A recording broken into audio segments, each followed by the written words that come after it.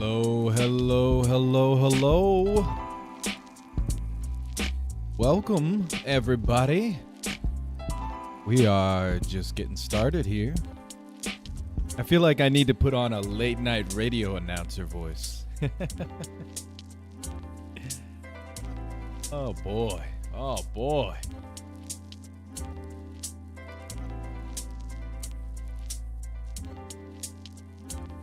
Get this thing started. April, I hope you're ready. Everybody hear everything okay? Give me a thumbs up in the live stream chat if you can hear everything all right. Just doing a final check of all audio. Technical issues. Hopefully there's no problems. We should be good.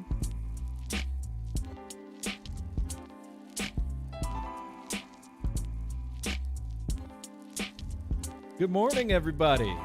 Good morning to you. Welcome to Diversity and Inclusion Day for XR Safety Awareness Week 2020. I am just your technical guy today. My name is Tim Stifler Dean.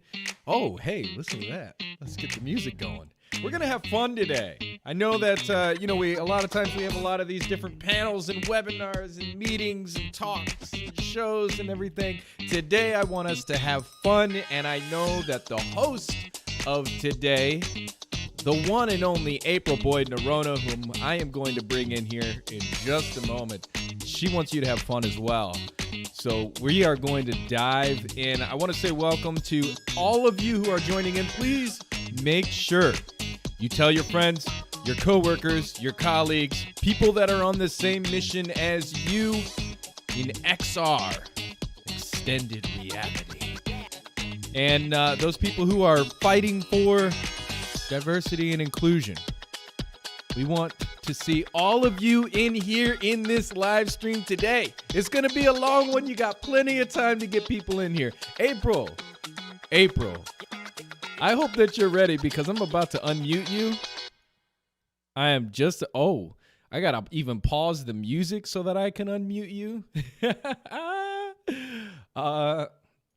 We are going to bring April in here in just a second, ladies and gentlemen, friends. We got Marco. I'm sorry, Marco. I don't have the ability. I need to be taught. Today, I need to be taught how to pronounce your last name. I apologize sincerely. We are going to dive into this. April, we need your beautiful face up here. I hope that you are ready to bring it. Are you ready to bring it? Ready to bring it? Woo! Here she is. Here she comes. Hope you guys are ready. Hold on a second. All right, April. Hello. Hello. Oh my goodness, it's April Boyd-Noronha. How are you doing today, ma'am? That's right. Here, we're doing our tech check for the day, everybody. April, I want you to you can mute the YouTube live stream and unmute me in the call here. That way we get it a little bit more live, less delay. Bring it, man. So I follow instructions very well. So thank mute you. on YouTube. That's all right. right. That's right. That's right. Okay. There we go. April, how are you doing today? Doing well. Excellent. I have to tell people that look, this is my first live stream. So we would, like I said in the chat, we were just going to go with the flow. That's it. That's all we can do. We have a lot of exciting things to share today, and it starts in 10 minutes. April, if you don't mind, could you give everybody an introduction to what this day is about and let the people know what they've got in store for them? Oh, for sure. I mean, we have diversity and inclusion from various aspects, from the banking industry, from big tech, from the Latina and the Black male and the Black female, and from the persons of color perspective. It's going to be going down live streamed today. So we have AltSpaceVR. I mean, we're talking about XR safety, so we cannot not have an event or multiple events in AltSpaceVR. We're going to kick off today also with some live Zoom chats. Once again, talking about XR safety and the awareness of it in the whole multisphere. Yeah. Is that a word? You know what? It is today. It is today. And I actually just dropped the schedule on the screen for everybody to see, because we have so very much. April, I know that some of my people from my community, my gaming community, are coming in. There might be other people tuning in who don't really know what diversity and inclusion is all about. Would you mind just explaining what that is and what CyberXR is for everybody to know? Right. And so the CyberXR Coalition is about, it's actively about a year old now.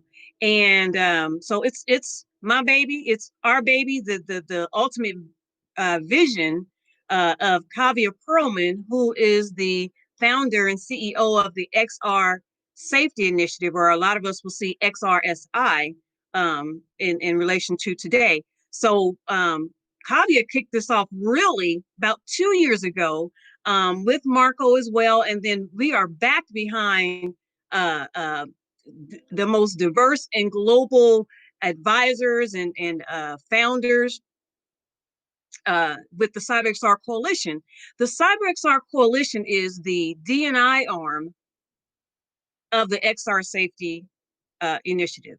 So anything related to D&I awareness and all that, that is where we land. And so that's what we're going to talk about today. Fantastic. I'm excited to hear everything that everybody has to say today. So I know that I have a confession I have to make to everybody. There was a small video clip that April had recorded, and we were going to play this morning. Yeah, there's a couple of video clips that we're supposed to have be ready throughout today, but you said it already. We're just gonna go with the flow. I had some computer issues while trying to export those, so we're gonna go with the flow. But what we do have, April, is we have a great video that was produced by CyberXR, which is When Did You Fall in Love with XR? And I've got that ready to go right now to share with everybody if you want me to do that. Well, I wanted to kind of set the context that I got that vision from the, oh God, what's the movie I'm having to blank? Brown Sugar. Thank you. Where she had the intro, Sana Latham had the intro. Why did you fall in love with hip hop? So kind of keep that in mind, and I'll let you take it away, Tim. All right. So let me bring this up real quick. I hope that you enjoy this. This is the first time that April actually gets to see this as well. Oh, boy. So. Right. Oh, I'm excited. Okay. Let's do this. So, when did you fall in love with XR? I fell in love with XR about 2 years ago, and I was invited to speak on a panel in VR, and the experience blew my mind. I was excited about the possibilities of what technology can do when we're totally immersed in a new environment and in a new world. I was like, what is this? XR allows us to transcend time and space, build new universes, and be whoever we want to be. Falling in love with XR was such an easy thing for me to do. I'm committed to making sure the future of XR will be diverse and inclusive for all. It already and will, over the next couple of years, even more affect every aspect of our lives and the way we interact with each other and our surroundings. What I love about XR today is the community, is the collaboration, is the passion that all the people involved in this domain and the ones that are just stepping into, that are just getting into XR. I was a computer science major and worked with a blind student in the classics department to give him access to ancient world maps. and become part of a world and an environment where you felt safe and can explore and have elements around you that you really, really, really have never seen before and can't get with a traditional linear formats. And that's when I realized I am so in love with this domain because I have a very important role to play. I love that the CyberXR Coalition is leading a global and collaborative effort to help break the barriers of entry into XR. It's a once-in-a-life opportunity to be part of shaping a new era of computing. Virtual reality, augmented reality, spatial audios, three-dimensional, immersive, interactive platforms and experiences, and knowing that there's worlds to step into, worlds to build, and worlds to share. And then finally, which is my favorite one and so necessary in this, post-pandemic world, is the ability to heal. And a lot of people don't realize that, but that is the power of XR. It can actually heal you. We're going to help ensure that companies have these technologies working for everyone, including people with disabilities. Technology just caught up with our imagination. When did you fall in love with XR?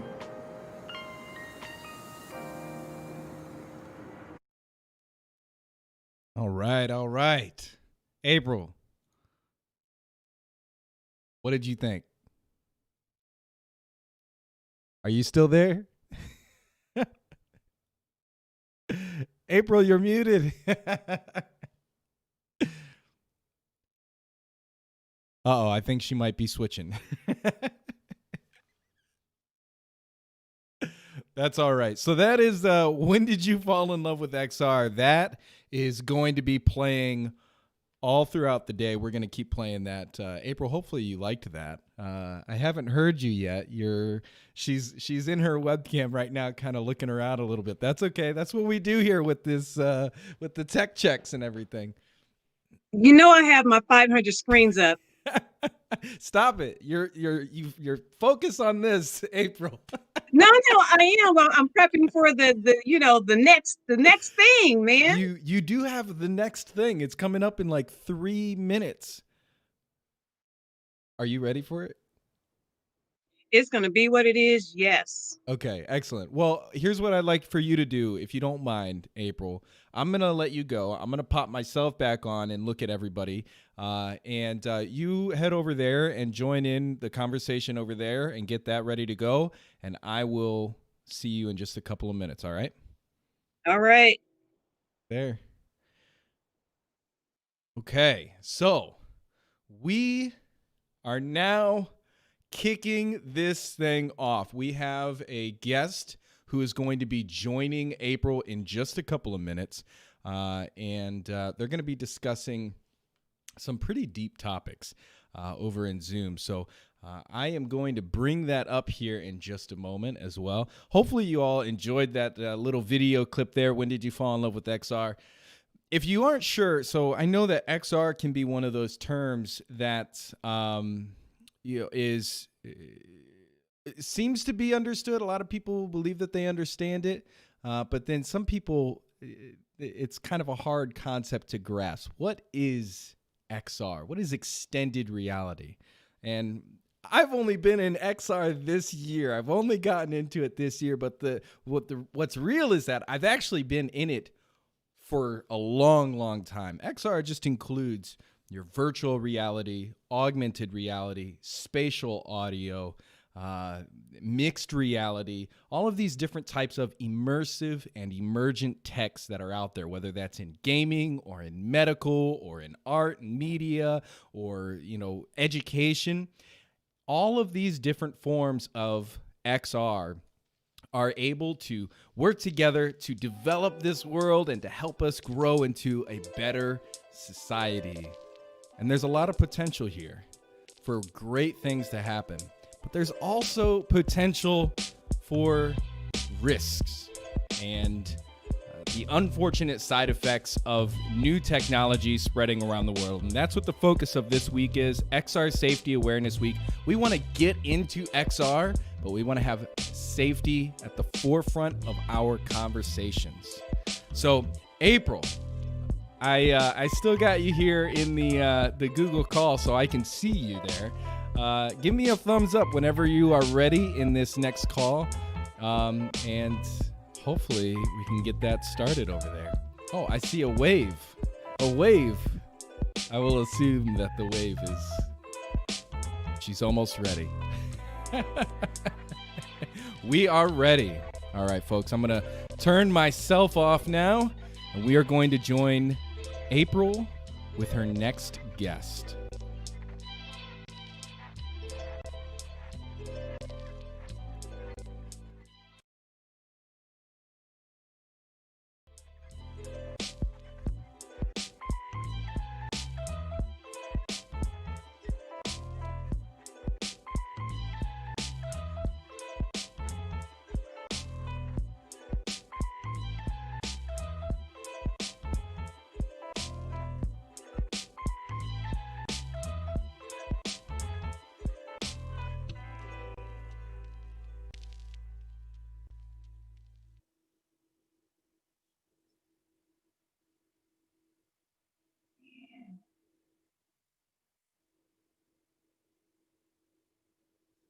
Can everyone hear me?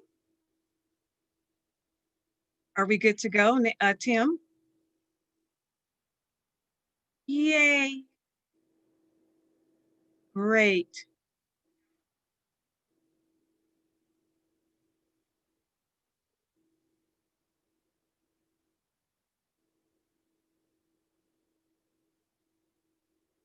And so, do I need to mute? Can everyone still hear me?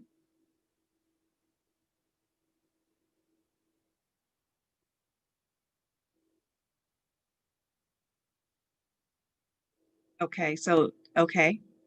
All good. All righty, so we're gonna get this started. I am so excited for my first guest, which is Nate Hogan. And I'm gonna let Nate introduce himself because he has a very varied journey into STEM and even more particular into the business side of data. I know a lot of times when we think about data or even the intersection with it, with even XR, we don't consider what happens to that data, right? We're just putting it out there. We're just liking things. We're posting things and buying things and putting our information out there. But what happens to that? And how does the business sector monetize it? How do they manage it? How do they aggregate it? What goes on essentially behind the scenes? And so we're going to kind of talk about that perspective with Nate today, because he's been in that realm or that world of the business side of data, both in the healthcare sector and now, well, how would I put that, kind of the government sector, so to speak. So I'm going to turn it over to Nate Hogan to tell us about his journey. Briefly tell us about your journey in data.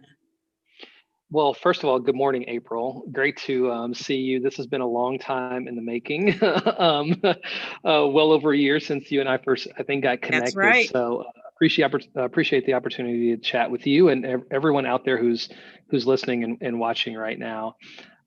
So I think what you really mean by a varied background is that I'm pretty old, and that is true. But yeah, so why don't I start with my current role? So I'm currently Vice President of Healthcare Solutions for an organization called NIC, located here in Kansas, the United States.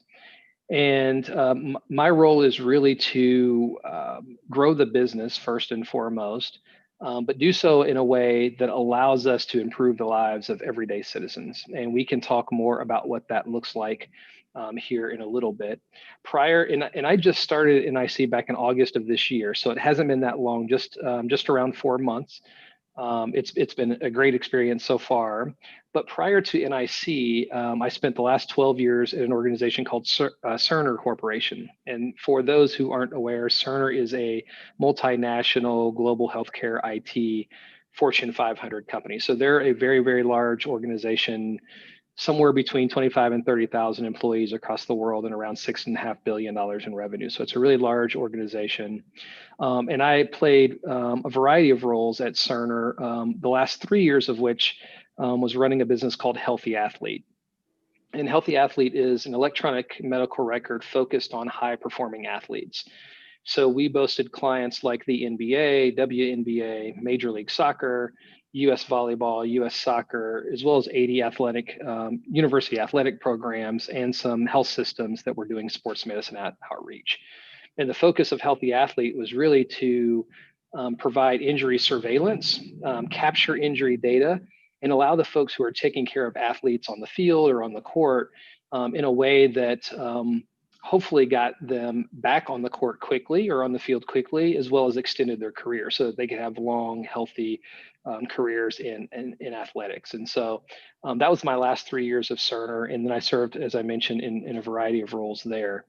So if you think about healthcare, data is pretty important, right? I mean, we have regulations, not just in the United States, but around the world in terms of how do we guard, protect, safeguard that data, while at the same time making sure that we understand who ultimately owns that data.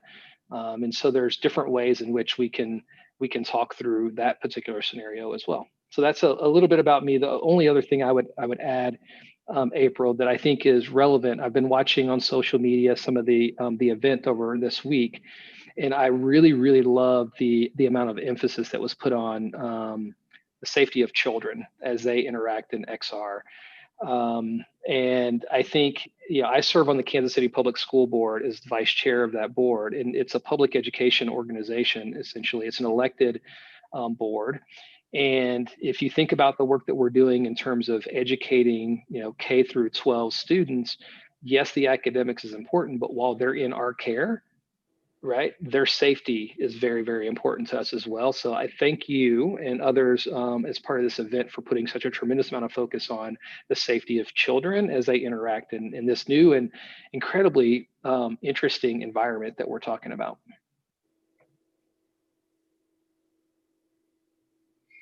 Exactly, Nate. And you are correct.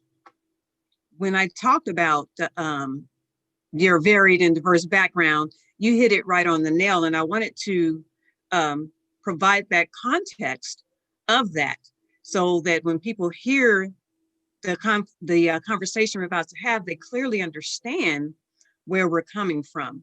One thing that I want to start with, since you talked about healthcare, is the fact that a lot of times, most times if not, and studies have shown this, that persons of color, and maybe even more so females as well, have been severely neglected in data sets or just the basic engagement with the healthcare system. We're not necessarily asked or even trusted to know from the other side the betterment of our own selves, when we know that that is not the case. But the data does not show that. The data does not reflect that. And even in the case right now with the COVID-19 and the vaccinations and, the trust and the privacy and the security factors that are interwoven into the population of persons of color. Talk a little bit about that with, you've dealt with the healthcare and, with not necessarily wearables, but with tracking that data. Talk a little bit about the mindset from the business side of how do you, the business side, capture that data? And what do we as the consumers, as the athletes, as the, that ecosystem on the consumer side need to be aware of? Yeah, I mean, it's a great question. It's an important one, and it's a far-reaching one as well. I'll try to hit this from a couple of different angles. So at NIC right now, we have a three-way partnership with two other companies that are doing COVID testing. So we've done somewhere around 250,000 tests in the last 16 weeks alone. So there's a tremendous need, as you can imagine, for testing. Well, with that comes the collection of data of citizens, right? And it's all, protected health information, right? So you're capturing names and date of births and addresses and email addresses, the fact that they actually had a test performed on them, what the results of that test are, et cetera, right? And so making sure that you have the systems in place, right, in terms of the security and the privacy and the processes in place, and the people who are doing the testing, right, the clinicians that are doing the testing understand the importance of that data. Those are all really, really critical to the conversation around, and not just people of color, people everywhere, right? We all need to make sure that our personal health information is protected.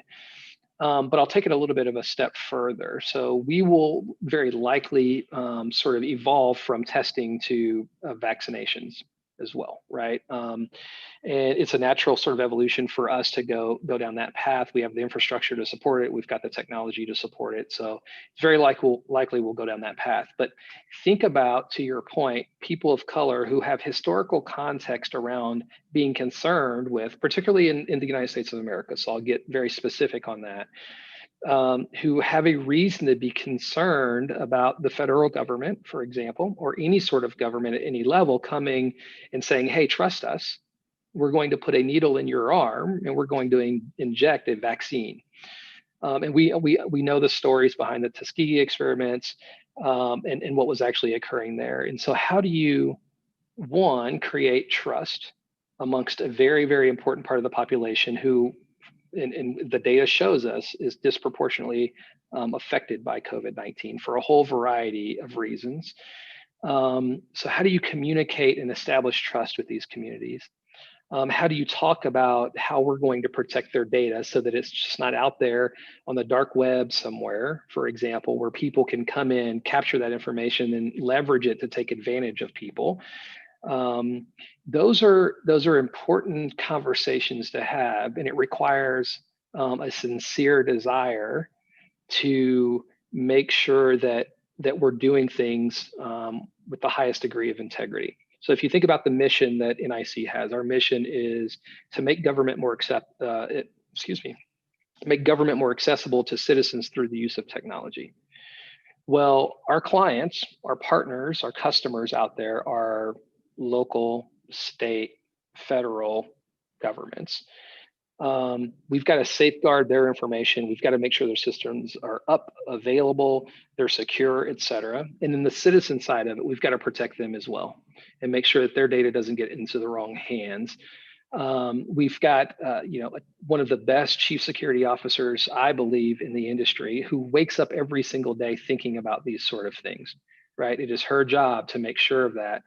And then she's got an incredibly talented team that is backing her up. And that these are the sort of concerns that are out there beyond just what we're talking about as it relates to COVID-19, but this is what they're doing all day, every day. And so having those systems, those processes, that intellectual capital in the people that are working with our organization day in and day out, focusing on this issue, gives me a great deal of comfort. But it doesn't matter if Nate Hogan feels comfortable about this, right? Our clients, our customers, our partners, and the citizens who are going through and interacting with our systems and engaging with us as an organization, they have to feel comfortable. So that's sort of one angle. But I think to go back to my previous world at Cerner, running Healthy Athlete, it's a really interesting thing to think about. So we had not yet gotten into wearables very specifically within the business unit that I was running, but it was just starting to surface where athletes wanted to use wearables and different devices to help them improve their performance. And obviously the organizations, the associations like the NBA and the NFL, they also want to be able to capture that information. And most people don't know this, but those associations, a big part of their charge is to make sure that they're providing robust medical platforms and processes to take care of their athletes. And they have a vested interest in doing so, right? The more those athletes stay on the field, the more money they generate, the better their brand, et cetera. And then the Players Association on the other side, though, who are there to protect the athletes, right? That's what they wake up thinking about every single day, are kind of raising their hand going, well, wait a minute. How's this data going to be used, right? And how are the owners of these teams going to use the data when it comes time to renew a contract? Are they going to leverage that data to say, well, wait a minute, you seem to be slipping from a health perspective. So therefore, we're going to offer you less of a contract or no contract at all. And then you sort of tie in the diversity point in this, which is the overwhelming majority of professional athletes, particularly in the NBA and the NFL, are people of color. Again, the trust factor, right? The confidence. What are you going to do with my data? How are you going to leverage that to my benefit, not just your own? And the athletes own the data. We're talking about their physical bodies that we're capturing data on. They need to have a stake. If someone's going to monetize that data, how's the athlete going to be a part of that conversation, and a very big part, right. of that conversation? So it's an interesting world out there. And I mean, we all know this data is more valuable than oil. You hear that all the time, and it's true. So how do we, as organizations and as leaders in our organizations, make sure that we're operating from a place of integrity? Yep. We're thinking about the constituents across the ecosystem, not just our commercial clients or our government clients, but the people whose data we're collecting. Yeah, it's a worthwhile exercise to make sure that we're focused on it. And I don't think that you can ever be too focused on it either. Oh yeah, sure, exactly. I want to go back to the point where you kind of started with that. You know, they have the CISO, which is the computer information system, the chief cybersecurity person, for the layman's terms. Yep, that's good and well. But besides that, what are some key roles? I mean, your role is key, and because even when I first met you, I was like, what does he do? What is this? So, you know, what are some other key roles in this whole ecosystem, or the dynamics between the business side of data, regardless of the industry? And then also, I want you to take a moment too, Nate, for those who may be considering a career in data science and just thought that it's just crunching numbers and that's it. But you're representing also, which was the main mission here of having you as the kickoff guest, is that there's a business side to this. So talk to what are some pivotal roles within that ecosystem on the business side, you know, CISO, of course, kind of all the way through down to that chain from the security, from the policy side as well, and then from the business side, and then tell the audience how you got started. I mean, yeah, wow. Yeah, that last one, I don't know how much time we have. No, but I think, so the chief security officer, obviously, that's a big, very critical part of this conversation. Legal is obviously a very big part of it as well. You know, and I think of legal, and well, let me back up just a second. I want to make it clear, I'm not a security or privacy expert. That's not what I do every single day. I have to think about these things because it's A, the right thing to do, and B, it comes up when you start talking to people around, you know, how are we going to partner together? Or, you know, if you're a potential client of mine, what does our contract look like? And how do we spell out who owns what and who can do what with what data and how? But I am not a privacy or security expert. But so I think of legal is a little bit of a two-headed monster. Is not a good word, but a two-headed sort of player in this conversation. Meaning, yes, they've got sort of the legal and regulatory framework in which they've got to sort of employ to do their jobs, but they also can serve a very important ethical role, right? And while they may not be trained ethicists per se, it is a part of what they're thinking about as they do the work that they do. That one's really, really, really important. I report up organizationally through our chief our chief technology officer. And he has to be thinking about this as well, because it's his team that is developing the technology, right? Those are the folks that are, you know, hands-on keys, if you will, and they're all very, very smart people. But how do you introduce this element of, as you're writing code, how do you continuously think about how that code could affect a person's life, or access to that code, or whatever the outcome is, or what we're producing actually affect a person? So it really is it takes a village, if you will. It's to really do this the right way. You know, obviously our CEO has to be thinking about it at the macro level, right? What sort of organizational culture does he want to have? And does he or she put an emphasis on the privacy and security piece of it, which are, I mean, I can't tell you, April, I'm really blessed to work with the organization that I do, where I have a CEO who sets the standard from an integrity perspective, and it just flows down from there, right? And so it becomes easy for us to sort of be above bar on a lot of the things that we're talking about here.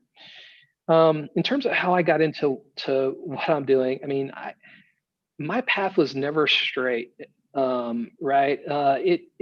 And a lot of it wasn't necessarily intentional either. I have always had an interest in business. And I don't know where it came from necessarily. My dad was a taxi driver. My mom did work at IBM, but she was in customer service. And so it's not like she was, thinking about how to solve business problems. But for some reason, I've always had an interest in that space. And so from very early on, I mean, I think I was 21 when I got my first, what I'll call professional job. And that was working in accounts receivable for a local or a regional HMO. And from there, I think I caught the bug and just sort of latched on to this notion of, how do you learn all the different domains and disciplines within the business sort of major, if you will. But it was never by design, right? I just sort of took a job. I tried to do the best. One of the things my dad taught me, God, I was probably 8 or 9 years old when he told me this, is just be the best at what you do. If you're flipping burgers, be the best burger flipper out there. Always make your boss look good, right? Some really key sort of, always have a good work ethic. And those things sort of flow through everything that I do. The rest of it's about trying to take on a new challenge. And even when I don't necessarily feel comfortable that I can do the job, I'll take things on and I'll fumble my way through it. It's not always pretty.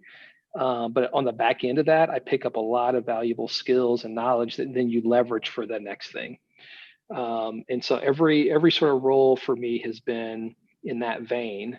And it's worked out really, really well, even though it wasn't structured in the way that a lot of people do. I feel like some people wake up and they go, I'm going to be a doctor and I'm going to go to undergrad and med school and I'm going to focus on this specialty and that's going to be my career. And they have this line. I never had a straight line. Right.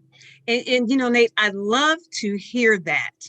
A lot of times when people, and I love to ask that rather, of how did you get started? Because the stories are never the same. Very few are that straight linear, as you just mentioned. Very few are that straight linear path. I knew it, I did it, and it just happened. And so that's the method behind my madness of asking that question. And when I do, people always laugh, and I'm like, no, I'm serious. Because we have this fallacy that we wake up and it's just like 1, 2, 3, and we're there, and it's not. But what I heard in your story, and even more importantly, to those listening and that will listen later on, is that, the path to getting into the data side of XR, our spatial computing or data science, is never linear for most of us. And as you even alluded to, Nate, that it's full of risks, it's full of challenges, but we learn on the other side that those were, not necessarily detriment to us, but made us that much better. You brought to, at NIC at this point, vast amounts of experience and perspectives. But I want to go back to the point where you talked about that the data is owned by that person. Mm-hmm.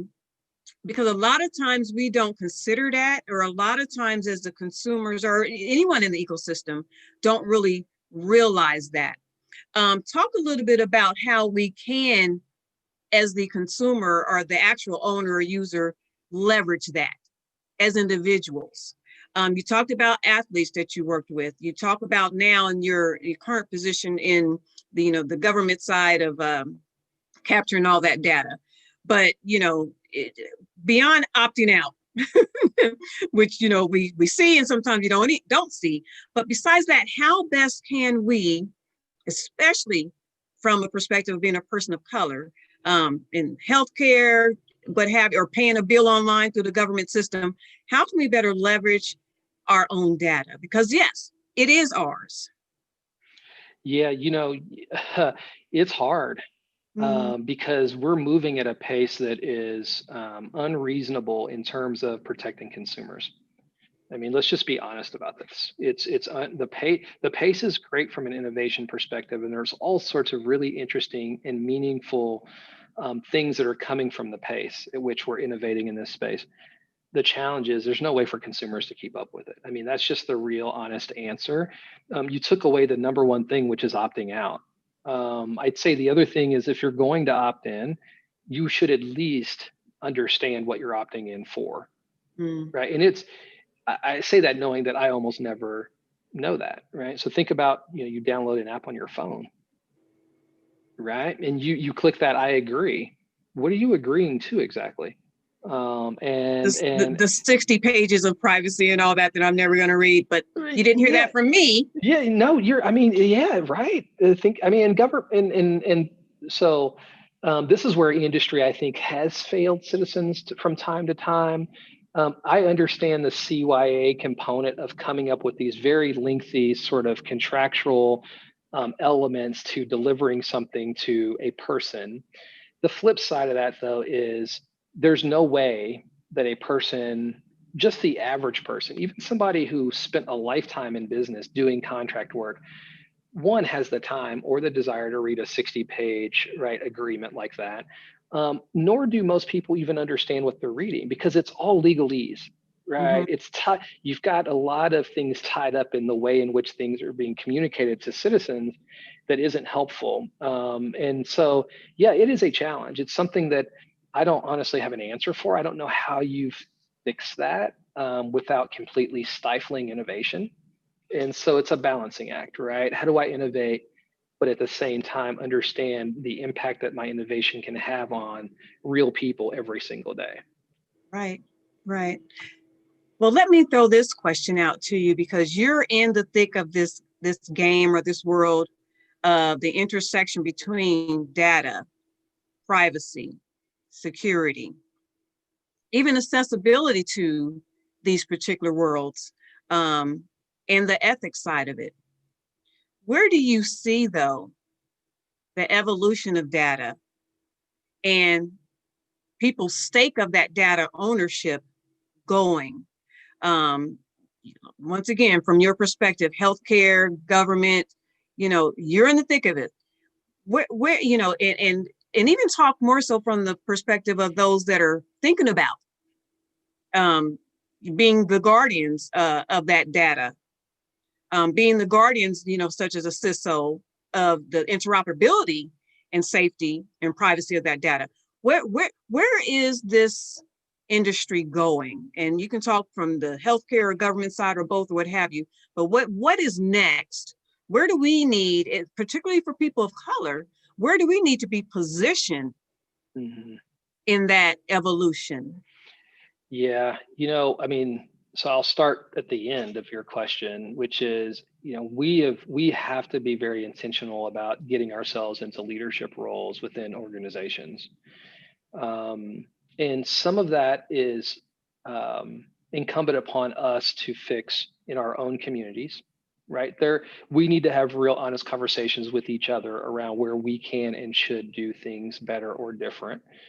We have to also, in parallel, attack some of the systems that are in place that have put us here and are working as designed to sort of keep us in some of the places that we're in. And so you've got to be able to do both of those things, but it's very difficult to do those things if you don't have a voice at the table that can influence decisions. So be honest with ourselves about where we need to improve, and then also be honest with others around where they need to improve to make sure that we can continue to make progress. There has been progress. It's been slow. Sure. It has been, it has not, in some ways it has been, one step forward, 3 steps back. And I think it's a very difficult thing for people to sort of wrap their heads around. But I do think it starts with a place of honesty for ourselves and for others that we're engaging with. Look, I'm not a shy guy. I don't have a problem going to another leader in an organization or even in my own organization and say, hey, we're failing on this. We've got to have more perspectives in this conversation. And the best way to get more perspectives is to get people who have different backgrounds than us, right? If you've got a conference room full of a homogenous group of people of any color, by the way, you're going to get a homogenous solution, right? Think tank sort of, or group think takes over. So we have got to find ways to continue to push ourselves to get into leadership roles and make it abundantly clear that it's unacceptable when we have the same, if not better, qualifications than our peers, yet we're not given the same opportunities. And I think, the George Floyd death, murder was a really interesting setting off point that I think we need to continue to sort of tap in to and leverage to force systemic change because it's desperately needed. We deserve for it to happen. We will be a better society, right, for everyone when it happens. But you can't get there if you don't force it, I think, unfortunately. And forcing it can come in a variety of ways, right? I mean, let's be honest about that. It can come in a variety of ways. If you're a student of history and, Martin Luther King Jr. and Malcolm X had two totally different approaches initially, right? But both of their voices were important. We wouldn't have made the progress that we made during the civil rights era without both of their voices. Now, you may disagree with one approach or another, and that's okay, but both approaches were needed, right? And so I think today we need to be thinking about it in the same way. We've got to have different approaches attacking the same problem from a bunch of different angles and make it abundantly clear that we're not going to just lay down and allow, whether it's our data, our physical bodies, right, our homes, our neighborhoods, to be neglected anymore. We can't. And this XR and the business of data conversation is one sort of, I'll call it, it's a microcosm of the larger sort of challenge that we have as a society, I believe. And I agree with you, Nate.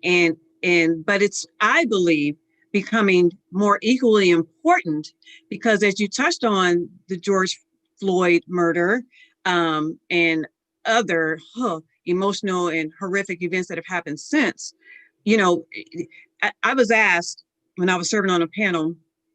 Another panelist was asked, it's like, does racism exist in XR?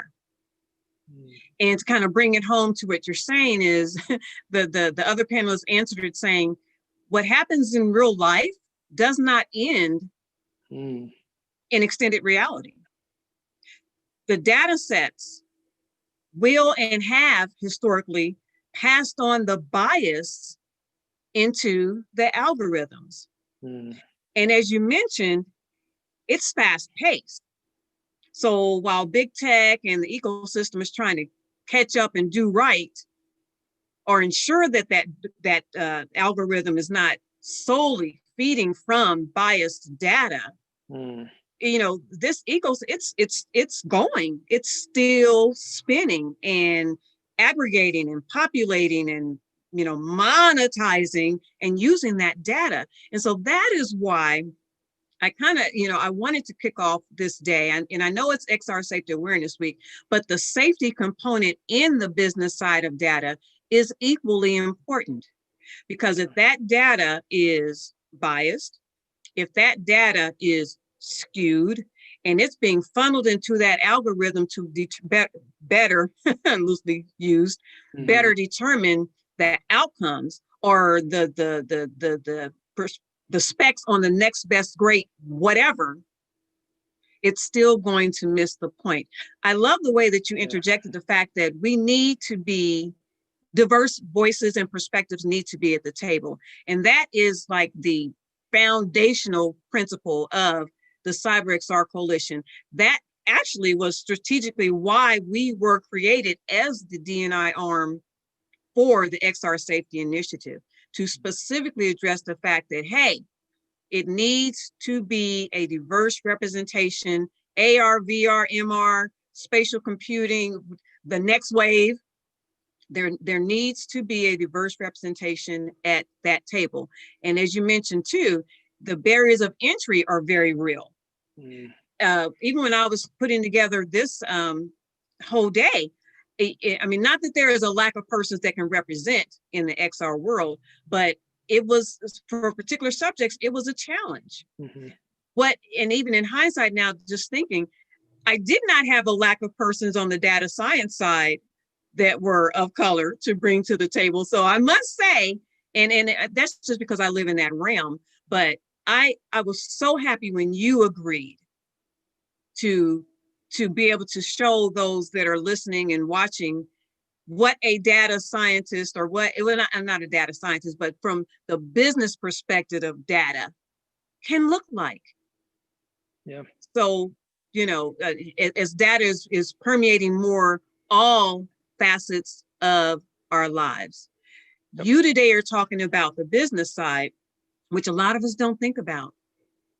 And so that primarily was why I wanted to bring you on, Nate, to share your journey, to share, and talk about, like I said before, the safety and the ethical implications, because corporate responsibility plays a part in this. You've talked a little bit about that. But I think going forward, my perspective is that there has to be, like you said, a meeting of the minds between that corporate perspective and the consumer. And how and where we get there, or when we get there, is still, TBD. But we will get there through conversations like this, through collaborative efforts with the CyberXR Coalition, and others that join us, corporations that join us in this journey. I want to let you have the final thought, share a final thought with us, Nate. As I mentioned earlier, we're honoring the XR Safety Awareness Week, with specifically this day being focused on diversity and inclusion. So you're in the thick of it as far as the business side and the data. What are your closing thoughts in relation to this day? Yeah, well, first of all, look, I think this is an important conversation. We need to keep having it. For sure. I think conversation is one place that you always start, but man, the faster we move to action from the conversation, the better off we'll all be. And I say that with the best intent in mind, because we're having this conversation around systemic racism, and we see it in Kansas City, and there's lots of conversations. At some point, we've got to transition from the conversation. The data is clear. We know it exists. We know how it affects people in very real ways in their lives. And so we have got to quickly transition from conversation to action. And I'll tell you, from my own perspective, one of the things I'm focused on, I actually have an executive role that I'm hiring for, and we're putting an emphasis on hiring diverse candidate for that role. Now,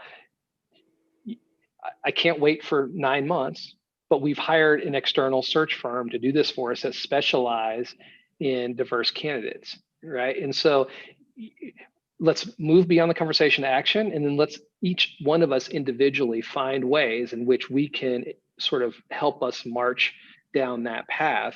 I'm going to do my part, serving on the Kansas City Public School Board with 15,000 kids. The overwhelming majority of them are kids of color, and all of them deserve the same opportunities that their white peers in the suburbs deserve. And so my focus there is to pour myself and to give in any way that I can into those kids and into the district from a leadership perspective to make sure that we're providing them with the same access to a quality education, and sort of wrapping ourselves around them and loving on them in a way that will hopefully make a difference on that front as well, right? So it's top to bottom, starting with kids all the way up to what can I do individually in my leadership role to make sure that we're giving people opportunities. That's what I live for now. I'm passionate about it. I love it. It's hard work, but it's worthy work. And so for everyone who's listening or watching this, please find a way that you yourself can individually engage and make a difference, because people deserve to have great opportunities and to live a full life. I couldn't have said it any better, Nate. And the key takeaway, not the only, but key takeaway that I got from that is that the data is real. So let's take action. I love that. I think that might maybe my slogan or your tagline. my tagline from the business side of data session. The data is real, so let's take action. That summarizes it the best. Couldn't have done it any better. Everyone, we've been talking with Nate Hogan, the VP of Healthcare Solutions at NIC, and talking about the business side of data, because as he said, the data is real, and the call to action was, let's do something about it. So Nate Hogan, thank you so much for joining us as the kickoff. And yes, we will be in contact with working more so with the CyberXR Coalition. And thank you for joining us for the XR Safety Awareness Week D&I Day. Thank you, April. I appreciate it. Bye, Nate. Bye, guys.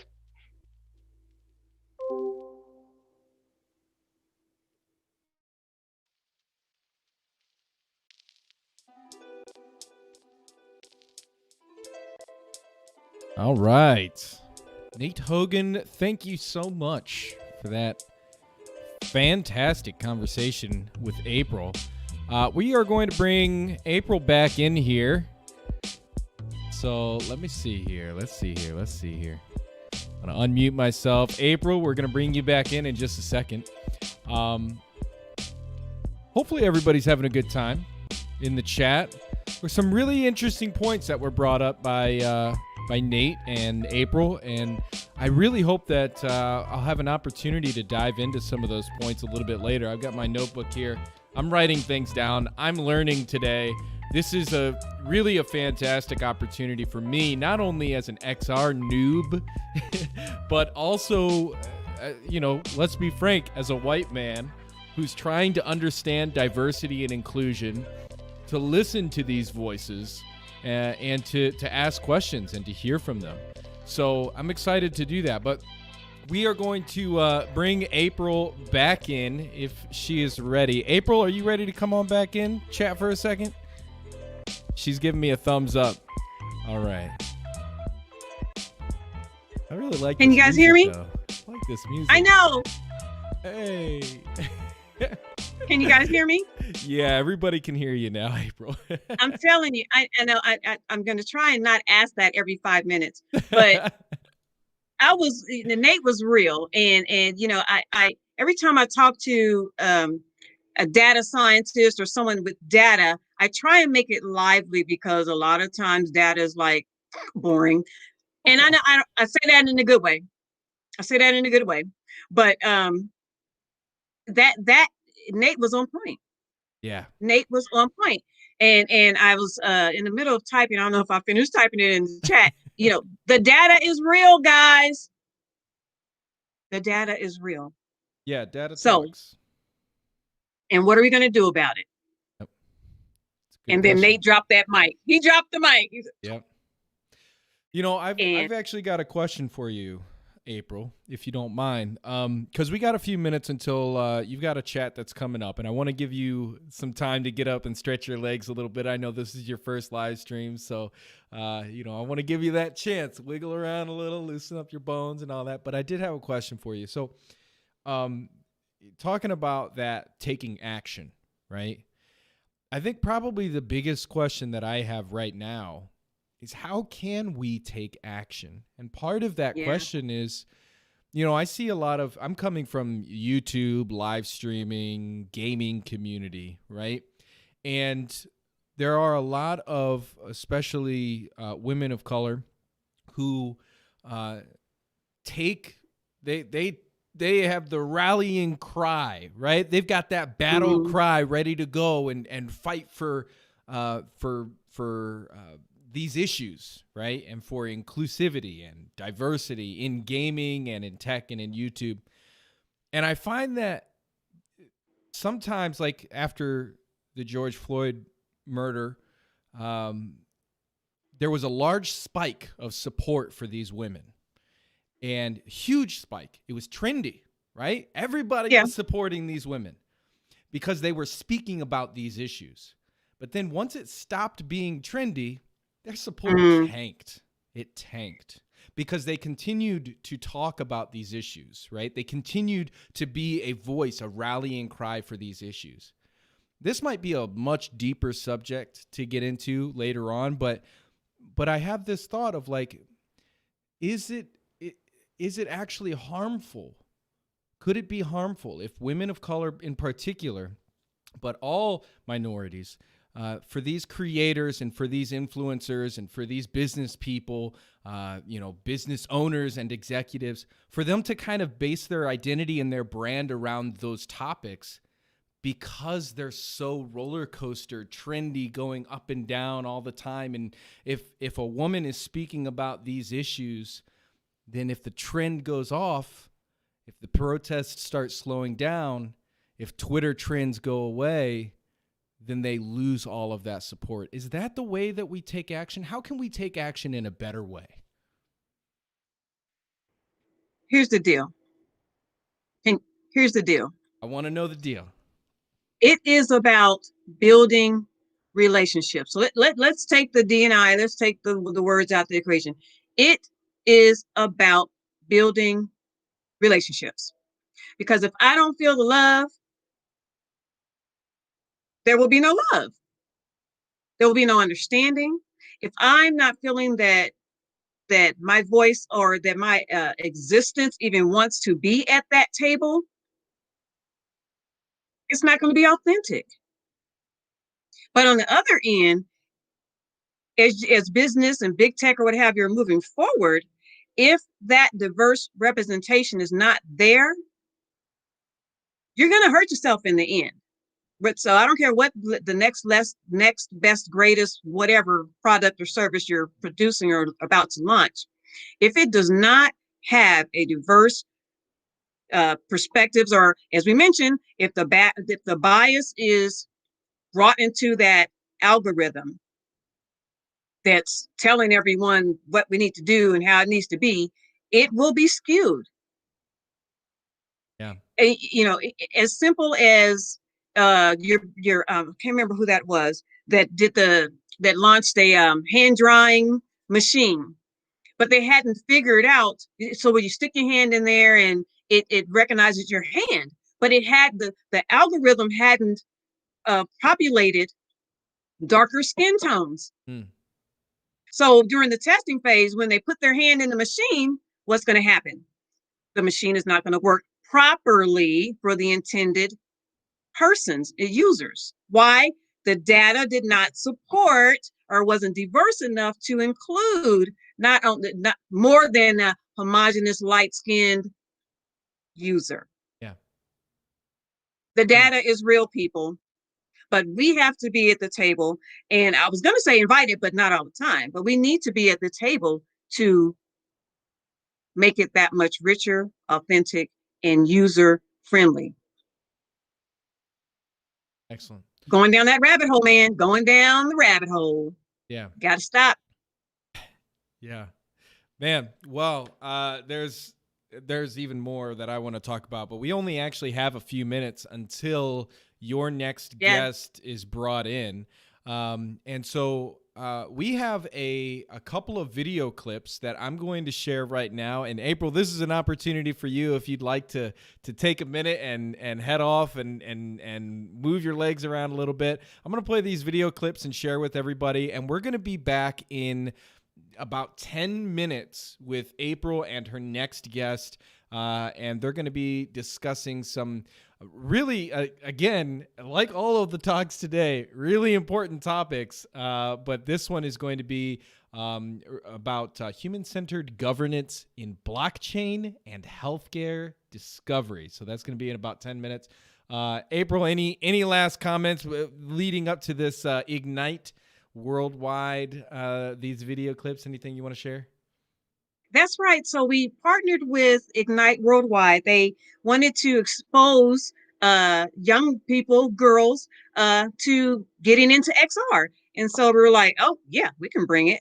So we brought it. So these are just some testimonies of some girls who have been in that program. But we were so excited to partner with Ignite Worldwide to talk about our getting into XR. And we did a digital storytelling program with them. Nice. Excellent. Well, I'm going to bring that up right now, and we'll see you again in about 10 minutes. All right, April? All right. See you then. Thanks. Okay, let's get this video up and running for you all to enjoy. I should probably, there we go. Hope everybody is having a good day so far today. Hi, my name is Praises Orji. I'm a rising sophomore at the University of Washington Seattle campus, and I will be studying informatics. In high school, I had the greatest opportunity to participate in the Ignite Worldwide events, which helped shape my perspective about the STEM careers. I would highly recommend other girls and non-binary students to attend Ignite events because it gives you the ability to create a supportive network. Meeting professional women in STEM careers at Ignite inspired me because it gave me the opportunity to connect with like-minded individuals. So don't miss out. Participate in Ignite Worldwide events to learn more about these exciting careers and opportunities. Thank you. All right, that was the first clip, and this comes from a website that I'm going to drop a link to, and you can find out more at igniteworldwide.org, but I'm going to drop this link in the chat for you. Let me just bring this up here real quick.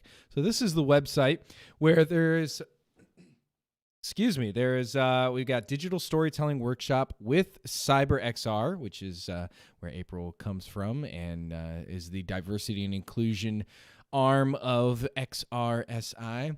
And this is the Ignite Worldwide page. There's a few other video clips, and you can see Mookie Culhan there in the center. She came from that. You also saw her in the When Did You Fall in Love with XR video. But yeah, there's some more information here, igniteworldwide.org.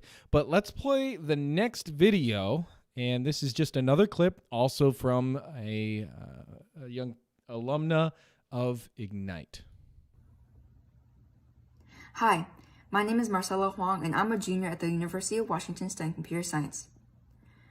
In high school, I had the opportunity to participate in Ignite Worldwide events that helped shape my perspective about STEM careers.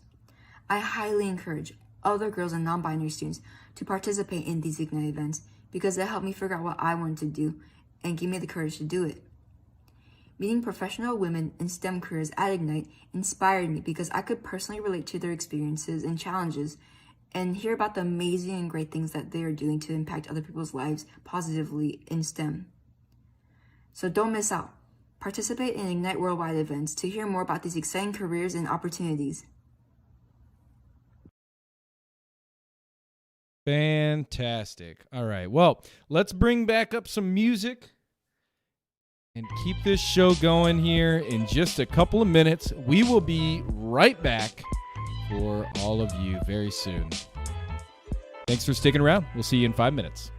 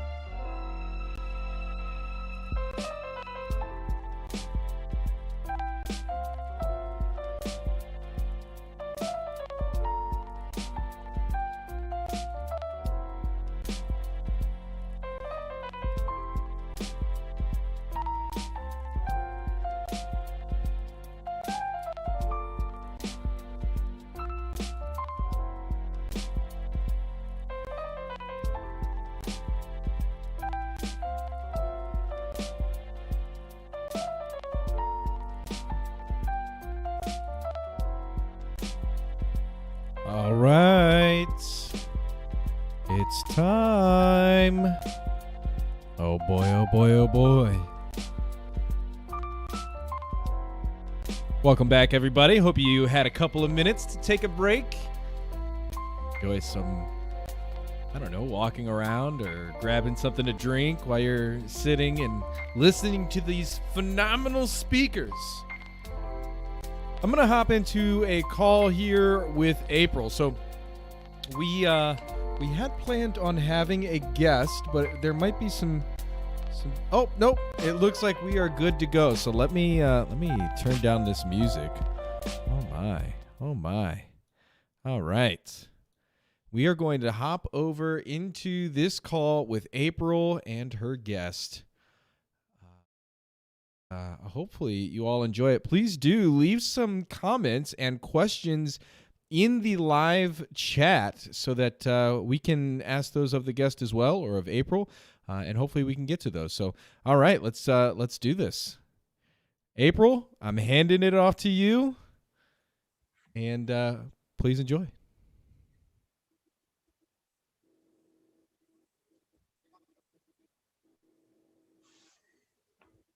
You are live. All right, so we are now live with Jim St. Clair, and we're going to jump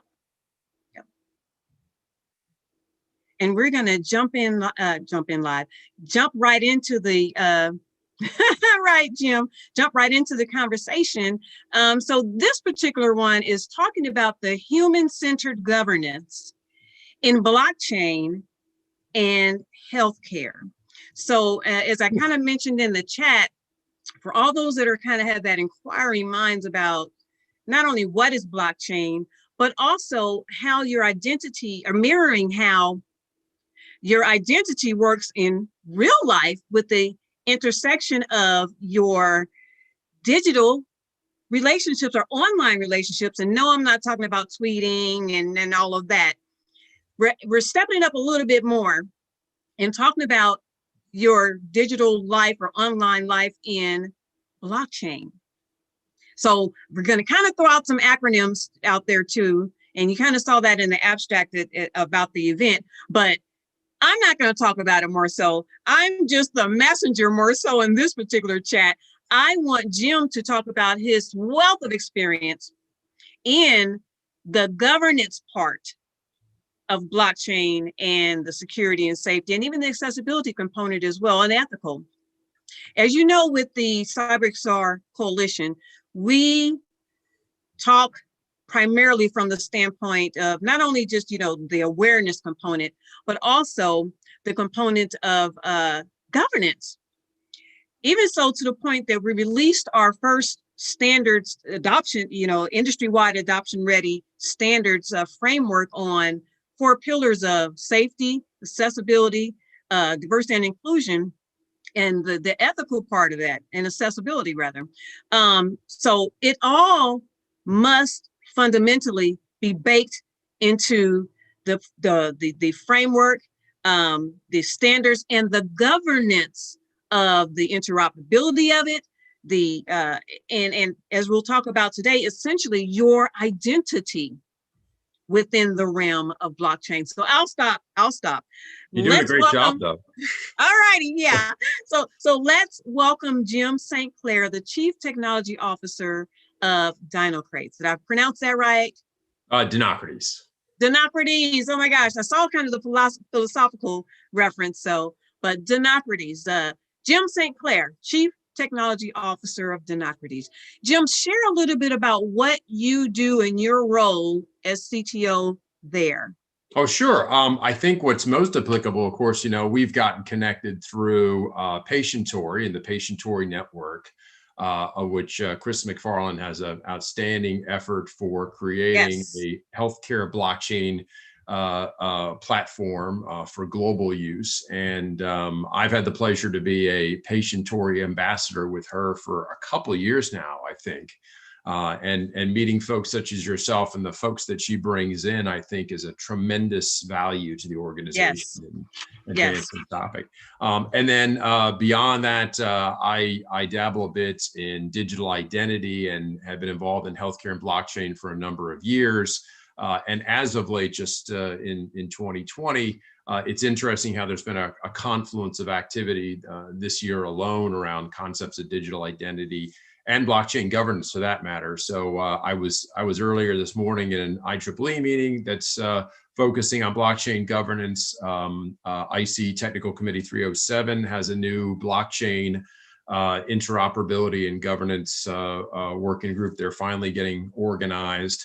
And then you have various groups such as the Decentralized Identity Foundation, Sovereign Foundation, and then Trust Over IP Foundation, which is part of the Linux Foundation. And we're all focused on aspects of what we call decentralized digital identity. And you made a great reference to tweeting and social media and the concepts of how nowadays, we define our identity, first of all, online in a lot of respects, and then second of all, in the context of how we're working online. And the heart of all of these efforts are that there is so much technology and data involved with how we present our identities these days that, our traditional presentation of identity is what you would call decentralized, meaning I don't have to rely on a central authority for it. I tell you my name is Jim, or I produce a driver's license, or I don't produce a driver's license, and we've established a trust or verification framework that we just agree upon and accept those credentials as presented. And the time has come, we believe, to be able to represent that in the digital world and not simply be dependent on some form of verification that's presented as our identity in social media, or what our Google login or our Apple ID says, or something along those lines. And how do we create that sort of decentralized identity framework the same way that blockchain has advanced decentralization in finance? Exactly. And so let's break down this layer so that our audience can understand the context and where the heck we're coming from. Sure. So I talked a little bit about your online presence, and keep in mind, we're talking in reference, a bigger reference than just your tweets, but that's a starting point. The XR industry as a whole is fast-paced. We're moving, we're changing, but the CyberXR Coalition is right smack dab in the middle of making sure that we are shifting the mindsets of from the user to the consumer to the big tech and the software developers to be able to understand that all in all, it still has to be a human-centered component baked right into the framework. And I'll keep going back to that word, the standards, the governance, the framework within that. Recently, the XR Safety Initiative released another framework that talks specifically to principles dealing with privacy. And whether it's healthcare or even within the other industries that you've worked in, Jim, how has that been baked into the framework, or how is it evolving even in the framework of blockchain and just the interoperability component as a whole of this ecosystem, the privacy component? Yeah, I'd say it's very exciting because it's dynamic. Dynamic can be a euphemism for messy. But if I were to summarize it, I think because there are so many considerations about what could be done and how they can be presented that, just like any other disruptive, innovative industry, everybody comes along with a new idea for doing something. What I'm more involved in and what we're trying to do to our earlier conversation is, okay, well, sooner or later, we have to standardize this. We have to be able to come up with agreed upon frameworks for implementing something so that they work the same for everybody. And it goes right back to the origins of the UL and the IEEE around things like, we have to wire an outlet into the wall a proper way so that it works the same way in every house and that you don't have different electricity in every case. And in this case, we have to come to agreement upon, obviously, what are the elements of a digital identity? What are ways that a digital identity can be managed by the user and not simply controlled by the database or the organization that they're affiliated with? What are ways to secure that? How do you give them options to be able to share it while at the same time protecting them? And the exciting thing is just how many smart people pop up out of the woodwork to come up with new and innovative approaches to do that, but still be challenged by, a lack of an agreed upon national or global standard for doing certain things. Here in the US, you have NIST, the National Institute of Standards and Technology. They're looking at various aspects of blockchain governance. You have, as I mentioned, ISO and IEEE and other organizations looking at it. But I think it's as much just getting an understanding of what is the universe of possible solutions and alternatives, and then how do we get consensus on which one of those should be most applicable to a standard. So let me ask this rhetorical question. Let me preface that. So should we trust blockchain? Sure. You should trust blockchain in the same way that you place trust in any other solution. And for that matter, should you trust your iPhone? Should you trust Google with your data? Ooh, going down the rabbit hole there. Yeah, I mean, Take it there. It's a great question because we spend a lot of time talking about the concepts of trust. And what is a definition of trust? What is a definition of privacy? Privacy is a fun one because you can find various references to privacy, but like an agreed upon definition from all parties for privacy, especially when you start getting into things like the privacy regulations in Europe and GDPR, is actually kind of nebulous. What the focus is more is around data protection. And I think the kind of default position in policy and regulation is if you lay out granular approaches and requirements to data protection, you can derive policy. I'll leave it up to you to decide what privacy means for you versus someone else. But what I want is a regulatory framework that allows you to decide and be able to intervene to say, my privacy involves the data elements, and this is how I'm going to protect them and how I insist other people protect them. So I wanted to start with one acronym that just looking at it just fascinated me. So SSI. SSI, self-sovereign identity. Yes. Now, the term in and of itself, I had to Google it and I'm like, what the heck is this? Good. But as I started, and you even gave me some links after we were on the panel, the Block Health Summit yesterday, you explained or sent me some links that were like, once again, blew my mind. But so what is self-sovereign identity, SSI? So self-sovereign identity is kind of a fancy term, is the concept that every individual has the right to control their own identity, and that your identity is self-sovereign versus the sovereign concept, meaning that some central authority deems what your identity or your identity characteristics are, and that your control of who you are is derived from that. Some central source says you are April, and this entitles me and my identity as April to do X, Y, and Z. Self-sovereign identity says that all of the elements that make up my identity, and as we've kind of talked about, those elements can be broad and vary from case to case or social media or something, should be under my control. And at the end of the day, I have the right to control how I share my identity and what aspects of my identity are to be shared. Self-sovereign identity, like the concepts of digital cash and decentralized finance, actually go back farther than the great press of technology to support them. So, Bitcoin, as an example, was based on digital cash white papers that went back almost 20 years. But the technology behind it, once again, blockchain distributed ledgers had to kind of catch up before you could start to enable some of those concepts. In self-sovereign identity, it's a similar principle. You're using a blockchain or distributed ledger as part of an underlying technology layer in conjunction with other digital technologies like verifiable credentials and what we call decentralized identifiers to build something that you manage, typically in a mobile wallet, around your identity and how you share your identity.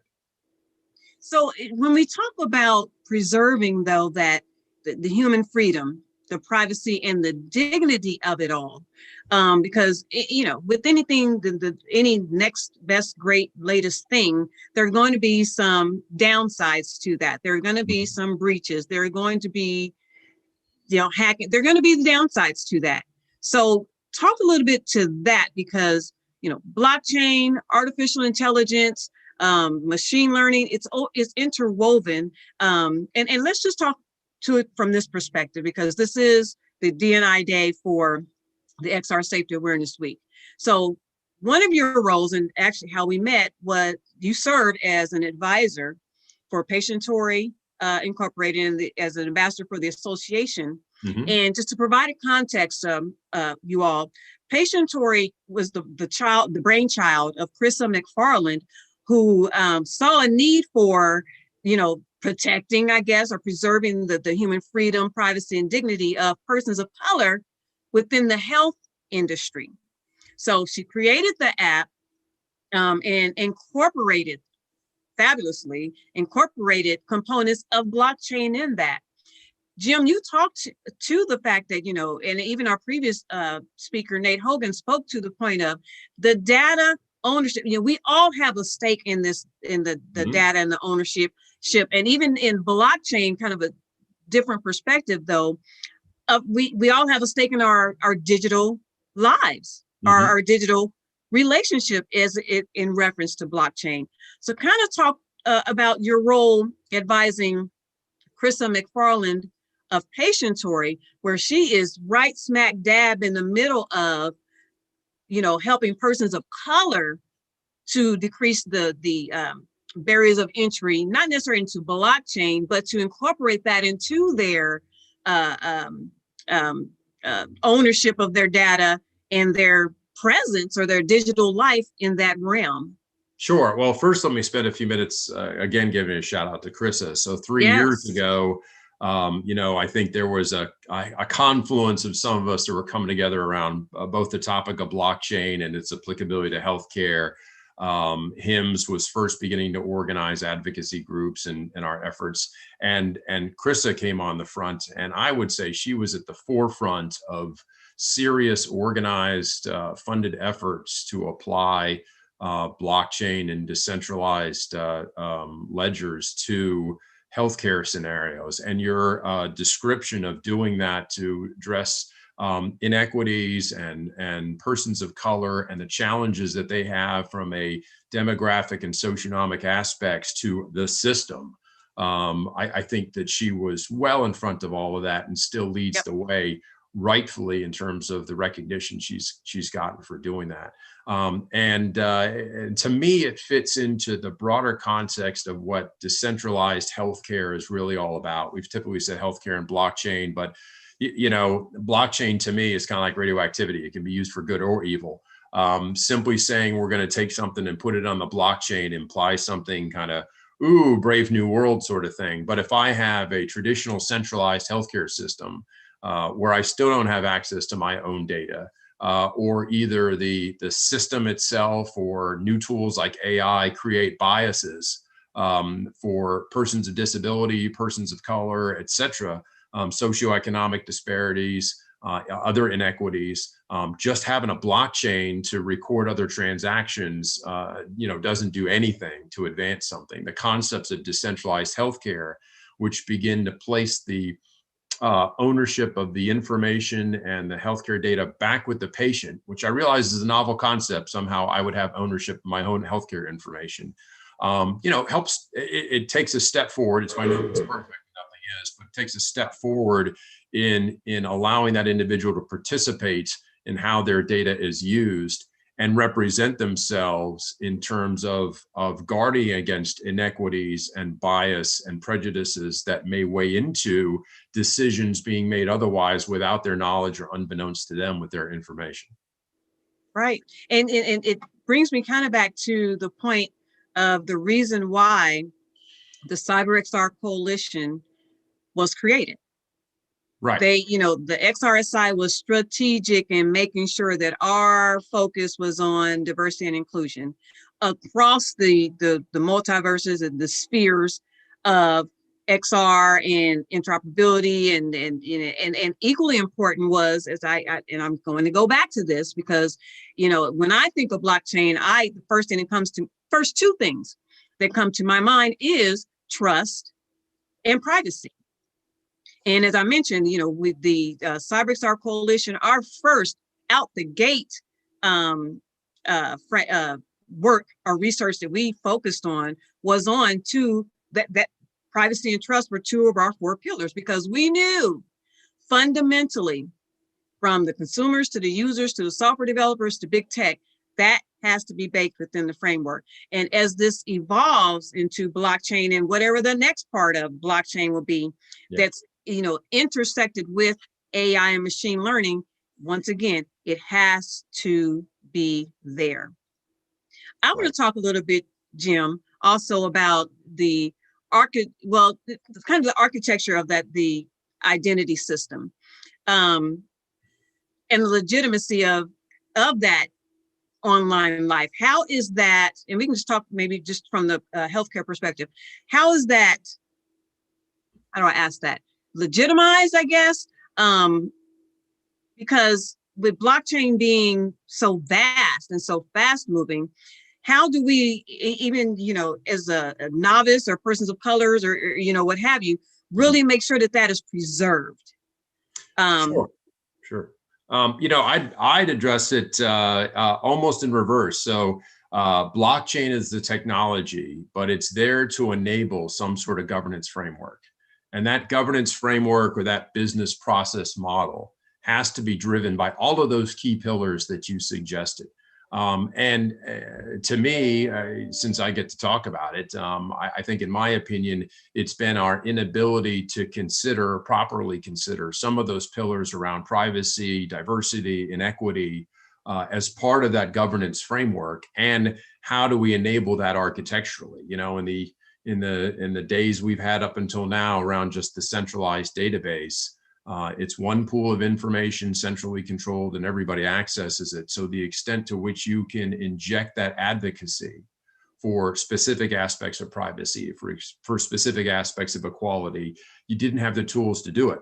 But again, now if you can apply a decentralized architecture or decentralized tools in a distributed ledger, and by virtue of the word decentralization means it's no longer just under one centralized authority's control, but allows for the participants to share information, or in a true decentralized architecture, everyone's just a peer or a node on the network and there's no one governance authority. Then if a particular groups of nodes or participants say, we have a concern about inequity and these are data elements we're concerned about, or we're concerned about what happens to these data elements around privacy and how do we participate.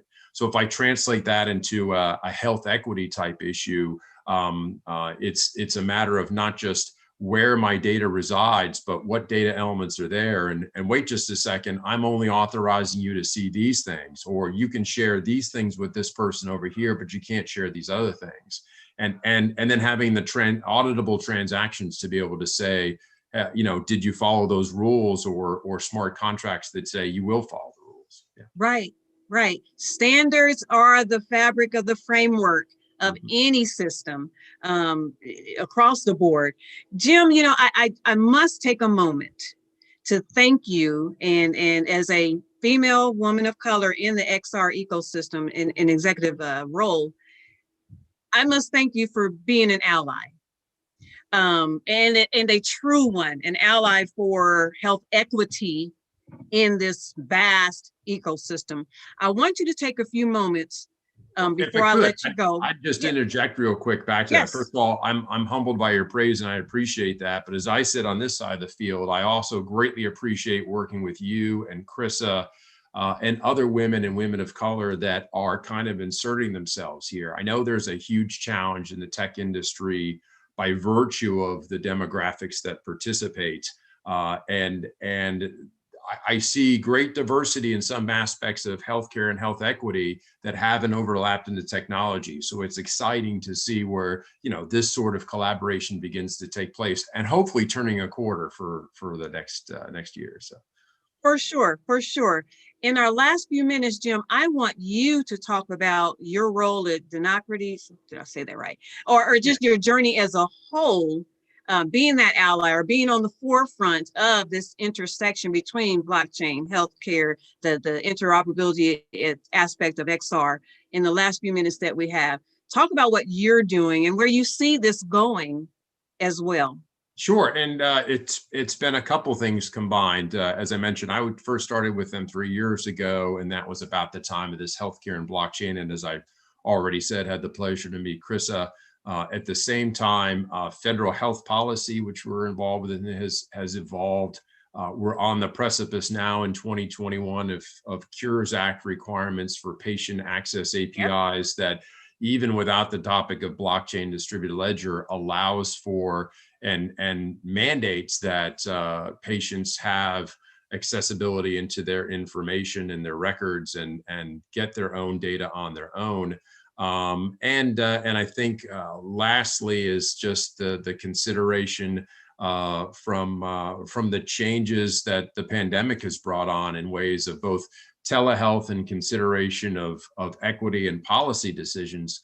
I just recently got involved with a new group called Health Tech for Medicaid, and our focus there is one of our working group focuses on telehealth equity, which is recognizing, how do telehealth services be provided? And from my standpoint, offering, well, how do we define digital identities properly in that system, which also help to identify areas where inequity may exist that can't be recognized otherwise when you're just trying to say, well, everybody's got telehealth because all the local providers can offer telehealth services. Well, do you know down to individual identities what services they're receiving and how they're receiving it? And don't let that be swept up under the rug just because you've got some other quality metric that says everybody who gets telehealth services are happy. Great, but is that 10% of the population, 100% of your population? Are there elements of data that they may wish to share in the right context that they're not empowered to share right now that are important from a social determinants of health standpoint or behavioral health standpoint that have to be included as for consideration too? And that is, policy issues. That's a technology issue, and then it's advocacy. It's patient advocacy. It's advocacy for equal rights that have to be considered in there as well, and represented by different diverse groups who have their own chain of communication. And what are platforms to bring that communication together? And the data tells the story. Absolutely. And the story must come from those that have the stake in that data ownership. Jim, before we go, I was just thinking while you were talking, it's like, I don't know if it was better to have had you as a guest for yesterday when we talked about the component of the Medical XR Advisory Council, which we have which is another part of the XRSI family. So I definitely will need to put you in contact with them because they're on the forefront, just as you are in the healthcare realm of the XR ecosystem.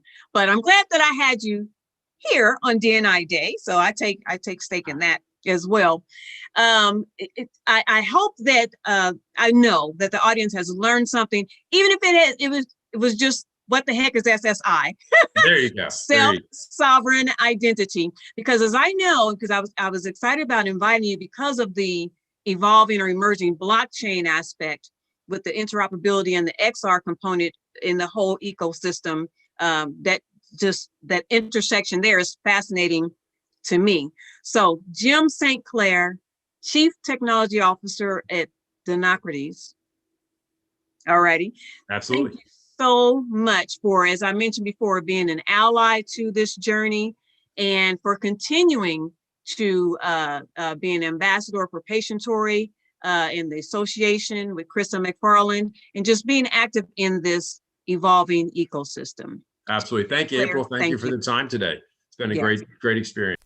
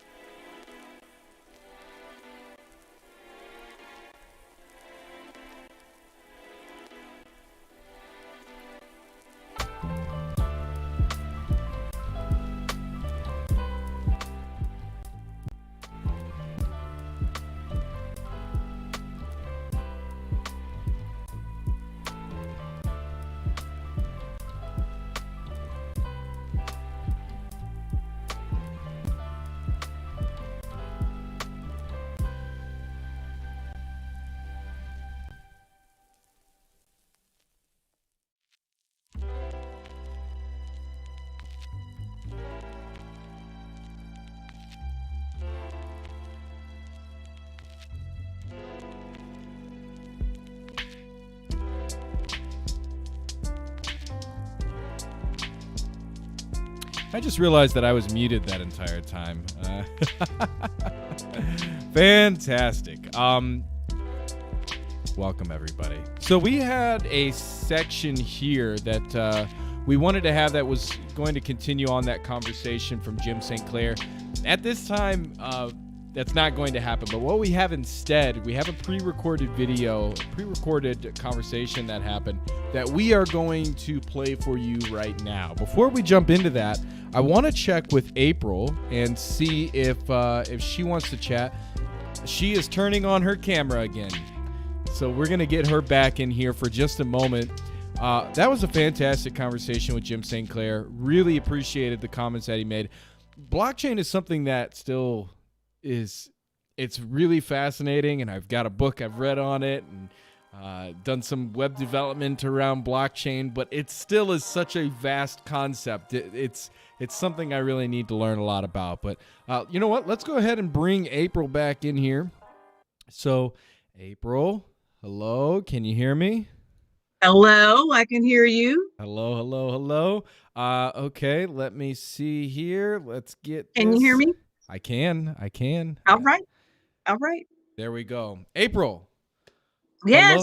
Hello. So yes. That conversation with Jim St. Clair, that was deep.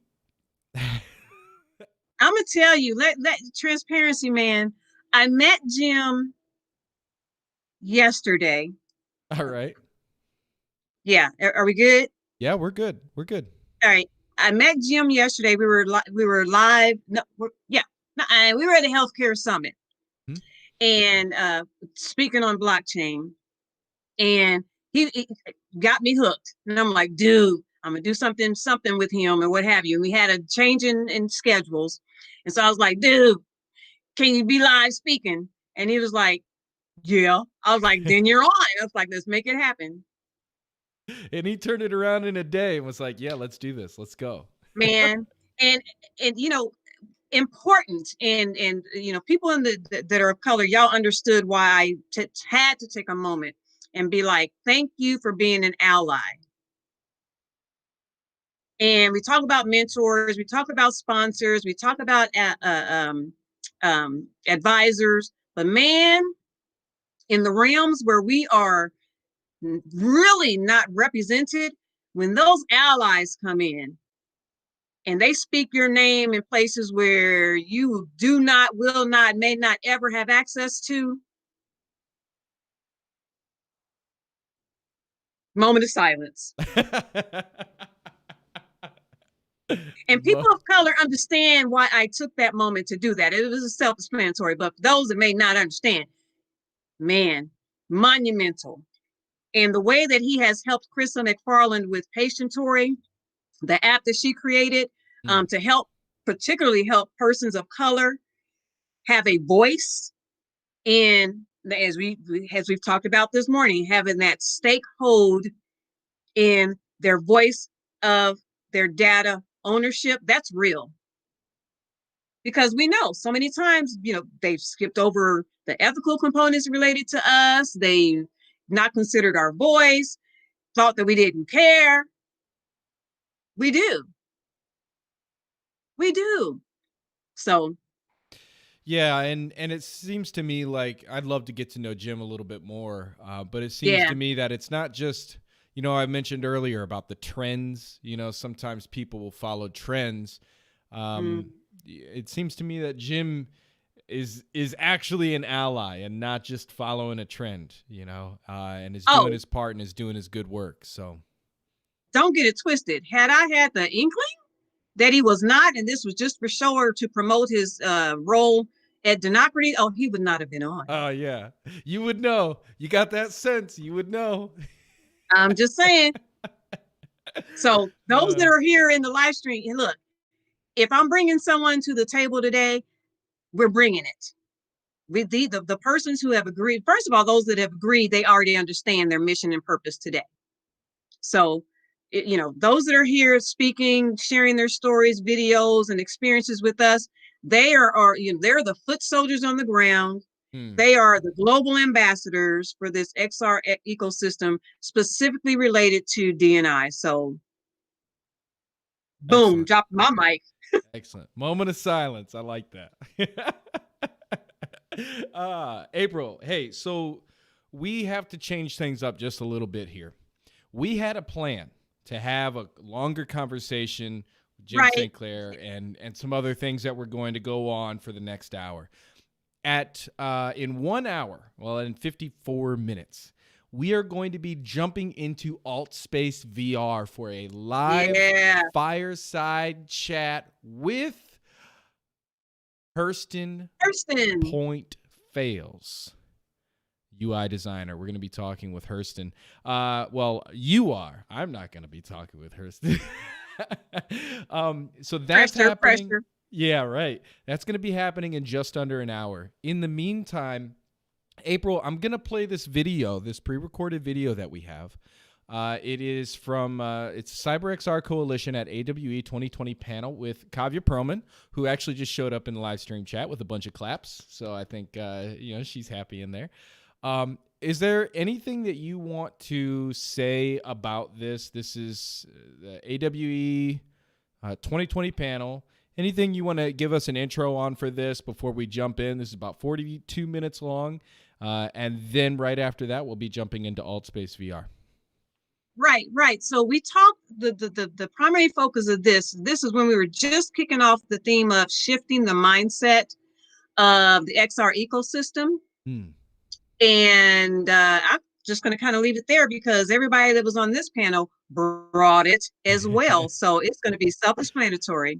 Excellent. I think shifting the mindset is important. I've been shifting my mindset all year, and I am thrilled to continue to do so. I think that's important, that we have that flexibility to be able to do that. And I'm excited to learn and to listen to this panel. I think I've already listened to this panel, but we're going to play it again right now. And we'll see you in like just under an hour, April, over in AltSpaceVR. Yep. All righty. All right. Thanks very much. Talk to you soon.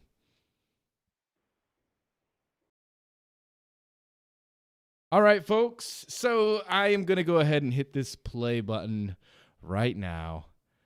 Kavya says, we've got a party going on. How could I miss it? I don't know, Kavya. I don't know. We do have a party going on. It's fantastic. We're going to see you a little bit later, though. What I understand, you're going to be hanging out like during the alt space time, helping us out, doing some moderating and stuff. Maybe we'll get a question from you because you're part of the audience too. So by all means, if any of you have any questions for any panelists, any guests that are on today, live chats or anything at all that is going on, please do ask in the live stream chat. Even if you know the answer, it would be great to have a question from you so that we can get those conversations sparked, and maybe you'll ask a question that somebody else that is watching right now or is watching later wants to know the answer to. So definitely drop those questions there in the live chat. Or if you join us in AltSpaceVR, we have an event there. We're going to have another event in AltSpaceVR later on today as well. If you join us in those events, you can also ask your questions there. So I'm going to stop talking now.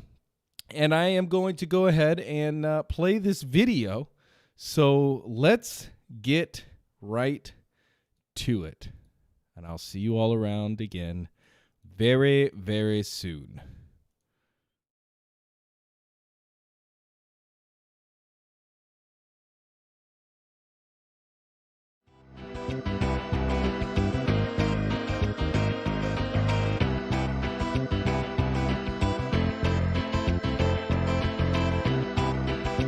Welcome back. So we have a very important topic and panel coming up on diversity and inclusion and its impact on emerging technologies. I think this is something that we all really need to be looking at.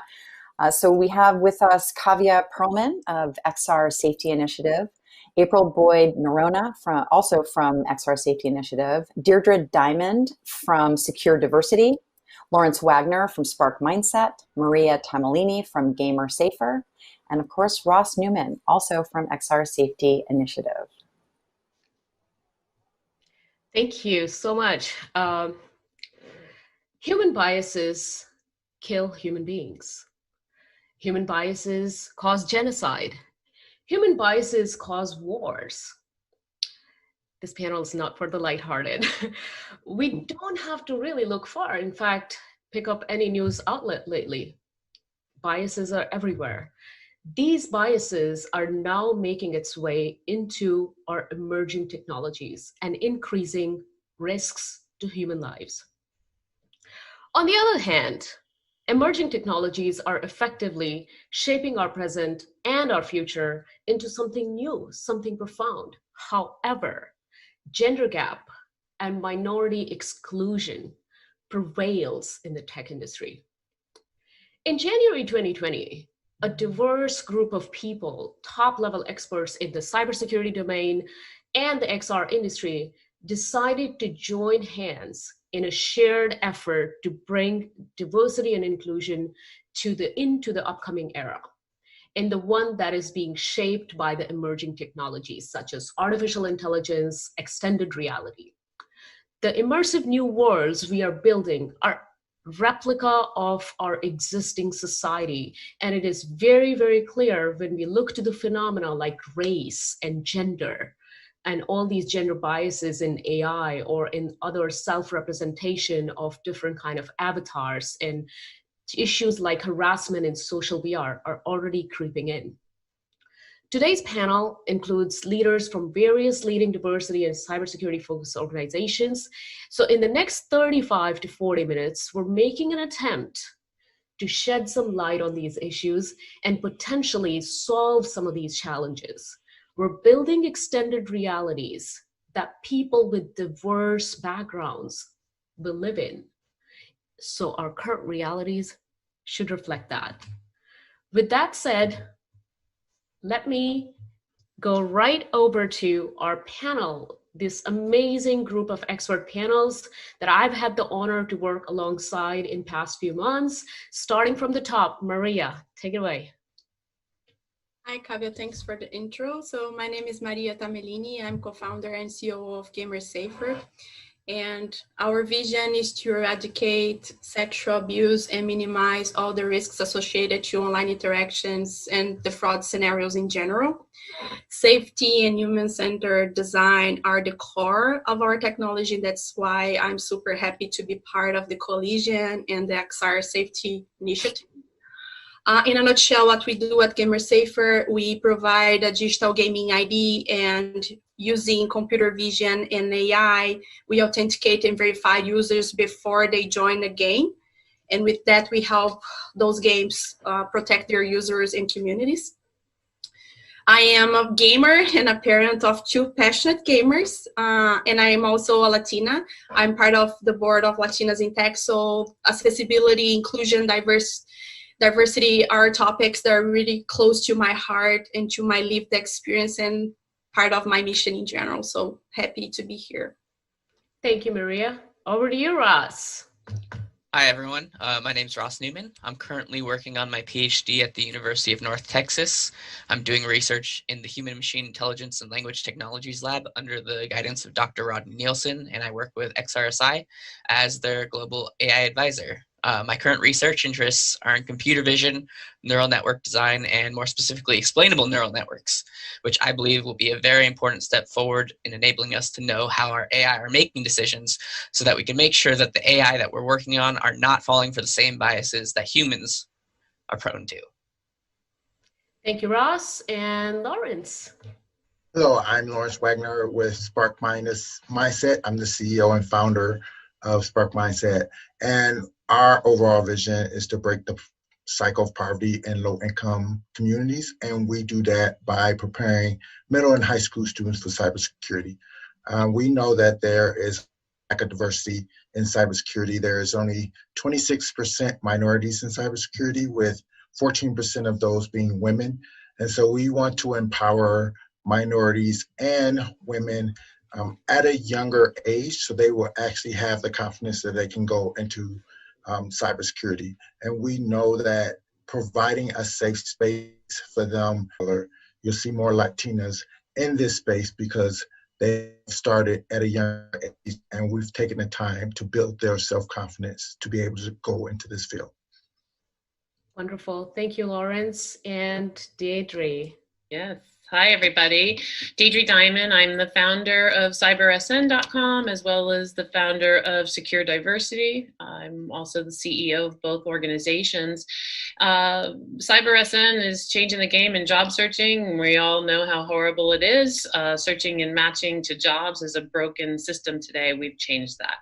Secure Diversity is all about bringing women and minorities into cybersecurity in many different ways. And what I've encountered over the years of my experience is that emotional intelligence is key to job satisfaction, as well from management, as well as EQ of our own individual selves, as well as it's the key to inclusion.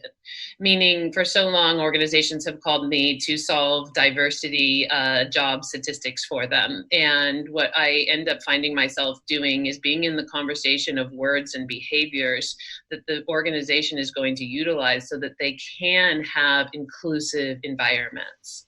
Inclusive environments create diverse environments. It's not the other way around.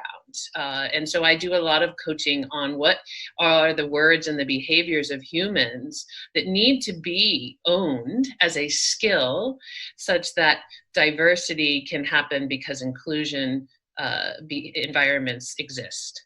And that's why I'm here today, is to join in bringing that to XR and to the world. Thank you, Deidre. And finally, April. Yes. Hello, everyone. To add to everyone else's, my lens of expertise encompasses 3 areas, whereas a parent of 3 that are all in aspiring youth and adults in the emerging trends of cybersecurity, environmental engineering, and drone piloting. A third principle is as a professor of health information management, CIS, and cybersecurity. And third, and I say the best part of it, is as a principal advocate as a STEM consultant for engaging persons in emerging trends, board member of XRSI and the global D&I advisor, as well as the lead of the CyberXR Coalition. Thank you, April. And about me, Kavya Perlman. I'm your host today, and I'm also the CEO and founder of XR Safety Initiative, as well as CyberXR Coalition, which you see these wonderful subject matter experts of their own domain. They are all part of CyberXR domain, and there are many more volunteers and people that are with me. So I have had the privilege of working alongside these people. Prior to XR Safety Initiative, I was the head of security for, most of you who may have heard of, the oldest existing virtual world, Second Life. So Linden Lab, which also had its virtual reality platform called Sensar. So I've had the privilege to protect 2 virtual economies in my time at Linden Lab. Before that, I was dealing with some major problems with Facebook. 2016 election time, I was doing third-party security for Facebook. So all of these experiences kind of caused me and compelled me to now bring together a vision and a mission to help build safe and inclusive virtual immersive environments and digital ecosystems, because we are literally moving into this extended reality. So we have to consider all these biases, all these issues, and we have to mitigate them. Before we go further, I want to point out this African proverb. There is a saying, a lion's story will never be told if the hunter is the one to tell.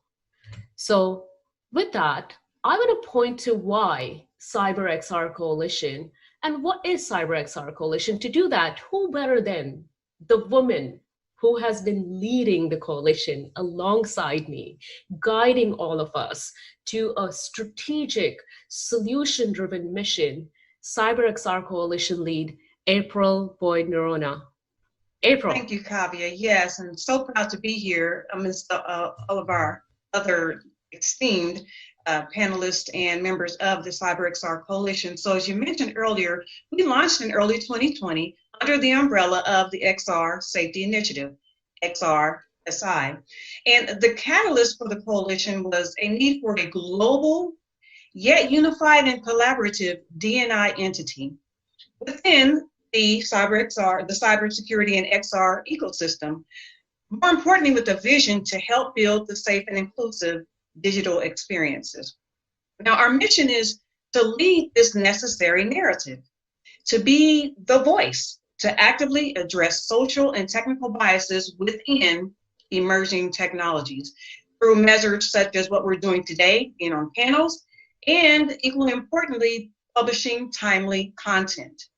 So primarily, the coalition embodies two things: a global collective of XRSI and about 10 other D&I-focused cybersecurity and XR organizations, and second, to be a diverse representation, literally, as you can see in our collage of our members.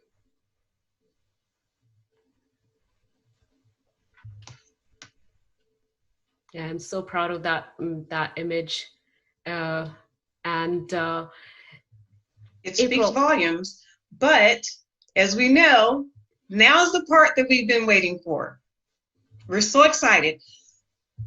A bit of the background is, while the world was, or still is, really, coping with the COVID-19, we, the coalition, were at the table addressing the urgency of a fundamental baseline for immersive technology standards for accessibility, ethics, inclusion, and safety, as you can see on the screen.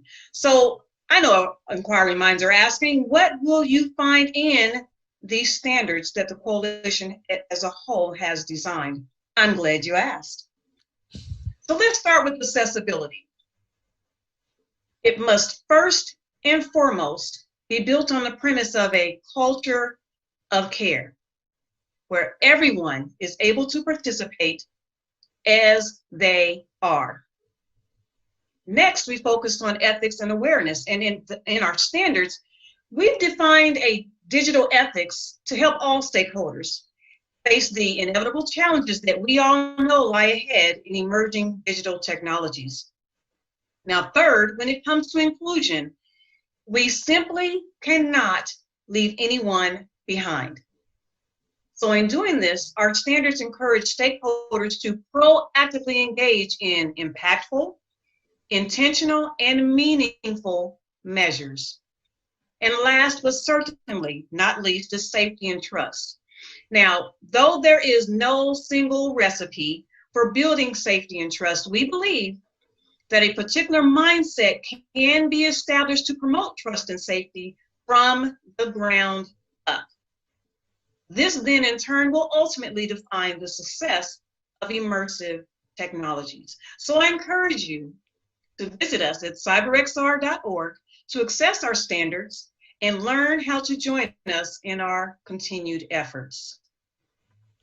Thank you for that amazing introduction and the incredible launch of these standards. I dreamed about this day, April, and here we are. Right. Collectively, I mean, it would have been amazing to see each other in person, but this is just as profound, just as good. I've got goosebumps. And as we talk about safety in the end, which, you know, most of you know, cybersecurity is my first love, and it's something that I'm really, it's close to my heart, and inclusion, accessibility, all of this. But there is a big part of safety that we as a coalition thought that has to be carved out and specifically addressed, which is child safety. And for that, who better than subject matter experts, COO of GamerSafer, the company that's developing technologies to address just that. So in the standard, there is a dedicated section. And Maria, I'm going to let you do the talking about child safety. Why do you think it's important, and what kind of stuff that people can anticipate in these standards? And what are you guys doing at GamerSafer that's going to help the XR domain? Yeah, so I think the time is perfect to discuss child safety. If there is one thing that this global pandemic is showing us, is that children that are super interested in technology, they're tech savvy, and their online activities are on the rise. I work with safety I am a gamer. I have a lot of talks about everything, and it's still hard for me to manage. So I think it's such an important topic, and in the standards, we try to address the challenge we have in that area. One of the things that I think we must recognize, and we don't need a lot of research to do it, is like children are joining experiences that were not necessarily designed for them.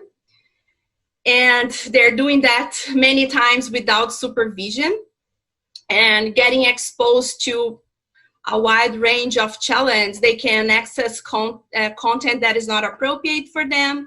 They can be victims of bulliers, scammers, predators, fraudsters, groomers, and the list goes on and on. So what we try to do in the standards was bring our role as an industry, because our platforms shouldn't be used as tools to facilitate those risks. So with a prevention mindset, with prevention-oriented strategies, what we try to highlight is that not only this is what we need to do right now, but it's perfectly possible to do it. So we listed, I think, 9 or 10 safety measures and best practice to, show that it's possible, and companies, based on the risks they can map in their platforms, they can choose what the measures they can deploy in order to prevent those incidents in their platforms. And it's such an important thing for us, because one thing that April was saying before, we must embrace everybody as they are in our platforms. And with children, they're totally vulnerable. They don't have maturity to choose. So we must be prepared to embrace them as they are in our platform, or make sure we have mechanisms to prevent them from joining experiences that were not designed for them.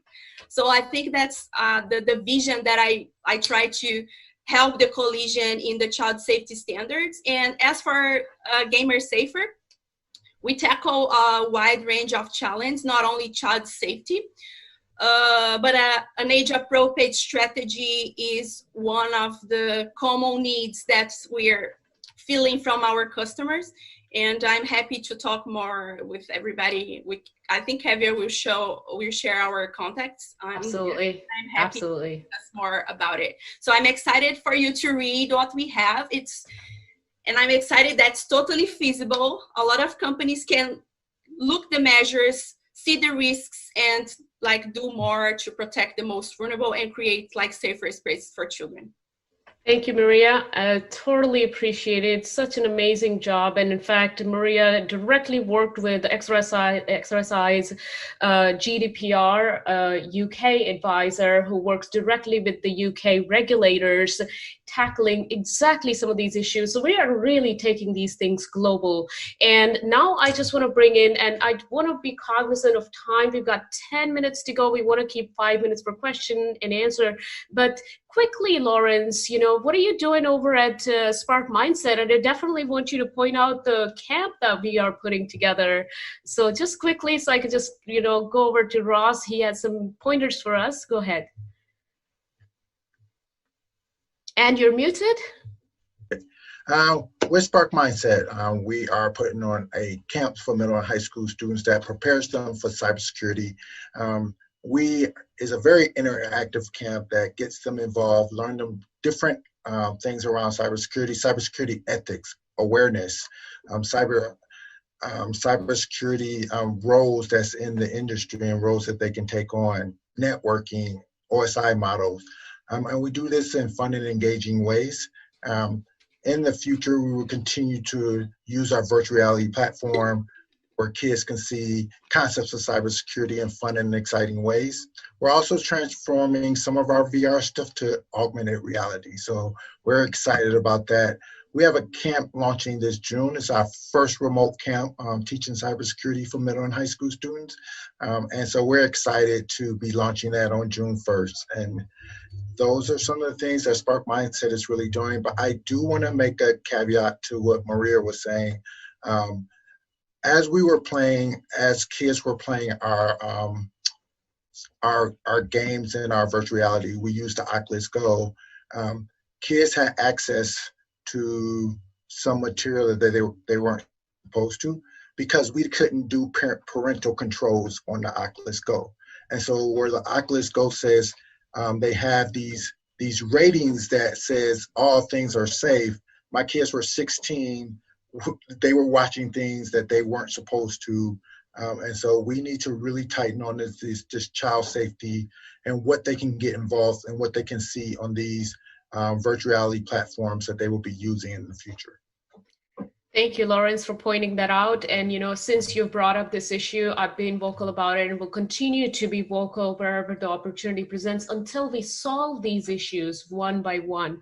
With that, Deidre, I don't want to skip you over. You contributed a large portion of these standards, but that's going into phase 2 and will be added. But just, real quickly, what could we look forward to as these standards evolve and we bring in your portions and things that you've been working on? So we could go over to Ross for just a quick pointer. Yeah, I think that what we can look forward to is one of the most challenging things that humans are dealing with today is putting rules around words and behaviors.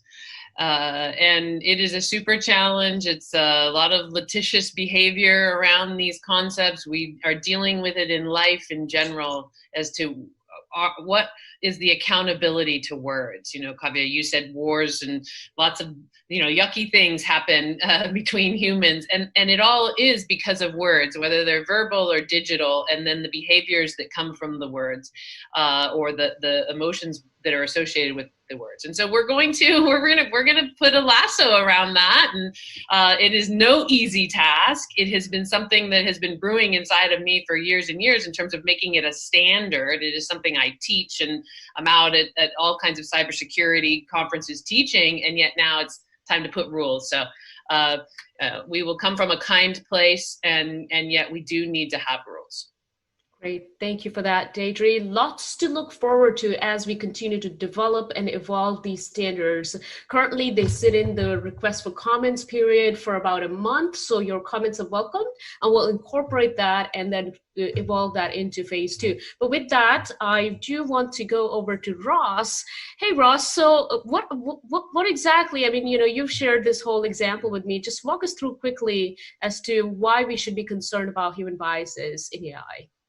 Yeah, so as AI and machine learning models are becoming more common and more pervasive in the decision-making processes that we're having today, it's important to know the common phrase garbage in, garbage out. The data that we create, in this example, it's 108 years of written language in books and stories and articles, and the pervasiveness of gendered language where women are beautiful and sexy, but men are rational and brave. It's important to keep track of and build these systems with these biases in mind, so that the biases that exist in humans that we commonly see every day are not found in our new systems, because these decision-making processes can be the difference between you getting a loan or getting denied a loan, or getting banned from a service or being allowed on a service. So I know we're running out of time, so I'll try to keep it short. Yeah, thank you, Ross. So in the end, I just want to wrap it up with just one thing that we hold close to our heart. It's a statement that really defines us. It's really easy to look away, but to make good choices, we have to understand the impact. If we turn away, the choices still get made, but they just don't get made by the people who care or who understand. We are the people who care. We are the ones who understand how these choices should be made. We are the CyberXR Coalition. And before we go into Q&A, I just want to give a shout out to all of these organizations: OpenAR Cloud, GamerSafer, Women in Cybersecurity, Secure Diversity, Spark Mindset, Mookie International, Women in Immersive Technology EU, recently joined Equal Entry, Open Web Application Security Project, InfoSec Girls. They've collectively come together to bring these standards to life. And with that, let's take any questions that we may have. And here's some information for the panelists. You are welcome to follow us. And hi, everyone. Hi, Kavya. How are you? Nice to see you. Nice This to was see you as well. really informative. We do have a question for the panel. It says, how or what can the industry do to be more accessible for low-income enthusiasts? Mobile proposes a great gateway, but what are some of the other opportunities? Lawrence, you want to field that? Yes. So one of the opportunities is because of COVID, more kids are getting laptops, they're getting internet access, they're getting Chromebooks. And so with that additional information, it's up to us as industry professionals to provide them with information that is accessible, low priced, so they can actually afford it, so they can actually be able to have opportunities in these fields. Yeah, and I would add to that, awareness plays a huge role, which we are contributing to, and everyone should. So yeah, back to you, Amy.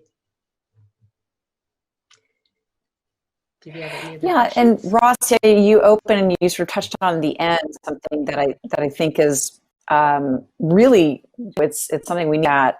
So how can we avoid being biased into? What are some of the standards that need to be put in place to ensure that that doesn't happen? You didn't have a lot of time to talk about it, and I think it's a big topic, and we do have a few minutes. So yeah, so I think it's important that when we start from the ground up, when you're building this system, you have to be aware of these biases that can happen. There's been some good research about creating systems out of Stanford that automatically detect these biases. Liu et al. With Dr. Fei Li came out with a bias-resistant neural network that was automatically able to ignore those correlative factors in skin tone in facial recognition systems. So I think there's a lot of good research to be done in creating these systems that automatically remove those, but also when you're generating your data sets that you're doing, you need to make sure that human biases aren't allowed in. You got to make sure your data sets are clean and free of the biases that we are aware of. So part of that's educating the people who are creating these systems on what can go wrong. Yeah. And just I applaud. Ross. Sorry. Oh, well, I applaud all of you on these standards, which I'd love to give you a little more time. There is an interesting question here, and I will try and paraphrase it at the end. But it says, "Is the technologist's goal to make post-racial and post-gender virtual worlds future migration place, or to create besties in virtual world and migrate those into our offline worlds?" And so, is this a two-way street, and how do we really start to build best practices in all of these worlds? Yeah, I think we're all committed to proving it here, and XR bringing it, to XR, and then it expands over any and all platforms. It's human interaction, human behavior, how we interact with each other. It is not inclusive only to XR platforms. Yeah, it's definitely a two-way street from what it looks like. Mm-hmm. Yeah, I hope so. I think it's an opportunity. So what have been some of the challenges you've seen? Kaveh, you've lived in these virtual worlds for such a long time, and experienced some of the behaviors that were quite acceptable in the early days, coming sort of from this gaming community and this, we're sort of lighthearted, deriding of one another, into actually even sort of very aggressive behaviors, but it seemed like it was tolerated for a very long time. How do you see us really being able to shift that construct? Because in an avatar, you can be anyone, you can present yourself in any way. So what are some of the ways that you see us being, able to evolve these behaviors? Right. Thank you for that question. And it's true. I've had to endure harassment, first-person harassment, and that basically triggered a lot of issues from my past, because some of my past actually had, I had a bit of an abusive past as a child. So all of these things had a very, profound psychological impact on me. So needless to say, these things have to be mitigated. The question is, though, when do you mitigate them, and how do you actually introduce these controls? So one of the things that any XR company should keep in mind, don't introduce these controls too early. If you got 40 people and that's all your platform, and all you're going after is the security and risk and all these harassment controls, you'd probably be known for it. Yes, you would definitely stifle innovation somewhere. So the solutions that we propose are very pragmatic from the point of view of it should enable growth and not stifle it. And then it also depends on the platform. Like platforms like VRChat, they thrive sometimes on trolling and all kinds of troll videos and whatnot. It gives them growth. So it really depends on what kind of reputation do you really want to have as you're building. And right now what we see as the mass adoption is taking place, we see a little bit of runway. So those decisions, how and when they should be made and what kind of controls should be introduced, is all of these questions are being addressed by the coalition and all these subject matter experts. So lots to look forward to, because these are very granular responses, and we need a whole another session for that. But you started the discussion. Oh, yes, please go. Yeah, so one thing that we are encouraging the industry to think more of is thinking before the fact. So what can you do before a user joins a platform that can prevent those interactions? So what kind of understanding, what kind of risk measures you can put in place to prevent those interactions from happening? So of course, in the child safety part, there are many measures, but I believe some of them are universal. It can be used for basically every user. So once we switch our conversations from in-gaming mitigations, from preventing the damage interactions from happening, I think we can minimize for sure many of the problems. Yeah. And I'm going to jump in and also beginning to teach kids ethics at a much young, like once they begin to start playing these platforms, once they start going into VR, once they start getting on online, as they need to know how to behave online, how to treat their fellow gamers, how to talk to girls, how to talk to people of color as they see them online. So we need to begin to start teaching them, like we do it in the middle school, but actually in elementary, they need to begin to learn these ethics around engagement online. Yeah, definitely. That's Digital a great citizen point. Component, yeah, of what we're proposing here. Yeah, I think that's a great point, Lawrence, because there's an immediate need, but I think it's also generational. And I think you're right. I think starting as early as possible gives us a chance to ingrain these just better behaviors and general respect, in real life and in these virtual environments. So we have another question from the audience on the inclusion side. Can you please elaborate a bit more on what is being done for people with disabilities so that XR is more accessible to them? And I really wish that Thomas Logan was also here to speak to us about it. He's one of those super experts, passionate just as I am for trust and safety about accessibility. So himself and OpenER Cloud's director of communication and many of the volunteers have put together what we call is the top 10 requirements for accessibility by CyberXR. This is like a cheat sheet that, right now you can go on to cyberxr.org and sort of download this sort of cheat sheet and hand it over to your developers to prioritize those top 10 things. Because there's incredible organizations, W3C, MIT, and many others that are putting standards out there. But what's happening is people are overwhelmed and they don't understand how should they actually act. So these are solutions that, when we talk about top 10, it should be everyone. In fact, I'm going to make it a point that I understand those top 10. Every CEO should understand those top 10. Every developer should understand those top 10. It should be incorporated in our fabric, and that's when we will achieve, when we have this trust, safety, and accessibility, we call it like the triad, and that's when we'll be able to achieve a human-centric design, which is absolutely essential when we're talking about extending reality. That's great. And thank you, Deb Myers actually just also added that there's another resource called XR Access. So I encourage you to go and look that up as well. So we have another question. Do you see XR standards mirroring systems like ESRB with a range of content levels and clear content warning? And I'm guessing that's in, for both standalone experiences, but I wonder if there might even be, virtual rooms that will have this sort of rating system. What are your thoughts on that? And if I may actually take that, because I actually happened to meet with a couple of these organizations last year, right at AWE, where they pointed out at research that they're conducting to label these standards, kind of like in an MPAA style, where you have an API that sort of sorts through these things, which I've also had the honor to work back at Facebook.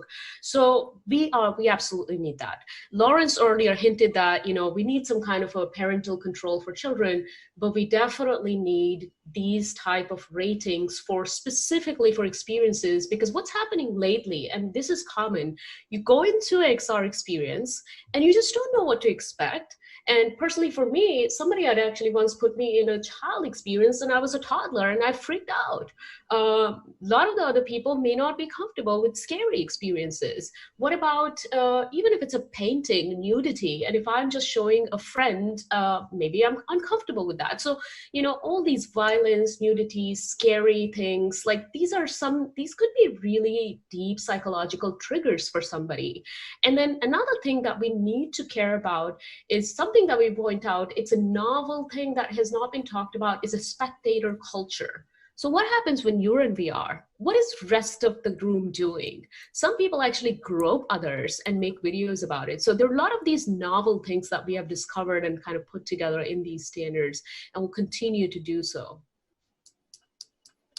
And I think that comes down to the levels of control then that need to evolve as these virtual environments grow, so that those, that people in those environments have the ability to mitigate as much as possible within those applications, because you cannot unsee or unfeel something that you've experienced in VR. So I'd love to just wrap up with some final thoughts. And again, Kavya, you mentioned the top 10 list, but any other of you, just some recommendations for things that companies and CEOs and developers can look at today without having to read volumes and volumes. That can be really good, almost cheat sheets for how to be smart and approach these issues.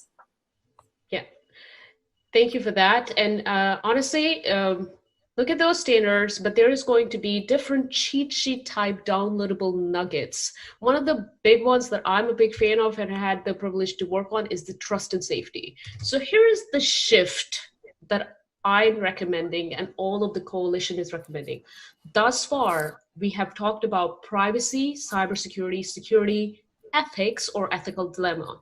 What I recommend to every CEO, every XR enterprise person, everybody that is an XR stakeholder, let's zoom out and talk about trust and safety.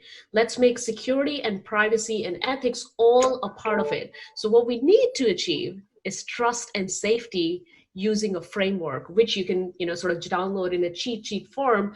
Think of it like a filter, and then you can put those risks in front of your platform parallel to it. Do I need to combat misinformation if I'm an indie dev? Not really. But should I combat that if I'm Oculus? You better do it, because those risks are coming for you. So that's a kind of a solution-driven, mechanism that are embedded in it. April, anything that you think that we should point out? Just any last thoughts? Right, and as I worked on the ethics and awareness portion, is that when we enter these open environments, because they're open, and as we enter into the summer and more kids and more people are adopting and adapting to this, we have to make sure that we're not leaving anyone behind. We have to make sure that equally important that we are all represented when we get there. One thing that I experience when I'm in VR is that I look around and make sure that am I the only one, and you all know what I mean when I'm referring to that. And that speaks volumes. When you first enter a room or when you first enter an experience, and this can be someone that's a novice or even an experienced person. So when we first enter the realm, what do we see? And most likely, if we don't see others that represent or look like us, are we really being inclusive? And is it really diverse? Would be one of the first few questions that I ask as I enter an open world.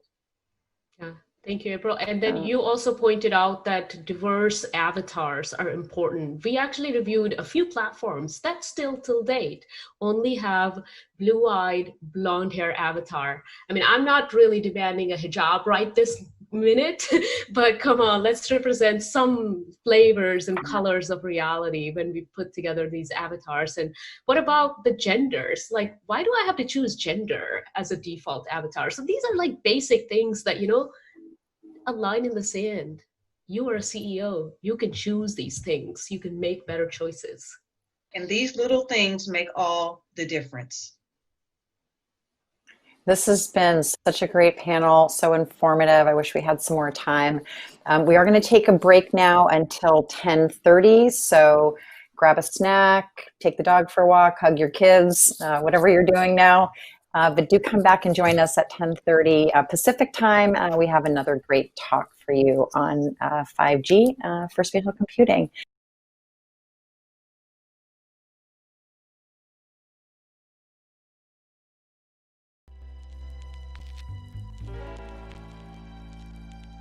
And we have a break for the next 8 minutes or so. So you can also go and grab a snack, grab something to drink. We will be right back with April and Herston in AltSpaceVR. So we'll see you soon.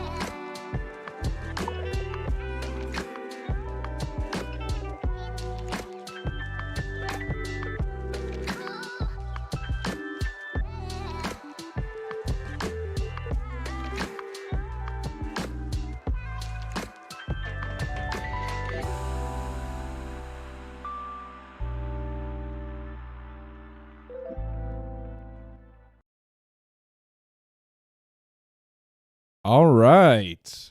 Well, we are in AltSpaceVR, and April is stuck behind a window. We're going to try and get her figured out here. Let me turn up my volume. April, can you hear me? Hello? You're unmuted I can hear you. now. Herston, hello. Hi, how are you? I'm great. How are you doing? Doing good. Good. April is stuck. Hey, April. Oh no, Kavya's going to be stuck too. Why?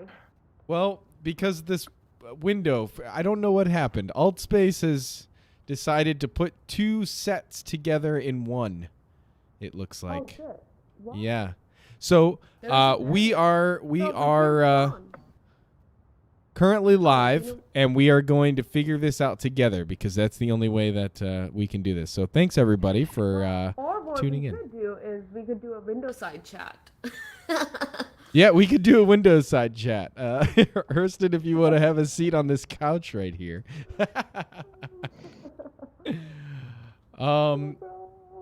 Let's see. Maybe. April, can you speak at all? You have to unmute yourself, April. Hey, you guys can come into our room. That's awesome. Well, Can you guys? Yep, there you are, Yeah, April. it's not letting me in. April, can you try darn try this if you would? Couple things we can try. Do you guys have the ability to fly? I'm not sure. Okay, well here's another option. Actually, wow. It says flight is not available here. Flight is not Yeah. available here. Okay. Oh. Let's see if I can give you all fly. Nope, I cannot. How interesting. Let's try this. Moderator. All right. Herston, would you mind leaving the set and coming back? Yeah, Maybe that you'll would- appear. Maybe you'll appear in this room, and then we can just have everybody sit in the stands together. Yeah. Hello, Oh, April. they added an extra flood Hey there. room. That's why. So the intention is great. And All right, let's so- see. Hey, Kavya. Hi, April. You've put such a wonderful agenda. I am so enjoying all the contents. In fact, such an Yay. inspiration for what we need to do next year. You're always inspiring me. This is so Aw. great. I woke up and then I've had the stream running since then. In fact, it's so awesome reflecting back on what we did, what you did. I know. What you did. That was just like revisiting that. Hurston- And especially. Sorry, Herston And I'm is gonna- back.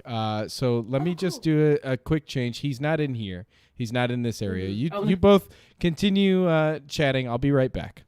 Yeah. Okay. So Kavya, I know it was a perfect deja vu looking at that. We set the precedents and we've just been following the consistency Yeah. and the yeah, passion. Yeah. So You know, there were so many remarkable moments on the panel that I just left, and you were there, and you launched the coalition.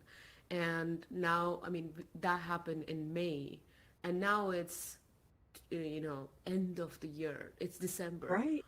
And I mean, we call these XR uncharted territory, but guess what? The whole thing is kind of an uncharted territory. Hey, Right. we found our buddy. It's Hey, Herston. Herston. So yeah, I mean, I am so amazed what you have done, April. In these uncharted times, uncharted territory, uncertain times, and yet you literally are able to shift the narrative. Things that your coalition brought about accessibility in November, those were adopted by Facebook Yeah. Reality Labs. Things that Alina and I talked about at the Design Jam in July. And some of the other organizations like XRA put together some accessibility checklists because we demanded those. So, thanks to you, these, when you say emerging mindset emerging reality needs emerging mindset, man, you are leading the narrative. And I have to pull this up and do an official applause. Yeah. It is so great. Well, thank Shut up you. here and be the audience. Yeah. Because I am here to listen. Alrighty. We are here. If the two of you are comfortable there, we can keep the conversation right there in front of all these chairs. I mean. Yeah, can you guys hear me? Can hear you loud and clear. Cool. If you could maybe get a little bit closer together, then we can see you in the camera. And then let me get in the audio. There we go. Beautiful. All right. And you are live, so please enjoy your conversation. LJ says, there they are. Yep, there they are. So thank you very much. Awesome. I am now muted. All righty. Well, thank you all for joining us. And I have here standing next to me, Herston Fales.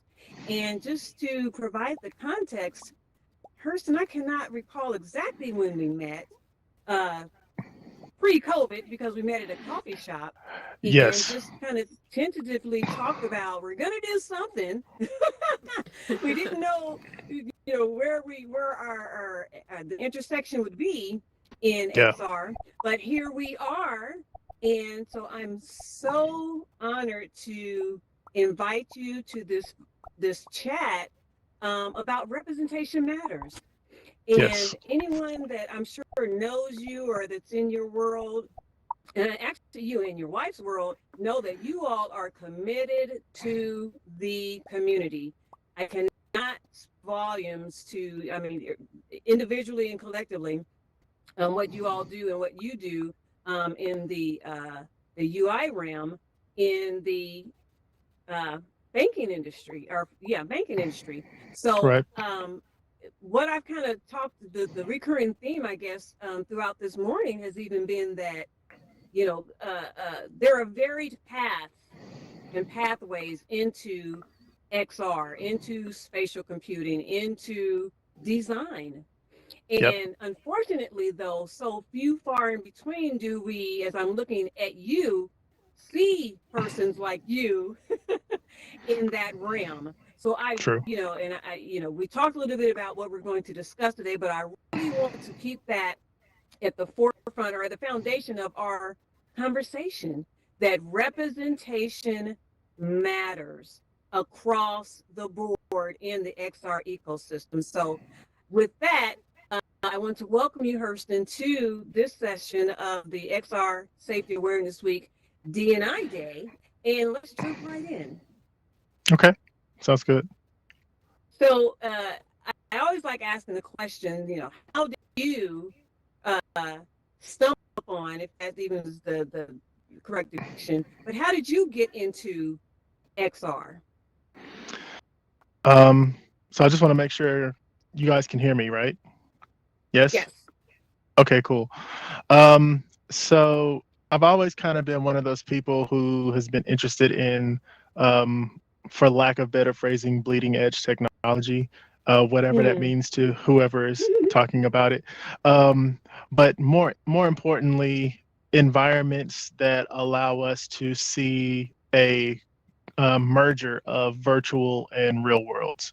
That's kind of always been my thing. Even as a kid, I was really interested in certain movies that kind of depicted that hybrid environment of tech and just traditional human existence. So, like the Minority Reports, the first Matrix, movies like that. I view those more as, I view those more in the context of being representations of how the world is and will be, as opposed to just fictionalized concepts and constructs.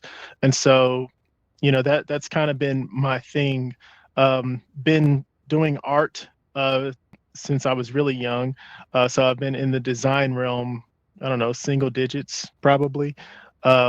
And just kind of got the bug for that, and just over time, and as things have progressed with technology, have looked for new ways to be involved in an artistic fashion, in different, parts of, in different industries. And so design, I've done more things in a graphic design capacity, I guess one would say, but I've also been able to transition from just traditional graphic design, into, user interface design, which is quite a bit different because you're thinking more along the lines of screens, as virtual systems, specifically VR, augmented reality, and mixed reality platforms have availed themselves.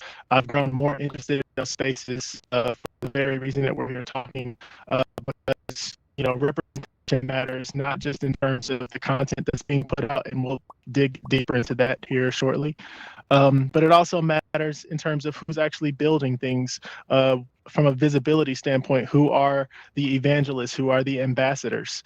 Who's actually having conversations about this to other individuals that, match who I am, from a perceived ethnicity standpoint, and beyond. So it's just a matter of making sure that people can reach out to someone, like to say, oh, I know Herston, he's involved in this space, I think is really powerful.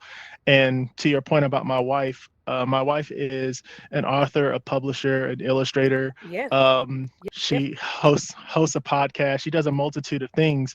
And I know that when she does career days at elementary schools and she says, I'm an author, and she shows the young people that her books, it's really powerful, for them to actually see someone who looks like them, and representing them, just the hue of their skin, that they are able to reach out and touch. It's really powerful for them to see that, at such a young age. So that's kind of the thing that I want to represent in the technological realm, specifically emerging tech like AR, VR, and mixed reality solutions.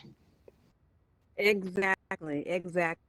And I tell you, as I mentioned when we first met, just lots of ideas came to my mind about where we can shift the mindset and where we can take, even as innocent as a conversation like this, to the masses, to let them know that, it like even in your case, started out in graphic design, right, but as crossed over, or however you want to say that, into the depth of XR intentionally.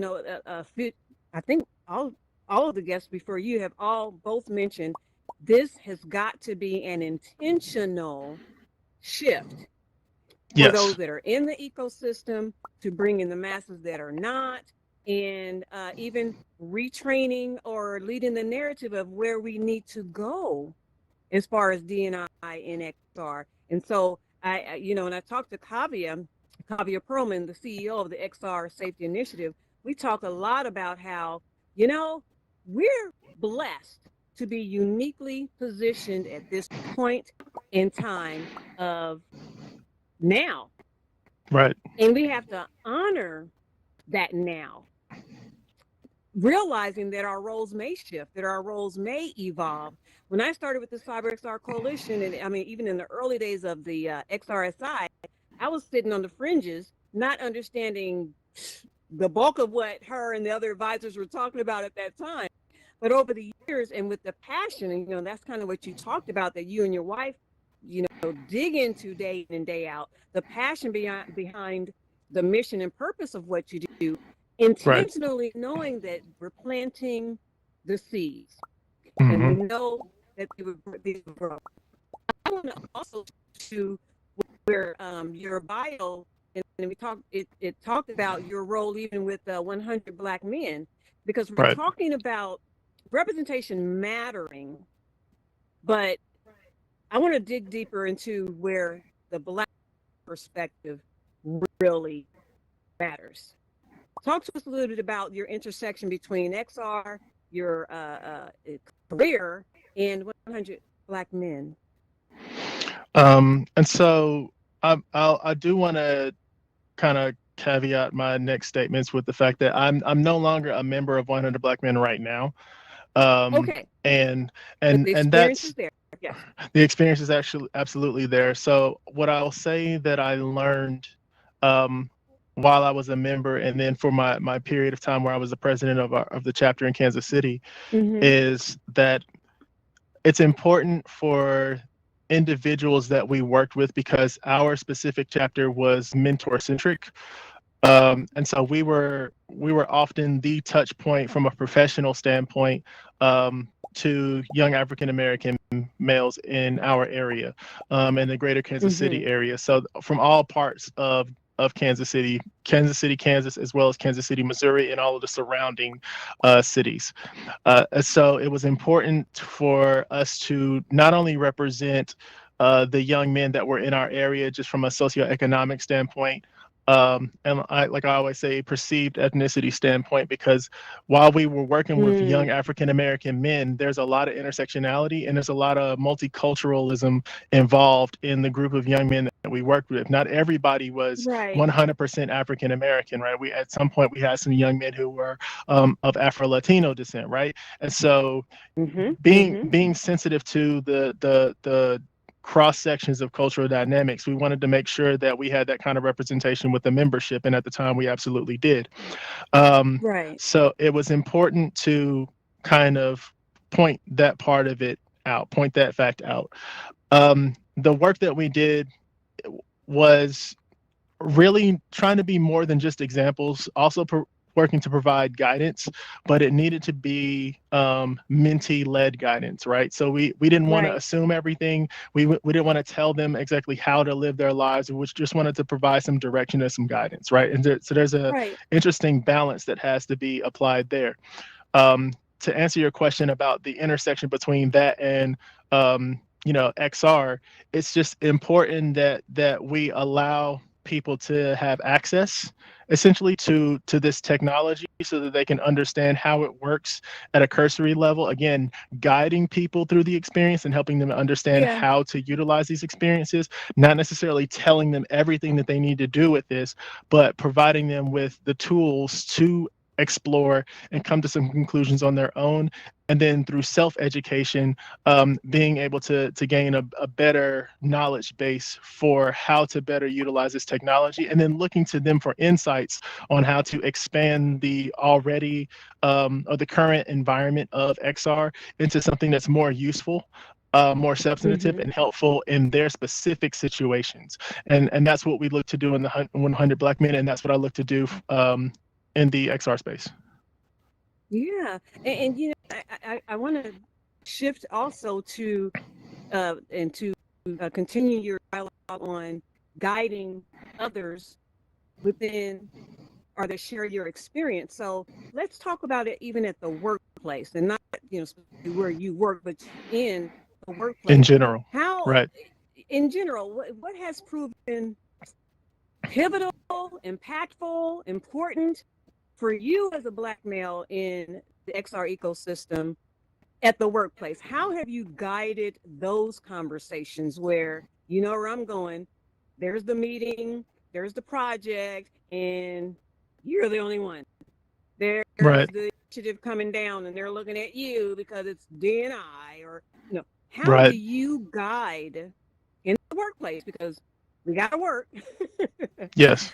But to sustain ourselves, but how do you guide the conversations in the workplace? That is a question that always comes up in our dialogues about what do we do? Right. For me, where I start is with listening. It's hard to understand where a company is from a cultural competency standpoint without actually listening to what's being said. It's oftentimes very easy for us to jump to conclusions about what we think people understand based off of a comment here or a comment there, maybe from a third party that's in the company, but not necessarily culturally competent. It's not always representative of what the entire company believes or feels, even their leadership, right? And so the very first thing that I personally do is listen. I'm trying to hear, I'm listening to cues, I'm listening for words in between words, I'm listening and watching, observing people's responses to things. Nonverbal, I'm huge on nonverbal communication. So I'm often looking for forms of affirmation when it comes to, where people stand from a cultural standpoint. And then once I get a handle on what that means, it's important that I not allow the frustration that comes with, essentially, when you have brown skin, there's just a general level of frustration that you have, just walking frustration, because so much of our life is often trivialized, and we're typically made to feel that most of what we experience we are imagining, right? So it's important that you hear people out to understand their perspective, and then as they deliver it, then you begin to do some course correction where it's needed. The challenge though of having black skin is that course correction cannot come at the end of frustration and anger, because it becomes very difficult to deliver the message with the level of empathy and sympathy that's required to make sure that the information comes across clearly, right? It's one thing to deliver a message sternly and with a certain level of resolve. It's another thing to issue it with the frustration that comes daily and not be able to have that information come across, because your tone is what people interpret over what your information that you're delivering. For me, it's important that you get the information. So I need to make sure that, and when I say, tonality, I'm talking more along the lines of being able to deliver the information in a way where I am gauging from my voice how this could potentially be coming across, that deals more with being able to deliver something tactfully versus something, like I said before, from a place of general frustration and anger. So that's kind of where I start in the corporate landscape. Once I'm able to get beyond that point, and I feel like people are actually receptive to what it is that I'm saying, and that's something I'm gauging in real time, now it's time to transition into the historical context of how things got to be where they are, and then bring it back to the front using analogies that help people understand them, general human analogies that help them understand, why things are the way they are and why we should consider doing something different. And doing things in this context is no exception.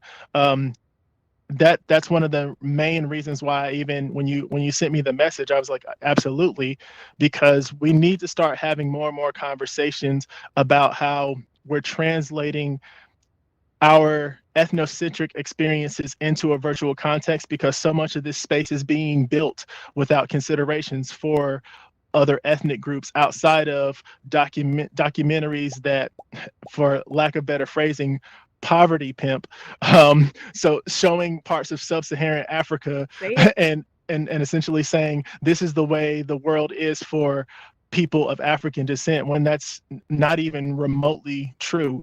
I have yet to see an experience that highlights how forward thinking things are in Johannesburg. I've yet to see an experience that talks about the thriving metropolises that exist inside of Nigeria and that exist in other parts of Africa, right? There's very few tours that show the enhancement and advancement of efforts in Ghana to create new ecosystems that cater more to a technological demographic, right? So there's these limitations that we're already seeing being placed inside of VR, which will begin to shape the way that we think about things in a more holistic way, because you're so immersed in the experience that your brain starts to blur the line between what's real and what's fake, right? And so as these experiences get more and more real, if more stories are not told from other perspectives than those of the builders who tend to trend on Anglo male, it's going to be very difficult for us to control the narrative in the virtual world, just like it's difficult for us to control the narrative in the real world. Right. And I wanted to say this again. I think I mentioned it in a previous event today, was that the instances of bias and racism and negative implications that occur in the real world. And I think it was Kai Frazier of Kai_XR. Frazier had said this, that those experiences do not stop when you enter the XR realm. Truth. And Very true. It's that much more detrimental if they are baked into that bias is continued into that algorithm of this is how this product or service will operate or be or track the data or what have you. Yes. So yes, and we cannot say this enough. The data tells the story. The data is powerful. And then even on the business side, data is king. We know that, but, and it's said a lot of times, but that digital experience must be as diverse as possible. And okay, 1 + 1 = 2. What is the only way that that's going to happen? If a diverse representation of people are at the table at that designing time, at the beginning of the concept, all the way to the end. So not only is it important to have UI, the representation there of diverse perspectives from the Right. software developers, from all levels. And so that's why when I thought about putting together this day, you were at the top of the line of persons that I thought, oh, we've got to continue our discussion that we had a couple of months ago because it's Yes. needed. Absolutely. It's needed. Yeah. Absolutely. So let me go back to this. So you started out in graphic design. Mm-hmm. What was a pivotal moment that where you thought, oh, I've got to shift the trajectory of my career because I see what's going on?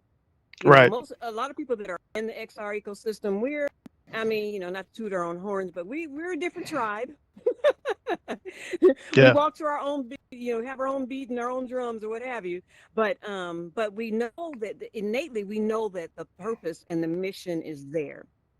And so we like being around like-minded persons, but we know because we're from diverse backgrounds that diversity and inclusion must be built within that initiative, within that nonprofit, within that, whether it's real time or virtual or have you, it has to be baked into that very fabric, which is why, the CyberXR Coalition and the XR Safety Initiative, we take pride. I'm going to pat ourselves on the back. We take pride in the standards that we've launched that specifically speak to the principles leading, that all of that we talk about all the time. But, we put that content out there in open source. So, as you mentioned, we can help guide that conversation from our own narrative, right?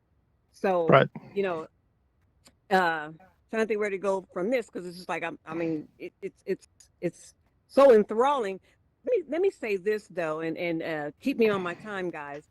Is that you kind of talked about the process that you go through, and I was painstakingly feeling that with you.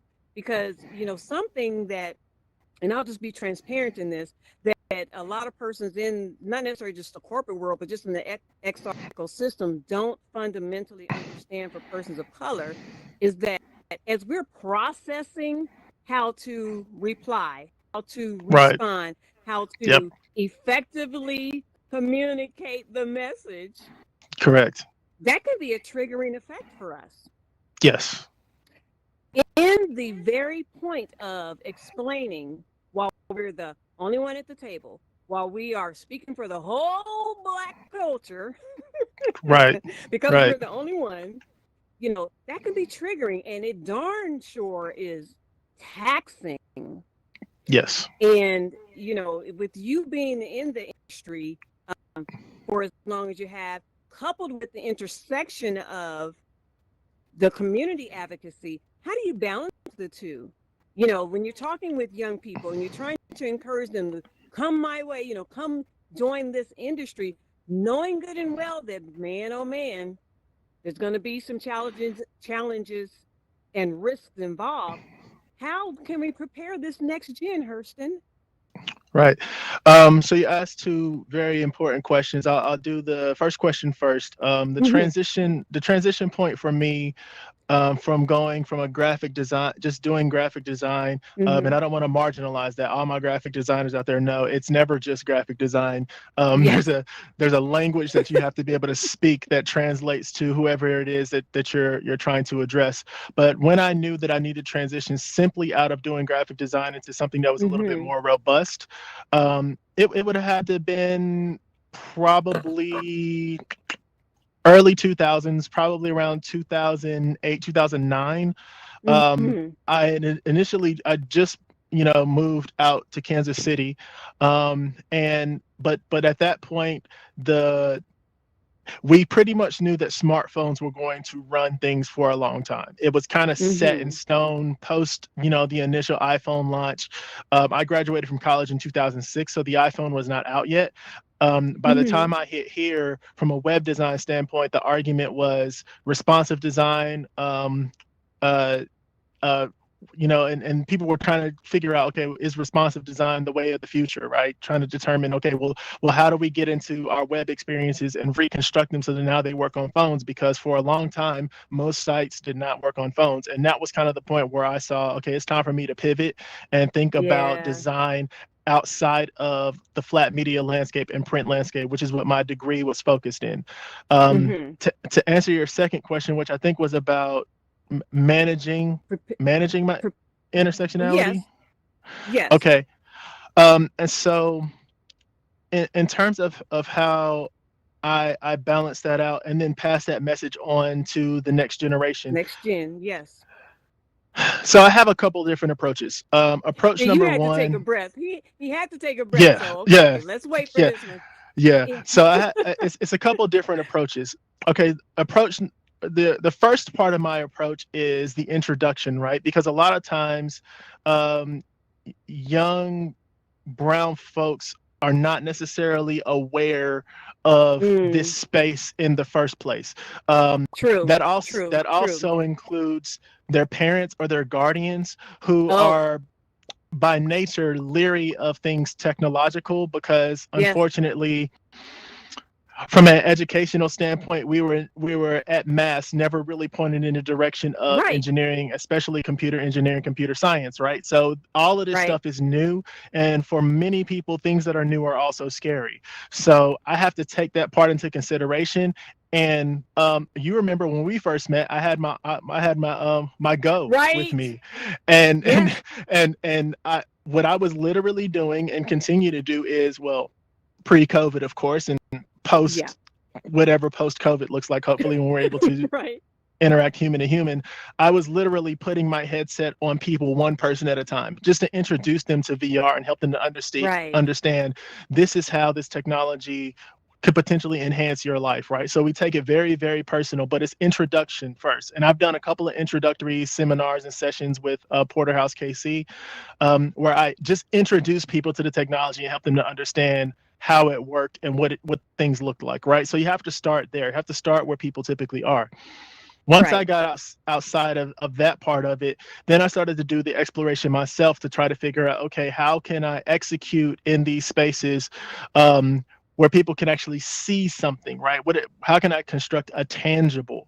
And so it's been a really slow process, to be honest with you, but it doesn't stop me from advocating for the technology and advocating for more people to move into this space, especially, African-American people and just brown people in general. I have a pretty strong tie to the Latinx community just through the work that I do with the LEC, Latinx Educational Collaborative, and then some work that I do with Block, which is the program run by Cornell Ellis. So I work really hard to try and stay connected to the communities and then find these entry points to help guide people. So the reason I even have this headset is through a collaborative effort with the LEC here in Kansas City, because I've spoken to Edgar Palacios about how we need more people involved in this space.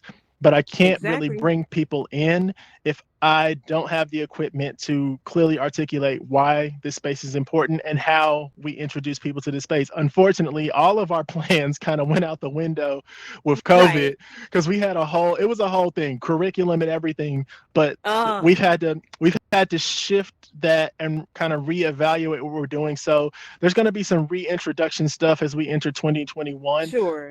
Those plans did not stop. It's just we've had to shift what it looks like. And more sessions like this are probably going to be more helpful as people see us involved in these experiences, and then we're able to share them across social media so they can kind of see how this works. From time to time, I will hop on my VR headset, go live on Facebook, just so people can see what this looks like. And then for those that know me, they can start asking me questions that maybe they wouldn't ask because they just weren't privy to this space in the first place. Easier entry, exactly. And I would call that phase 2. Right. And now, once again, LEC, let's tell the audience, because, you know, the gist of XR, of this Safety Awareness Week, is not to tout our own horns. It is to really promote the collaborative effort that the CyberXR Coalition does. So you've mentioned a couple of organizations that are doing on the ground, doing the exceptional footwork. Can you mention Porterhouse KC, LEC, which means Latinx Education Collaborative. Latinx Education Cooperative, okay. And then Block, which is Brothers Liberating Our Communities. And so LEC and Block both are centered around education. And that's the reason why I do so much work with them, because they are directly communicating with educators and students about how to expand representation in the classroom. And honestly, if we're going to see any level of adoption of virtual technologies of any sort, it must begin in the educational realm. And there's been so many technological models that have followed this. If you look at Apple computers, if you've looked at iPads, all of those found a great deal of success by getting deep into the educational system and then building infrastructures around them, and then that adoption work from the education system out. So as students were using iPads and were using all the other technologies, their parents would then, by osmosis, learn how to use those pieces of technology, go and purchase that equipment. And now they become more tech literate through working with their students. I think the household, that has to be the approach for VR, AR, and mixed reality solutions. I don't think a lot of companies have really exploited that the way that Apple did when they brought in iPads. And if you think about it, these headsets, the Oculus Quest and Quest 2, are a little less than iPads, right? So why aren't they more engrossed and ingrained into the educational system? Now, to be fair, it's early. These pieces of tech are relatively new in our ecosystem, but I think it's and I say it in terms of access. In terms of access, outside outside of technologies, it's becoming, as I see more Oculus commercials pop up, and I see more more children and students, young people kind of gravitating towards the technology. It's really time that we turn our attention to making sure that they become a part of curriculum, and that we send these headsets out so that people can get more involved in them. So let's step outside of just the projection of VR through smartphones, and let's really start getting them these pieces of hardware so that not only can they start experiencing what we're doing right now, but they can also start to offer insight into how this technology could help them in their daily lives. And I think from that, we'll get a treasure trove of information. And as long as we're doing it in a ethno-conscious way, we should find more success in being able to build for these environments than what we're finding right now, because right now we're just kind of limited to technologists who nerd out on this stuff like myself. And not, to be honest, that's not going to be enough. That's not going to be enough.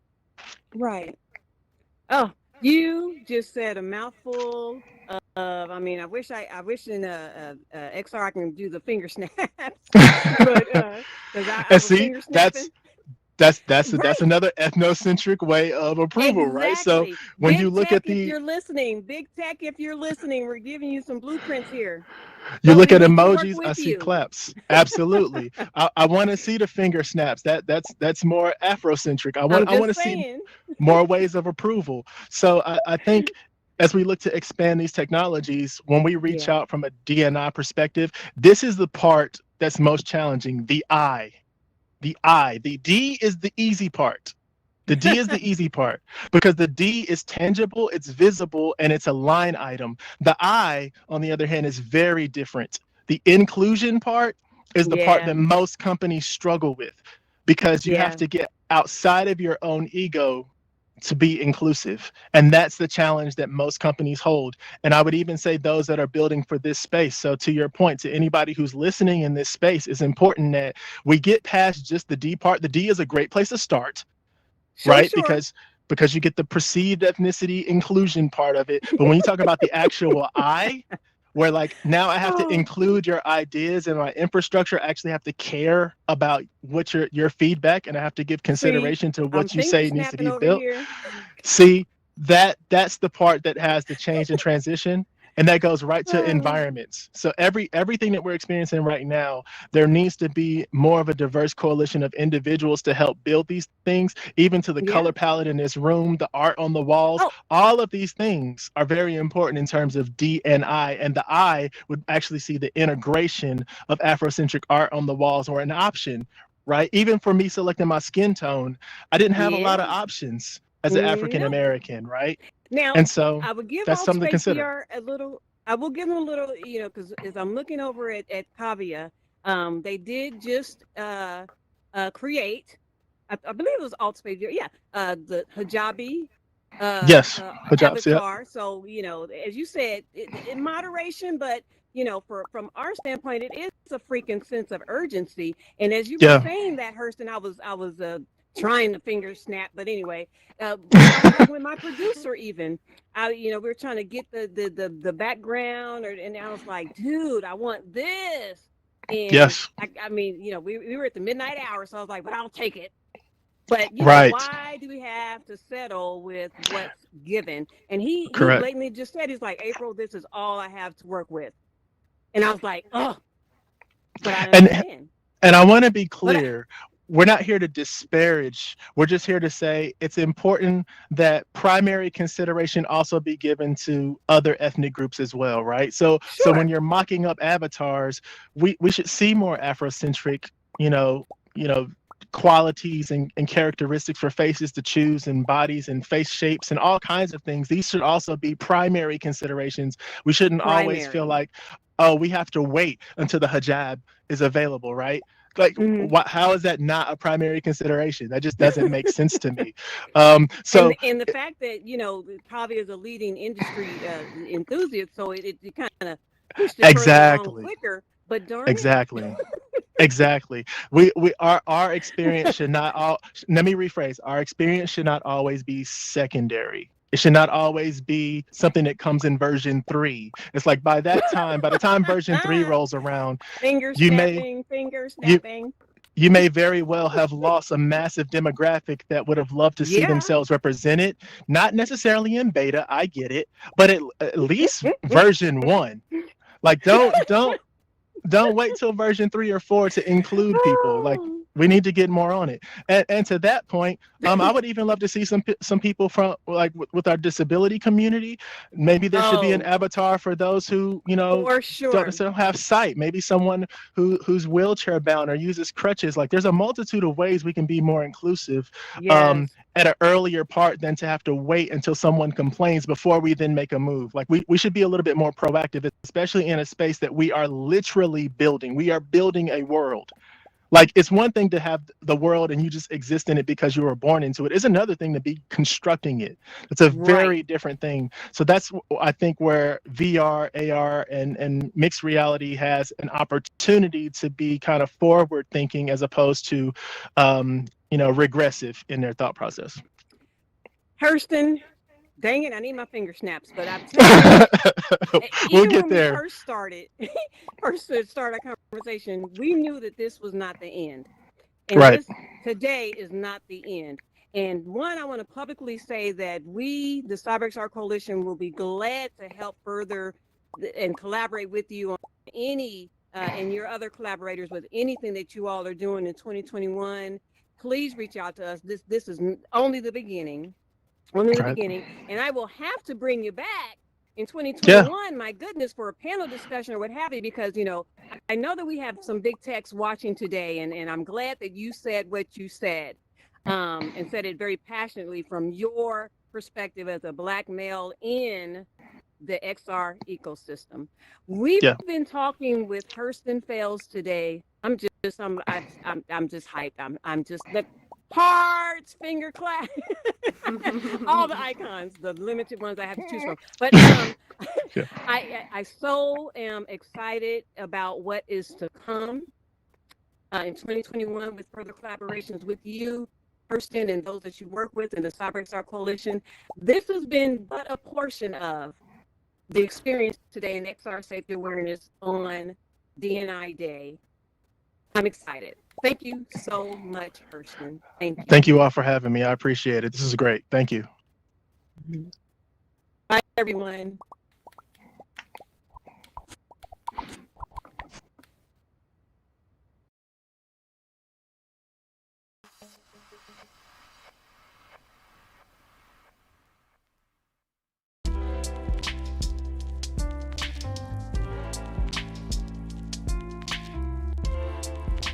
All right, that was a fantastic conversation between April and Herston.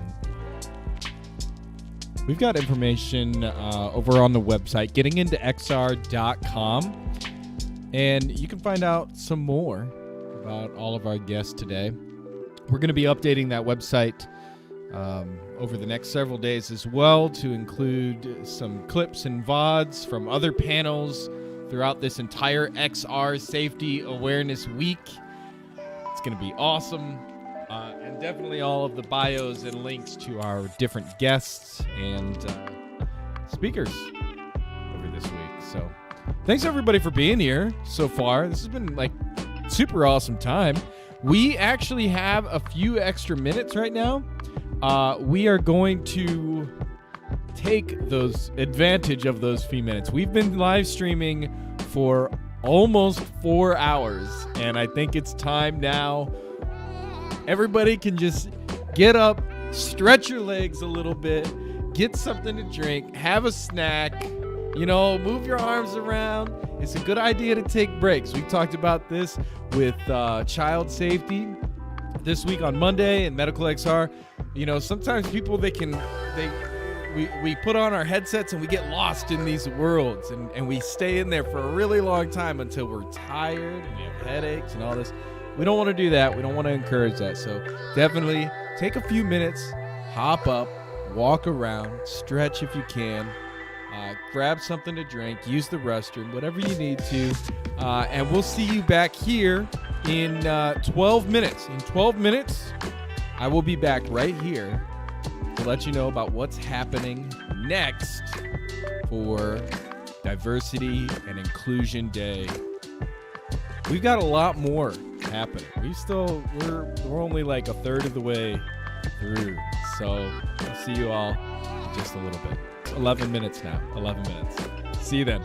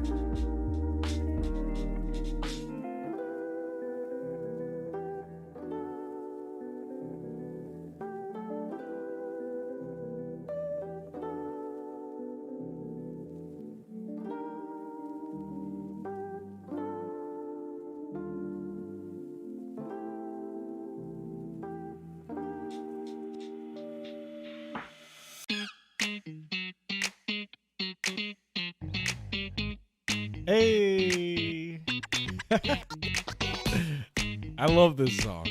I love this song.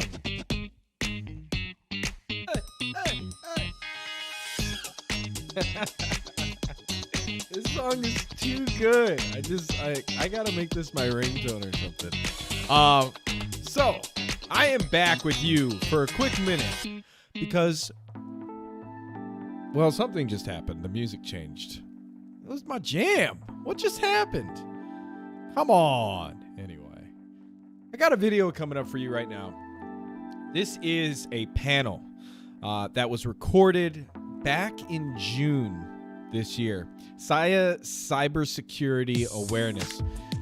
It has April, whom you know already, is on this panel. So is Mookie Colhan and Vandana Verma and a couple of other people as well.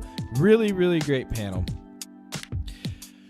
Gonna play this now, and the topic is, of course, diversity and inclusion, but impact on emerging technologies, and they have definitely a whole lot to say. We're gonna get that started.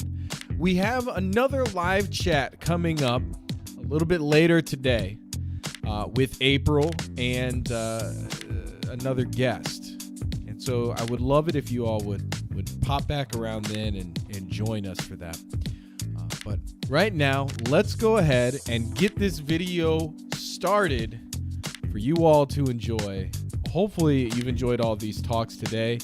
And like I said, we have so much more to come. Another AltSpaceVR event is coming up later today. You can join that AltSpaceVR event.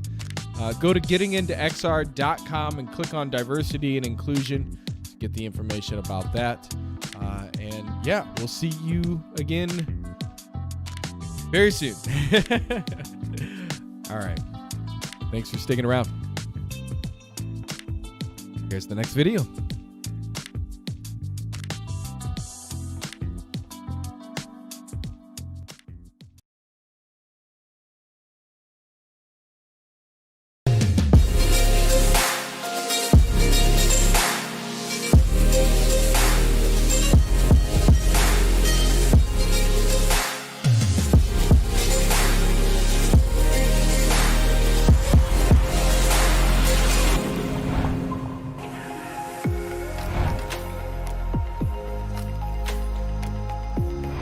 It appears that we're live, ladies and gentlemen. Welcome, welcome, welcome, welcome, everyone from all corners of the world. And we've got Bandana back! Yay! Yay!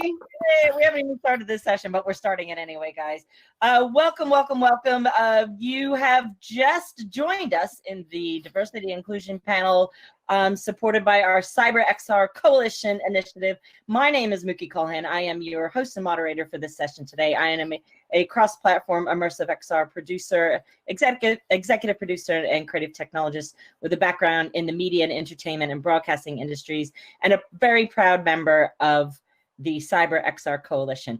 So I think because we started a tiny bit late, rather than me, this session we will cover things that are rich and knee-deep in what makes diversity and inclusion so important in our emerging technologies. We have an amazing panel, cross-industry and cross-disciplined that specialize in these kind of areas. So just to kind of cut more to the chase and cut my intro down, we're going to introduce each other one by one. Tell us your name, what you do for a living, and why not? Let's go your favorite lockdown dessert. Lawrence, starting with you. Hi, I'm Lawrence Wagner with Spark Mindset, and my favorite lockdown dessert is peach cobbler.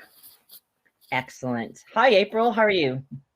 Hi there, Mookie and all. My name is April Boyd-Noronha. I am the Global Diversity and Inclusion Advisor for XRSI, as well as the lead for the CyberXR Coalition. Favorite dessert? I don't know. Cake, chocolate cake. Why not? Why not? And Deirdre, how are you? Hello, welcome. Yes. Hi. Deirdre Diamond, I'm the founder and CEO of both SecureDiversity.org, not-for-profit, bringing women into cybersecurity and supporting free training, as well as the founder and CEO for CyberXR. We're the largest cybersecurity direct staffing firm in the U.S. Fantastic. And I know I got the tweak of your first name. Can you say it again? Deirdre. Deidre. Deidre. No worry. No one can ever say my name right. Or most people think I'm a Japanese punk band until I show up in the room and I'm this crazy American Hungarian. Anyway, Vandana, welcome. Finally, we let you back in the room. It's only like 5 a.m. in India. So all the way from India, Vandana Verma, please introduce yourself and what you do in your company, and welcome. And your favorite lockdown dessert. Oh, sure. So I'm one of the global board members of OWASP, Open Web Application Security Project. I also run a community called InfoSec Girls. So I'm one of the president for InfoSec Girls. My favorite dessert is custard apple because there's nothing that I can make apart from that. So that's the easiest one. Fantastic. And you probably think I'm getting away with my own lockdown dessert question, but I'm actually making too many desserts. A great one is banana, because you buy all the bananas and the fruit and they go mushy. You got to make banana bread, and a great banana cookie that's only 4 ingredients. It's banana, oats, peanut butter, and chocolate chips. 15 minutes, boom, Bob's your uncle. But back to the session, guys. So diversity, inclusion, emerging technologies, cybersecurity. We have lots and lots of questions to get through and lots of things to bring up, from the online safety and how we have responsibilities, how our corporate communities have responsibilities. Let's thinking about the new gender bias issues that like even Google bring up, the UK government's releasing white papers on online harms, even in our building platforms, like how can we make sure that emerging technologies can start with inclusion and diversity and fairness and security and equality, and what role do we play in that in each of our sectors? So I'm going to have a quick throw to April, who's going to tell you a tiny little bit more about CyberXR and what we stand for and what we mean. And then I will throw to you, Lawrence, to kick us off. So firstly, over to you, April. Yes, thank you, Mookie. So the vision behind the CyberXR Coalition, well, let me take a step back. We started or launched earlier this year in 2020 under the umbrella of the XR Safety Initiative. And the catalyst for that was a need for a global, unified and collaborative D&I ecosystem that surrounded cybersecurity and XR. And so the vision behind that was to help build safe and inclusive environments around digital experiences. And along with that, though, was to build that safe and inclusive ecosystem. But the meat and bread of the CyberXR Coalition is that it is seriously a global collective. We pretty much touch every end of the world when you look at who is comprised of the CyberXR Coalition. Equally important is the fact that we literally have diverse representation. When you go to our website, or you see our collective collage of all of our members, which includes the XRSI, in addition to 10 collaborative entities, individuals, and organizations that all appreciate and surround that diversity and inclusion collective vision. So when we talk about being a diverse coalition, we not only walk the walk, but we talk the talk. And addressing those issues is what we've, the coalition's really newly formed. And yourself and Kavya, putting a great dream team together, and it's, we're all very super proud to be a part of it. So we're going to talk a little bit more about that when we get to you toward the end of the session, and plug some of the social channels and really let people know that they can contact us at any time. So, right, the joys of live streaming. The sirens in the background are after us. So Lawrence, welcome again. Again, when we caught up on the phone before this session the other day, what you do is so amazing and so fascinating. So I'd love for you to kind of deep dive into some of the initiatives that you're doing within D&I and your role. Yes, so Spark Mindset prepares middle and high school students for cybersecurity careers. We focus on women and we focus on minorities, especially in low-income communities. So we look at cybersecurity as a way to break the cycle of poverty in their lives. And then in addition, we look to level the playing field. So when you hear things like affirmative action, things when they say, I wish I can judge people by their talents and not their race and not their ethnic, gender.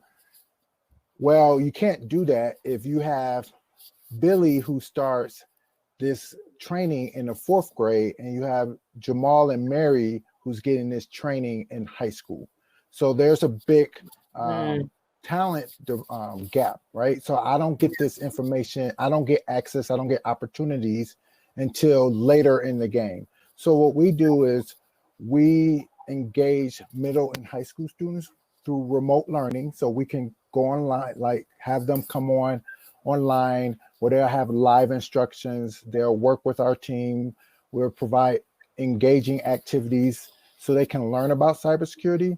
And then when we do our in-person programs, we use virtual reality. So we use virtual reality games so they can see abstract concepts of cybersecurity in fun and engaging ways. We also prepare in high school, we have a 2-year program that prepares students for the Net Plus and Security Plus certification. So these are industry certifications that they would need so they can actually get jobs. And what we're trying to do is cut out these things, like when you hear from Cisco Cybersecurity Almanac, when you hear there's only 20% of women in cybersecurity. When you hear from the National Science Foundation that says there's only 3% of minorities in STEM career fields.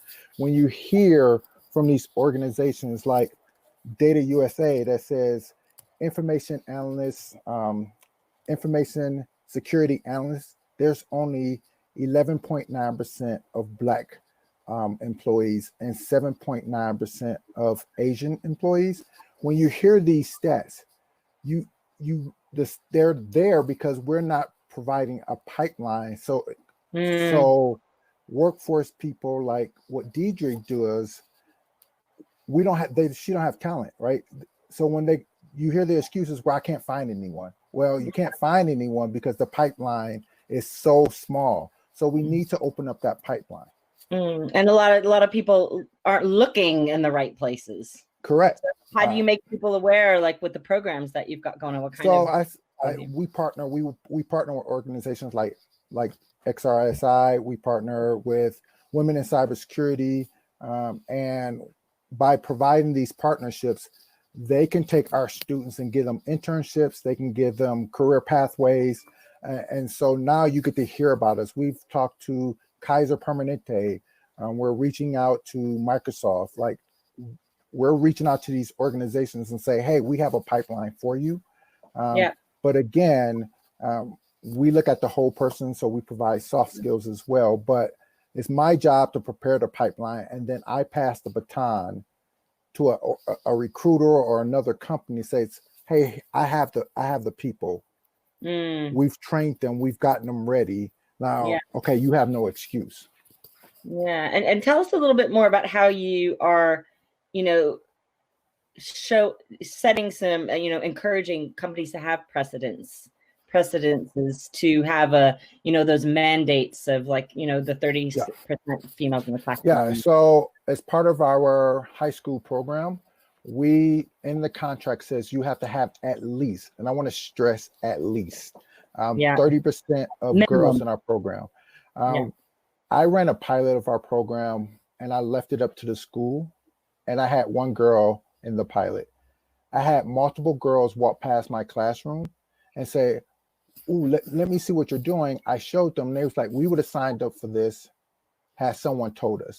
And so now I don't leave that for someone to tell them. I make the school be able to provide 30%. And if they don't, then they're not our partner. We know that you can't work with us. Like, that's a mandatory part of our program. But what you're doing is so important and so amazing. So that way it fuels the companies that can, set those boundaries from the beginning and make people more aware.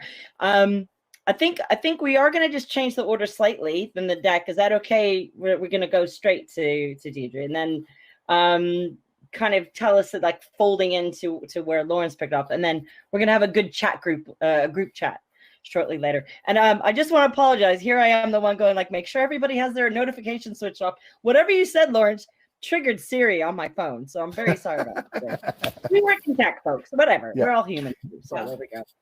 So, hello, Deidre. Just go ahead and reintroduce yourself and tell us how your company operates and moving D&I forward in cybersecurity. Yeah, and in particular with what we're doing at XR Coalition, and why, like you said so well, all our different backgrounds coming together, which is to set standards. Yeah. And, you know, what really interests me is setting the standards for inclusion, and what Lawrence is doing by getting to the populations that he's getting to and selling cybersecurity jobs in the way that he is a way of impacting inclusion, because so many lower income or regions throughout the world don't have access to people saying, hey, these cyber jobs are here. Yeah. And what I did going back about 4 years ago is develop the 35 job categories for cybersecurity. It started at 31 and now it's 35, and it'll continue to grow. And it's a resource that's really important when we think about inclusion and bringing in diversity, is what jobs do we have? And there's so many different kinds, and we have to be able to understand the different ones so that we can facilitate people coming in. And so I'm super engaged in that conversation, which is, how do we cover all job categories? We're short 2.5 million in the world, and it's only growing, and those go across all 35 job categories. And so we must focus on them all. And then most importantly, the reason why I'm super interested in this, standards creating, is that we need standards around how humans interact with humans. And XR technology, 2D technology, as we're all on these video conference calls now and interviews are on it's really a great time for me to continue my work in the emotional intelligence arena of skills. So we've got a lot of IQ going on in emerging technologies. We need to make sure we've got a lot of EQ skills going on in emerging technologies, so that we can welcome, these diverse people that come in. And so for years, I've been working around the content of what are the skills of emotional intelligence, and how does that show up in human interactions and team interactions. And so I'm really focused on helping create that, such that we can have our workforce happy too, not just have a workforce, but have a happy workforce. Yeah, exactly. And I know that we were, just one caveat to anyone watching and listening and paying attention and everything. We had a brilliant slideshow prepared with some cool visuals with everyone's kind of expertise. Do you mind going into a little bit more detail on that definition of EQ? Absolutely. Yeah, absolutely. We're all very familiar with IQ and testing our IQ and what have you. And the reality is IQ really caps out in terms of what one human's able to do by their early 20s, and most people late teens, but early 20s, it's safe to say that whatever your IQ you have. Emotional intelligence is different. It's been proven that this can grow for forever. And so what emotional intelligence is really, and this is a really important definition to break down. So it's the capacity to be aware. Aware is our conscious mind, which we use at like a 1% most of the time. So, it's a real art. It's a skill to be aware. So the capacity to be aware, control and express one's emotions, and to handle interpersonal relationships judiciously and empathetically. And so we need to bring that into business and team interaction, whether it's one-on-one or one-on-many. There ought to be standards to how we engage in words and behavior greater than we have today. And do you have any? Can you kind of rattle off any examples of even your draft notes of what that D&I playbook would look like. What is the language? What is the language that needs to be included and people need to be aware of? So we can kind of roll into that retention and how do people stay in a job rather than why are so many people leaving in a job? So a little bit of the playbook language and retention. Yeah, there's a framework that's super important, and one of the pieces to the framework is the ability to have a win-win conversation. Which means that somebody most likely isn't going to get exactly what they want in sort of that meeting or that discussion, and yet they're leaving feeling good, and they're leaving feeling inspired. And considering how many problems we're solving all day long and just, triaging problems, we're dealing with problems all the time. When we come at problems with this concept of, win-win, how do I make a win for everybody? What's the solution that is a win for everybody? And actually thinking about that before engaging in that solution, it's a totally different experience. People don't need to, feel anything other than respected to enjoy work, and so when people come at communicating with win-win, there's a high level of feeling of inclusion. And this is what's missing for everybody. This is what's missing for the majority of the workforce. And so when you try and put diversity, i.e. minorities, into that environment, they're just operating within that chaos too. And so in my opinion, it really doesn't work for anybody. It certainly doesn't work for minorities who can't find shelter in, teammates maybe. And so I want to change that game. I see our ability to bring in minorities and be inclusive really rides on our ability to communicate with win-win, with empathy and compassion, and with responsibility and accountability to equal treatment of roles and responsibilities. And so this matters to me greatly because I've experienced it. It's the reason, let me just tell you, it's the reason why I represent the 1% of women that are founding CEO tech leaders. It's because I worked in environments like that. Otherwise, I mean, why else would it happen to be that I was able to be? Exactly. And we it's really, really, really great points. And again, I bow to you for all of you, the 5 or 4 of you, for the work that you are, embedding into what society really needs to sit up and take notice for, which they are. It's down to your work. And we talked about, there is no diversity without inclusion.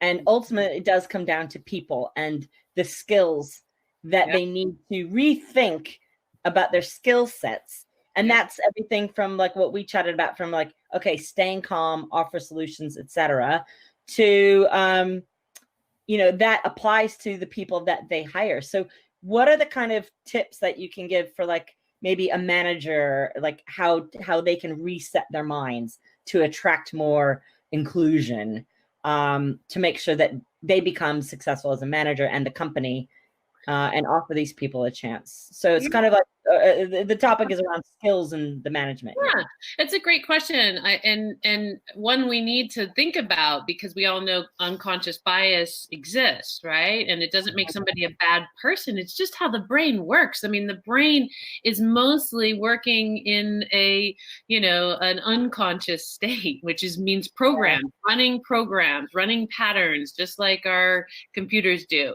And so in order to not get caught in that trap, I think the best thing somebody could do is actually identify the tasks and the projects that they really need it done, that they want this person to do, and talk about those tasks.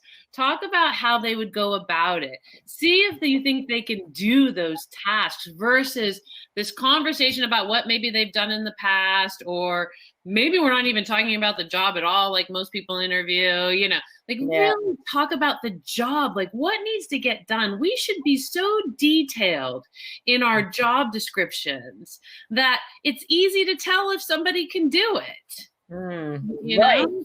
Exactly. And then I guess is higher education a part of it, you know, to make like more inclusion in classes in a higher education level. Because with Lawrence and Vandana and April, you know, and what you guys are doing. So education is a problem, right? It's a financial barrier in this country and probably in the world. I haven't studied international. I know this country inside and out in terms of jobs and the tech industry and what have you.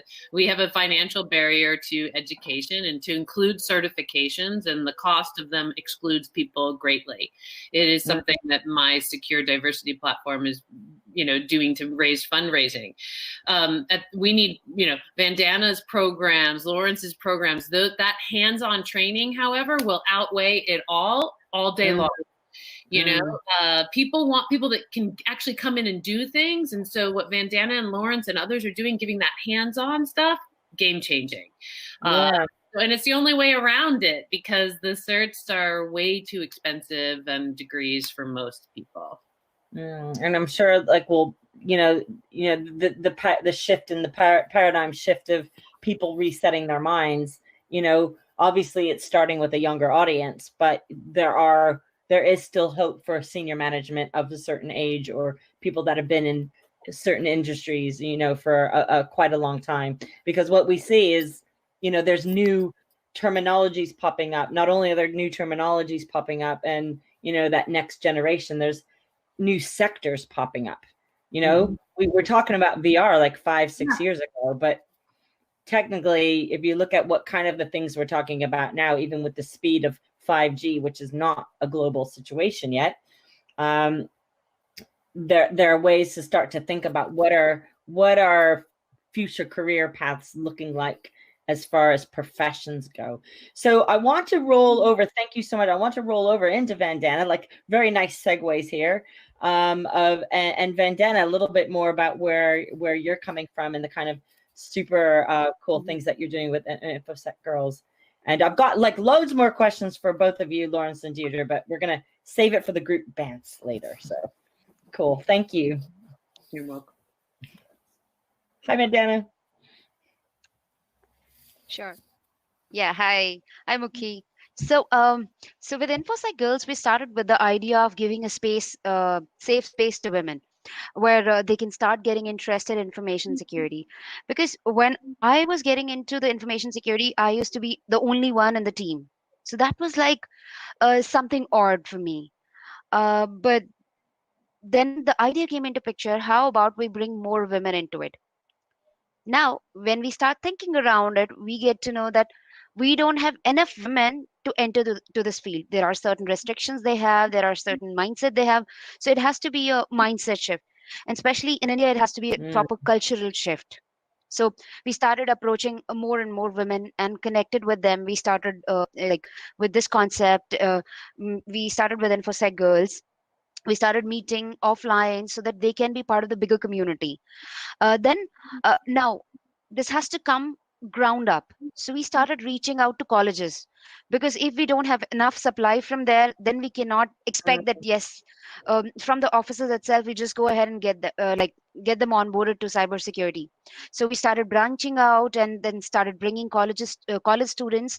And when we target college students, we don't specifically target women, but we target both of them, because it has to be, everyone has to be on the same page. Everyone has to be onboarded and given the equal opportunities before even moving out of the college. So right now, the initiatives that we are we are training college students on cybersecurity aspects, be it application security, network security, and then telling them that how exactly the industry works, because cybersecurity is a very vast area. Anything that you have in IT, that has to have a cybersecurity associated with it. So We have that. Then we conduct weekly sessions, which are online now. Earlier we were doing it like monthly on the YouTube channel, but now they are, as we are all home, so we are doing weekly sessions. We also do monthly meetups at different parts of India, like and even in US, Italy. We're branching out and like some other places as well, but every part of India we have like over 15 chapters, and some more chapters are coming on. So we do monthly meetups wherein people can meet in person, because when you have a person in front of you, then you're feeling more closer. It gives you warm feeling. So till now, InfoSec Girls has conducted over 50 trainings, helped over 3,000 candidates, diversity candidates, by providing and leveraging training opportunities in multiple countries, starting with the different parts of India, USA, London, Egypt, South Africa, and there are a few more in pipeline, even in Tel Aviv, to name a few. And coming to the conferences, we have given training at APSEC conferences.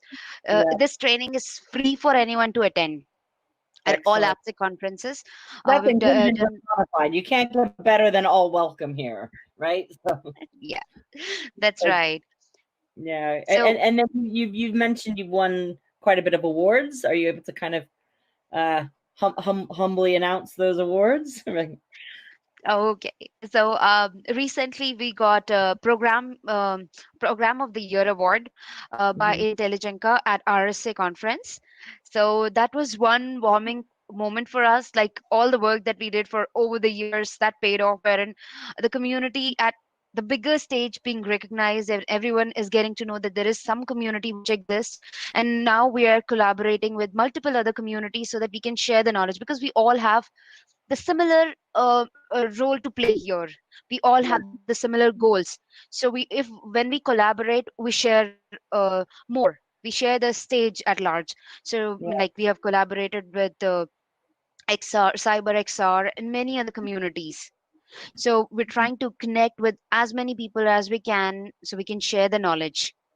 Yeah, I love that. I love that. Like, collaborating and sharing more. And we are in a day and age of, collaboration is more important than ever before.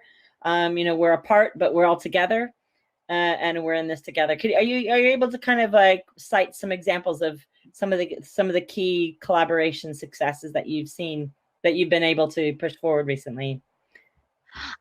Yes, absolutely. So I would say that the recent ones, if I can say, that we have collaborated with conferences, so we recently did a training at OWASP Seaside, wherein we had over 170 people in the class.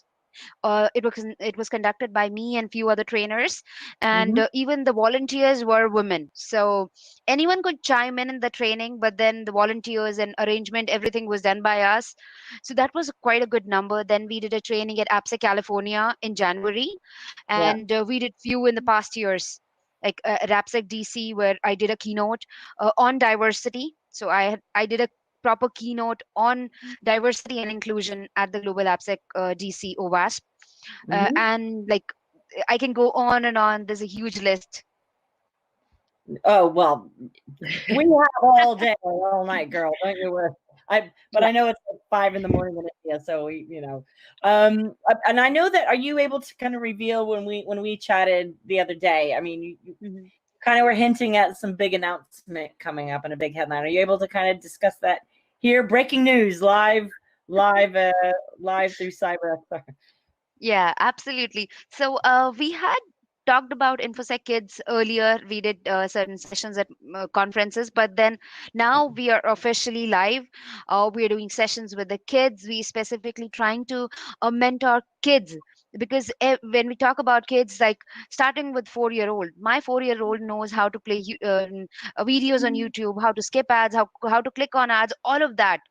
He knows how to operate laptops when we didn't know about it. Now every kid, when they are working on the laptops, so they need to understand that what cybersecurity is, especially on the social media ethics, that what should they be doing, because we know that kids are the soft target, and they are becoming becoming prone to the cyberbullying, which shouldn't happen to the kids. So we are trying to educate them about all such topics by gamifying it. We are telling them what they can do when they're using their phones, what they should be doing. And similarly, the similar guidance is there for the parents as well, because parents, it's very difficult to manage what the kids watch on the phones or on the laptops. So what they should be doing, like, it's just an overseeing, not controlling. Of course. And I think it, we applaud you tenfold, and we've got some really great feedback coming up in the chat here. I've switched over to the event chats. I'm not backstage anymore. We're front of stage. So thank you very much. There is definitely some actionable intelligence.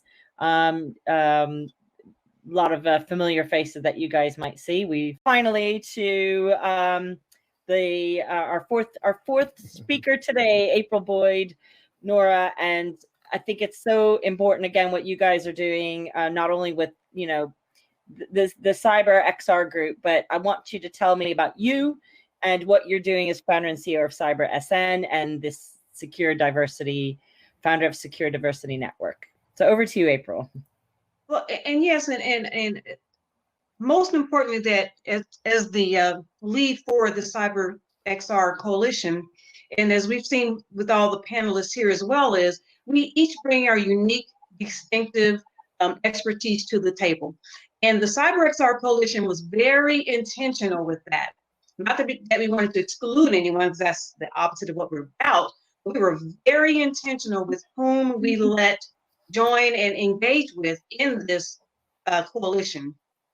I do want to circle back to two things, though, about the mission of the coalition. Is, two main frames of it was to address social and technical biases in the XR and cybersecurity realm, and then two, to build that safe and inclusive ecosystem, which all of us have spoke about before. But then that brings me to myself as the lead role with the CyberXR Coalition, is that, people ask, well, how did you get involved in it, or what's your background or journey? And I always refer to 3 Ps. First and foremost, and some of us have talked about it previously, is that I'm a parent. And when looking at emerging trends and where the next gen needs to be positioned, I have 3 children. My oldest is a 21-year-old daughter, and she's upstairs now. She's interning, where she's able to work from home. And, the dynamics of that, both your mom and myself and her work from home. Years ago, it would have never happened. So, when we talk about being inclusive and creating safe environments of that cybersecurity, and she's a cybersecurity major.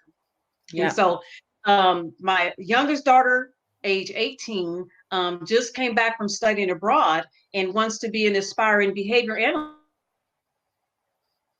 analyst. And then my youngest son, youngest child, a son, is 14, and he's already an award-winning competitive drone pilot. So when we talk about making sure that there's that pipeline available, when we talk about making sure that when they do enter the workforce, that they feel safe, that they feel inclusive, that it is diverse. And kind of to what Vandana spoke to already, the parents are on the forefront of this. We are on the forefront of that. My second role as a professor, I teach health information management, cybersecurity, and computer information systems. So I like to brag and say that I teach in the trifecta of programs at the college. So I love that. Love it. So I'm uniquely positioned in that area. But then along the way, parent, professor, I also serve as an advocacy role. I have a consulting business, the STEM Broker, where, like many of us here today, I bridge that gap and make sure that that pipeline is not siloed at any point. And so I just serve in that role, which brings me to today, as the global advisor for D&I for XRSI, lead here at the CyberXR Coalition. So it's come to fruition, and for most of us here on the panel today, but that is what makes us and the CyberXR Coalition uniquely positioned to do what we do. Exactly. You hit the nail on the head. And what everything that we're all collectively talking about today leads down the road to a shinier road of diversity and inclusion. And, I do put inclusion first before the diversity as well. And, you were mentioning, these are new ecosystems that we're adopting and formulating. And April, I'd love you to kind of go into your 3 A's. You mentioned your 3 P's. But the 3 A's going into the new ecosystems of D&I. And I'm trying to refer to my slide, but yes, when we look at our role collectively as the cybersecurity, CyberXR Coalition, we know that, there's going to be a global collaborative effort for us all. And so when we look at how can we best position and leverage ourselves with this collective expertise that we have, when we ask and ask for further engagement, we see 3 roles that persons can serve in. And that is as an ally, where you are strategically positioning our cause. And it's not our cause because it's a collective cause, but where you, as an ally, you strategically position our cause, whether that's in a private meeting, whether it's on a golf course, and you guys know where I'm headed with this, but to where we cannot get into or where we have not been invited, you can serve as our ally. Now, a second role is that people collectively in the community can serve as our advocate, where you consistently promote our collective goals. We already talked about our mission and our vision, but as an advocate for or with the CyberXR Coalition, you can collectively and consistently provide and promote our collective goals. And then a third role is to serve as an active participant. And that's where you are actively supporting our mission. And one perfect way to do that, I'm going to kind of pitch it here, is to pledge to the concerted effort of the CyberXR Coalition. What we do as a collective, and as I mentioned before, it's the XRSI and then 10 strategically, strategic persons that we are collaborating with, whether they are an entity, an organization, or an individual, such as what you see here in the panel today. Now, the good thing about this, when we're talking about your role, the collective audience there, your role, now you can serve in all 3 of these roles. You do not have to only position yourself for one, so you can equally serve as an ally at some point in time, an advocate, and as well as an active participant along this journey with the CyberXR Coalition. I think it's thank you so much for laying down those foundations. Yeah. And can you just rattle off the website again and the social handles where people can find? Yes. So we have a get started with us link on the xrxi.org website. And that will lead you right there to show all of the other organizations that we collaborate with, and specifically lead you to specific ways where you can collaborate with us, and the different ways that I suggested today, and then that are available on our website, xrsi.org. And then there is a CyberXR Coalition link that'll take you right to us. Perfect. And I've stuck that in the chat. So ladies and gentlemen, from around the world, every time zone, every corner, no matter where you are, what room you're in, we are going to start to open this up to any kind of audience participation. So think about some of the questions you'd like to ask my beautiful, talented, super intelligent panel. I'm going to start a little group chat first while maybe getting people warmed up. And if there are no questions right now, you can also feel free to contact us through the website, and we'll get back to you on Twitter. We've got our social handle. I did put it on that last slide. The Twitter handle is @CyberXR. I should know that. There we go. So as a group, let's just feel free to chime in with each other as best we can on one video talking at a time. What is the most important thing to you? I'm going to go back to you, Lawrence. I know you're I didn't want you to feel like you're left out. But what is the most important thing to you as far as like shifting the mindset of the world? So the name of your company is brilliant because it's Spark Mindset. And I love that. I love it. So kind of putting that to you, but also so what's the most important thing about shifting the viewpoints of diversity, inclusion, equality within our tech communities and emerging technologies, starting with you, Lawrence? It's a combination of things, right? So the first one is I want to give people hope.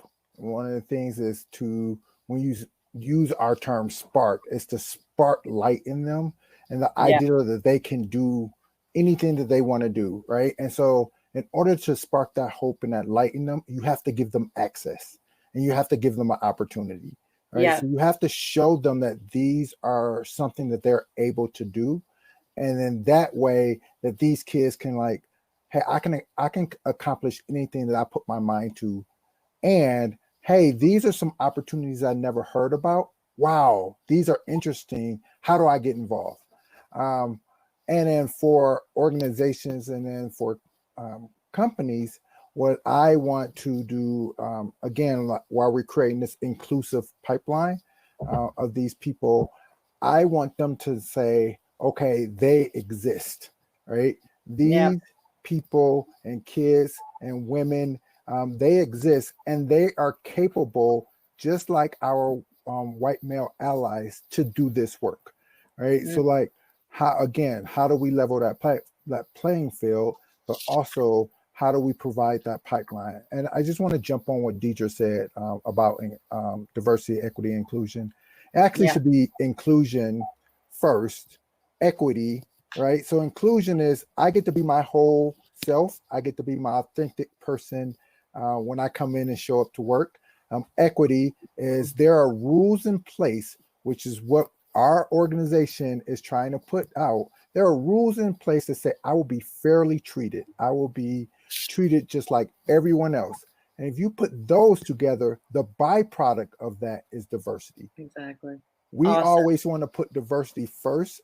And when you put diversity and you put someone based on race or gender or sexual preference into an environment that's not inclusive, they will die, right? They will leave because you would like crush them, right? So we want to provide a pipeline to organizations that have this in place. And that's why it's important for us to partner with organizations like Deidre and Vandella and XRXI, because these kids need to be able to continue that hope and that spark that we put inside of them. Brilliant. That's brilliant. So hope and access. Deidre, the most important thing to you, over to you. Yeah, I'm twofold too. So one is, everybody, whether they're young, any age, any gender, being fulfilled in work is really important to me. We spend more time working, and having realized in my life that I enjoy my work so much, and so do the people I get to work with, that those cultures, can also make money. And big money, and so I want to be able to make sure that everybody has access to that opportunity, and not just the 1% that gets the culture, that has that creates that, right? And then the second piece is that words are just tied to that, words and behavior. And while society has put in laws of discrimination and harassment and assault and so forth, society has been really reluctant to take that into real, work accountability. And so I'm really committed to managers. Anybody who's, I don't consider a manager necessarily a leader, or a leader to be a manager. A manager means somebody reports to them, or multiple somebodies report to them. And anybody that has a management title being accountable to words and behavior that creates inclusive environments. And that is super important to me, because it will create people loving their work environment. So, they're tied together, but the foundation of the accountability to managers and words and behavior is super first. Words and behavior. I think we're finding our two keywords. And what about you, Vandana? Like, do you agree with those? There's other things popping out in your mind that are going down that road? I absolutely second what Lawrence and Deidre said. I would add just a few lines to it. Without inclusion, we cannot have diversity. And if we have diversity, we can cultivate more diversity. And by looking at the people, or the number of people we have in cybersecurity workforce, it's not very much. We have a very small community. And especially with skills and personality traits, it becomes more and more smaller. So we need to have diversity and inclusion in place. And the way we talk about a skills shortage in this field. When we start looking at diverse people from different backgrounds, from different arenas, gender, ethnicity, it brings us to a different level, and we can fill in that space as well. So We all are approaching in a similar way, and we all have to work towards it. So I'm hearing skills growth, cooperation, and again, back to collaboration. And rounding out with you, April, and we're going to get some audience questions coming in too. Great. Well, from the standpoint of the CyberXR Coalition, I have to go back. I'd be remiss if I didn't say this. At this point, so we know we have four dynamic persons besides myself on the panel today. So, collectively or individually, what is your role going to be? I with every presentation that I give, I always like to have a call to action. So now, what is the call of action? What is going to be your role? We've laid out 3 already: as an ally, as an advocate, an active participant, or all 3.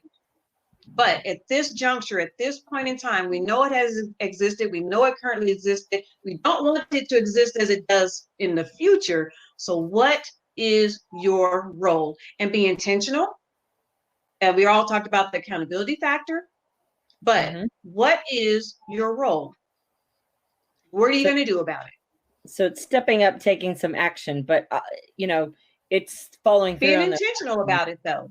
Exactly. Yeah. And that's where I think anyone that's listening and watching, or watches this back or listens back on demand, it's a challenge out to you in a positive way to choose a new way to think and take some actions about it, and let us know what comes out of the little mini goal that you're setting. And is that hiring somebody that you've not hired before? That, look around your teams, physically, emotionally, the skill sets, the levels, and looking around you and choosing to make good choices and good additions to where we're at. So I want to go to our little chat, and we've got some of our audience asking some questions here. So Isaiah Jones from, I'm not sure where you're based, but we got a question about how are you reaching inner city and the poor rural school kids? Who would like to kick off with that one? So I can start with that. Sure, go for it, Manda. Sure. Especially in India, if we say InfoSec Girls is trying to tie up with a lot of NGOs, because they have the content to reach the rural areas. The only problem is the people. So we are collaborating with them. We are helping them with the resources and going to the rural areas so that we can get them onboarded as well. Because there are places where the technology is still not there. So we need to make sure that we have the technology for them available, and then we bring cybersecurity to them. Perfect. Yeah. We're in a time where rural and inner city has the most access that they've ever had because of COVID. There's organizations that's providing these kids with free internet. There's, of course, there's people that provide them with computers, Chromebooks. And so how do you partner with organizations or collaborate with organizations that's already in these communities that has access to these kids? And so for us, like we work in New Orleans, we partner with Youth Force NOLA. And so they are already working with inner city kids. We're reaching out to the Boys and Girls Club. So finding organizations that's already working with the kids instead of having to reinvent the wheel. That's a great, I'm so glad you brought that up about working with the organizations, because there's likely to be grown adults running these organizations. And Isaiah in DC, USA, welcome again. We found out where he's from. Was touching on, like, are you working to educate the parents? So April, Deirdre, anything? I mean, obviously, in the grown-up adult workforce, there are likely to be parents in there, which hopefully, if they are able to embrace and take action on some of the, the playbooks that are being created, they'll be able to apply that within their own home and teach their children the next. One thing that I caution as I consult or talk with parents of children that are or not in a STEM or on a pipeline for emerging technologies is that you don't have to be a guru yourself. I wasn't a guru myself. Now, my children were familiar or relatively comfortable with being around computers, and I ran a couple of computer labs, yada yada. So I was comfortable with that, but comfortable enough to or introduce them to that. But they still have to find their own way. But I always preach that parents are the greatest untapped market in this whole dynamic. We really are. And I always caution parents, if you are not a guru, don't worry about it. Just show them the way. Because we have the Deidres and the Bandana and the Lawrences and the Mookies out there that will be waiting. And the CyberXR coalitions that will be waiting to show them the way. Yeah, exactly. And I think one thing that we probably could have and maybe this is a separate panel, part 2 panel coming up shortly, soon, about making our platforms safer and more accessible and more inclusive. And when if anyone eavesdrops in on our CyberXR calls, that's all I'm banging about, because a lot of the things that the people that I'm hiring and products that we're working on, and the big major brands, and that's a broadcaster or a record label, they're having to use platforms that exist already that have now are playing catch up on how to be inclusive and secure. And I rattled off Google and YouTube and the things that these major companies, Facebook and everything, did they build that from the beginning with that in mind? Probably not, maybe, but are new companies starting to do that, and are existing companies changing the way that platforms are made? Yes, I certainly bang on to that. And I think that's probably another panel, but I know where we started a little bit late, and we have a full session of events coming up for the rest of our SIA 10X Cybersecurity Awareness Tour. So one final wrap-up word from everyone, please. And starting again with Lawrence, and then Deidre, and then Vandana. One final word of positive action, if you in one sentence, please. Yes, I think the word is again, I must always go back to opportunity and access. And we need to start getting these opportunities and access to kids, even younger than the middle school kids that I'm working with. We need to really start at elementary, but there's other organizations that do that. And so, yeah, that's what we need to do that. Cool. Over to you, Deidre. I'd say we all want the same things in life. If we think about it, we all want a job that we can count on, that's interesting and really works with our brain. We all want to feel respected. We all want to feel loved. We all want to make as much money as possible. And so if we all want the same things, then we all ought to, come to the table with the same behaviors so that everybody can get it. I really want people to recognize we can all have it. It's really, you have to participate in that program. Perfect. Having it all. And over to you, Vandana. Thank you, guys. So I would say, if in the community you feel like that you don't belong, then buckle up. Believe in yourself and engage with the technical community that we have here. We are all there for you. Leverage as many opportunities from scholarships, from travel grants, from meetup groups, networks, and the communities that we have here, because we all are from different groups, but we are all supporting the same cause. Yeah, perfect. And wrapping up with you, April, before we sign off for the session. Right, and just to reiterate, the crust or the gist of the CyberXR Coalition is that it is a global collective. The XRSI, the 10 other groups that join us, you can go to our website for that information. And then equally important, we are a diverse representation of various realms, CyberXR, in the emerging technologies of this time. Awesome, guys. And I just we're gonna wrap things up. I just want to thank my brilliant panel. Round of applause, everybody. Round of applause. Yay. I hope we're clapping everywhere, that we are live, we're on stage, we are global, we are around the world, we are CyberXR, and we are live at SIA 10X Cybersecurity Awareness Tour. Thank you so much, April, Deidre, Vandana, and Lawrence. I know we've got some friends, Lisa, Kavya, and Alina. Everybody's live. Thank you to Claire and Jonathan and Marco and everybody.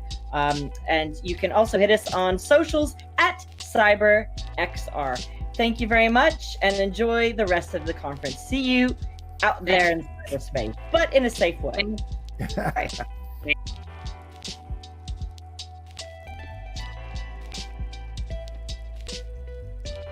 Well, that was something. Vandana had a really brilliant comment there at the end that hit me. She said, if you feel like you don't belong, buckle up. Take every opportunity that you can to connect with people. Scholarships, grants, interviews, panels, live streams, just conversations one-on-one. Because these people are there. And I gotta say, for myself, I came into, I met Kavya Perlman last year through Tomas Henning. We were talking about the Child Safety Initiative and bringing some safety guidelines to Minecraft community. And through that conversation, I had this phenomenal opportunity to start working with the organization and just, you know, in some small ways. And I felt very out of place sometimes because these are brilliant people. I'm a Minecrafter. I'm a Minecraft YouTuber and live streamer. And, you know, I've done some education stuff here and there. I've done the whole, you know, after school program, instruction, teaching sort of things. But primarily, I'm a Minecrafter and YouTuber and worked with game hosting company. And I'm, you know, having conversations with these phenomenal people from around the world, experts, cybersecurity experts, and just blows my mind. And yet, what Vandana said was true. You feel out of place, buckle up, take the opportunity, run with it, get to work. And it makes me think about what April said right during that last panel, right? Get to work. She asked everybody, she pushed everybody, hey, what is your call to action? What is your action? What are you gonna do? We can't just have conversations. Conversations are great. We gotta keep having these conversations, but we can't just have conversations. It doesn't stop at the conversation. What is your call to action? If you're gonna buckle up, where's that car going? These are questions that are important. I've had a good time today. We still have plenty more to get into. I keep saying that because it's true. In fact, I'm going to make a small change. To those of you who are listening in, you don't realize that this is a change.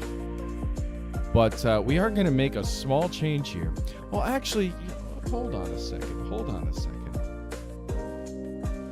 We have coming up right now OpenAR Cloud shifting the mindsets in spatial computing and XR. This is a conversation that was had back just a couple of months ago with, let's see, April Boyd-Noronha, you already know her, Sanchari Das, Alina Kadlubski, Joel Charlat, and Rodrigo Tamalini. We already heard from Rodrigo earlier in the week at the Child Safety Day. And Alina was also in a video that we released earlier today. Why did you fall in love with XR? And I'm going to play that for you again right now. And we're going to get ready for a great panel called Shifting the Mindsets in Spatial Computing and XR. And let's dive into that. But first, let's check out that video again. Why did you fall in love with XR?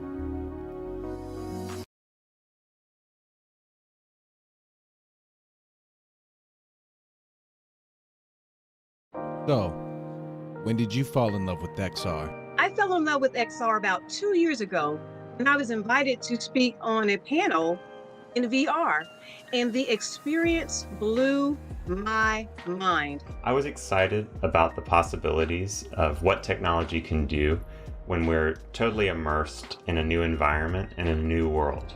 I was like, what is this? XR allows us to transcend time and space, build new universes, and be whoever we want to be. Falling in love with XR was such an easy thing for me to do. I'm committed to making sure the future of XR will be diverse and inclusive for all. It already and will, over the next couple of years, even more affect every aspect of our lives and the way we interact with each other and our surroundings. What I love about XR today is the community, is the collaboration, is the passion that all the people involved in this domain and the ones that are just stepping into, that are just getting into XR. I was a computer science major and worked with a blind student in the classics department to give him access to ancient world maps. And become part of a world and an environment where you felt safe and can explore and have elements around you that you really have never seen before and can't get with a traditional linear formats. And that's when I realized I am so in love with this domain because I have a very important role to play. I love that the CyberXR Coalition is leading a global and collaborative effort to help break the barriers of entry into XR. It's a once-in-a-life opportunity to be part of shaping a new era of computing. Virtual reality, augmented reality, spatial audios, three-dimensional, immersive, interactive platforms and experiences, and knowing that there's worlds to step into, worlds to build, and worlds to share. And then finally, which is my favorite one and so necessary in this, post-pandemic world, is the ability to heal. And a lot of people don't realize that, but that is the power of XR. It can actually heal you. We're going to help ensure that companies have these technologies working for everyone, including people with disabilities. Technology just caught up with our imagination. When did you fall in love with XR?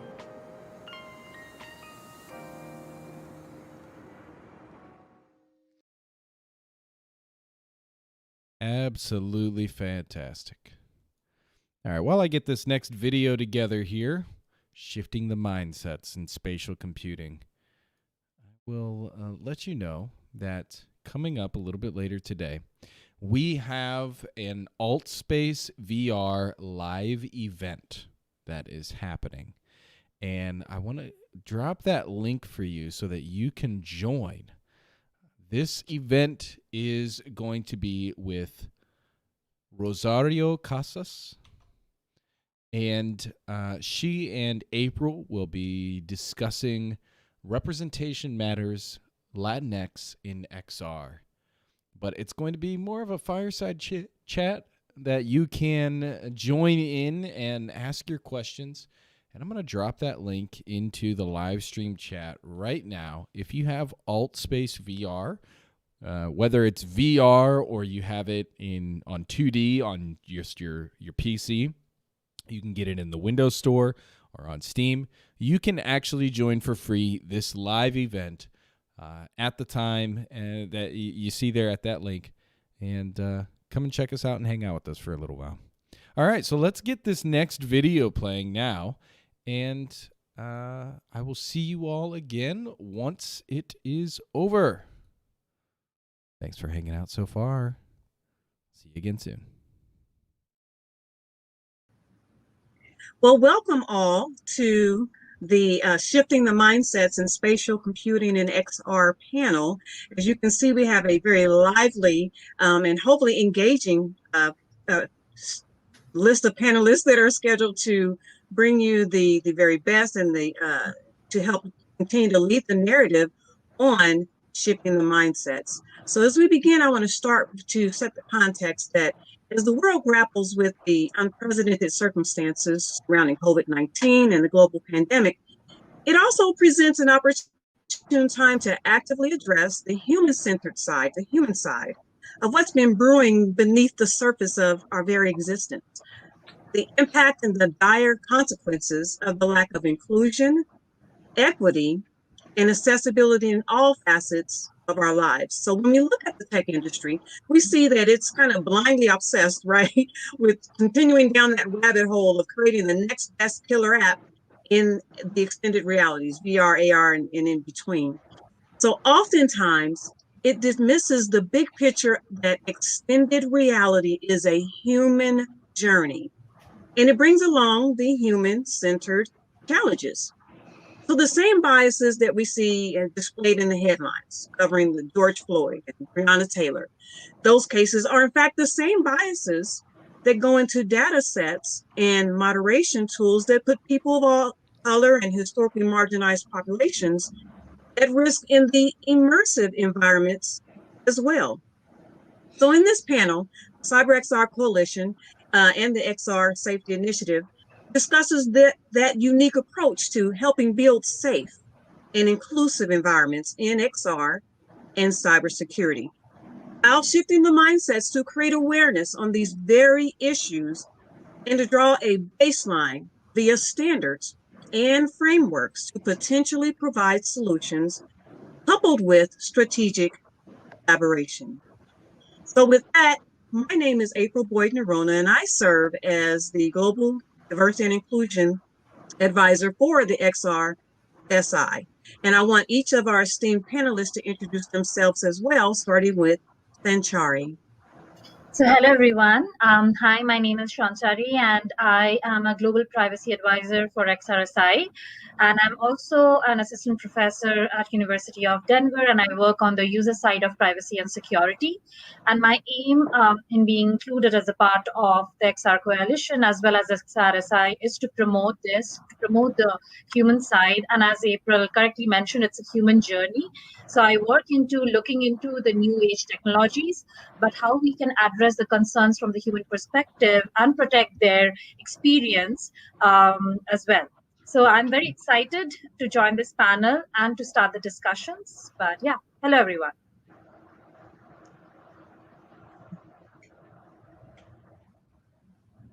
And Joel? Oh, great. Hello, everyone. My name is Joel Charlotte. Thank you for the opportunity to be here. Super excited. Looking forward to the conversation. I have to apologize if anybody sees anybody walking what looks like on my shoulder right there. Our building's under construction here, building out some labs. But my day job, I'm the Director of Operations for CyberBytes Foundation. We're a nonprofit based out of Stafford, Virginia. We focus on education, innovation, and outreach, primarily around cybersecurity. The construction that guy's walking on my shoulder for is really around the labs that we're building up on the second floor, building 7 or 8 different great emerging technology labs, of which we're including AR and VR labs in there. Personally, my focus on XR has really been, has stemmed from my thesis work I did at the Naval Postgraduate School, where I looked at how you can use immersive technologies to influence people's behaviors. And I'll talk a little bit more about that today, or hope to talk a little bit more about that today. So thank you for the opportunity and looking forward to the conversation. Great. And Rodrigo. Hello, everyone. My name is Rodrigo Tamellini. I'm co-founder and CEO of GamerSafer. We are a company based here in Silicon Valley, California. And our mission is to scale safety to millions of gamers through the games they love. We are a startup and a proud partner of XRSI initiative for about a year. And basically our path in this challenge is how can we leverage preventive solutions to the gaming ecosystem? And of course, AR and VR are pretty strong on that. So we basically use computer vision and AI to improve context around players. And with that, improve the preventive scenarios, leveraging safety to millions of players. And it's a great pleasure to be here sharing the stage with you guys. Last but not least, Alina. Hi, everyone. I'm Adina Katlubski, a product designer, WebXR developer by day, and director of communication and chair of the user experience, accessibility, and safety working group with OpenAI Cloud, as well as we are one of the founding partners of CyberXR Coalition. So quick short about what we are about. So we are the OpenAI Cloud, our global nonprofit organization with the mission to drive the development of open and interoperable spatial computing technology, data, standards, and best practices to connect the real and digital worlds for the benefit of all. And we're the hosts of today's symposium. And thanks for having us, being part of this great panel. Besides these amazing, inspiring people, I'm really excited to be part of this session. Well, let's jump right in. Sanchari, being our privacy guru of the crew today, explain to us what you see or how you see the need for privacy evolving with the maturity of new age technologies and with the test beds and all of the initiatives that are forthcoming. Yeah, no, thank you so much, April. And yes, so when we talk about new age technologies, right? AR, VR, MR, XR, which are like augmented reality, virtual reality, mixed reality, and extended reality, that started initially with the gaming culture as to make experience more robust and ubiquitous in nature. But what now has happened is now we are using these new age technologies not just for our like fun elements, which we are doing, which is great, but also to connect with the humans, to interact with each other. And now, as we know, because of this current situation, we are all connected online. So these kind of experiences really help us into learning more about the community, connecting with people, do commerce even. And sometimes I have seen even medical practitioners using it to engage the kids, right? So there is so much of data in addition to like what we talk about the user side, right? We have our medical information out there. We have our avatars out there, which has a lot of characteristics which probably we want to reflect in the avatars, right? So these are the things which probably we should definitely discuss about and learn more about these things. Because when we talk about privacy, I know a lot of people and a lot of people in my studies as well mention, oh, my data is out there. But when we actually kind of dig deeper into it, what type of data are we talking about? Is it just my name? Or is it like, if we are talking about medical things, my blood group as well, my other details? So when we talk about AR, VR, that is such kind of an individual experience that we give a lot of amount of data in there, and we need to learn what are the privacy expectations of users, how are we kind of evolving with it, because it's not just data security, it is also about data privacy. So I feel understanding the human component, as you mentioned, right, as we all mentioned in our introductions as well, is very critical, not just looking into from like the human perspective or just a technological perspective, but understanding what are their perceptions, what are they wanting, and so on. So that's how I kind of see privacy evolving in this realm as well. And that's a great leeway into the next question of, privacy is such a vast concept, from the novice to those that are in it day in and day out. Exactly. Address more or narrow down more into the perceptions, the user perception of privacy and the importance of that. Yeah, I think that's an excellent question as well. So I feel that when we are talking about privacy, it's a very individualized concept, right? What might be private information for me? For example, back in India, where I come from, medical information is definitely critical and they do their due diligence, but we sometimes share some data which probably is more private here, like, okay, I went to the doctors, I did this and so on, right? But which probably people here might not. So there are such nuances, like there is a cultural aspect as well that I think we should. That's why I think this panel is really interesting, because that kind of feeds the conversation, right? For example, what I definitely recommend is, like, there is such rich data source in the world of academia as well as industry. I think we should all kind of come together and we start these discussions. For example, I think Kavya, who is going to introduce a bit more detailed framework later on. I don't want to like reveal all the information, but she as well as eminent researchers in the field have done an excellent job in addition something called privacy by design, which is a well-established concept in academia. And what they do is they have like some features, some characteristics based on which we can adhere to the privacy standards. But again, they also talk about people, for example, kind of opting in versus opting out, versus what are their individual concepts and so on.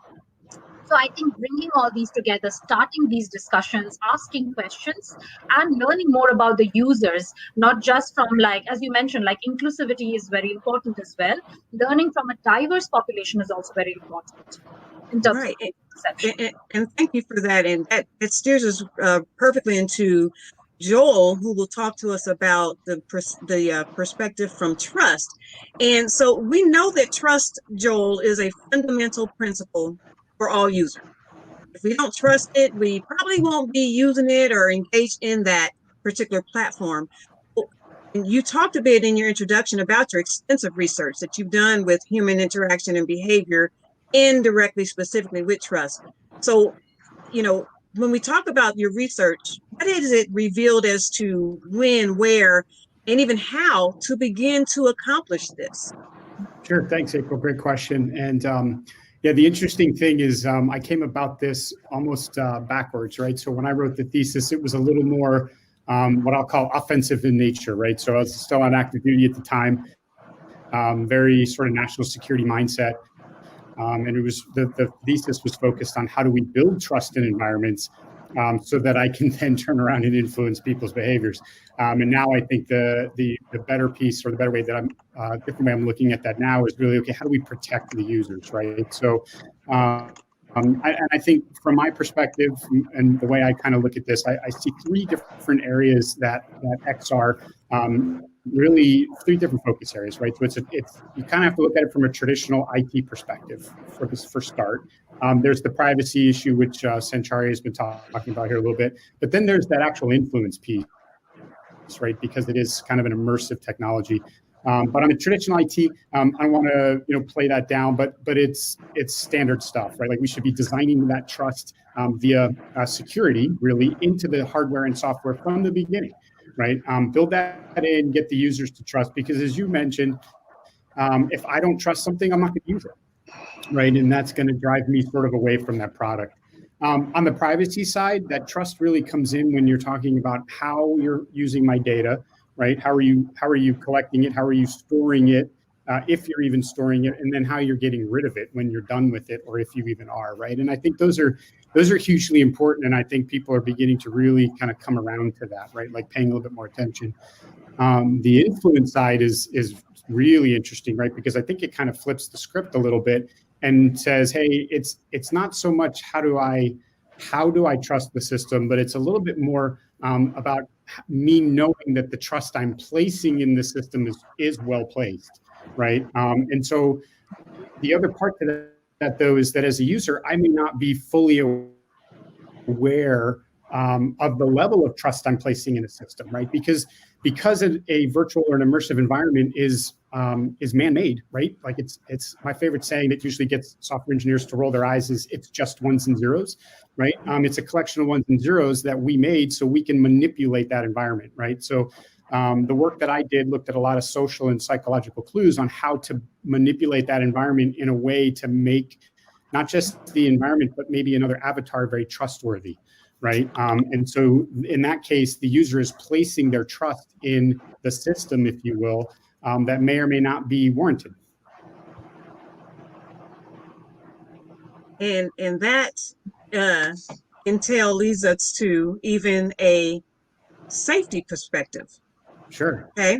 So, Rodrigo, when we talk about the main difference between community design and community management, whether it's from a child perspective or a user at any age or level, our population perspective, describe the main difference. When we're dealing with developers, when we're dealing with the community at large, what is the main difference from inception to the end of community design and community management?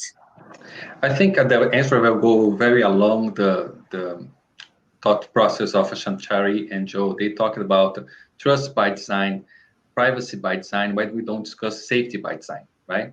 And we know all those experiences right now are social experiments by the end of the day.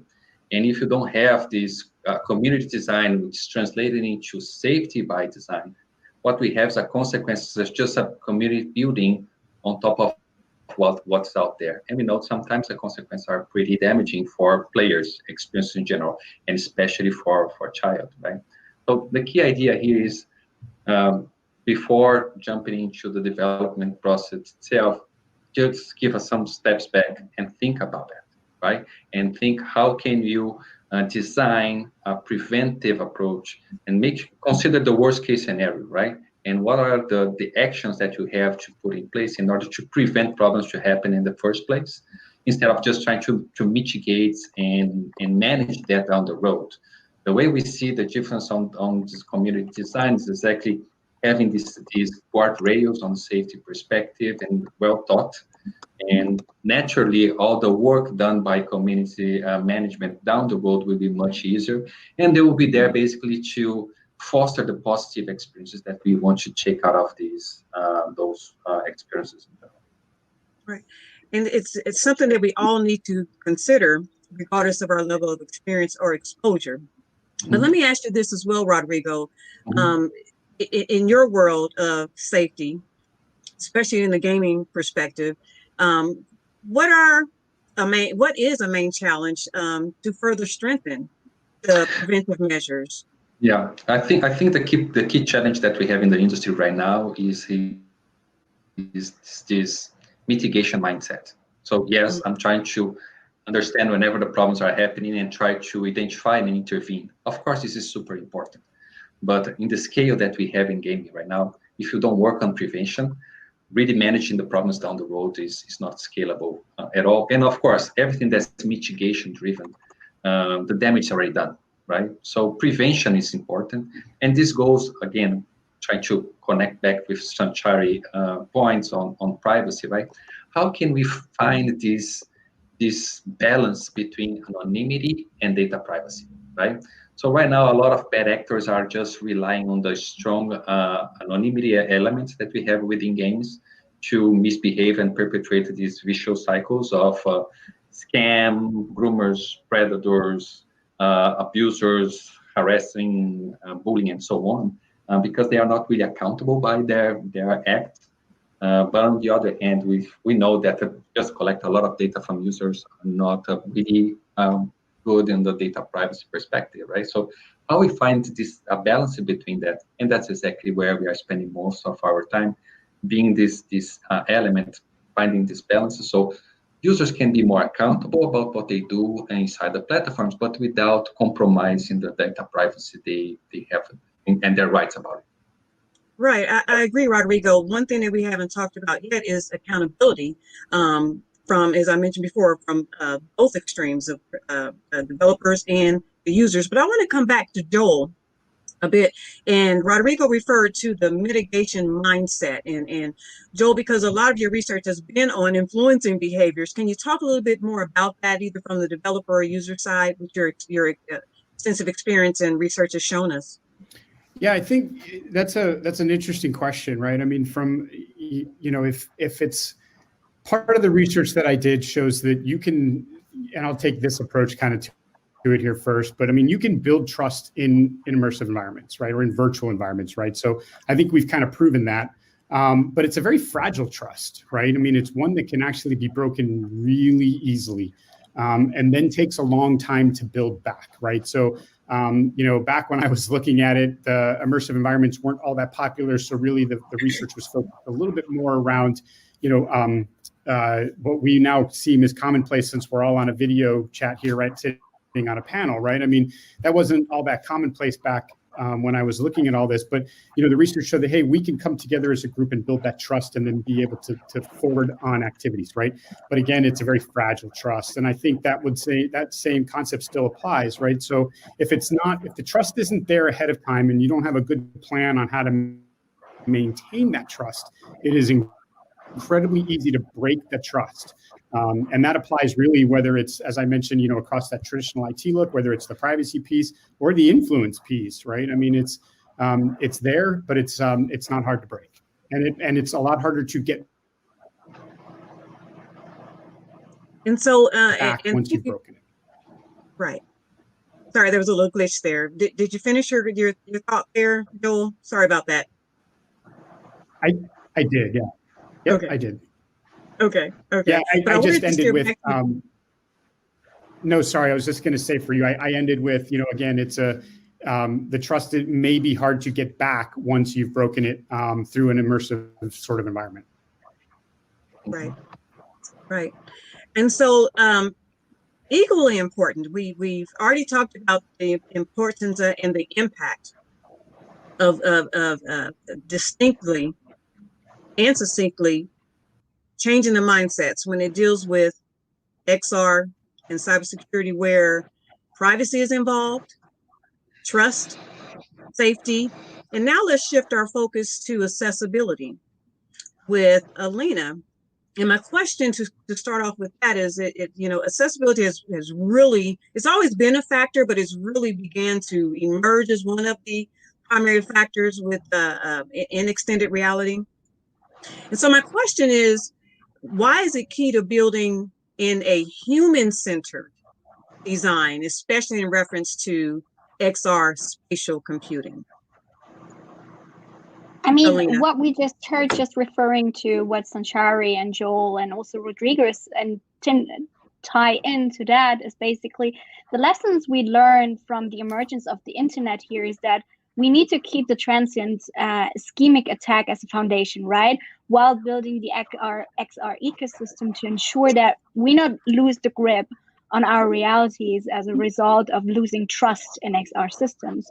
So with immersive technologies, both the hardware and the software of XR should be customizable. So for all users and specifically for those with disabilities or special needs. So only then we can hope for an extended reality design and development that is generally human-centric and accounts for human limitations, whether temporary or permanently. So at the end, I mean, if we include and make hardware and software and the ecosystem that we build accessible to all, including people who are disabled, we basically are solving a broader issue and making it more accessible for all of the users. Right.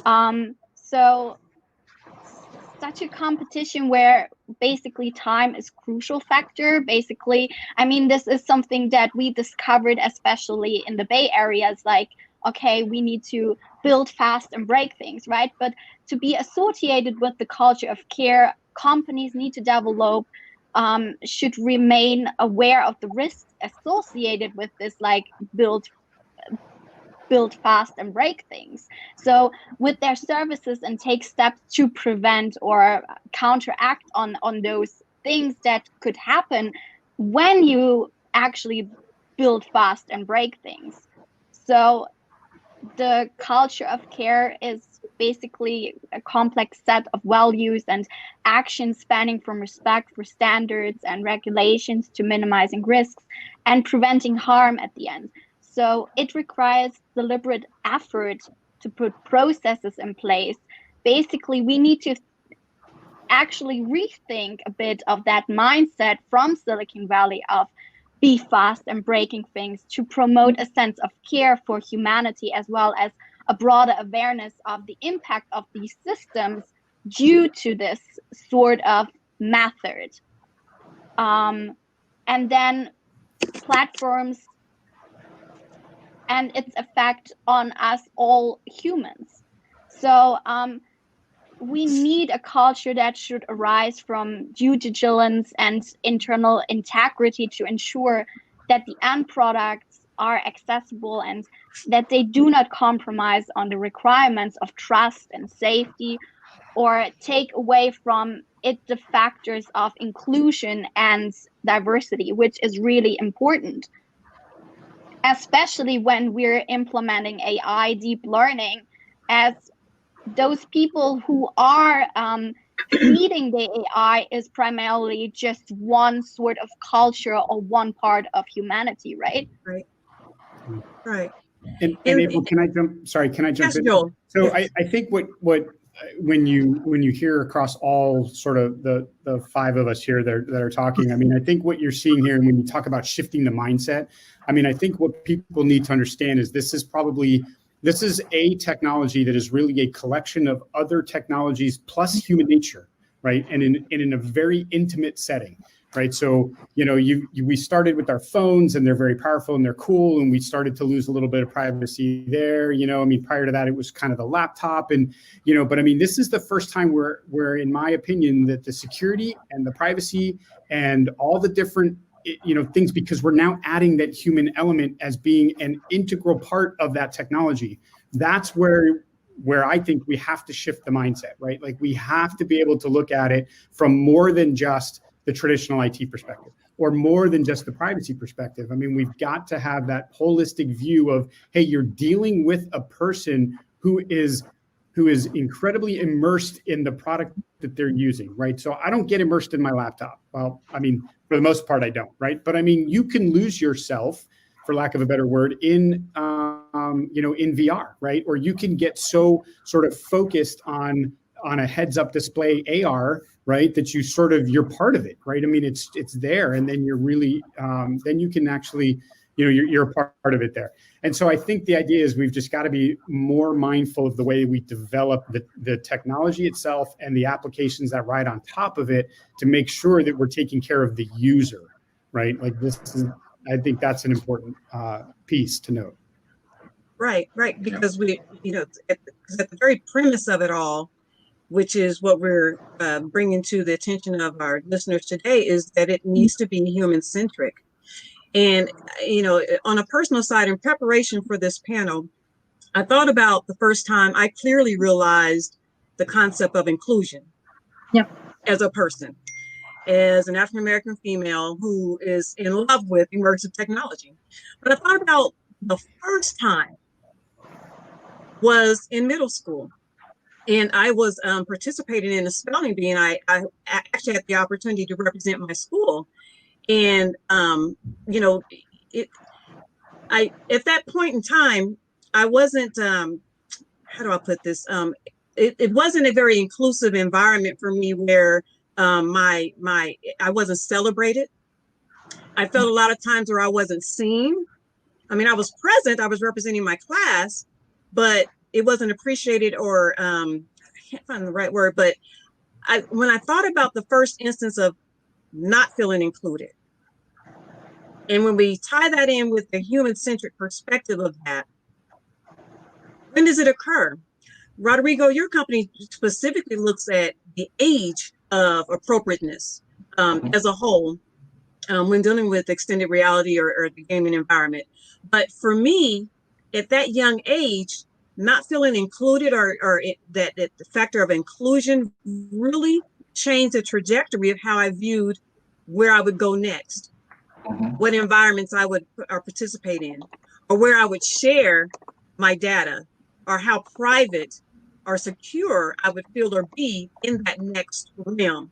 Didn't know at that time it would be extended reality, but that it was where the trajectory of my psyche was forever shifted. So when we talk about the human-centric perspective, when, where, and how that occurs from the personal side, yes, as you mentioned, Joel, it is personal. It is individual.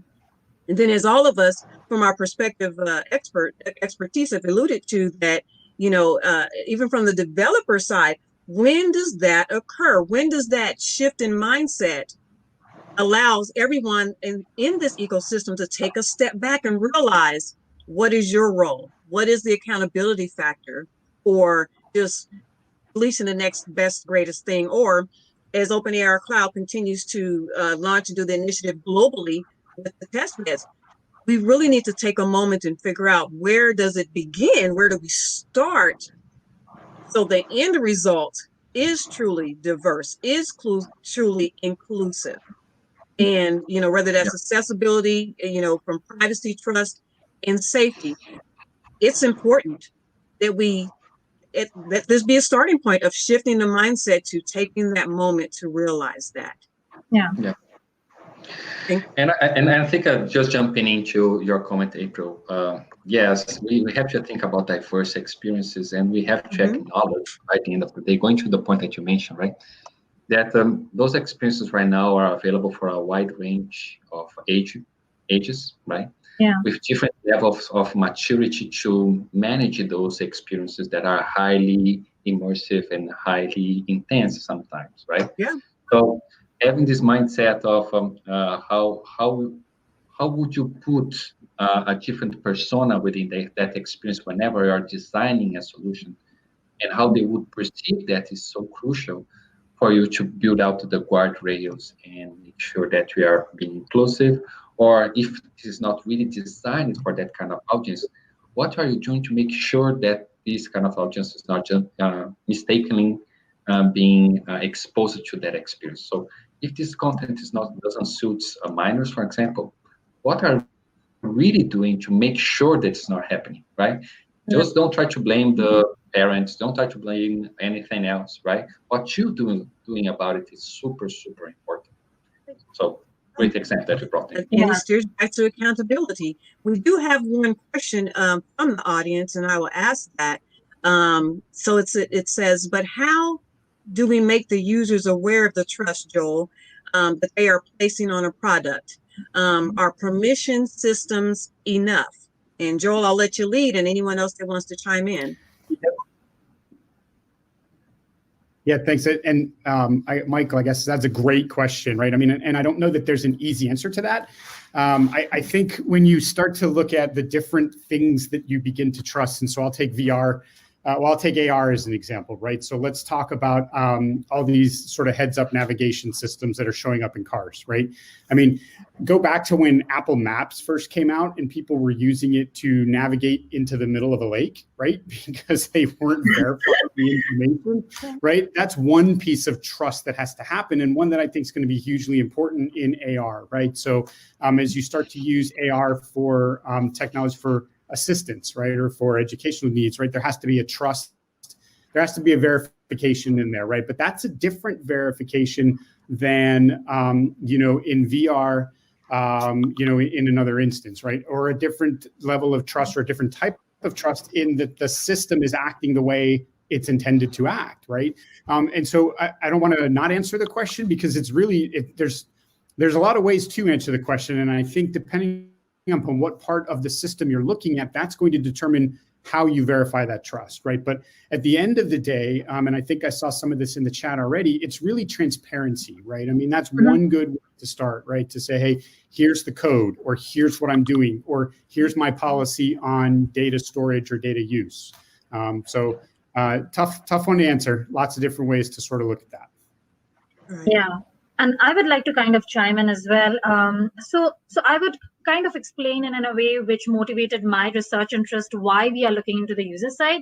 So I was actually seeing this particular health app, and this was meant for like women health, but there was like no option of like giving some certain women details, such as like the menstruation cycle or something like that.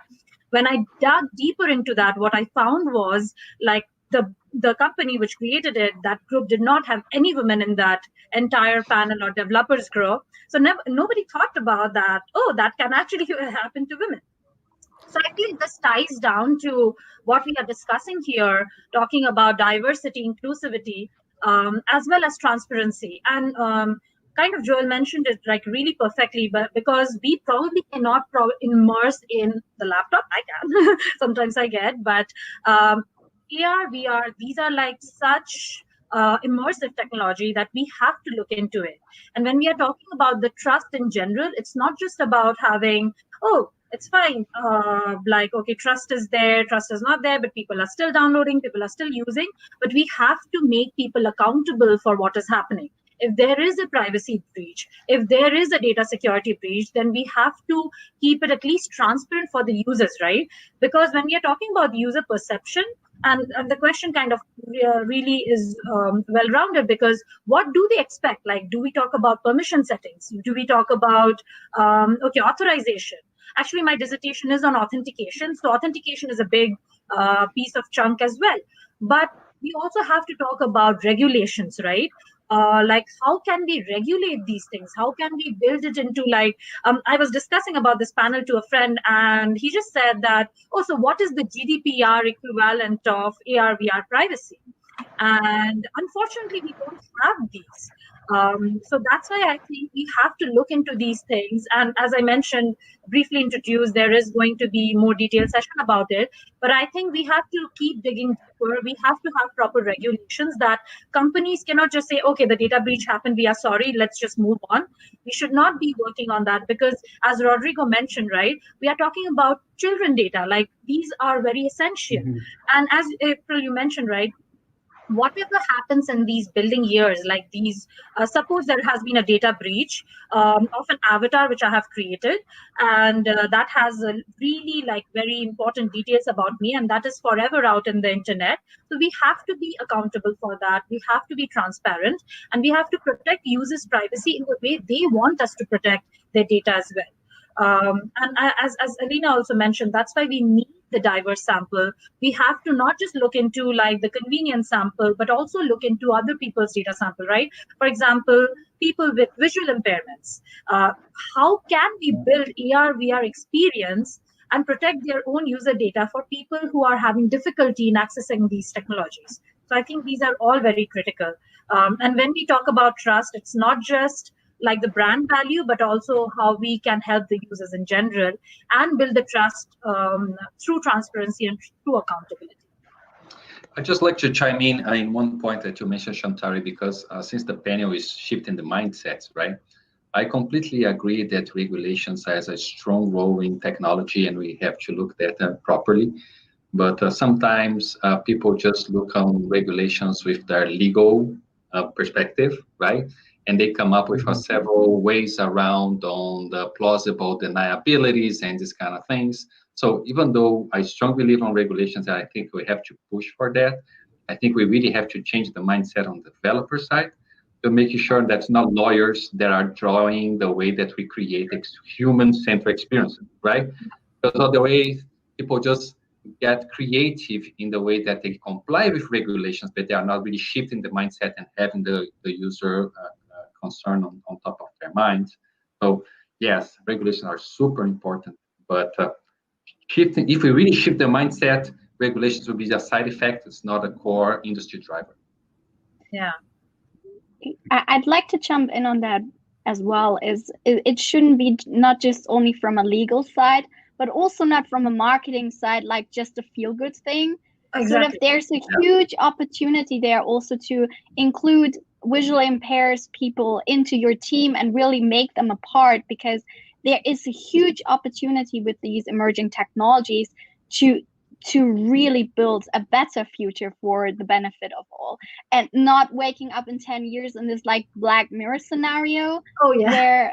Where we sort of gambled everything is now actually our chance to really rewrite the future here in this opportunity. And really also, I mean, I was quite surprised as when I read a recent study is there are so many developers out there who don't even know about accessibility, and they don't even know from their employer side that it needs to be a part or it needs to be thought of, and even from a standard itself. So I was quite surprised when I read the study about Unity developers having no clue about this. And there is one thing is to actually start as like really building a diverse team and really including them into the whole product development sort of process, from ideation, from concepting, over actually throughout the whole experience development cycle, from a software and a hardware perspective. I mean, people with turbans, women with ponytails, you can continue this discussion over and over, is like, because they're not part of the development process at all, because it's usually just one part of our culture, unfortunately. And I'll just add to that, Alina. I was trying to find the word that was to explain the concept or perspective that I had, and it's an outlier. Okay, so and at times throughout my career, I was in the room, I was at the table or on the team or in the meeting, sitting in that class, but I was not part of the equation, literally. So you know, we're our theme is to shift the mindset. So go there with me. So you know, in part of the equation, if it's not inclusion, is not a part of the equation, then there's no equity. There's definitely lack of equality, and there's less empathy. We haven't talked about that term. There's less empathy within the industry as a whole. So it essentially creates a false narrative for the industry, for the developers, that all is A-okay, but when in fact, it is not. Yeah. So, yes, Sanchari? Yeah, and I feel that what we are discussing here is very important, what Rodrigo kind of mentioned as well. And then we kind of clubbed in together, because I feel not just the legal perspective, but actually changing the mindset, actually making people care for the users. It's not just about just building the technology, developing an app and have the first product out there, but actually developing products where people can, first of all, what Joel mentioned, like people can trust, right? And for that, we need like inclusive teams, actually changing the mindset of the developers, the organizations, the users, everybody, right? When we talk about users, it's not just the end users, but everybody involved in that. And for that, a lot of I also work in the developer security education research area, and a lot of developers have expressed that they sometimes don't have any proper framework or proper guidelines what to follow. They want to care about the users, but then what to do? Okay, do I have secure or robust authentication, or do I have just encrypt the data? So they don't know these things, or how to address the user's concerns. So definitely what we are talking about, shifting the mindset, building more inclusive teams, is definitely more important. But I also feel, in addition to that, not just from the legal perspective, but giving them actually the framework, that kind of what they want to follow, if they want to have privacy preserving techniques. For example, the one which I talked about, privacy by design, they talk about, the researcher talks about privacy as a default setting. So how does it actually look in an AR, VR, MR context? Because it's very diverse, it's immersive, right? So I think these are a few things which we have to particularly focus on. I agree. I do want to make sure that we allow time for those that may have questions, but I do want to kind of do a rapid one word wrap up for all of our presenters. Anyone can jump in, or actually I'll just say that as far as inclusion, we don't want to be an outlier. We want to be included. Anyone else jump in, and then we'll go to questions from the audience. Anyone from the panel, your one word wrap up or topic or theme? Preventive mindset, please. Yeah, I think I'll jump in. Oh yeah. And I would say, for as cliche as it is, trust but verify. Ooh. Yeah, and I would like to address inclusive privacy and security. That is something which I definitely want to promote. Alina? You caught me off guard. Oh. I'm trying to scroll through and see if we missed any questions. Privacy, accessible, aware users and developers, community, industry. That is actually agile, because we also don't know the long-term effects these new emerging technologies have on us psychologically, but also physically, right? Right. Well, we do have more time, but I just wanted to bring it all home to the fact that we specifically chose the title of this panel to be Shifting the Mindsets in Spatial Computing and XR. The XRSI specifically chose these esteemed panelists because of their expertise in privacy, trust, safety, accessibility, and inclusion. And we hope that prior to coming, each of the audience members ask themselves, why do we need to shift the mindsets? And we hope that at this point, we've helped answer that question. It is about accountability. It's the ethical thing to do.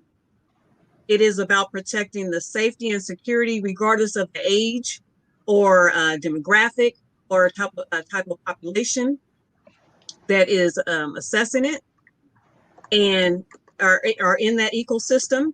And so that is the foundation of the creation of the XR Safety Initiative. One thing that I do and cannot forget to do is to mention that please stay tuned for the upcoming keynote by the CEO and founder of the XR Safety Initiative, or XRSI, Kavya Perlman. And we're proud about what she is going to be releasing, launching, birthing to this spatial community, spatial computing community or ecosystem. And you can see all of us shaking our heads. We put in the blood, sweat, and tears, and definite time into just elaborating on what we spoke on today. And so, as you can tell from all of the panelists, that it is near and dear to our hearts. And as this is emerging and evolving, that we are happy to be a part of it and have had been a part of it. And as we mentioned before, from the conception, from the iteration to whatever the completion will be or look like. So I'm seeing if we have any other comments or questions in the chat room. But I just wanted to make that point that building this emergent ecosystem of the future of computing, it's critical that everyone feels welcome and that everyone feels safe. And I know that may sound a little cliche-ish or, pie in the sky, but as you can see, and I hope that we have to shift the mindset into understanding that that is critical, that they are critical principles in order for us to move forward in the right way. Do any of you all want to, let's see here, are we not sure on the time here? I think that, and Alina, if you can confirm that we are, okay, so I do want to thank all of the audience members for joining us today, and a special note to Alina, Sanchari, Joel, and Rodrigo for joining us for the panel today. Bye, guys. Bye, everyone. Bye, everyone. Stay safe out there. See you soon.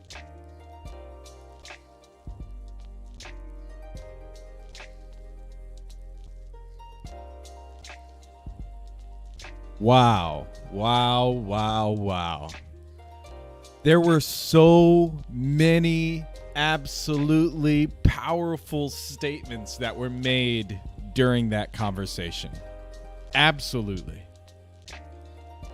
Kavya just dropped in a link there to the XRSI privacy framework, which was released earlier this year, which was what the panelists were mentioning at the end there.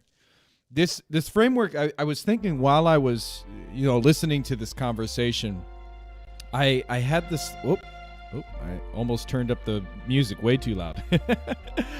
I had this thought that there are a lot of people who have conversations about how we need to have a framework. We need to have guidelines. We need to have regulations in place.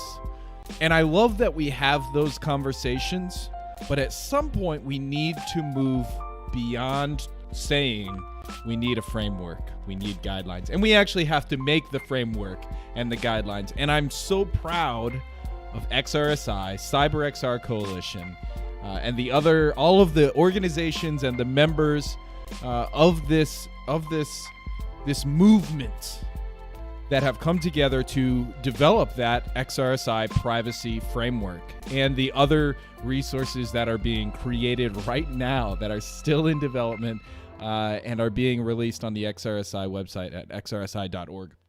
Because we need this.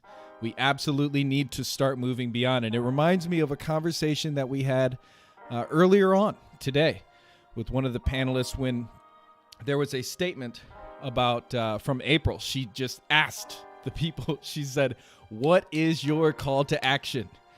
How are you taking action? And so I have to ask myself that, and I want to ask you as well. How are you taking action? The big question. It's a big question. If you want to learn how to take action, you should definitely go to the website gettingintoxr.com, watch the panels, watch the interviews, watch those conversations, take part in the other events that are coming up. We've got an AltSpaceVR live chat coming up later on today during this live stream. which you can actually join in AltSpaceVR. Tomorrow, we have more conversations, panels, interviews, and all types of good stuff that is happening during Media and Arts Day. And on Friday, we're having a big community celebration, after party, DJs, but we're also going to be releasing some content as well. And there is 100%, you can rest assured, I know you're worried, but you can rest assured that there is so much more to come in the future. We are wrapping up 2020 in a huge, huge way. So proud of all of the work that everybody has done with the XRSI privacy framework and beyond. Just about an hour ago, this dropped really timely. So something else just dropped. Kavya just linked to it there in chat. I'm going to take a look. New York Attorney General leading a bipartisan coalition of 48 attorneys general in a lawsuit against Facebook to end its illegal monopoly. Whoa. That is big. There's some information there. There's a link there in the live chat, which you should check out. I hope that you've all enjoyed these conversations today. You know, I find myself in a really interesting position because I care very much about these topics of diversity and inclusion. But the reality is I am a white man. And let's be real. Let's be honest here, right? And so it would be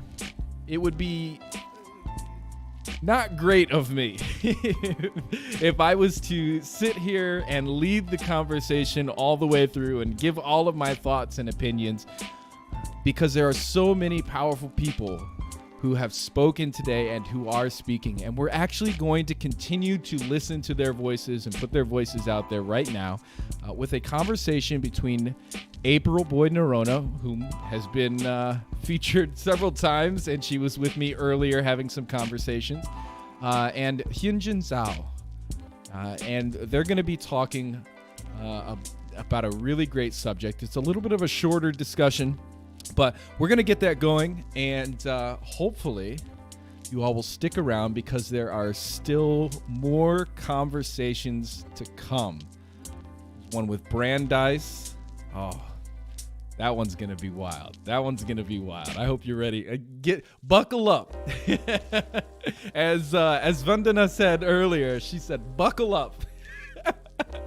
That's what we got to do. Buckle up, because there's so much more to come. Give me just a moment, and we'll get that next panel, that next fireside chat started between April and Hyunjin.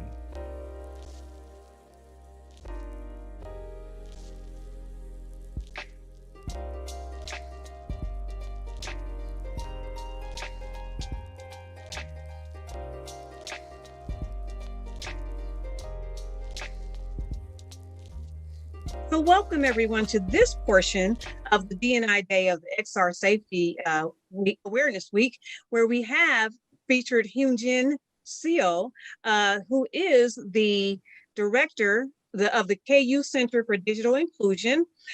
So in the spirit of the XR safety theme throughout this week, the intersection of D&I, of course, we could not have this event without talking about the importance and impact on community and individuals of digital inclusion. So welcome, Hyunjin. Thank you. Yes. So let's talk a little bit about your STEM journey. I always like to stress that, it can be that journey in and of itself can be as exciting and diverse and varied as any. So tell us a little bit about how you started in the STEM world. Yes, I'm originally from South Korea, and the technology in the country is well advanced and rapidly changing, and that is the case in US as well. So I have been especially fascinated by how technological developments influence the way we communicate with other people and mobilize for social change, both in South Korea and the US. And I was a reporter covering international affairs, and through my reporting trips, I also experienced different levels of technological developments in different countries that made me really become interested in the issues of digital divide globally, but also looking at what's happening in the United States, knowing that 10% of people in US do not have proper access to the internet, and in particular broadband internet access, I paid a lot of attention to digital divide in US as well. So as a scholar, I have focused on engaged scholarship aimed at enhancing inclusion in the digital technology area. Yes. And so, and I always pride myself in the fact that I'm a professor as well. So, even in the classroom and in our academic studies, how have you seen the, evolution, or how do you best represent your role as a professor with that intersection with digital inclusion? Yeah, I think, the COVID-19 pandemic really highlighted that the fact that a significant proportion of people, students included, do not have proper access to, stable internet access. So that, as a scholar, looking into the issue of digital divide and digital inclusion, and constantly trying to figure out what we scholars and as educators can do to enhance the digital experience of people who are marginalized, I try to encourage students to become part of my research projects. So my projects really involve different groups of marginalized populations, including women recently released from jail or prison, and low-income older adults, and refugees who recently arrived in the US. So by encouraging both undergraduate students and graduate students to be part of this research project, I feel like I kind of help enhance their understandings of the different different digital experiences that people in different segments have. Oftentimes, some students are surprised that significant proportion of people do not have multiple devices, right? They have phone, iPad, and computers, and that's how they have lived. So they're not familiar with the situations of people who have only one device, which frequently is a smartphone, or actually do not have any device with internet access, and they have to go to public libraries. So by encouraging students to be part of digital inclusion research projects, I try to encourage them to think more about this issue. But also in my teaching of digital technologies, I also cover, diverse technological developments in different countries, and also, again, different experiences of digital use by different demographics and psychographic segments in the country. Right, and it's I'm loving what you're saying, Heejin, because at the CyberXR Coalition, we talk about, and we are very passionate about leading the narrative of, it is very important to have diverse persons at the table, diverse perspectives along the stream of whether it's in the classroom or research project, as you mentioned, or whether it's the development of a new idea in big tech. The diverse representation is that much more authentic, that engagement and the outputs of whether it's with AI or even with data sets, that is crucial to be that concept of digital and the inclusion and diversity components are that much more important from the onset to the for it being a better solutions driven project, a better solutions driven idea. Or release of a new technological advancement. When we talk about digital inclusion, I'm really fascinated with what KU is doing through that center. Can you tell us a little bit more about how that came about, the importance of that, and then your role there as the director of the Center for Digital Inclusion? Yeah, so the center's mission is to facilitate scholarship, education, and collaborative partnerships aimed at enhancing citizens' digital access and information literacy, especially, as I mentioned earlier, among marginalized populations, and supporting them to engage in social, economic, political, and cultural activities. And specifically, the center serves as a research and information hub for digital inclusion initiatives at local, national, and international levels. And we work with nonprofit organizations and state and federal institutions and industry to enhance citizens' health and well-being by offering hands-on digital information literacy courses to the people that they serve. And as I briefly noted, currently, I'm leading research projects involving marginalized populations and funded by the National Science Foundation and the National Endowment for the Arts to support digital experiences, to support digital access and safe use of digital technologies by women recently released from jail and prison, and also low-income older adults. And you mentioned, the safety and security. Those are really important topics covered in those courses. In particular, some of our projects involve virtual reality. So XR data, as you know, can be deeply personal, right? Covering physical appearance, feelings, or behaviors. So there is an increased level of privacy and security concerns. We conducted interview with 100 women who are formerly incarcerated. And privacy and security are really the most important concerns that they have as they return to the digital world. While they are incarcerated, they are isolated from digital technologies. But as they try to return, they see in this very increasingly digitally connected society, they realize they have to be perhaps on Facebook, right? To be connected with their friends and family members at the same time that they don't feel that they are properly educated about how to protect themselves online.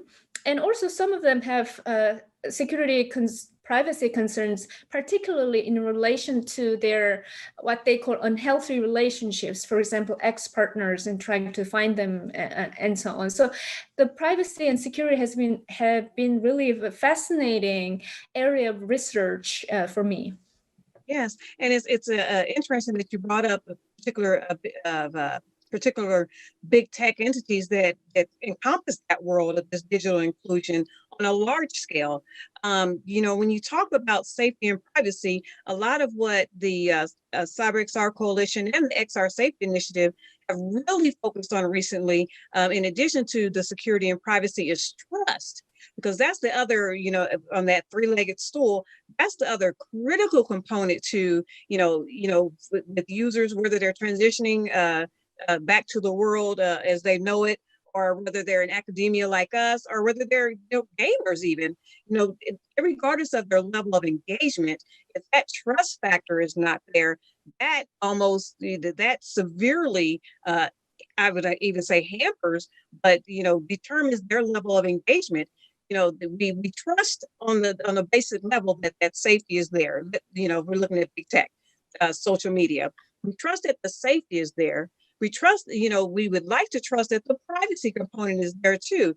Beyond just clicking on when we first, start an account, and we agree to the safety and privacy and policies that we never read. But besides it being there, what are some other components that as the director at the Center of Digital Inclusion, what are some other components that you've looked at as you're working with this particular population through your research, or even just as a professor? What are some of the other things or components that are maybe emerging trends, or things that from your research that you're seeing in that spectrum of privacy, safety, and even trust?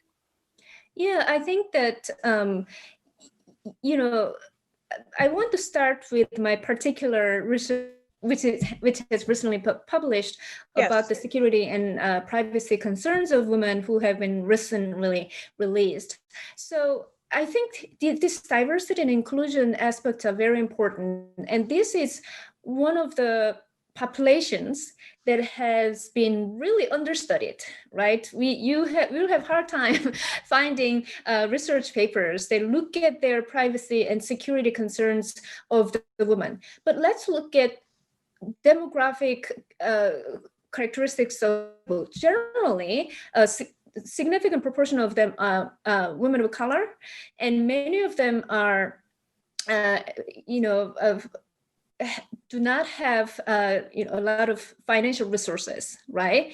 So at the intersection of race, education, and socioeconomic aspects, they are particularly marginalized. And as we conducted about 100 interviews with the women actually released in Kansas and Missouri, we found that some women. We observed a very wide, actually, range of perspectives on security and privacy. Some say, you know what, I just don't know how to protect myself online. I hear a lot of scary things about, being online, being scammed and something stolen. So I will just decide to be offline. That's some people take that position. And others say, interestingly, this is actually in the privacy literature widely studied, that is nothing to lose attitude. Some women exhibited the attitude of, I don't have much to lose, I don't have a lot in my bank account, so nothing to lose. So, yes, so that attitude. And yet another group of women, before they incarcerated, has some level of experience with digital technologies, and they think very deeply and even sophisticatedly about what they can do to protect themselves online. So they self-taught in terms of how to protect themselves online. In terms of sort of recent trends, again, as I mentioned, there's one new project that we are embarking on within the digital inclusion projects for supporting women in transition, is that we're incorporating VR applications to provide education. This COVID-19, we had to move everything online. Right. And we want to make it really engaging and immersive. And we are looking at the VR applications for that. So as we think about that, I know that there has been increasing number of studies looking at ethical implications of XR and so on, and also how they can be utilized in technology education as well. For us, the ultimate goal is to be able to bring this the VR aspects into prisons and jails. And I know that based on my experience of having to go through the Institutional Review Board, IRB applications, it will be a rigorous process to get the review approved. But again, that's something that we are working on. So I think the recent trend is, as more technological affordances are available through XR, I see that more projects like mine trying to incorporate those technologies into their programs. Yes, and Hyunjin, I really love the intersection that we're talking about today between a very underrepresented, marginalized population, the reintegration of women and or persons that are previously incarcerated. And then, we haven't talked about the fact that that really encompasses accessibility. And so I'm sure that you've dealt with that and looking at the components with, once again, not only the safety and the privacy, which is directly related to trust, but even, the accessibility component as well, because if they can't access it for whatever reason, as you mentioned, if it's a personal reason or, lack of education or just lack of having the finance and or, the accessibility in and of itself to get online or be in that virtual reality sense, that once again, it creates a level of exclusion. One thing that the CyberXR Coalition really focuses on, we in our first release of of a framework was accessibility, digital and diversity and inclusion, and the ethical component in addition to safety. So, this is a great intersection between your project and what we strive to focus on and lead the narrative on. So I'd like to kind of publicly say that CyberXR Coalition would love to further assist your project if we can, and however that comes to fruition, because you directly speak to the populations and the mission and vision of the CyberXR Coalition, where it's, not only the 4 principles where we released a framework on earlier this year, but it's all encompassing. Yeah, It's I absolutely agree with your point about accessibility. I have to admit that when I started this journey, the Engaged Scholarship, that is, of course, as a digital communication scholar, you think about accessibility, but I've been focusing some other issues as well. Right. But this actually is at the core of our project as well. Why? Because, the more than 50% of women who are, under some form of incarceration, they have mental health issues and including learning disabilities because of the abuse actually they experience as a child or as an adult woman. In addition to that, there is some overlap. There's some group of women who have physical disabilities as well. So whether it's visual impairment or other issues. So I have been actually in close contact with nonprofit organizations that promote the accessibility of digital content and devices. So I have been actually learning a lot about that through interactions with those organizations, and I would love to work with your organization as well.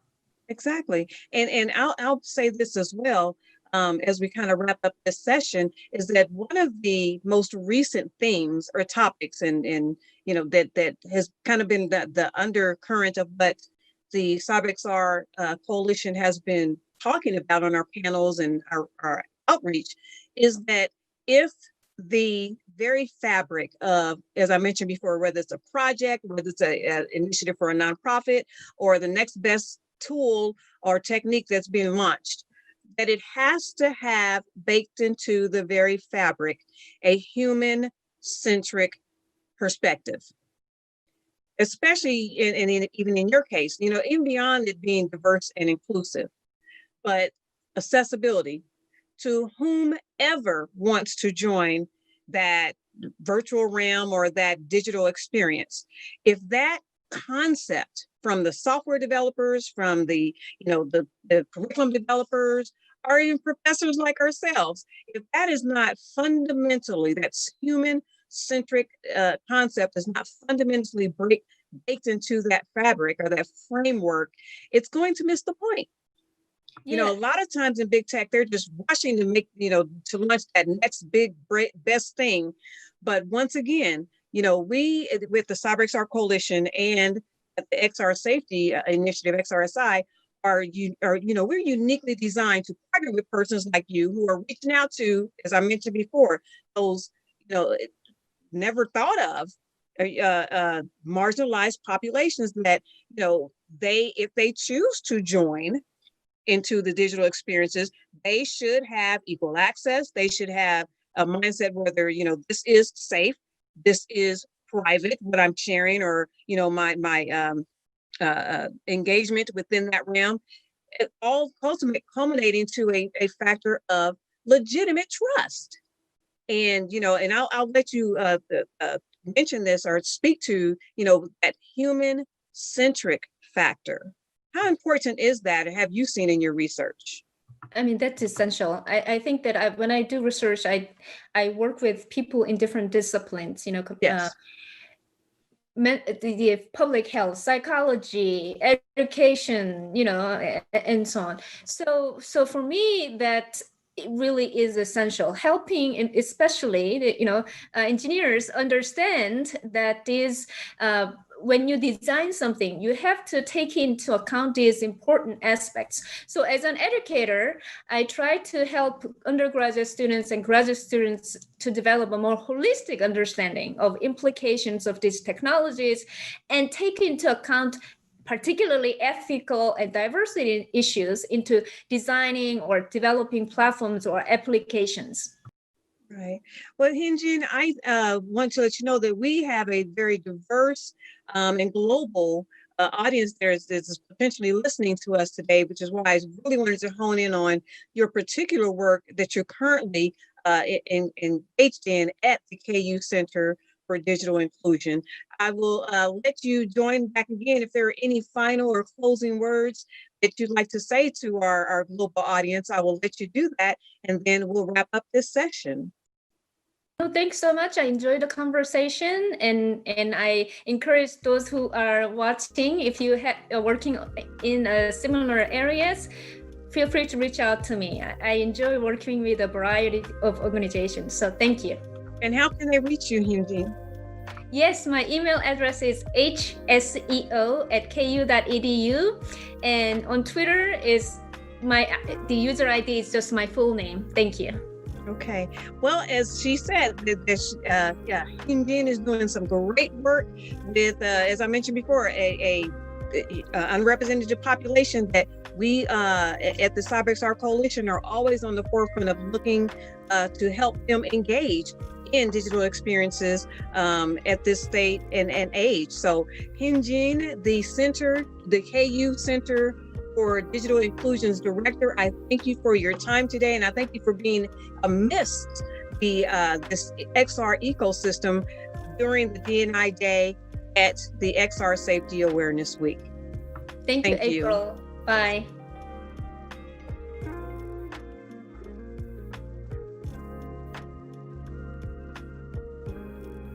That conversation really brought up some points that I have to admit I did not consider well enough. But that's exactly the point of this day, is that we are able to talk about subjects that maybe we haven't considered before. And that's why these conversations are so important. I mentioned earlier that at a certain point, we do need to move beyond just having conversations. We need to have conversations continually.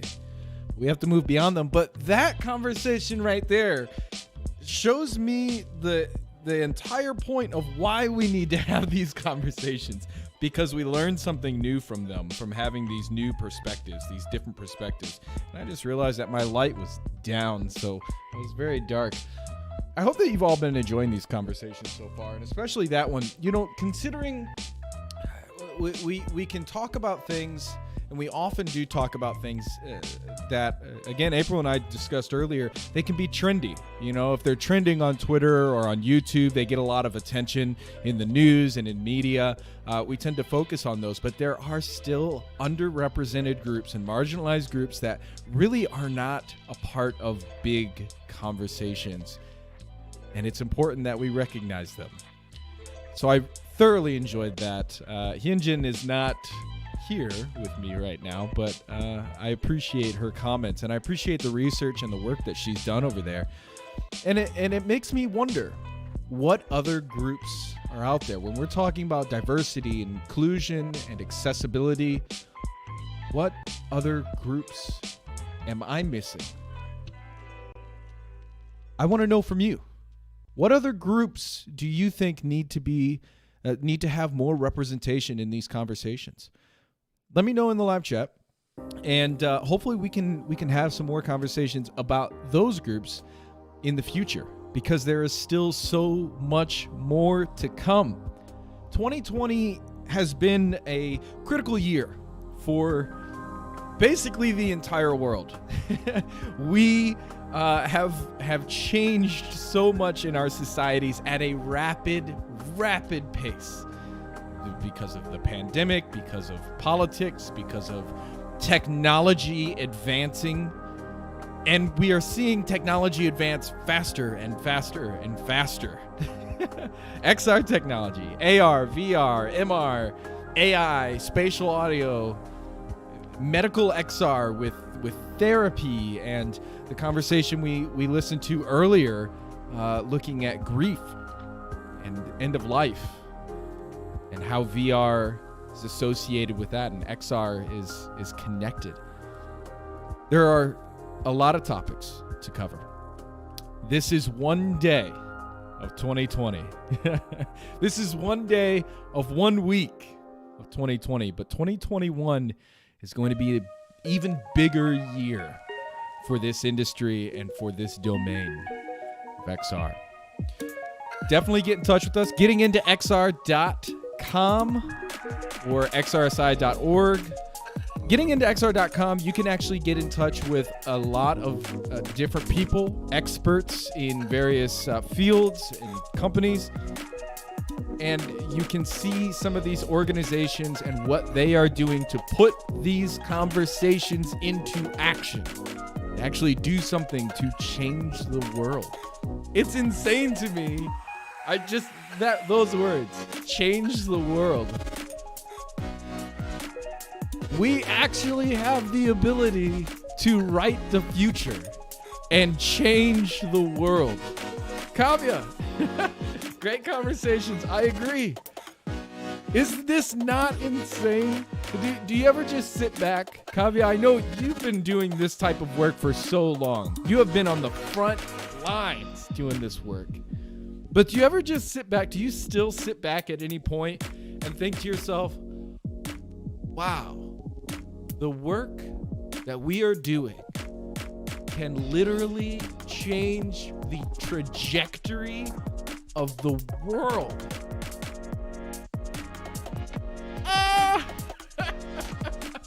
We can change the world. Absolutely. We totally can. So, speaking of changing the world, a lot of times we talk about how the future is in the hands of the next generation, right? We want to prepare the future for the next generation so that they can succeed, so that they can make the world a better place for the next generation after them. And we just so happen to have a video coming up in just a few minutes from VROCS. VROKCS. VROCS. They work with youth, and they do a lot of cool work over there. And so we're gonna dive in and we're gonna look at some of the things that they do and the topics that they discuss, looking at that next generation. So I'm excited to bring that video forward. Kavya just said, exactly, the feeling is overwhelming. Sometimes it is, right? But that's why I love so much that there are people coming together to work on these things together as a team. If it's just one person alone, that weight on your shoulders can feel so incredibly heavy. But what we see here with XR Safety Awareness Week is bringing together this community so that anybody who is working towards these common goals can know without a doubt you are not alone. There are other people fighting for diversity and inclusion. There are other people fighting and working towards child safety regulations and standards. There are other people pushing governments and policymakers and corporations and executives to make the right decisions, to have better privacy and security and trust and transparency. Helen Keller said, alone we can do so little, together we can do so much. That's absolutely right, Kavya. And that's so critical right now. And I love that one of the best things that's happened in 2020, I know that the pandemic has been hard. COVID has been so hard for so many people around the world in ways that I can't imagine. Personally, I can't imagine the weight that some people have felt. But if we can look, not We don't want to make an excuse, and we don't want to justify any of the bad things that have happened, and we don't want to ignore those bad things that have happened. But if we can find a glimpse of something good that has happened, I would say that it has brought so many people closer together.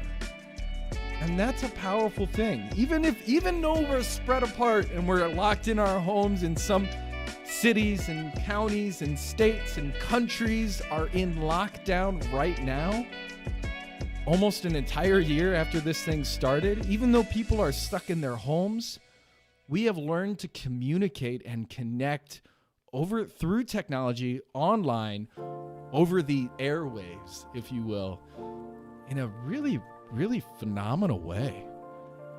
2020 has taught us resilience and endurance, Kavya says. Yeah, I agree. And I'm excited for the future.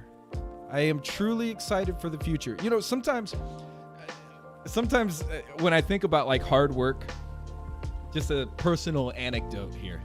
When I think about like, if I have a really hard week or month or day of work that's coming up, and like it's gonna be really hard, and I know it's gonna be hard, and it takes all of my energy and strength, physical, mental, emotional, and everything.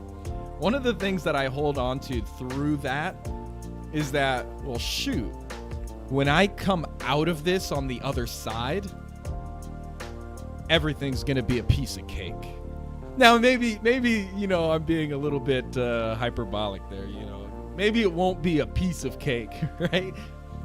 But if you think about it, it's kind of like flexing your muscles. It's kind of like working out, right? When you work out, you do a lot of bench pressing or pull-ups or, you know, running, jogging, whatever, and you might get that burn, and the burn isn't comfortable. It's not good. But after a few days, after a few weeks and months of that burn, you come out of the other side so much stronger. And then you can run that mile with ease. You can run 20 miles. We can run together. We can do it together. Absolutely. So I'm excited to keep flexing my muscles. Well, not flexing, but working them out. I don't really have the muscles right now, but I'll keep working them out with you guys spotting me, and I'll return the favor. This has been a great day so far. We still have more to come, starting with, next up, presentation from VROX and the next generation. What does the future hold? What will 2021 look like? We're going to find out soon. It's less than a month away. It's just a few weeks away. We get to start 2021 off. I, for one, feel pretty hopeful about it. I'm pretty optimistic about 2021.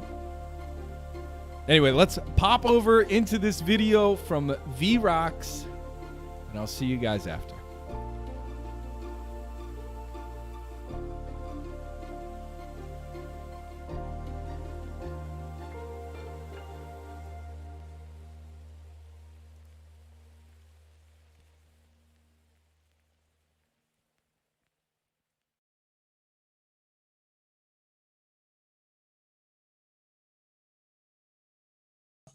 Hey everyone, my name is Rohit Chaube. I'm the co-founder of VR Rocks program. I have a software development background of about 15 years, right from software design, developing, and implementing at customers. This is primarily around enterprise software.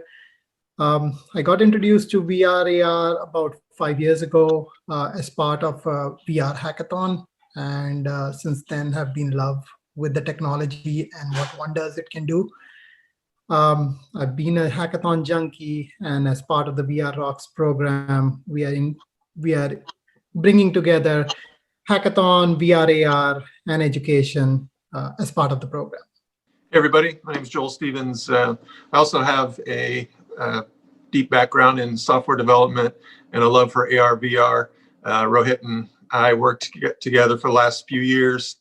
First as hackathon participants, and now we actually run hackathons for high school students, introducing them to augmented reality, virtual reality development, software and development in general.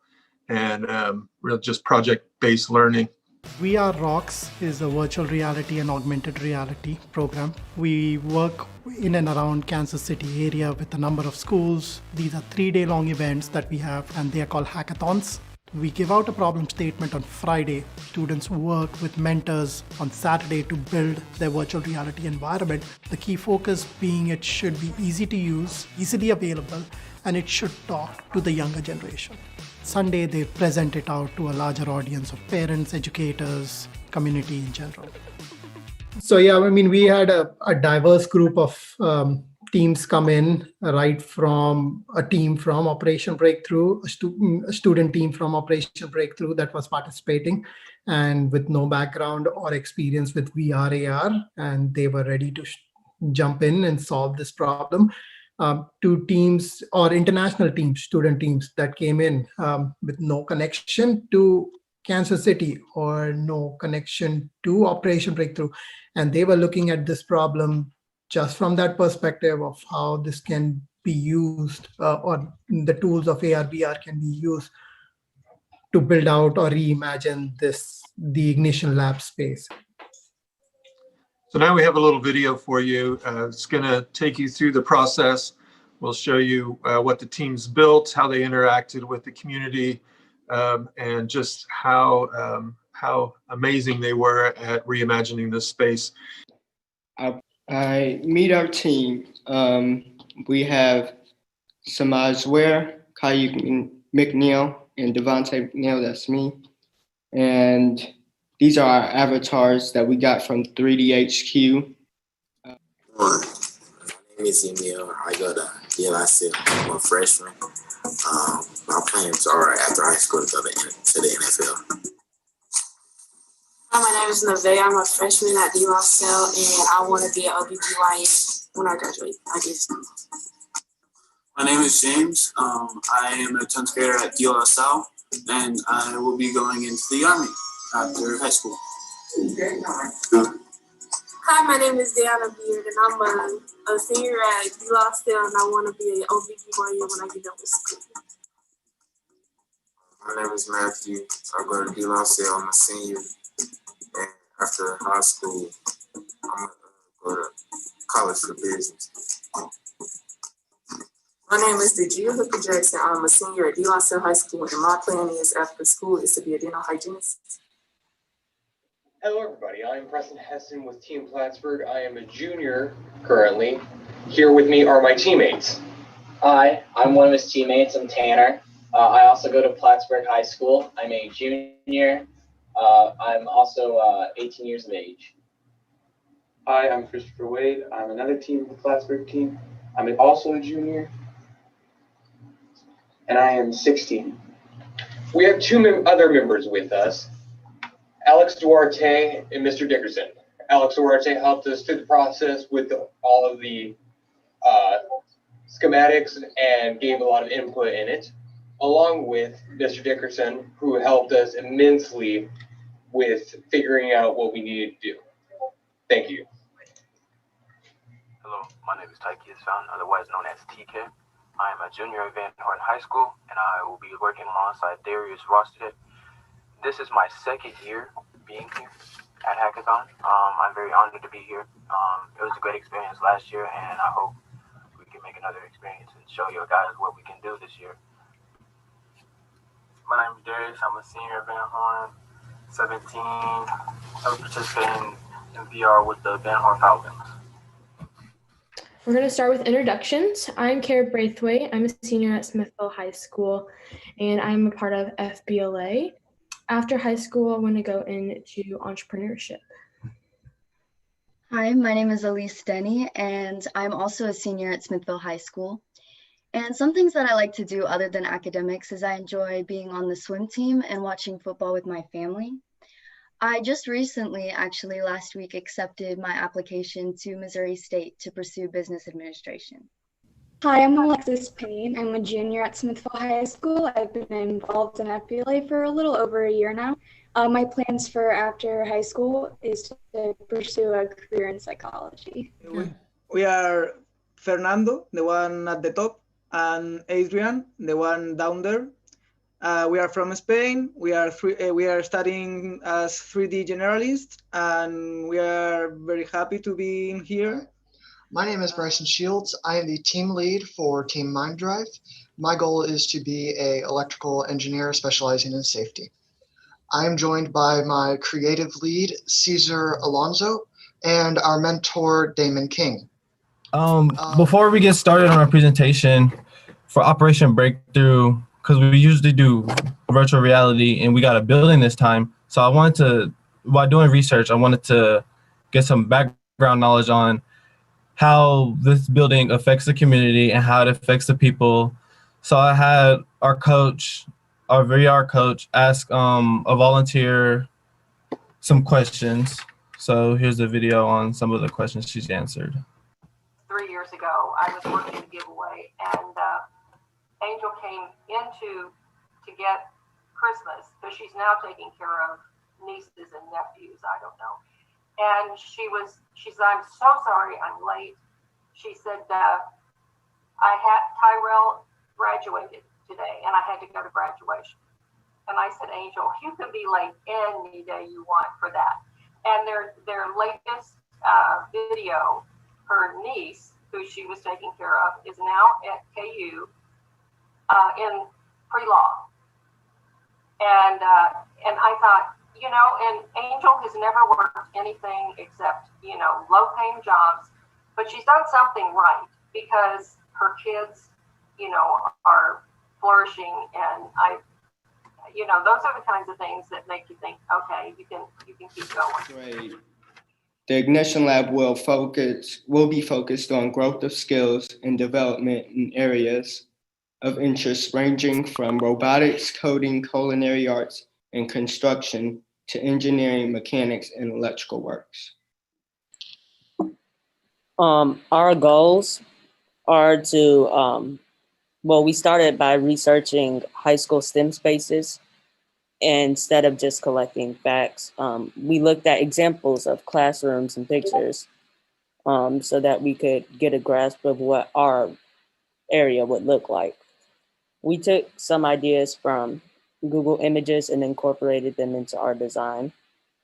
And what we focused on was designing a space that we want to be in and that high schoolers would want to be in.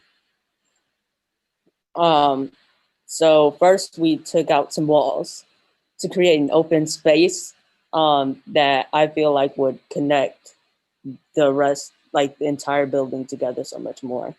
So we replaced those walls with glass walls that would still separate the noise and dangers of the automotive area of the building, while still allowing the other students to work on their projects. And so we are planning to put, we are using large tables to create enough space for large projects, such as robotics and things, so that we can all work simultaneously. And we're planning to put construction equipment in the outer building to eliminate noise and dust so that everybody can work at the same time. Our proposed programs for the Ignition Lab include coding, welding, refurbishing computers, metalwork design, circuitry, culinary arts, music production, automotives, robotics, web design, gardening, and screen printing and engineering. And we wanted to include an array of projects we will be able to do in the Ignition Lab. We'll be making and editing music videos and films. We have a lot of talented kids, so they can show their talents. We also have designing and painting apparel, coding and web designing. We are going to be designing and developing solar-powered cars.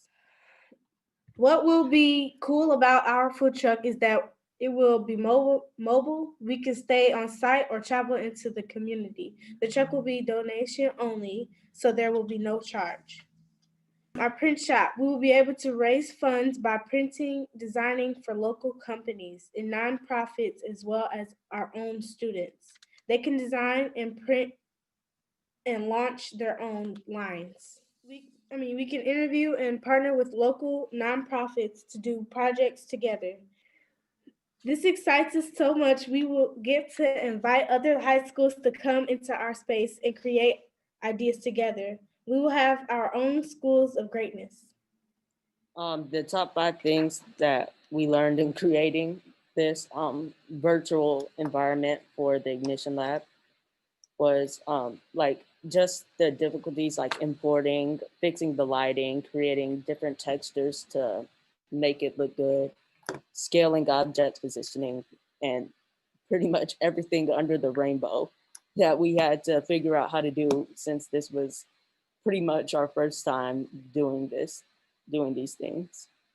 Our program design inspired us to focus on our dream, get some experience before college, and also engage in something new. And we want to open our eyes to great opportunities and growing experience. And from pre-K all the way to high school, we were raised by the OB family. We now get to help build and create a space to see us through high school. Here is the Operation Breakthrough Ignition Lab. I'm gonna start our tour in the place that pays homage to the muffler shop that this once was. Here's the automotive area.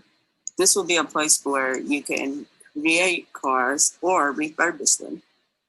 It will be complete with the welding area back here so that you can repair any parts that you need to. This is a coding and web design area. This will be where you are able to create websites or code a robot. You will also be able to do things like we're doing today.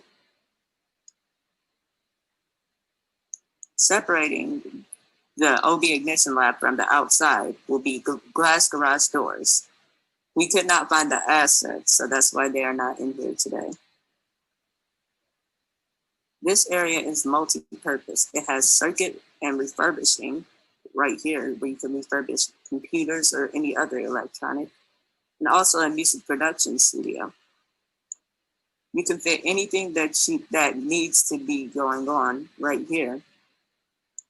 And you also have a lounge where presentations can be given on this video screen, or you can hang out and talk to your friends after a long day of working. This is the construction and engineering building. It will have a mix of 3D printing and heavy machinery that are not safe to have in the OB Ignition Lab. It's a great solution for keeping the loud things away from the more quiet lounge areas and coding areas. Finally, in the middle, we will have the robotics area. Robotics is something that is a part of what Travis Kelsey has been doing with Operation, which include our hanging garden. We wanted to include a rooftop garden, but the cost for restructuring the roof would have been too much. So our solution was to create a hanging garden instead, where you could still enjoy that aspect of things. And Can you talk to me a little bit about the value of the hangout space and why you felt that was important to include that in your design? Well, something that I've noticed in most school environments is that basically all you're doing is learning or doing work.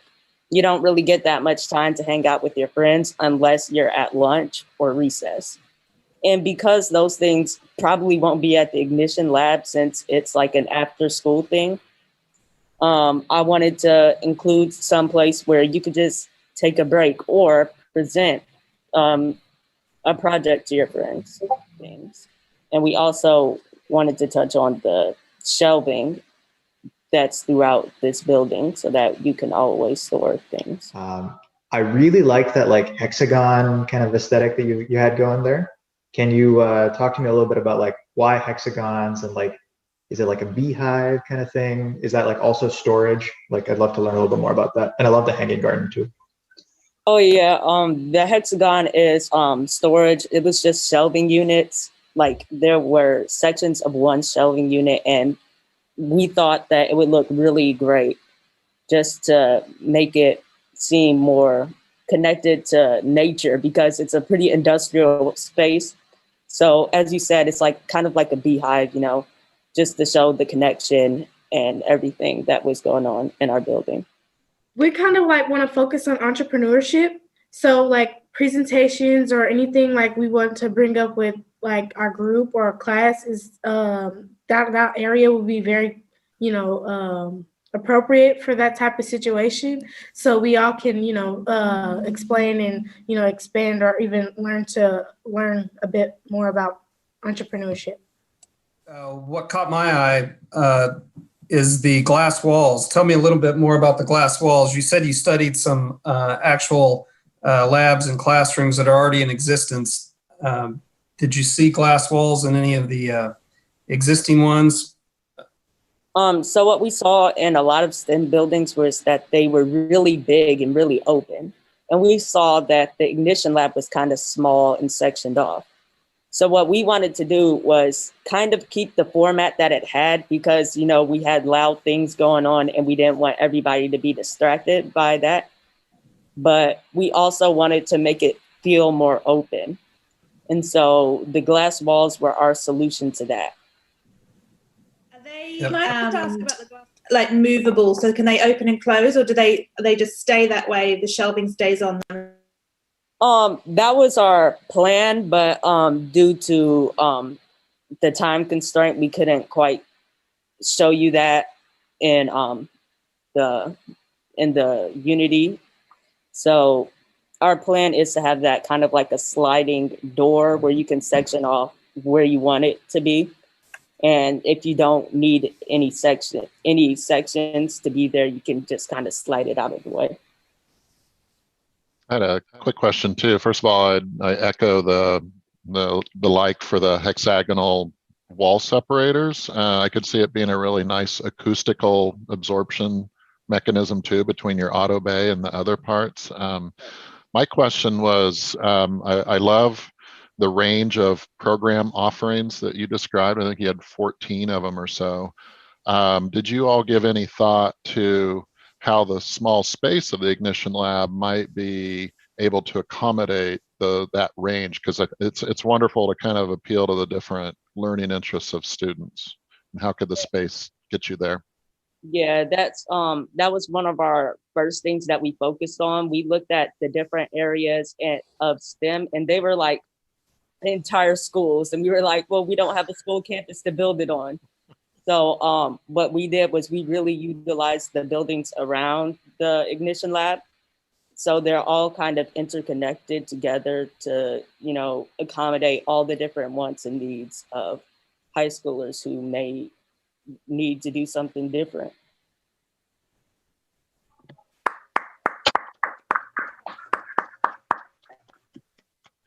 Yeah, I'd like to echo the previous comments and just give kudos for the courage to go ahead and say we want to propose a rooftop space, but not just propose it because it's a nice add-on, but figure out how to help pay for it, how to leverage it with the community. You know, you've got a tiny little building to do a lot of stuff, and you've got to really think about maximizing every square foot of both the yard and the building, and you've brought the rooftop into that consideration, but not without some thought about how to offset the costs of the $650,000. I think that it would be really beneficial for you guys to do a little research on how Apple designed its offices and headquarters. It's specifically made for like serendipitous interactions to occur.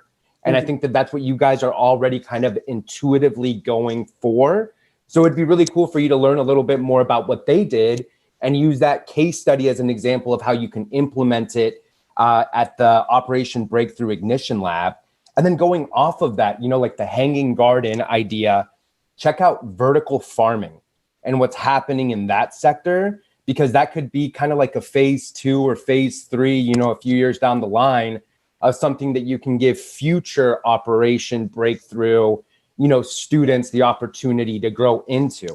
So vertical. I was going to ask the team if they could talk a little bit about the music production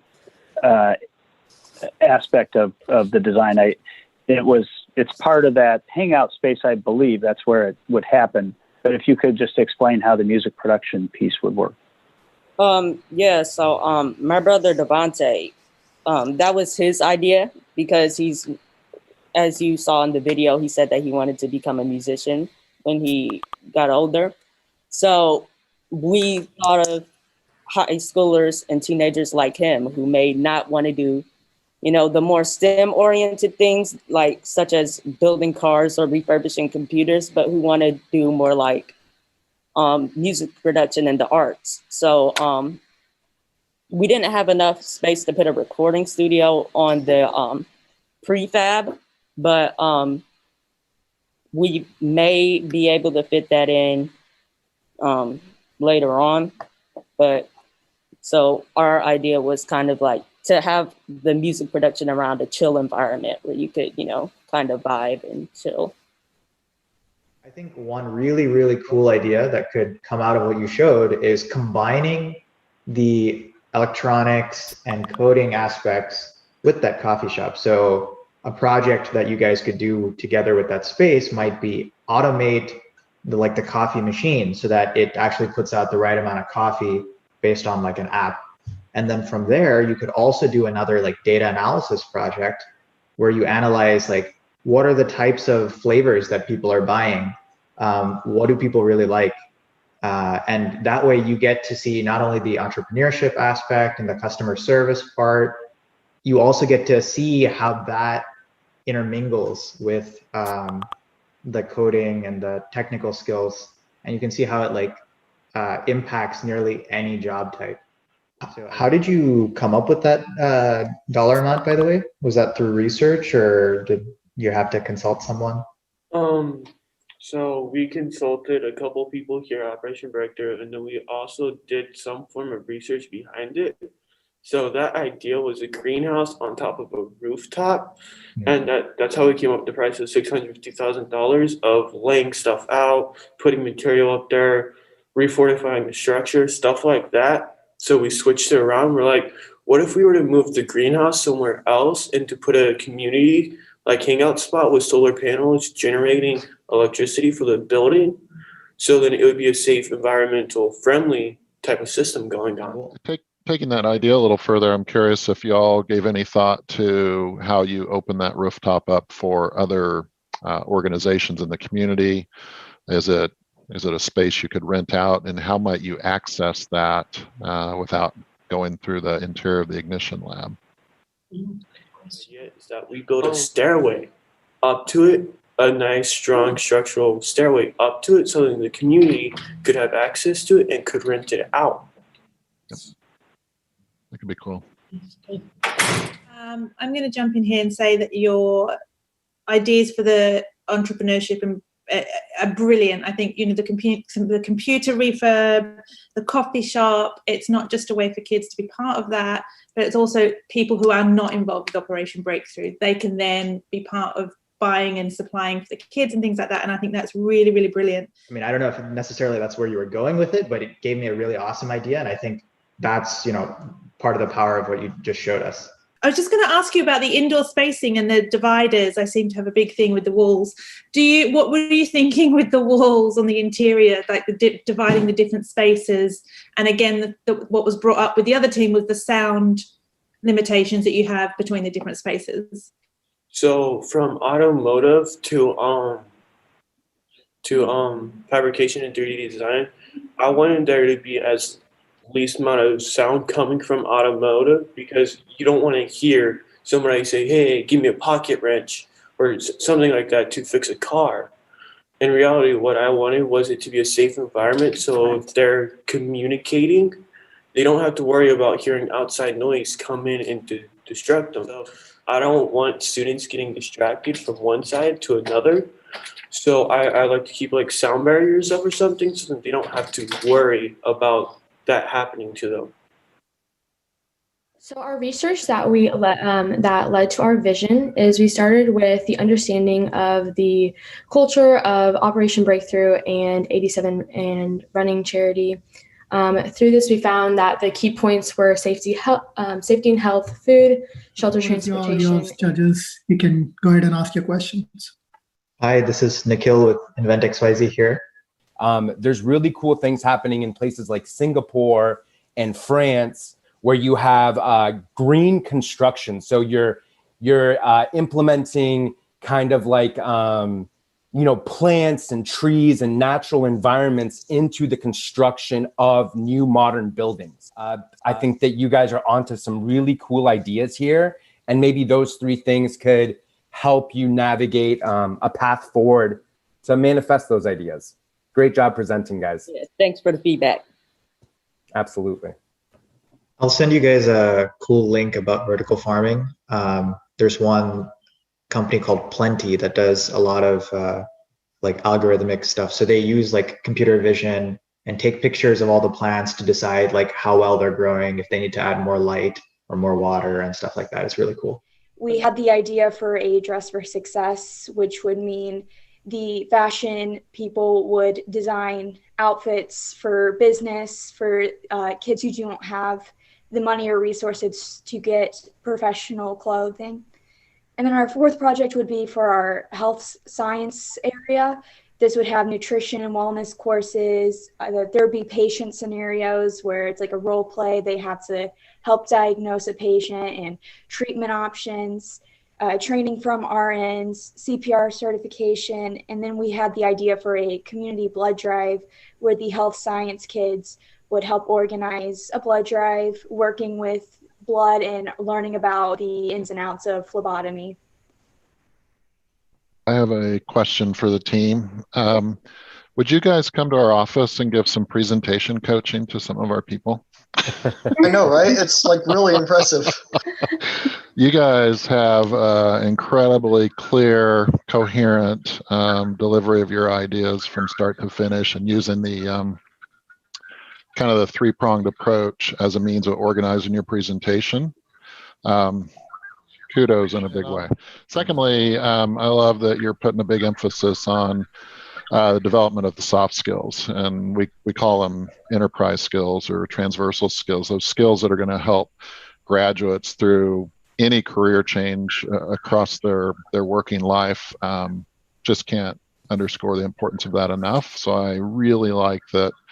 Was that when you took your tour and you saw the some of the storage space? How did you guys decide that you wanted to put lofts in the vertical space? Yeah, so I'm going to talk about it a little bit, and I'll have Alexis Payne talk about it a little bit.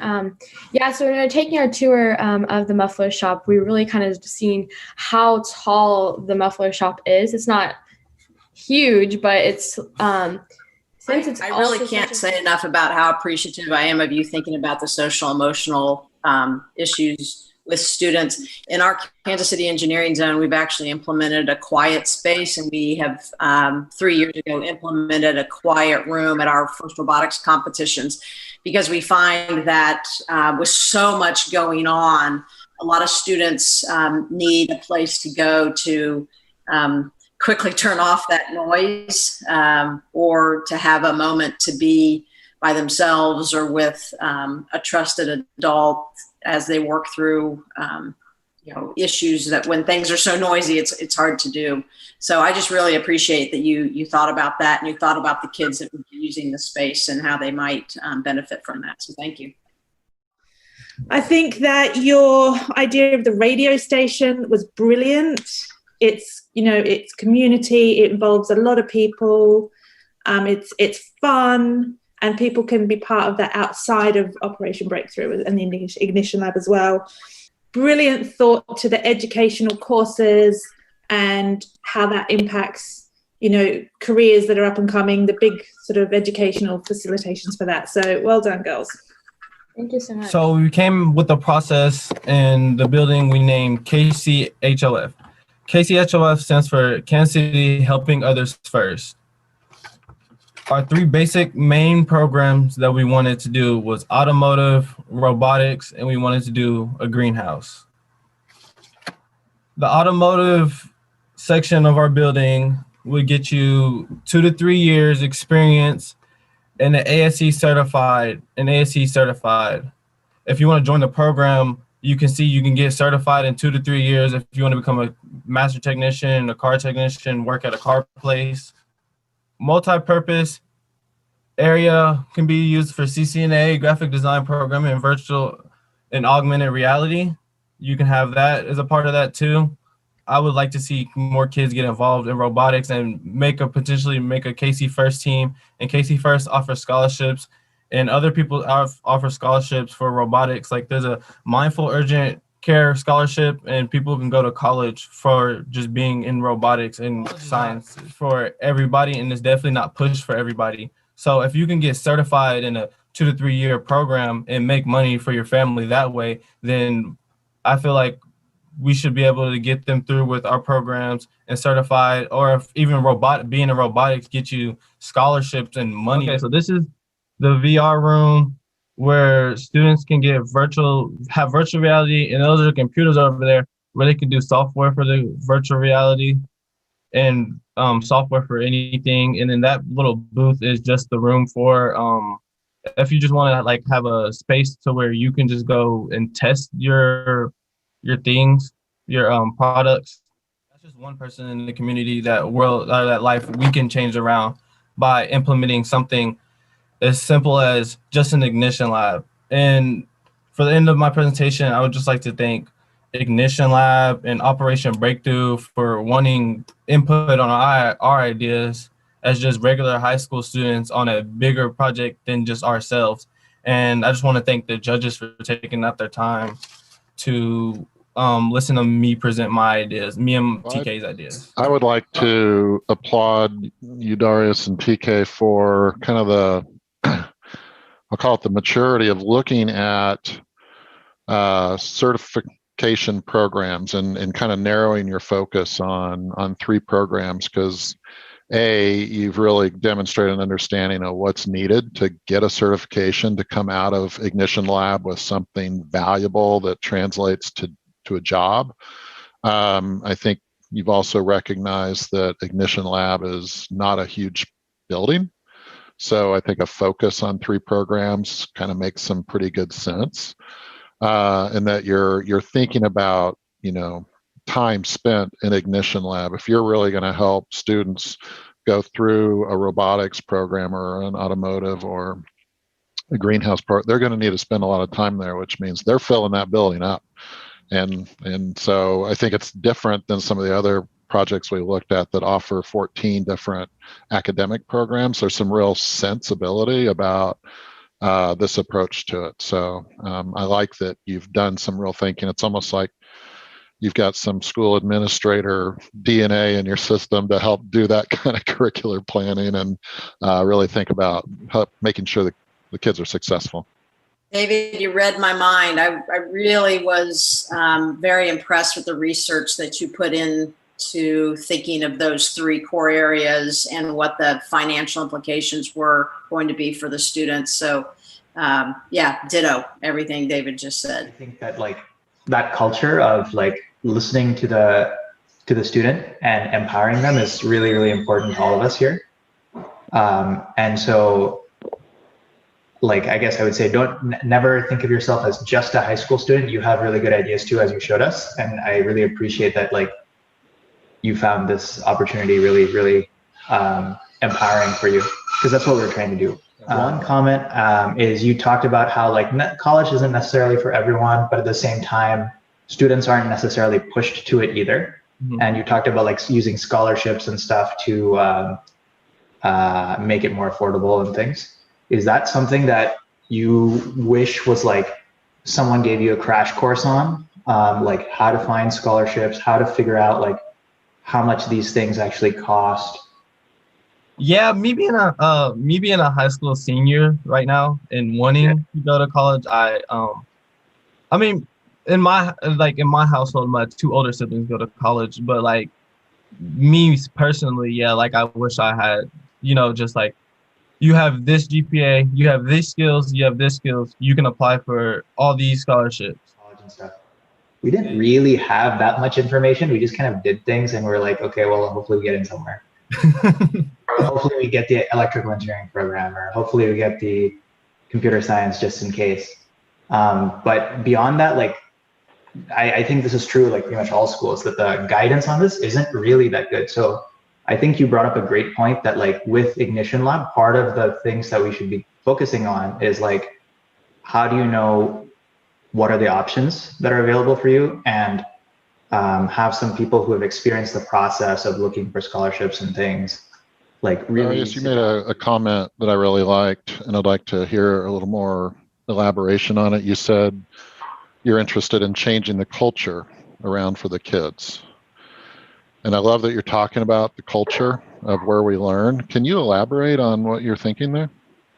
Okay, so the culture in Kansas City, and okay, so me and TK started this project, and Friday we had to do research. Okay, so I'm in quarantine, so all I had was time to research. So I did a little background research on the schools, and there was a school like grading system, and all the school and the place Operation Breakthrough is on Truce, and all the schools in Kansas City had an average of C learning, and they were just like bad reviews and negative reviews on their education. So changing the culture would mean influencing more people to learn and trying to change the face around schools, because I see it every day, and I even see it in our school, Van Horn, when people look down on us as an independent school and think like they're just the ghetto independent school. And then I see all our teachers like encouraging students to do better high scores. We got a new gym. We're trying to fix up our school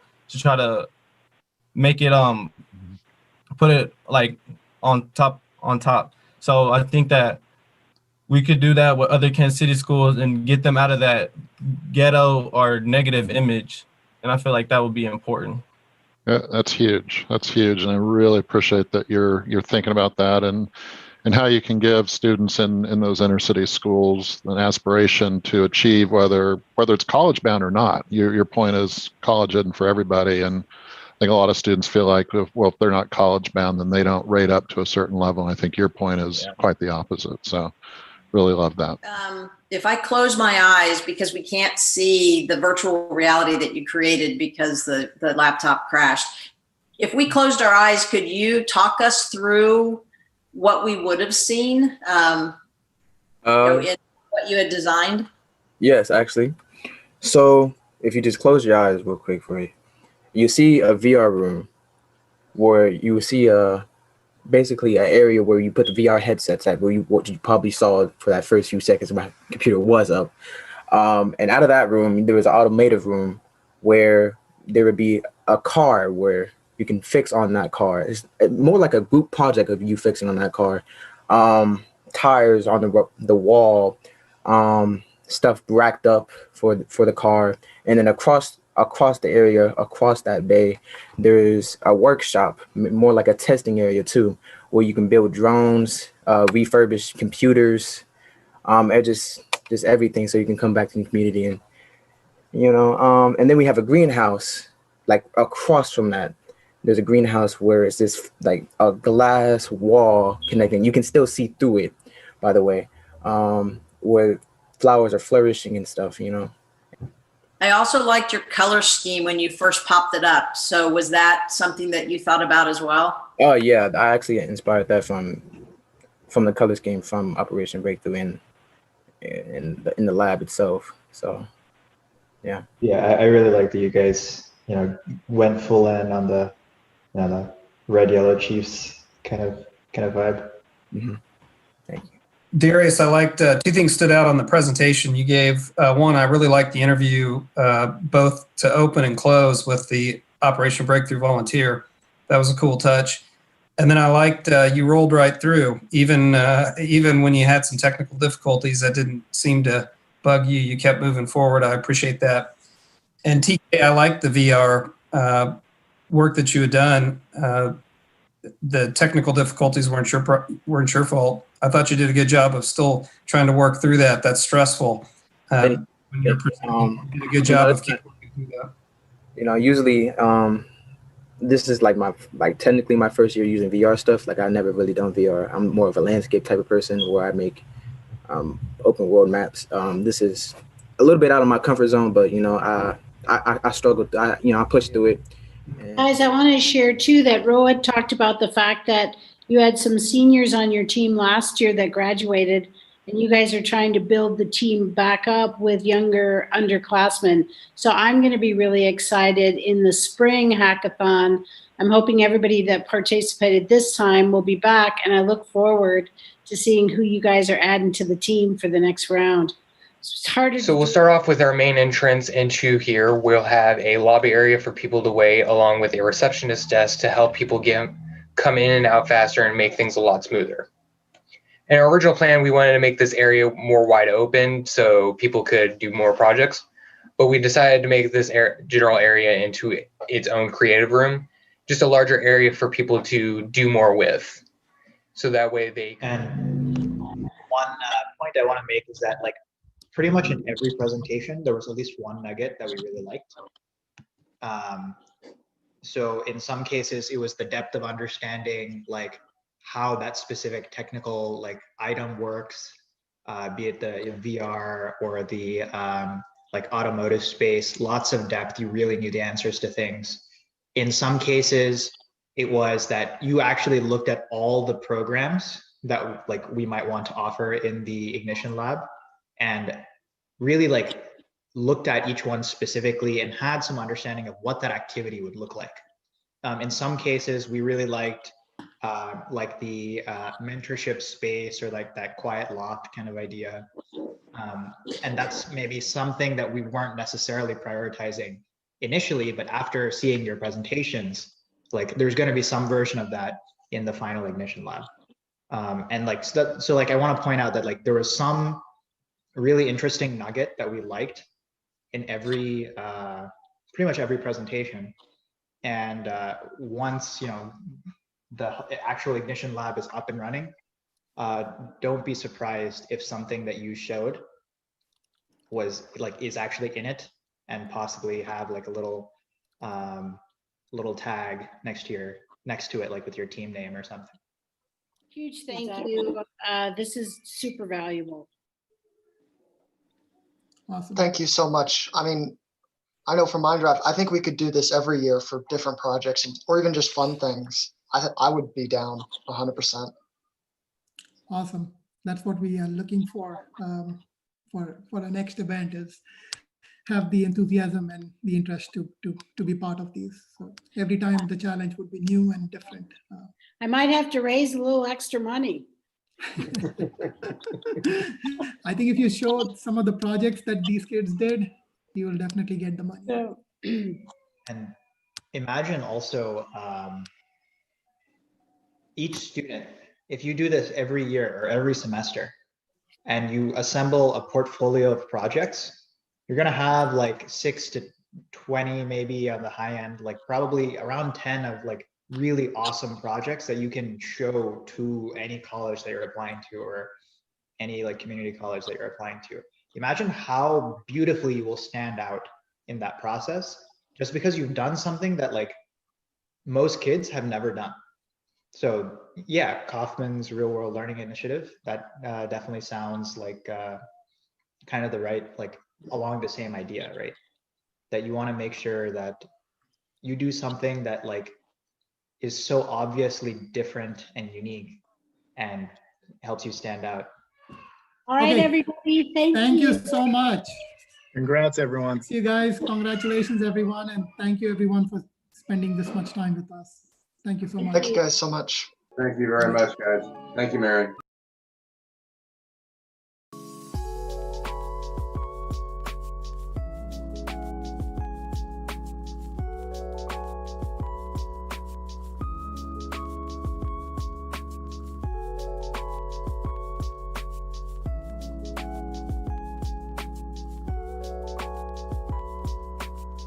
Let me tell you something right now. If I had a program like that while I was in school in Detroit, it would have been incredible. It would have been incredible.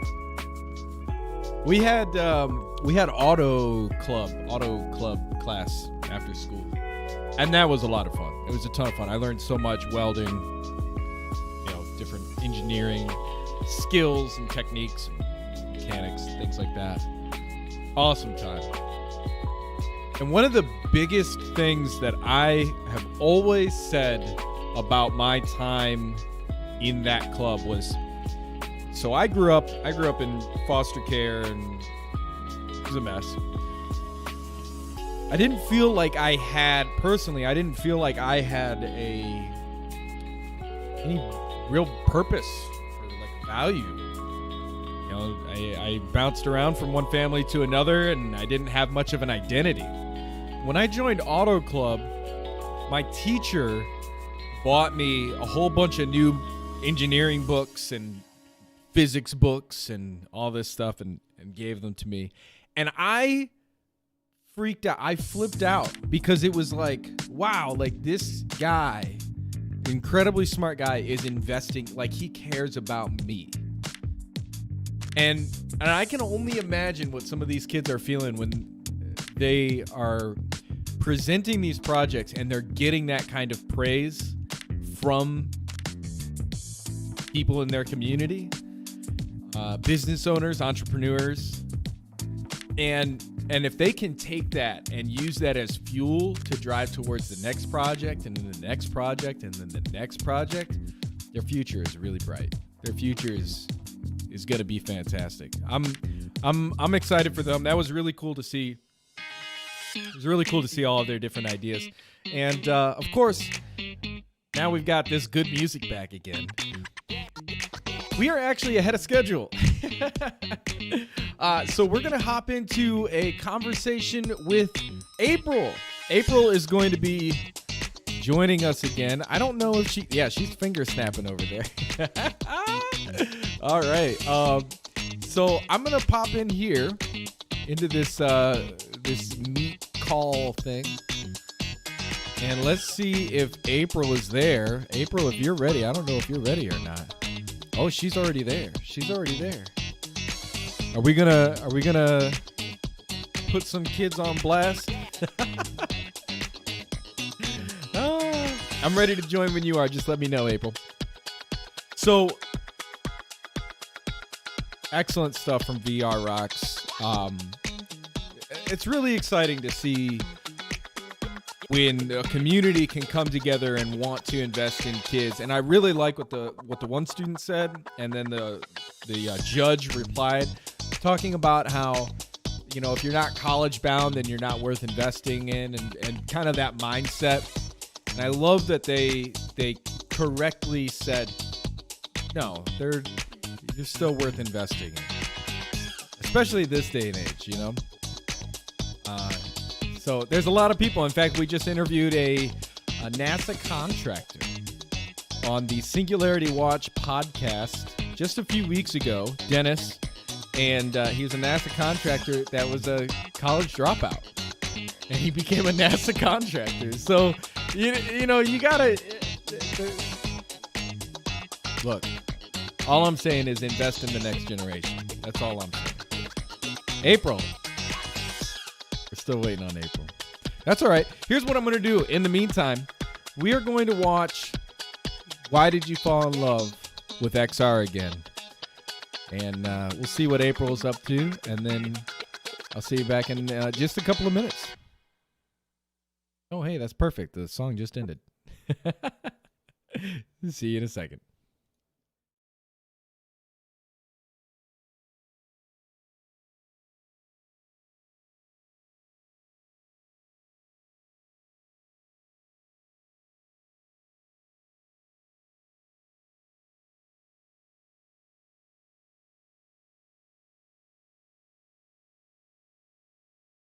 So, when did you fall in love with XR? I fell in love with XR about 2 years ago, and I was invited to speak on a panel in VR, and the experience blew my mind. I was excited about the possibilities of what technology can do when we're totally immersed in a new environment and in a new world. I was like, what is this? XR allows us to transcend time and space, build new universes, and be whoever we want to be. Falling in love with XR was such an easy thing for me to do. I'm committed to making sure the future of XR will be diverse and inclusive for all. It already and will, over the next couple of years, even more affect every aspect of our lives and the way we interact with each other and our surroundings. What I love about XR today is the community, is the collaboration, is the passion that all the people involved in this domain and the ones that are just stepping into, that are just getting into XR. I was a computer science major and worked with a blind student in the classics department to give him access to ancient world maps. And become part of a world and an environment where you felt safe and can explore and have elements around you that you really have never seen before and can't get with a traditional linear formats. And that's when I realized I am so in love with this domain because I have a very important role to play. I love that the CyberXR Coalition is leading a global and collaborative effort to help break the barriers of entry into XR. It's a once-in-a-life opportunity to be part of shaping a new era of computing. Virtual reality, augmented reality, spatial audios, three-dimensional, immersive, interactive platforms and experiences, and knowing that there's worlds to step into, worlds to build, and worlds to share. And then finally, which is my favorite one and so necessary in this, post-pandemic world, is the ability to heal. And a lot of people don't realize that, but that is the power of XR. It can actually heal you. We're going to help ensure that companies have these technologies working for everyone, including people with disabilities. Technology just caught up with our imagination. When did you fall in love with XR?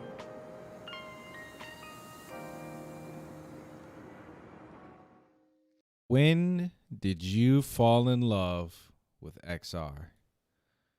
April, when did you fall in love with XR? Man, can you hear me? Oh, yeah, everybody can hear you. I tell you. Look, that is the question, right? Yes. And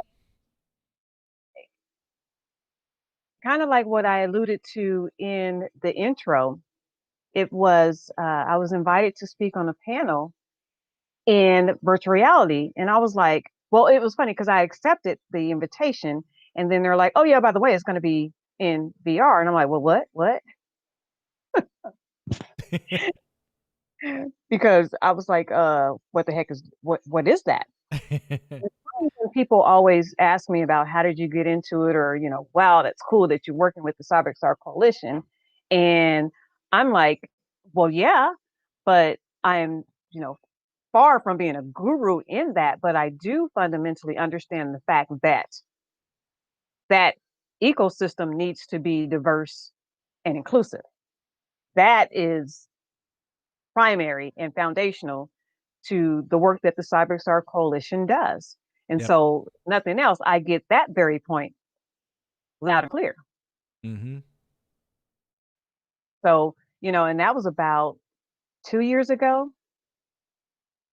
And so, rapid learning curve, but the passion was there. I kid a lot when I talk to you that, both of my parents were retired educators. So it's like, I know the power in learning and just getting in there and grinding and getting to where you are aspiring to be. And that's what a lot of people in this ecosystem are. They see something, a lot of what we saw in the video with the V-Rocks. Yeah. The one student was talking about this is this first VR competition, or first interaction with VR. Yeah. And he was just, we had reviewed the video earlier than launching it today. And when he got to that point of the video, I was like, what? This is your freaking first time? No way. And then like one of the judges was saying, come back to the next competition and the next competition and the next competition. And before then, you'll be at a level where you're teaching us. Oh, yeah. The next best thing or launching the next best product or service. But you have that mindset of being that it comes from a human-centered perspective.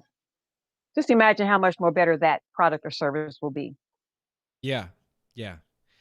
Yeah, there's a lot there's a lot of products and services out there from companies, big companies, that have an understanding of humans, right? And so they use that understanding of humans to manipulate them and to, get them addicted, or even without the quotes, the air quotes, right? Just actually addicted to the technology or the game or the social media feature or whatever.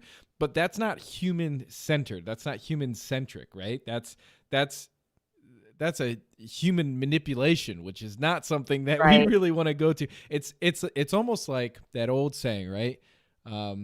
There's a difference between knowledge and wisdom, right? You can know all you want, but that doesn't mean you're wise.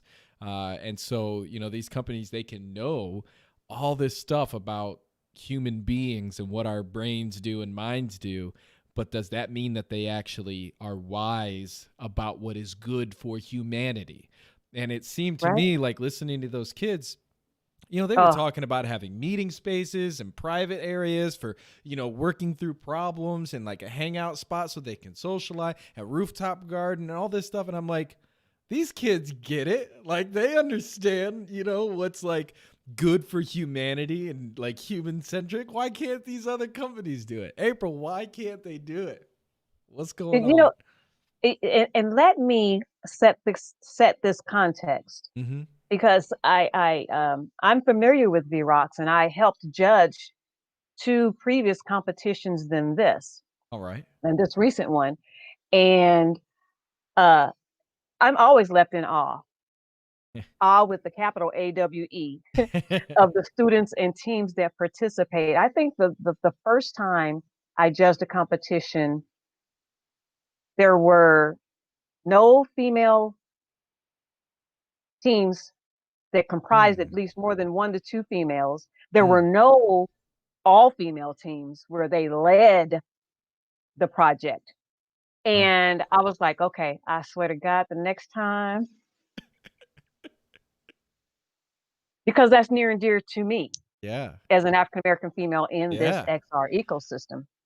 And so over the years, though, I have seen through the outreach and the commitment from Rohit Chaub and Joel Stevens, the organizers and founders behind that vision, that, and even in the video here, there are female teams, and that then equates to leadership and executive mindset and the teamwork and all those principles that are going to be the critical life skills that they will need forever.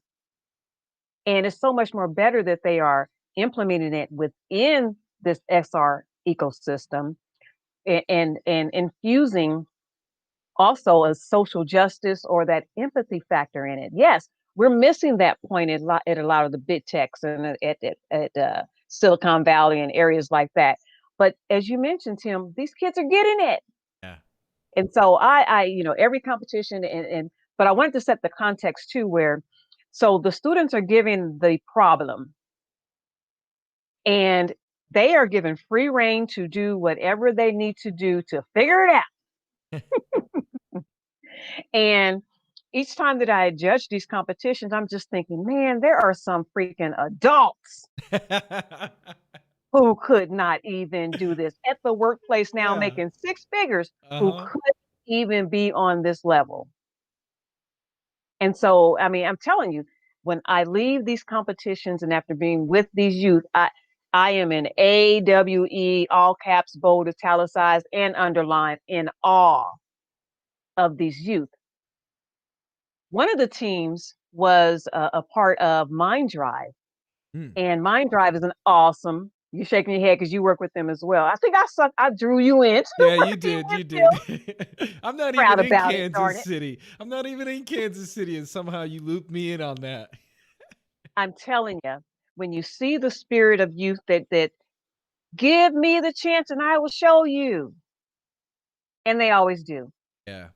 And they always do. But I serve on the board of MINDDRIVE, and we'll be featuring later in the week or on the later broadcast, a part of the work, the phenomenal work that they do.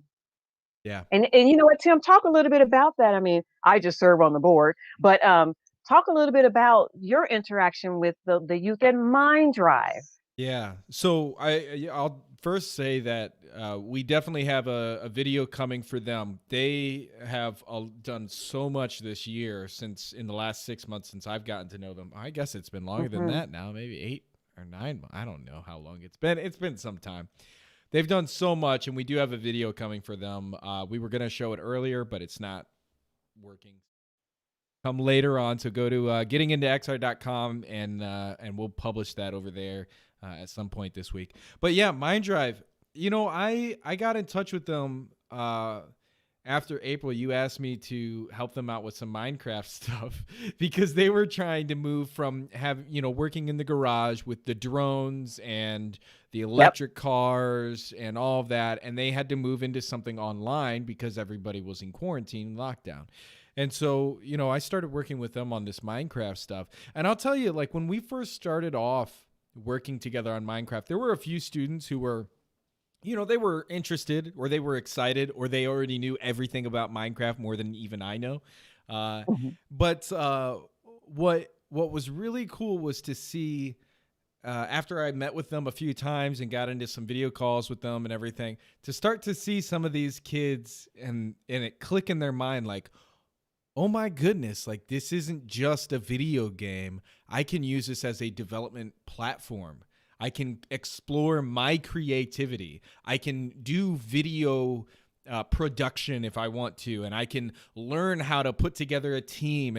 And then we started looking outside of just like what's in the game and at organizations like Blockworks and Block by Block, which they actually go around the world. And this is crazy, April. I don't know if I told you about this before. Block by Block, absolutely incredible stuff. What they do is they actually take, they go to communities that don't have a community center or a park. And they go there with Minecraft and they get the kids and the families to go into Minecraft and build the local community center. And then they take those builds and give them to an architect. And the architect actually does... They actually build it in the real world. So there are now more than 1 million people that live within walking distance of a park that was built in Minecraft. And these are usually, and when they go into these communities, they don't even see Minecraft as a game. They see it as an architecture tool. They don't see it as a game at all. It's not a game. It's an architect's tool. And so taking that, and I brought that to MINDDRIVE, and we talked about that, and we explored that. And now they're starting to get that same sort of view. And especially recently, they got into VR, Minecraft VR, and they got a new VR headset and everything. And seeing some of the kids, Caesar and all them, like get in there and play around, and like their minds are blown, like actually being in the space. And it's just so cool to see them recognize that, like, it is Minecraft, but it is so much more than that. It is a tool that they can use to develop. And now they're getting into VR. They're doing their drone stuff some more. I know they're connected with VR Rocks. You know, so there's a lot of cool stuff going on. And you know, I think that there's something that somebody said to me not too long ago. I want to bring to you is that, you know, there's a lot of baggage that's attached to the words video game. And there's baggage that's attached to the words virtual reality, right? And augmented reality. And for some people, they see, you know, virtual reality or video game as a kid's thing. It's just a kid's thing. But clearly, kids are doing some amazing things, right? Yes. And not only that, not only are they doing amazing things, but this person told me, they said, the worst thing about video games is that they're called video games because they are so much more, right? Yeah. And so that is a hindrance. And so anyway, I bring that to you to say, like, so what can we do moving forward? You know, as adults, and you're a professor and you know so many people around the world, how can we engage with this next generation and not talk down to them like, you're just playing a video game, you're just doing virtual reality, things like that. How can we engage with them, or how can we encourage other adults and business people and entrepreneurs to engage with kids? Because clearly they've got minds that are just like exploding with amazing ideas. You know, one thing that the CyberXR Coalition prides ourselves on is that we have our individual companies, our entities.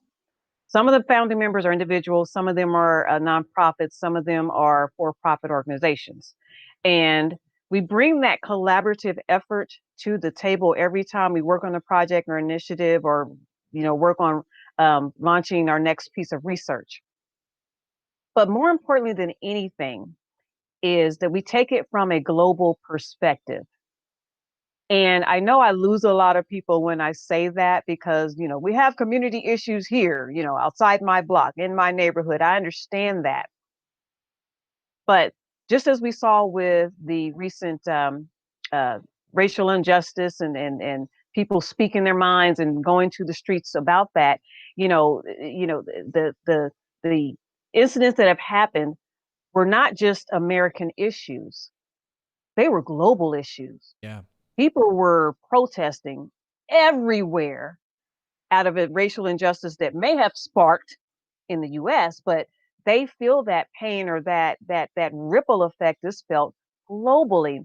So, I was talking to my significant other, and he and I had an agreement. It's like, our mission or our focus for the next few years is going to be global. And so with anything, initiative or change or shifting of a mindset, a lot of times if we think back, even in the civil rights era, a lot of that movement or shifting was from the kids. SNCC, SNCC, was not primarily mission driven from the adults or from, it was mission driven from those 14, I think the youngest age I heard, 14-year-olds leading that narrative of, we must be in the forefront of this change. And though, the XR ecosystem is not necessarily a racial injustice issue, because depending on who's speaking to it, it can be. But the same thing we're seeing here with MINDDRIVE and their concept, with VROX and their concept, is let the youth lead the narrative. Now, of course, they'll need guidance. We kind of talked about that in the our second conversation we had this morning. Of course, there's going to be some guidance and standards and frameworks in place, but many times when the change has come, it came from the mouths of babes. And so we must let these youth lead. We must let them take it to the next level. When going back to when I judged the competitions, I'm in awe of these young people. They could do the work with a little, how the judge's role was in that, where they guide them, but it can be done, and we must make space for them to do it. They're grown up. This is all that they've known. XR, VR, AR, the digital experience is all that they've known. So it would seem perfect to let them lead the narrative. And so that's where, with the CyberXR Coalition and XR safety safety initiatives come from. And with this XR Safety Awareness Week, we're kind of intersecting that, from the parental and the older perspective, that we need to make sure that, hey, this environment must be safe for you to immerse yourself in it, for you to lead and take it to the next level as well. So that's kind of where I see us, from a global perspective, and helping this next gen take it to the next level in an ethical, keeping in mind the empathy factor, making it accessible. A lot of the young people are talking about making it accessible for and applicable to the needs of what the next consumer will need. Yeah. So it's The future is bright, the future is diverse, and the future is global. I think I'll end on that note. I think that's great. Well, it's not over yet, but I think that is a great note to emphasize. Our chat. Yeah. Well, I'm just reminded, thinking about that that global perspective, right? Not only is it important when you have like the racial injustice here in the U.S. that might ripple out and influence other protests around the world, but it is very true that we can also use perspectives from other cultures in other countries to help benefit us. So there's a ripple effect coming from them to us. It is a global world. And I'm reminded of Hyun Jin, right? Your conversation with her, she's from South Korea. Man. She had a perspective that came from South Korea and her experiences there. And she brought that into the U.S. and spoke on women who were formerly incarcerated or currently incarcerated who are concerned about their privacy and security online. And that is a perspective, I said earlier, I really haven't had, but she had it as a woman in South Korea from her experiences, whatever they may have been in her past. But that's an example of, sometimes the solutions are not going to come from inside of America, inside of the U.S. The solutions might come from externally because some of these issues are very global, especially the pandemic. It's a very global issue. And the coalition, we once again, it's not a prideful thing, but we pride ourselves on intentionally being global. In the video that we've shown throughout the day for the D&I Day for the XR Safety Awareness Week, those active members that we featured are Thomas Logan is with equal entry with accessibility in XR, is based in Tokyo, Japan. Alina is based in Hamburg in Germany. Vandana, an active member based in India, who leads the InfoSec girls. Who am I missing? Kavya of Indian heritage, Asian American Asian Indian heritage, as our CEO of the XR SI and founder with the CyberXR Coalition, and then Mookie is hailing from the UK. So we the CyberXR Coalition, we do not just talk the talk, man. We walk the walk. And so we're asking people, people always ask us, what can we do? Join us on this journey. We've just launched a membership model so that people can join us in one of three capacities, either as a student, because we need, we're doing research all the time and we need that youthful perspective. Yeah. Join us as a student, join us as a professional. You're in the industry, join us to help that intersection. And then as corporations as well, one obvious selling point is that these youth that you interact with as members with the coalition can be your future human capital, future employees that are already in the industry. So why not? So we open that up to all of our listeners here. Join us at the CyberXR Coalition. More information can be found at cyberxr.org. Yeah, that's right. You said some of these students may be your future employees. Shoot, the way some of these kids are, they're going to be my future employer. It's wild. For real. You mentioned everybody that was in the video. I do, just going to put it out there, April. You forgot one of the people who was also in the video. That was my voice at the beginning. Come on, April. Oh, Lord. Come on. Oh, Lord. Don't oh, Lord me. You know what? We've been working and flowing so much. We're already synonymous. That's all right. Is that a good comeback? Oh, yeah. You did all right. You did all right.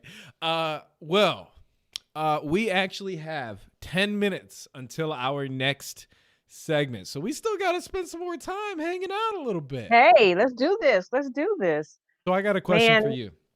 All right. Got a question for you. We've had so many conversations today, right? Man. What, of everything that we've heard so far, what is like a big how you've asked this of several people in the different panels or conversations that you've had. So now I'm going to ask you, what is one thing, one word to kind of pull away from all of the lessons that have been brought to us all day long today? I like the fact that everyone that accepted the ask and said yes to join us is keenly aware of this one word. And many of them said it in their sessions. Action. Yes. Yeah. All right. That's that it. That is what keeps Kavya, myself, and Marco, the executives of all of this, up at night. And you. Trying. Recently. I can't even keep up with any of you. I'm like, goodness, this is 1 week for me, and you're all of you. Just goodness. But of a little sarcasm. But urgency of it, man. And we see the dire impact and importance of it all, of our work, individually and collectively. You know, a lot of times it seems as if the XRSI and CyberXR Coalition are synonymous, and to a point we are, but with XRSI being the umbrella of all, and then the 4 elements underneath it, you know, the medical XR, the Child Safety Initiative, the Ready Hacker One, which is featuring, you know, today with our journalism hub, and then the CyberXR Coalition. So yeah, it's a power-packed, how do I say that? We're a power-packed group of entities, but we're all on the same accord. Yeah. We know that this XR ecosystem is just at the very beginning of what it can be. And if we, persons that look like us, the experiences, digital experiences that we represent, are not in the forefront of where this next stage is going, I don't even want to think about what that world will look like. Yeah. So we understand that sense of urgency. We understand the impact and importance at the CyberXR Coalition under the umbrella of the XR Safety Initiative. We get it. And each of our collaborators, our advisors, persons such as you, you know, our members, we get it. And if you fundamentally get it, then you'll be ready to hit the ground running. You know, because it's real. Yeah, absolutely is. One of the reasons I think taking that word action, one of the reasons why I was so honored to be invited into some conversations months ago with Kaveh and yourself and others was because I recognized that I've heard others and even been a part of it myself, having conversations, and I touched on this earlier on my own in between a couple of different panels, talk about we need standards, we need regulations, we need guidelines. And then they come back again a few months later. We need standards. We need regulations. We need and it just keeps going and going. And, you know, and XRSI, CyberXR Coalition are making the standards and the regulations and the guidelines. Blueprint, baby. Yeah. 2 blueprints, okay? Yeah. Right. We cannot keep saying, like, at the end of the day, I heard a podcast once from somebody who used to work in the White House under the Obama administration. And they said that they went in and they were having a meeting with like some different people that were in charge of things. And it was their first time going into one of those meetings. And they had some information about what was going on in Afghanistan that, you know, they thought would be important, but they felt that they did not have the ability to speak, right? Because they were like, this is my first meeting. I better stay silent and let other people talk, right? So then the meeting goes on. They leave the meeting and they tell another person who was in there, hey, I had this information about Afghanistan. We should bring it up next time. And the guy looked at him and said, that's the meeting where it needs to be said. You can't wait on somebody else to do it. You have to do it. You're now the one doing it. And I kind of get that vibe when I'm around you and Kavya and Maria and Rodrigo and Alina and all of you phenomenal Rachel. people. I get that vibe of like, we have to do it. We can't wait on someone else to step up because there might not be anybody else to step up. Right. You know? Well, you know, we have to do it. We have to say it. Exhibit A here, the live stream. And we equally, if not most important, we have to be it. When I say we don't just walk the walk, that we don't just, we just don't talk the talk. We walk the walk. We know the sense of urgency in this. We hear the youth talking about this. We see the youth talking about it. We're rolling up our sleeves like you with the youth, getting them to that point because we know. And, you know, we once again, bringing our unique perspectives. I'm a mother of 3, 2 teenagers and a 21-year-old. I live it. Live, breathe, eat, watch it. You know, I'm in the thick of it. Yeah. And also, you know, and then as the executive role with the CyberXR Coalition, that intersection is an awesome place for me, an African-American female, to be. And so we're going to rock this, man, because that is my purpose and why I am here still today.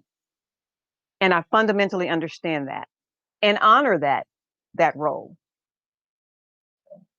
That's great. Yeah, That's man. a good word. Good word. We got some action. Yeah. I wanna say like moment of silence, but we've got some moments of silence coming a little bit later. Man. Are you ready for those? Woo! I've been hyping this up. You guys up. ready? Where's the camera? I know, right? Exactly. I've been hyping up the conversation with Brandeis all day. I'm so excited because I got to watch through it, you know, because editing and stuff.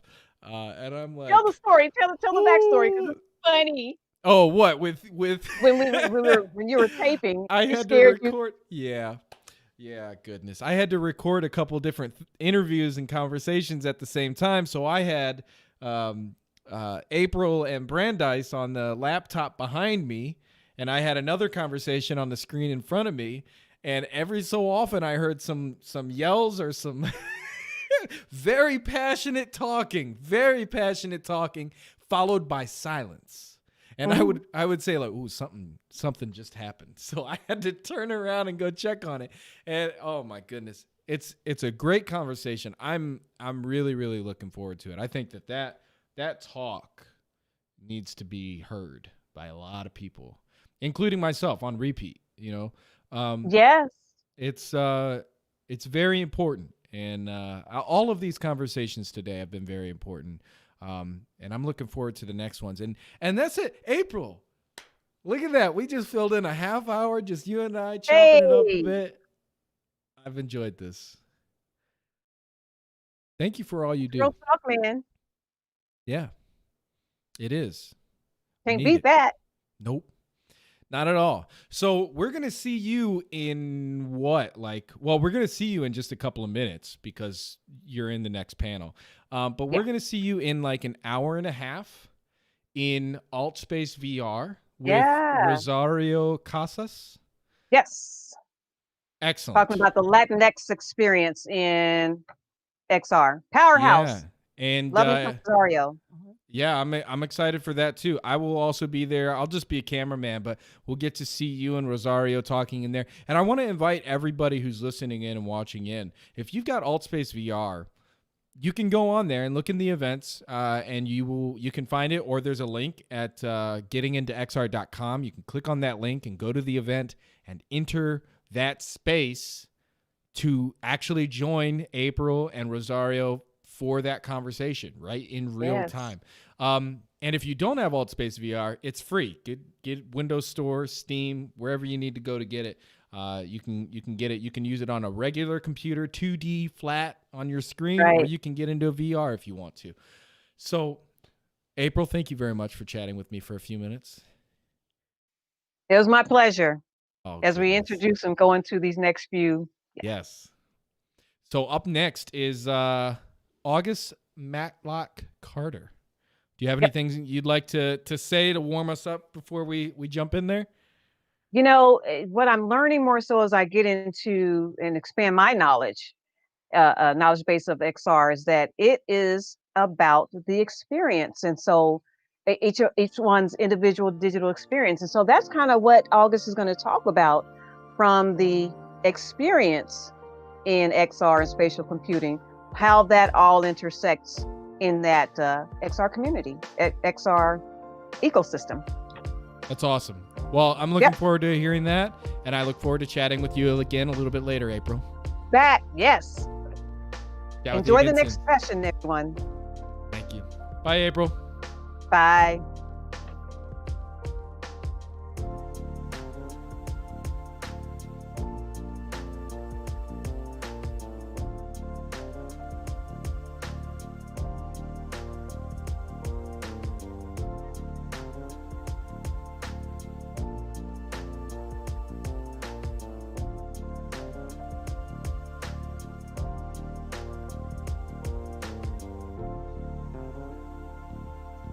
Five, four,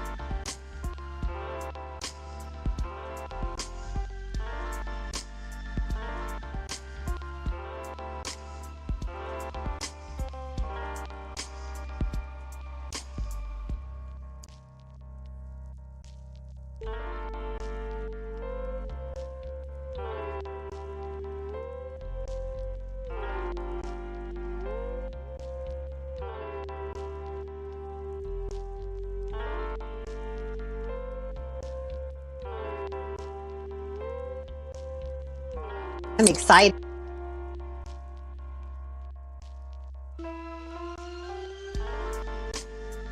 time. Welcome everyone to our continued discussion on the DNA Day as part of the XR Safety Awareness Week 2020. We're so excited about this inaugural event that's being hosted by the XR Safety Initiative. Today we have as my guest August Matlock Carter, who is a UX manager in the financial industry. And I know, what the heck is UX? Well, we're going to talk about that today. And more importantly, talk about August's journey from being a little girl raised in Nebraska all the way to her journey at this point as a UX manager in the financial industry. So I want to welcome August. Welcome. Hello. Thank you for this opportunity. Yes. And so a little transparency here. I want to tell the audience that you and I had a previous conversation, and it just fascinated me even more about how a Black female landed in this industry. Both industries, actually, we're underrepresented in financial industry as well, let alone UX and the XR ecosystem. So let's set the context, though, of how it all began in Nebraska.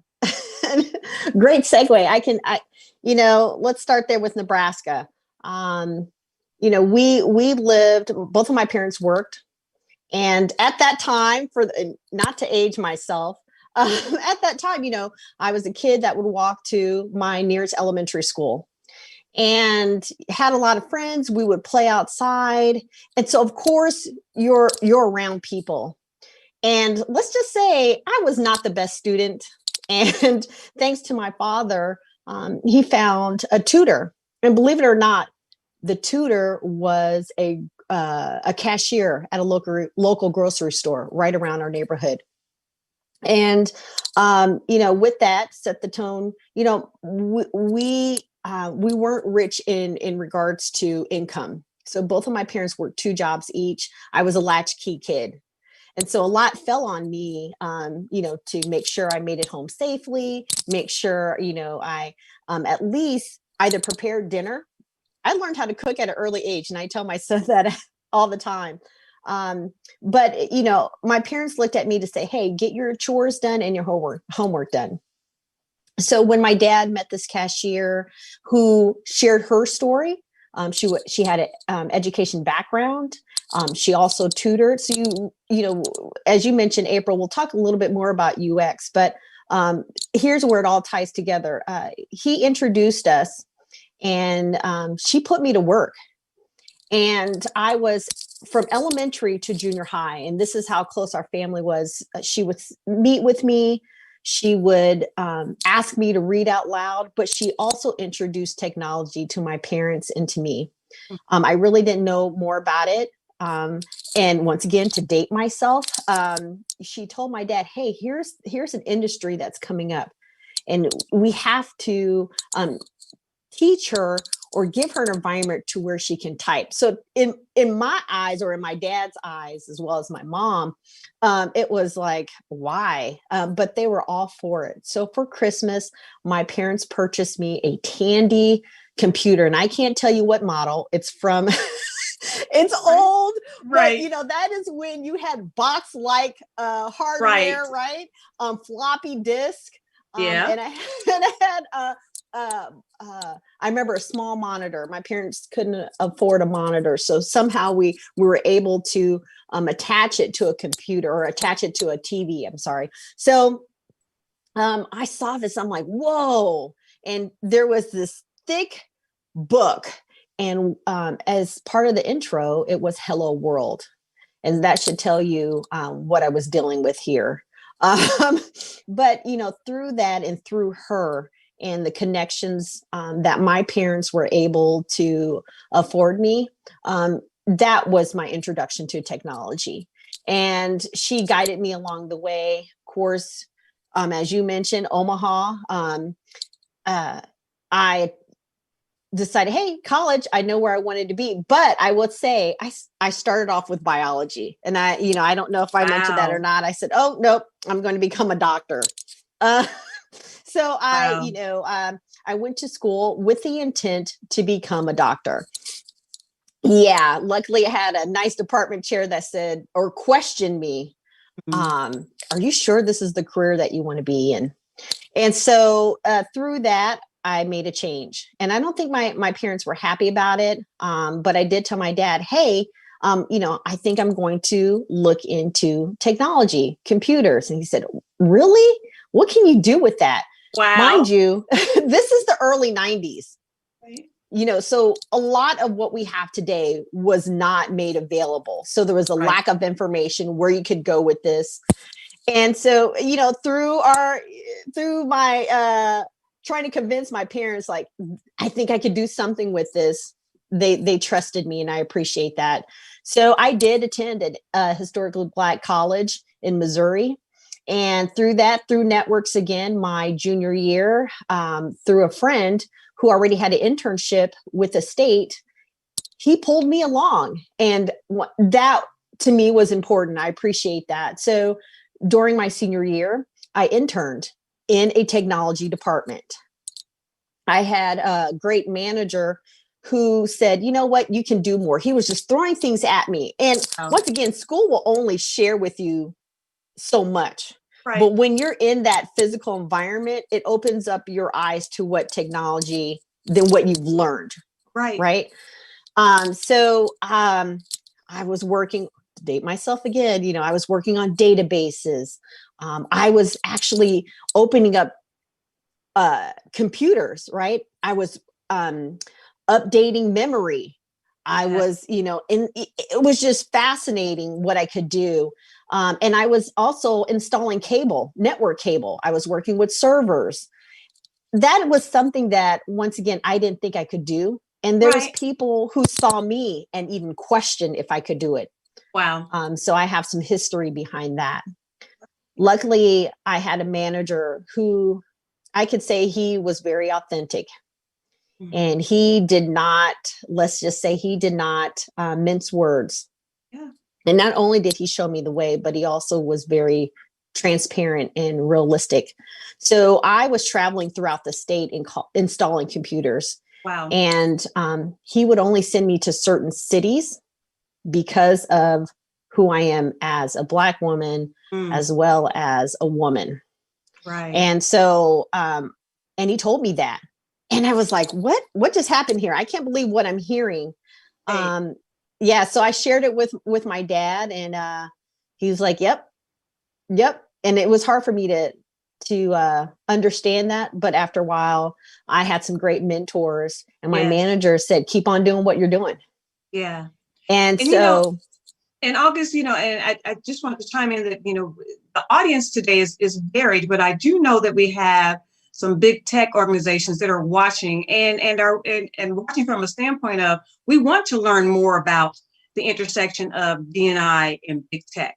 And I mean, which is specifically why I strategically wanted you to be part of this DNA Day, to talk authentically about what helped shape and keep you in a STEM industry, regardless of what year or even decade that you look at, women, Black women or women of color tend to drop out as well of the industry. So I'm loving this that you're sharing with the story of what caused you or enabled you to stay in the industry when you haven't said it, but I know you were few far in between people that look like you or even understood your journey or your experiences. So I'm loving that you're sharing that these are particular things that happened, occurred, that helped shape your experience to where you're still in the game today and in leadership today. That's equally important as well. And one thing I do want to circle back on is that, one thing that we find in families of color is that we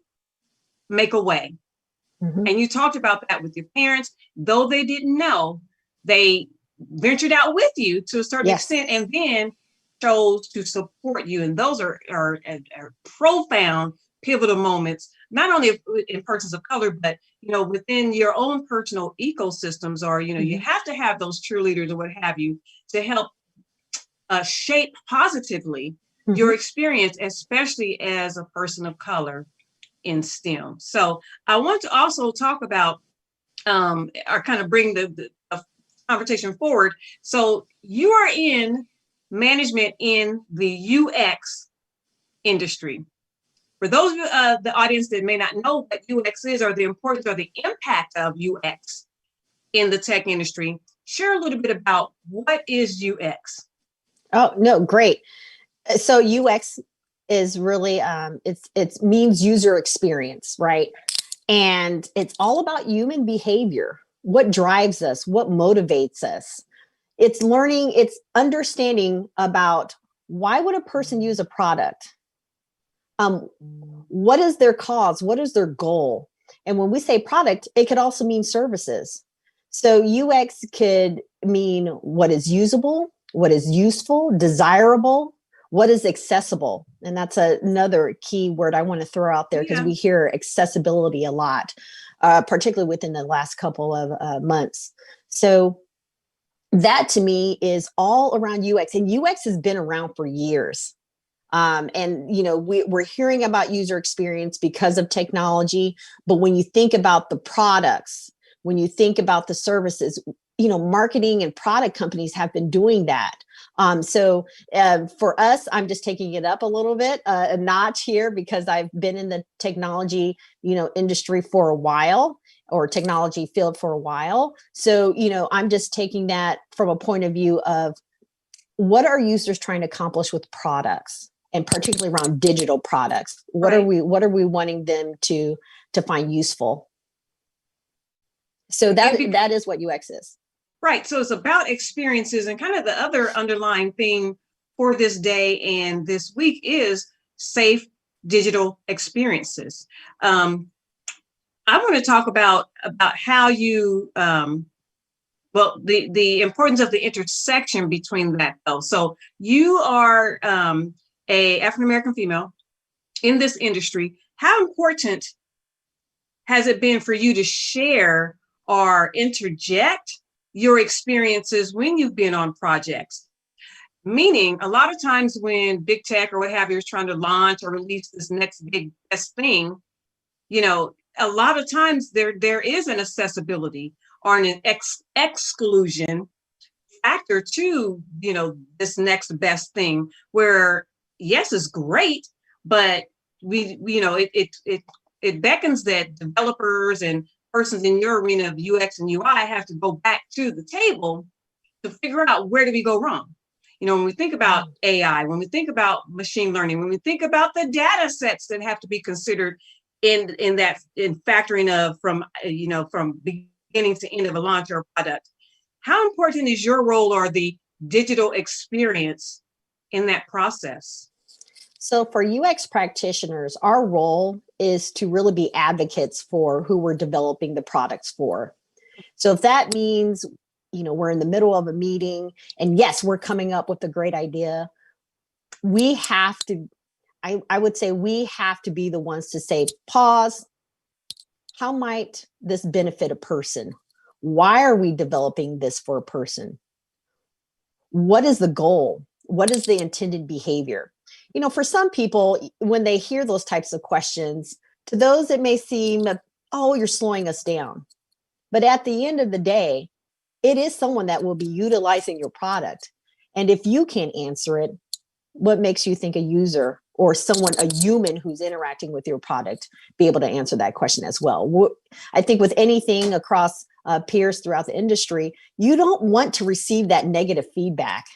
So as a UX practitioner, your job is to really think, okay, I'm a user, and we'll talk, you know, if we have an opportunity to, the UX person would be the one, there's research that's involved, right? You're not the only one working with it. You're working with other, hopefully teammates, to help fully understand, or subject matter experts about that user. Okay, here's what's motivating the problem. Hear it from a user perspective. Here's how they're feeling today, right? And all of that information you're gathering through research. You want to make sure you bring that research to the table, to the team, because honestly, they may not know. And once again, that is the job of a UX practitioner, to come in and provide that information to everyone, so we're all on the same page of why we're developing this product and who we're developing it for. But, you know, and I want to be honest here, and, you know, we'll let the world in on through our little chat here. But I know there have been times when the conversation as a UX practitioner hasn't been as it should be. You know, I wanted to talk a little bit more too about barriers to entry into this industry, but share with me in the audience here, what have been some barriers to your entry to UX, or, you know, when you're at that table, the only female or what have you, only person of color, and, you know, how do you have to gird up your loins to make sure that that position is heard and implemented? Share an experience, or just in general, how have you had to gird up your loins, going biblical here, and really had to do the job as a US practitioner, and, you know, that duality of a female and person of color? Oh, great question. I would tell you some lessons learned. Okay, I went in once as a UX practitioner and said, okay, here's how it's going to be. Here's what I've heard. And of course, if you have people who own the product, of course, they'll look at you and say, well, who are you? How can you tell us about our business? I would say after I did that a couple of times, I appreciate someone coming to me or pulling me to the side and said, you know what, you're hurting your message more. Didn't understand why until I took a step back. And with anything, you want to be, I'm going to use the word collaborative. And you have to bring people into your journey. And so a part of that is education. Like you said, August, what is user experience? People didn't know what that was. People still don't know what that is. Right. So you can give as much lip service as you want, but if people don't understand what you're doing or what you're saying, they're not going to be buying into what you're asking them to do. So part of that, you know, through some lessons learned, is pulling a member with me. If that is a developer, and if that is someone who owns the product, come with me. Here is what I would like to do. And yes, you're going to have to present it into a way of, here's why I want to do it. Here is what I hope to get from it. And a lot of what I see across the industry, and really, you know, when you mentioned XR, you have to get people to be immersed into that, right? You have to get people to observe. Oh, wait, a person was using an application. I noticed this person clicked on this button. That button wasn't meant to be clicked on.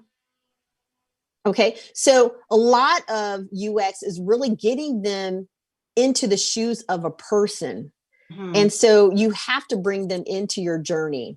And so in order for people to listen to us, they have to join us. So part of what our job is to educate people on the why and educate people on the who. And I feel like the more that you can do that, the more that people are bought into, okay, I'm with you. Okay, this is what I observed and it's good. And, you know, I don't know if this is part of my top strengths, but I feel like I'm a coach into that as well. But, you know, going back to what you mentioned as a woman and as a person of color, you know, I like to tell people, hey, here is why I'm doing these things. Part of the education is one of the reasons why. But I also tell them, or also ask them, I like to ask them questions. People come up with solution first and then test out. And I'm like, no, let's think about this. What type of questions should we be asking ourselves? What are you thinking? Help me understand why you're thinking this way. So it's more of a dialogue, anything else. And then we can come together to say, okay, here's what we're coming up with. Now, I'm not going to lie with you, April, you know, I wonder if people look at me and say, oh, she doesn't know what she's talking about. And it has been tough, I would say, you know, when you walk into conferences or meetings and you are the only woman of color, it does, to me, it can be intimidating. But I've had some great sponsors and some great mentors who said, you know what, shut it down. Go in there because you know what you know. Right. And even if, you know what you know, and be open to learning.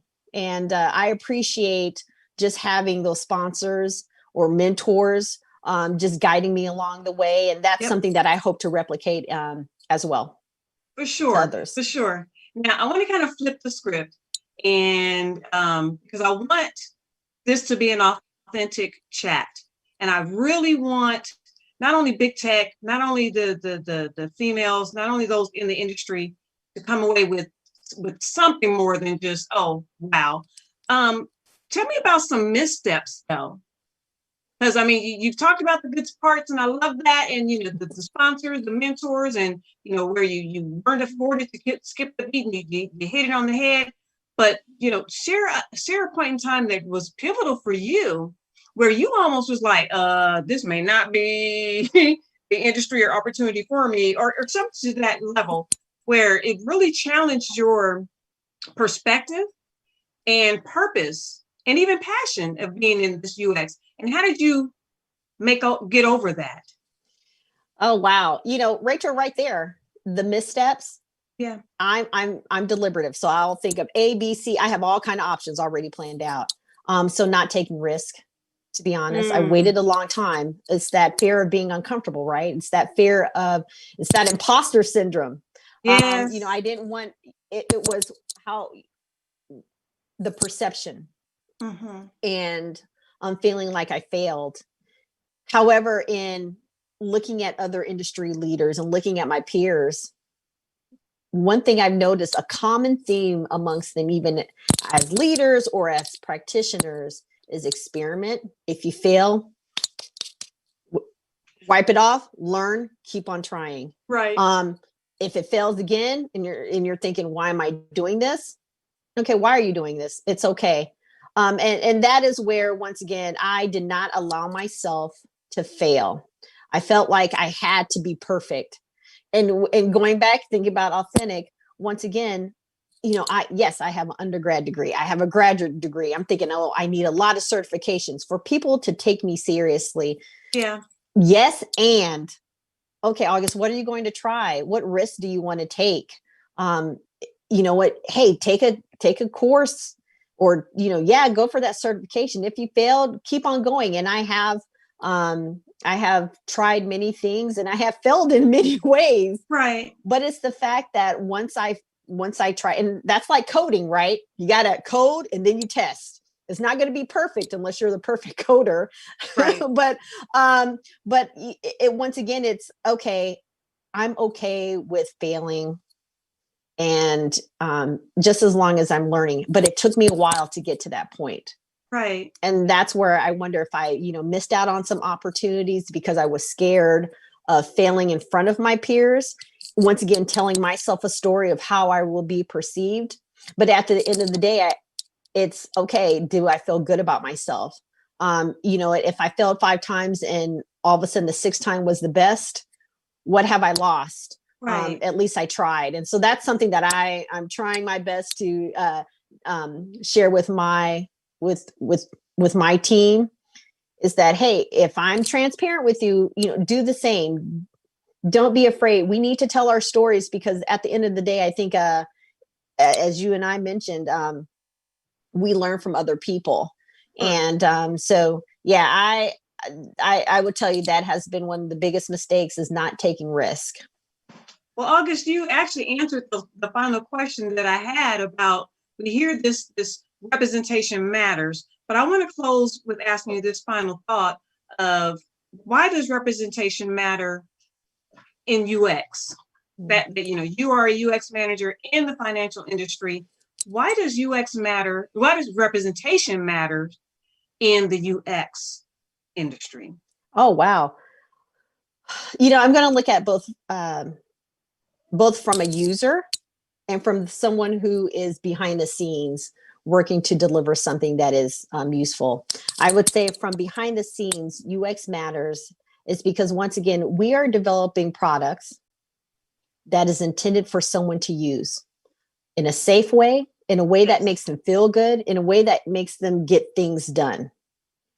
You know, I've heard UX practitioners say, we don't want people to feel like they can't use technology. We want people to come back to our products and services to say, hey, I utilize this, or share that information with someone else, right? And that is why UX practitioner is there. It's not all about, which people, the misconception about UX is make things pretty. No, our job is to make things pretty and also make sure that people feel like this is a valuable tool. Where UX is also representative is also thinking about human behaviors. You know, there's a lot of things that I've seen across the web, April, that you probably heard about. You know, we talk about voice technology, right? And the Alexas, and, you know, voice representation matters. Why am I hearing someone of an English accent? You know, what about someone, a person of color having their accent? Because you really don't hear that. We also talk about tools. Well, you know, if someone is either using like a audio reader, but can't really see what's on the screen, we want to make sure they have the same type of experience as someone else. Right. So accessibility, right? We hear that a lot. But at the same time, what about if someone can't read a small font, or the color blindness? Right. So representation does matter, and you have to keep on learning.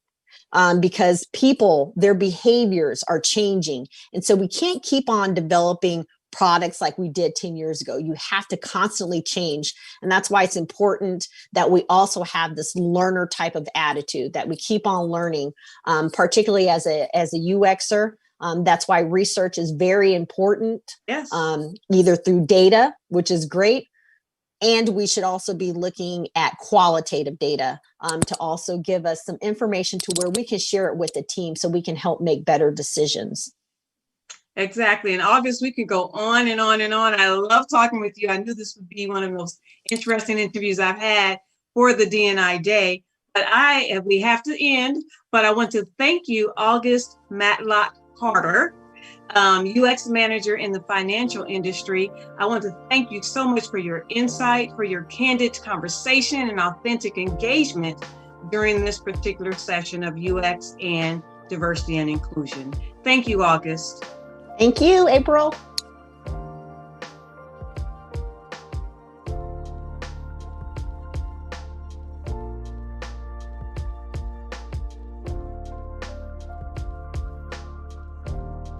All right.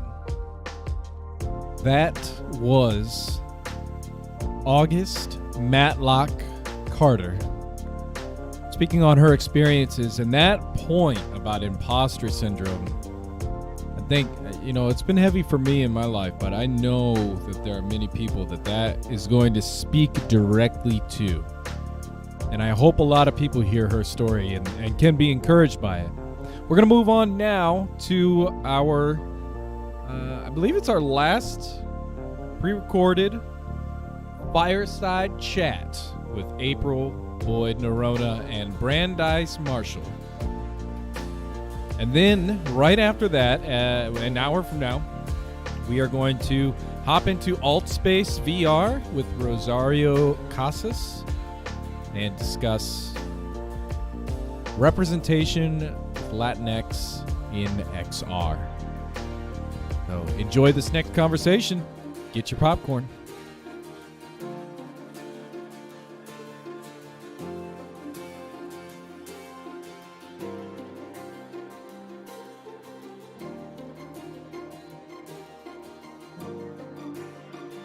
Welcome, everyone, to the D&I Day of the XR Safety Awareness Week. And I'm so excited. I've been waiting for this one. So excited to bring in my good friend, Brandeis, to talk about the importance of centering equity in data. And I want us to kind of just take a moment to think about what that really means, especially amid COVID, especially amid the tone and just of the nations and of the world, actually, of where we are this very day. Centering equity in data. So when I was reading Brandeis's video, a bio rather, I thought that it rang so true. So she describes herself as a skilled explainer who has a knack of making difficult concepts easier to understand. And regardless of which ecosystem you reside in, whether it's XR, cybersecurity, spatial computing, the life. That rings so true and resonated innately with me. But she also says that she shares the racial, gender, and socioeconomic impact of data in technology. So that intersection alone is worthy to talk about. Yes, and so I applaud the foresight and insight and all the ites that Brandeis honed in on, equally, if not more important, as the co-founder of Data edX, the genius behind that concept. And so we're going to talk about that and so much more, because of course this is an emerging topic on social media too. And we'll kind of talk about that, where data scientists are just the bomb. Y'all are in the midst of any and everything that is propelling America and the world to go where they need to go. I apologize. I need to reset this real fast because I'm noticing an issue. So we'll be right back in just a second. If you don't see the stream starting back up automatically for you within 20 seconds, refresh the page and you should be good to go.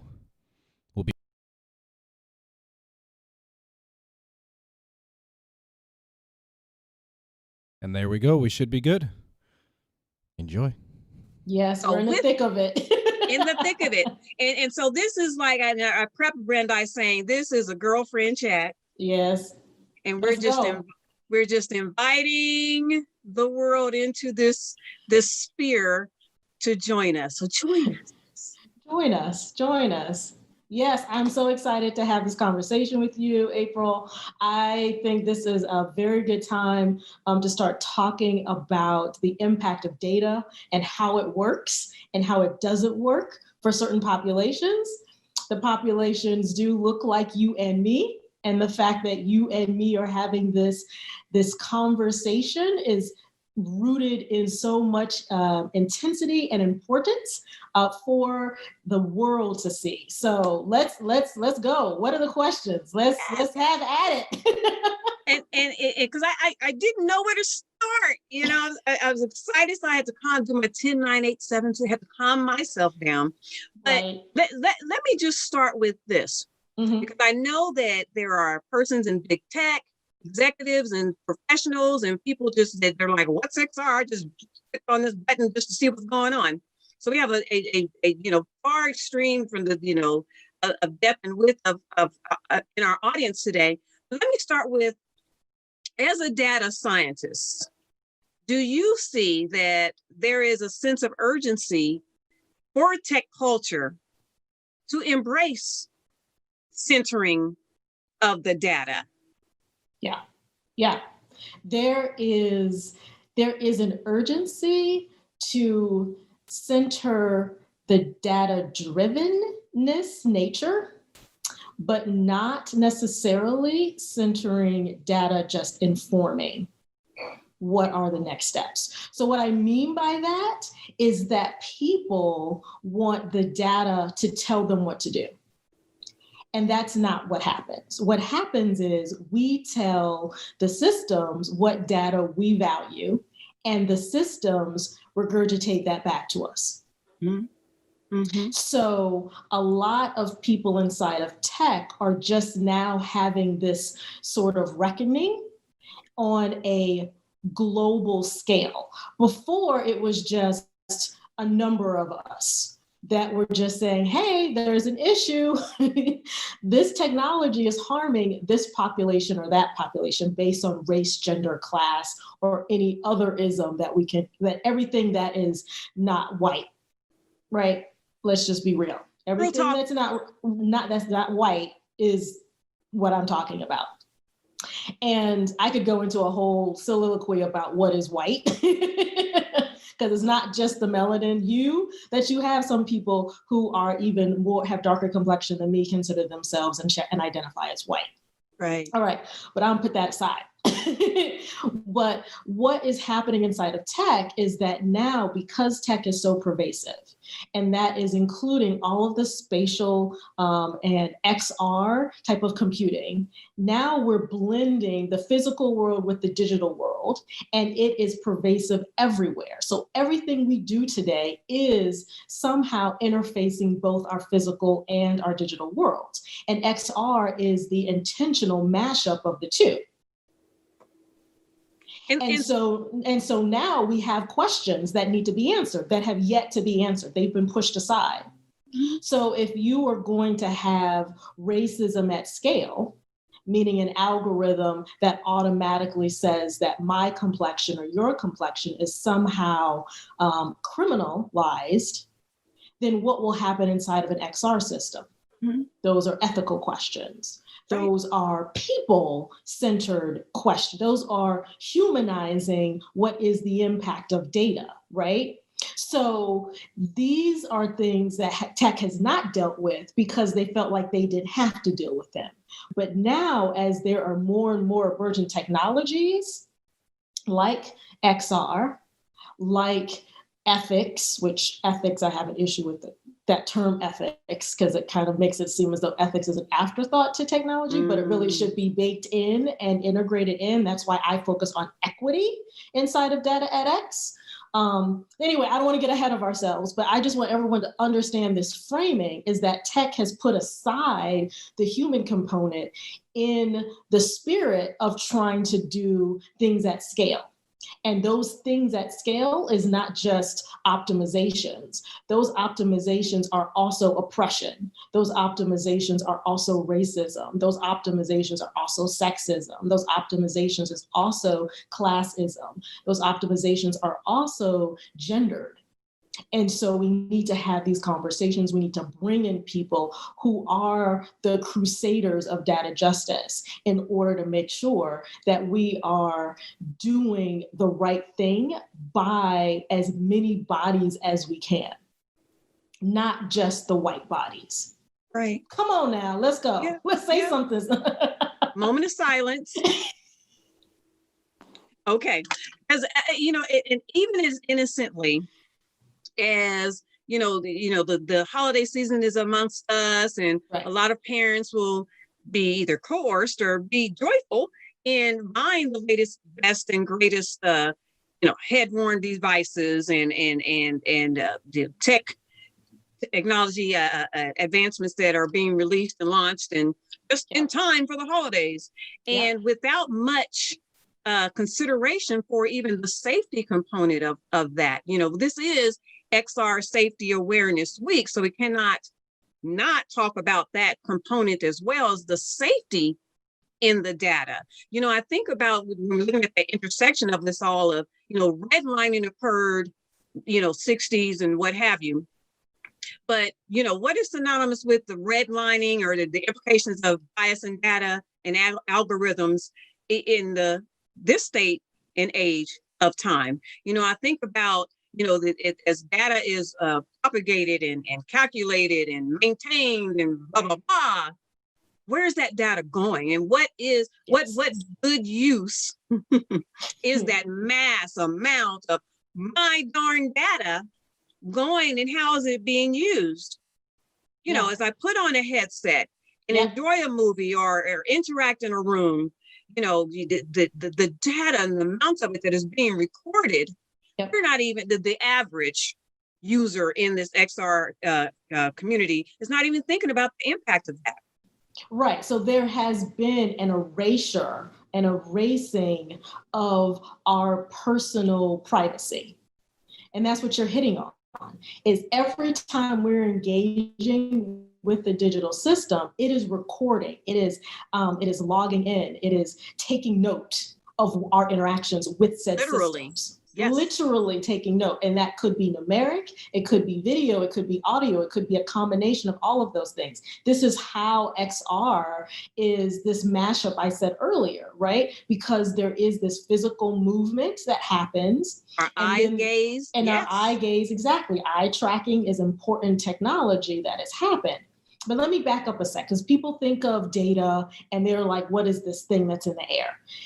Okay, so since I'm a computer scientist by training, and I'm an educator, an explainer, let me break this down. Computing is a way in order to take a problem and make sure that there is some pattern in order to deal with the solution. So it's really trying to make sure that the solution can happen in perpetuity and repetition. Okay, that's computing. A component of computing happens to be automation. This is that notion that everything has a process and there's a way to distinctly solve a particular process, and that automation is something that can be scaled. What is powering all this automation is the data. That is the good data and the bad data. And what we're finding is that there's a lot of bad data. So the question always becomes, what is good data? Guess what? We don't know. That's the secret, because there's so much data out there. So back to your safety question, because I want to get to this. When it comes to safety, it is security of systems. So that's the digital side. But there also is a personal awareness that we must have as stewards and what's the best word for it? Producers and consumers of these technologies. So as someone who is the CEO of Data at X, I'm very diligent about trying to build data equity skills in people. And it doesn't matter where you are in what sector. You can be in finance, you can be in education, you can be in law. Everyone who touches data is a data science practitioner or a data professional by proxy. Right. And this by proxy nature means that we're all are taking in data, doing stuff with it and giving it to somebody else. But each of us have a responsibility and accountability to know what's going on inside of the data that's under our purview and in our lane, right? And so when it comes to XR safety, if you are building an XR system, then you have to think about what type of information is being logged. And then how is that information going to be carried forward? What are the compliance issues? How would someone that is a child deal with that XR system versus an adult? Right. We don't all go to the movies, well, when movies are actually going to be open, but we all don't go to the movies and not look at the rating. Or we don't go to a movie and not look at the trailer. It's the same type of conversation that we need to have inside of XR. We can't just do it because we think it's cool. That is the tech way of thinking. Tech way of thinking tends to be intention over impact. Mm-hmm. The equity that I'm talking about is the reverse. It is impact before intention. So I was looking at the end game first before I'm thinking about, because the intention don't matter if it causes harm in the end. Bloop. Moment of silence. I'm sorry. And so the next question then leads us to, I told you all, I had to prepare myself for this one because I just knew we were going to go there. But, let's kind of look at also at this question, that is data analytics for social impact then, is it an emerging trend, or what are the, you're in the thick of it. You're a data scientist, you're in the thick of it, from a professor role to an entrepreneur and CEO role, what are the implications here? Is there more of a need because of the sign of the times that we are in? Yeah. And I mean, we haven't even began to talk about or think about post-COVID and post our recent elections in the US and post this and that, is this an emerging trend? Has it kind of always sort of been there, especially for the populations of people of color, those who have been historically marginalized? I mean, we've always known it was a sense of urgency, but is this an emerging trend? Is this how we and big tech and this XR ecosystem should look at this data analytics for social impact concept? Well, let's see. Where should I? Oh, hello? Okay, I'm back. Yeah. All right, I'm back. Okay, good. Okay, I didn't answer yet. All right, so data analytics, it has been around for a very long time. Very, very, very, very, very long time. Some people believe that it actually is statistics. So statistics has been around for how long? The word data science actually was first noted in about 1968. So it's not like data science is new as a field, but somehow it didn't really catch on until the world of automation had actually caught up, so that automation was in every sector, right? That's what we have right now. Mm-hmm. So data justice is something that's really been there the whole time. These were conversations had in the late 60s, 1960s, 1970s, that were from ethicist point of view that no one really paid attention to because very siloed. Mm-hmm. But now everything is coming together. But what was impactful for me in your history lesson was that it has been around for in different forms or fashions for years. Yes. And just from my non-data science experience, right. Thinking that, you know, it's been a sense of urgency or part of our experience as persons of color. It's always been there. You know, always. Data justice, which you kind of touched upon, or we're going to talk about data justice even. Explain more so about that concept, data justice. Right. So this is about understanding the impact of all of our data and how it's being used inside system. So it is the automation component, the at scale nature, and how what people are programming, and those people tend to be white and they tend to be male, are programming or impacting individuals who are of every background, of every hue. So the consideration for what is being coded, what is being then distributed out, right, around the world is impacting populations that were nowhere in the room making decisions or even part of the testing.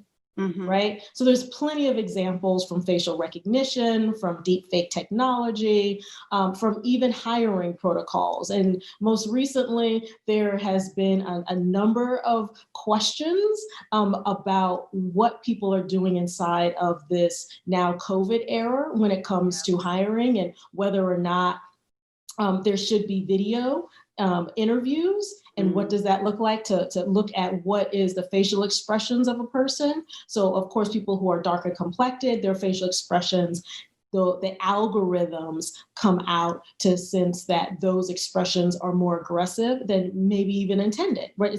There's no design, right, for Blackness. And anti-Blackness is global. So everything that we are basing our systems on is anti-Black, period, full stop. And now more than any time, as we've seen as a nation, you hit it right on the nail, that anti-Blackness is global. So Brandeis, you know, I want to hone in more so than anything on your specific role. Yes. And I'm going to kind of put words in your mouth. So, you know, years of experience as a professor in both Ivy League and HBCUs. Yeah. In computing, computer science, data science programs. Right. Wealth of experience speaking on panels, which I just love. You know, Grace Hopper, computing, you know, GHC, what have you. So, you know, not only talk the talk, but you walk the walk. Yes. And I'm going to just kind of venture out and just say that you got frustrated one day and was like, you know what, somebody's just got to do something more. Yes, ma'am. And that more for you was to start Data edX. Yes.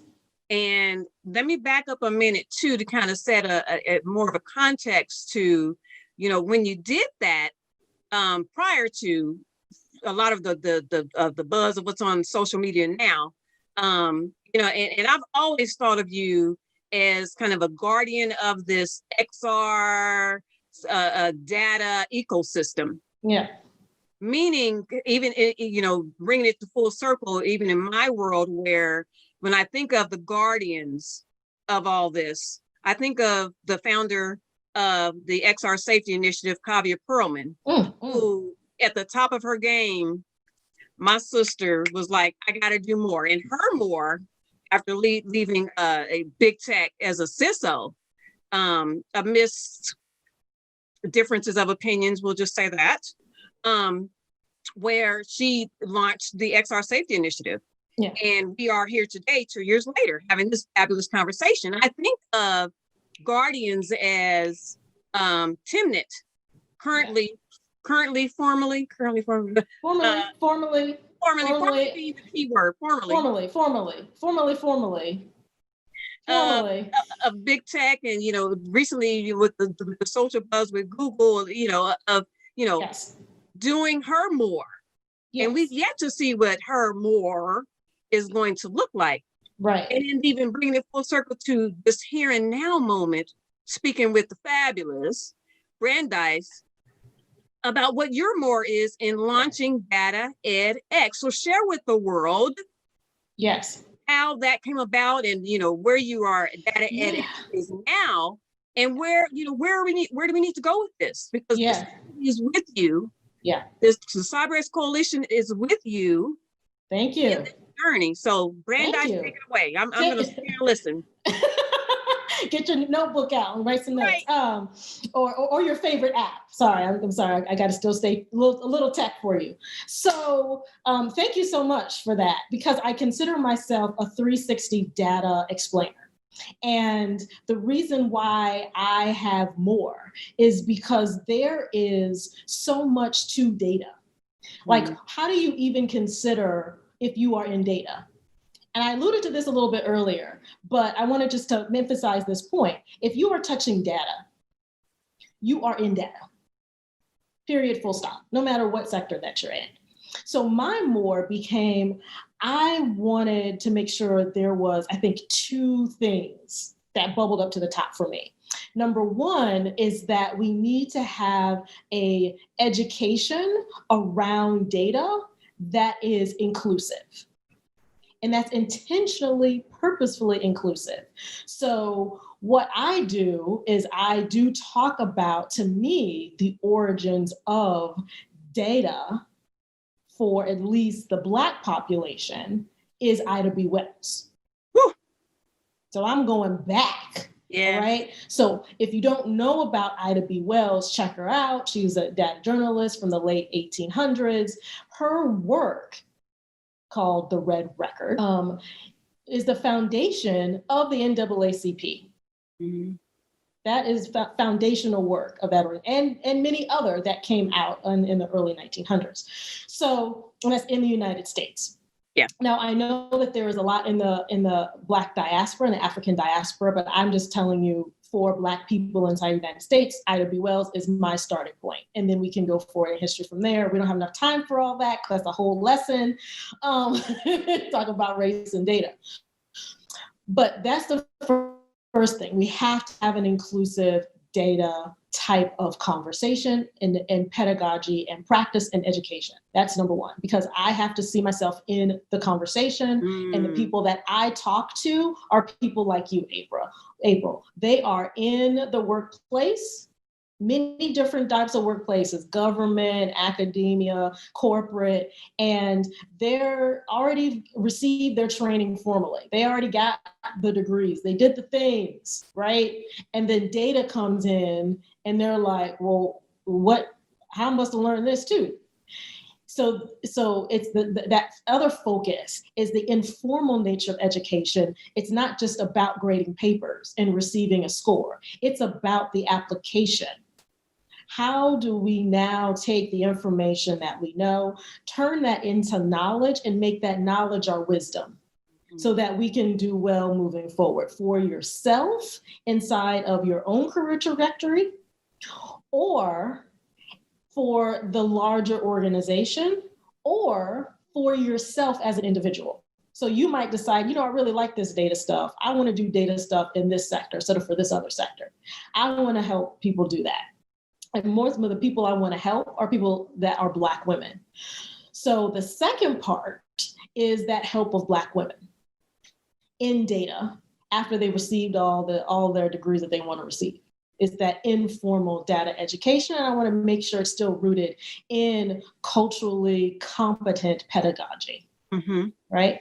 So that means for Data at X is that we really have two thrusts. We really want to make sure, just plain and simple, we have culturally competent education and data, but we also want to make sure that we create a safe haven, a safe space for Black women in data. Yes.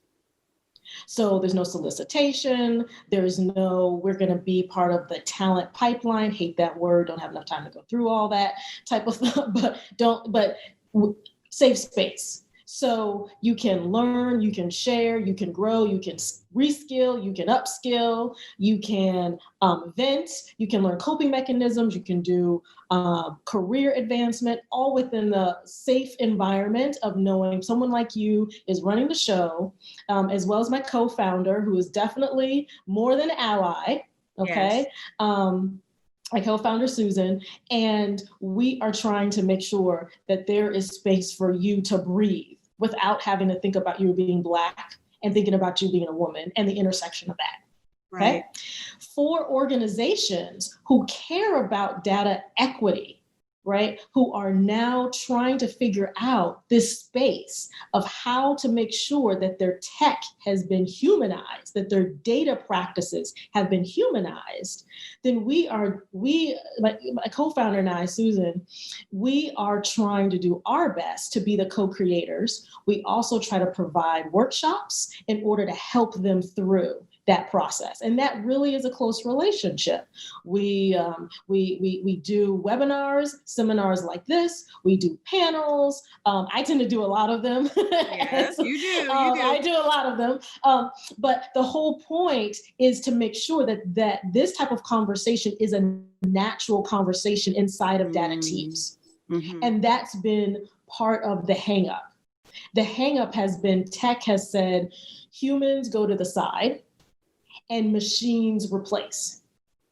And that is not working for anybody. Right. And we need that intersection. We need the intersection. We need that engagement. The whole point of machines and algorithms and processes and systems that are digital is to be of support of powerful work going forward.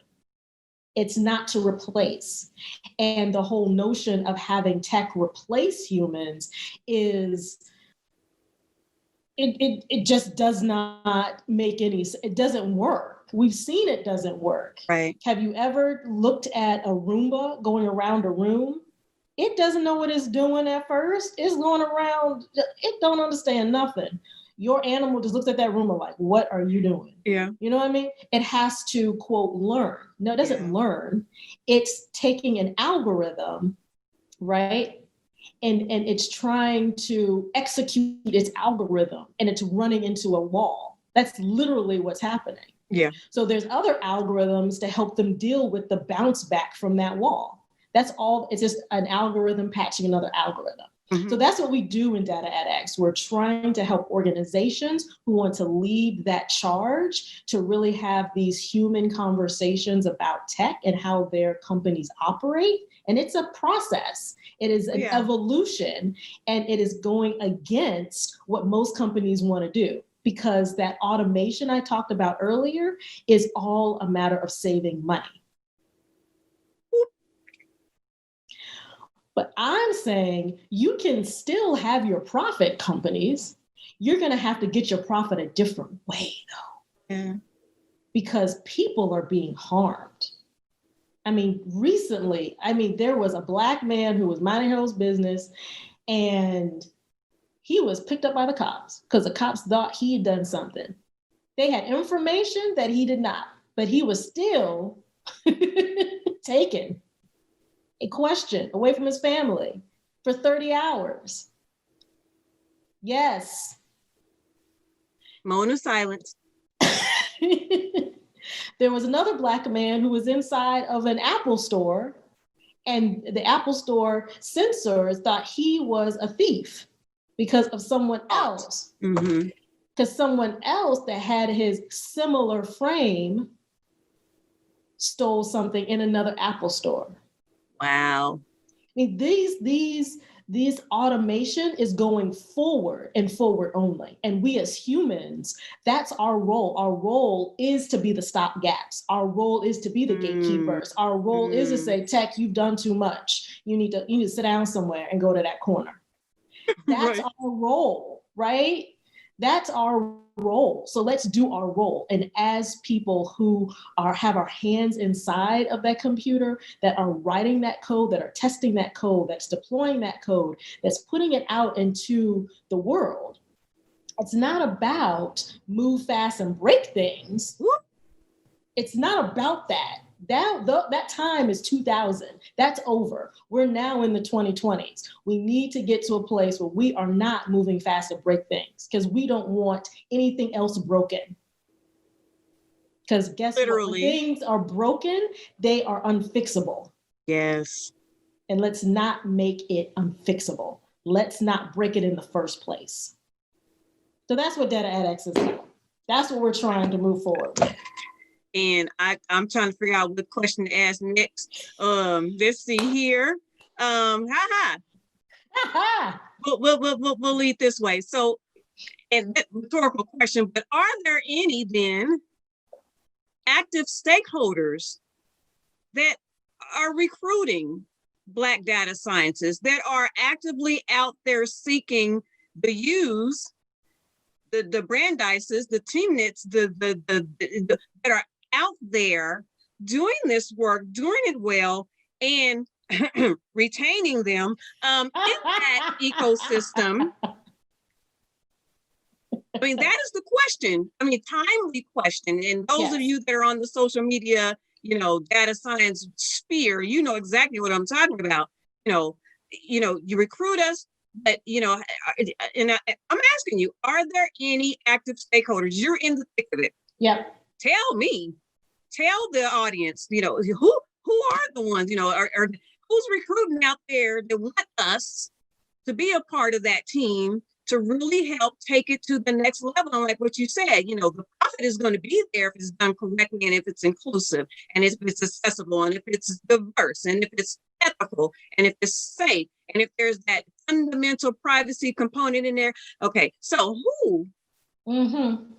Are they there? Are they exist? Or Brandeis, do we all have to be like you and just create the darn thing? I'm notably. I'm just asking. You just asking a question, and that is the point of being in data. All right. So data is like nutrients in the soil, and the roots are like the questions. And if the roots get to the nutrients, then what happens? The tree actually can grow and be strong. So your question is very poignant. There's a lot of nutrients in the soil. Who is asking the questions? So who are the roots that are asking questions? And those roots, they could be people, they could be companies. I'm just gonna sigh, moment of silence, and then say this. I believe that there's a couple of pointers that a lot of people within tech need to look at. And because I am an explainer, because I like to give out information, I'm going to point you to Rebel Talent. And Rebel Talent is a book. I actually heard about the book on a podcast. Can't remember which podcast. I listen to a lot of podcasts. Right. But Rebel Talent is about that person or people inside of your organization or your group that ask the hard questions that make people a little uncomfortable. And what do you do with those people? Because they're typically labeled troublemakers, right? Uncooperative, obstructionist. We all know the words. Right. Right. But really, those people are pushing the company to a better iteration of itself. Mm-hmm. And so if you are an organization that's looking to really build it, number one, it's not going to be a one shot. There's no silver bullet. That's going to be a collaboration with people internal to your organization and external. So if you have an internal team, great. but you also need an external team because there's stuff that's happening inside your culture that led to this particular ecosystem that you have that is toxic, that does not promote, that does pet to threat, and that does not deal with succession planning of people that look like me. Right? So let's just full stop right there. So that means that there's going to be an educational component within your company and with the help of those that are external that can really penetrate what are the root causes, because that is the issue, right? Who is actually needling and finding those questions? So what that means for me in this moment, given this time, is that I'm building my own stuff. Because it's necessary that I stay autonomous and independent in order to make sure that I can provide as much candid feedback and ask the hard questions without repercussion of what has happened to Timney. Because not all people can do what Timney did. So let me just take it all the way there, April. Timney is the epitope of what tech says they want in a Black woman. Okay. What I mean by that is that she's a Black woman, but she's not Black American. Because Black American, we can have a whole separate conversation about that. April, I see your face. Just hold it. She is an immigrant. She's from Ethiopia. Mm-hmm. She also has all of the markers that tech likes. Right. She is soft-spoken. She's very clear. She's brilliant. She's soft-spoken. She's small in stature. She's not Leslie Jones, the comedian, because Leslie Jones, the comedian, would be too much of a threat. Mm-hmm. She came to the United States. She extended her education, not at any university in the United States, but an Ivy League institution under the supervision of a very well-known person as well. So checking all the boxes. She finished, right, gloriously finished, and then went on to a big tech organization. And then she went on to another big tech organization. They paraded her around as she co-led this group of inclusive. This is the hallmark of what we want to have to be as part of our ethics, right? Because big tech owns all of our main thoughts, right? And what we should do. So she checked all these boxes and she still got gaslit. But here is the saving grace. She tweeted it out in real time. The tech that was designed to silence her, she used and still using to document the mistreatment, the abuse, the non-acknowledgement, non-acceptance, and non-atonement for her. And as I just need to say this, one of the things that I am passionate about in this experience, watching this happen in real time, right, is she will not be the Ida B. Wells of our modern generation. She will not be put aside. Her work will be promoted. Her recognition will be given to her in her lifetime by the people who not only is under her direct report, but everybody that she has impacted. Right. She started so many things that then started other things. Right. And that is the type of attention that we should be making sure that we amplify. Right. Is that this firing is not her swan song. This is just a blip. Blip. But her work is having leaps and bounds, cascading, right? And that is the important thing, that all of her ethics work, all the people that she worked with, that worked in conjunction with her, in collaboration and partnering with her inside of many different sectors, is now going to go make sure, okay, if this was Tim Needs, okay, we're gonna make sure that she gets some goodness out of this. Right. So I know she will land on her feet, but what that means for all of us as Black women inside of data, well, what's supposed to happen to us? How are we supposed to navigate forward? And what we've learned through the brilliance of Tanit, we say all the quiet parts out loud. Moment of silence. Yes, ma'am. Yes. And we breathe and we and we breathe and we breathe and we're going to be okay. Yes. And organizations, y'all let's go. If you are not trying to build an internal team and build external team and you don't have timelines, you're not trying to make timelines for that, then you are behind the 8 ball. Let's go. It's time for equity at work right now. And I think that is where we are going to end. Yes, ma'am. This discussion, this fireside chat, and I told you all, I'm talking to the audience, I told you all, I should have said strap your seatbelt on, that we were going to have this candid girlfriend fireside chat, and I think Brandeis brought it. Good. I think I can see some proverbial, some heads out in the audience. Just, yeah. Let me close with this, that at this moment in time, Brandeis, I applaud you, because I know a lot of times we don't get that pat on the back, not that we need it, but to say that publicly.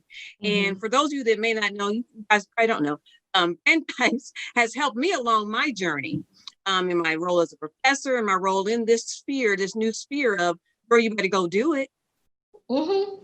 And so I appreciate that publicly, Brandeis, honestly, and from my heart. But in honor of the XR Safety Awareness Week 2020, this is our inaugural event, our event. So we're proudly, as the CyberXR Coalition, we proudly bring this particular session to the world on D&I Day, centered on centering equity in data. And I so hope that those that join us now and in the rebroadcast and for years to come to click back on this, fully understand and learn and grow from this conversation with Brandeis Marshall on centering equity in data. Brandeis Marshall, co-founder of Data edX. Go check her out on the website and all that good thing, and tune in and become a member and all that. Yes. Thank you, Brandeis. Yes, please contact me. We're happy to talk. Let's go. And that is all we have for the Centering Data and Equity session for D&I Day of XR Safety Awareness Week. Thank you all. Bye.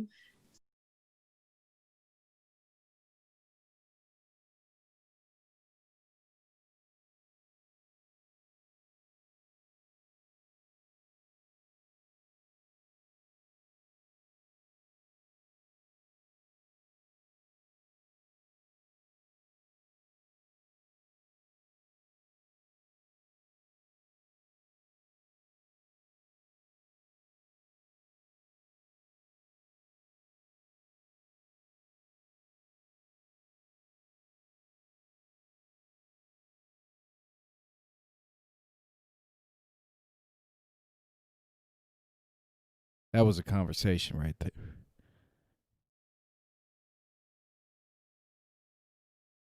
We need a moment of silence. Oh my goodness. April's telling me to unmute. No, you need to come back on here and keep talking. Oh my goodness. That was fantastic. Really, really, truly fantastic. there's so much to think about and so many questions to ask. And one of the big questions that I have coming out of that is, I know that there's conversations to be had, and I think it's a good place for organizations and companies to start. But one of these big questions I have is, how does a tech company, Brandeis said, companies, corporations, organizations, to make safe spaces for Black women to thrive and to fulfill their real potential. How can an organization do that? And you can say, okay, well, donate money to such and such organization, during some protest, or wait till you get called out on Twitter and then start making policy changes and things like that. That doesn't really work. That's reactionary. So how can a company be proactive in developing these things? The big question. I don't know if there's like a one answer. I don't know. I'm just happy to listen. I'm very happy to listen. Thank you very much, April, for having that conversation with Brandeis and with all of the other guests that have been on today. This has been really fantastic and educational. We have, let me just double check here. We have, I think, just a couple of minutes. Yeah, just a few minutes before we're supposed to jump into AltSpaceVR, and join Rosario Casas, speaking about representation in the Latinx community. In Latinx in XR. And April will be there speaking with Rosario. So what we're going to do right now, we're going to take a moment of silence and consider the implications, and consider the statements, and consider the full stops and the snaps and everything that was just said. And after we're done with that, for about 5 minutes, we'll be in AltSpaceVR. So I'm looking forward to seeing you all there. I'm going to drop the link to the AltSpaceVR event, and I would love to invite you all to join us there. Put that in here. So there's the link in the live chat right now. You can join us there. You can click on that, click on interested, and then go into AltSpaceVR, either in a VR headset or on your computer. You don't need VR if you don't have it. And when you log into your account, you click on events and then click on the interested tab, and it'll show up there. And then you can join us for this conversation in 5 minutes. So I'm going to give you all 5 minutes to get yourselves together. And then we're going to have this last conversation. April, are you ready? I'm going to assume that she's ready. She's always ready. Always ready. All right. Thank you again so much for all of these great conversations today. I suppose this might be the last time I say anything to you all. This has been a really great time. We've gone for all day. This has been so great. If you haven't watched all of the segments, you should definitely go back and watch all of those. But you can also go to gettingintoxr.com. We're going to publish some of the clips and panels. There are other panels from other days, Child Safety Day, Medical XR Day. A lot of other content for you to see and listen to and read. April says she's ready. This is the finale. This is it. This is it for the day, for Diversity and Inclusion Day. Tomorrow is Media and Arts Day, and Friday is our XR community celebration with an after party. We got DJs, live music, all that stuff. So, yeah, let me get out of the way. Thank you all for having me. I'm honored to be a part of this. I'm honored to be able to just keep these conversations flowing on the screen and learning along the way. Finale is with Rosario and AltSpaceVR. Let's get over to it in just a couple of minutes. I'll see you in 5. Peace.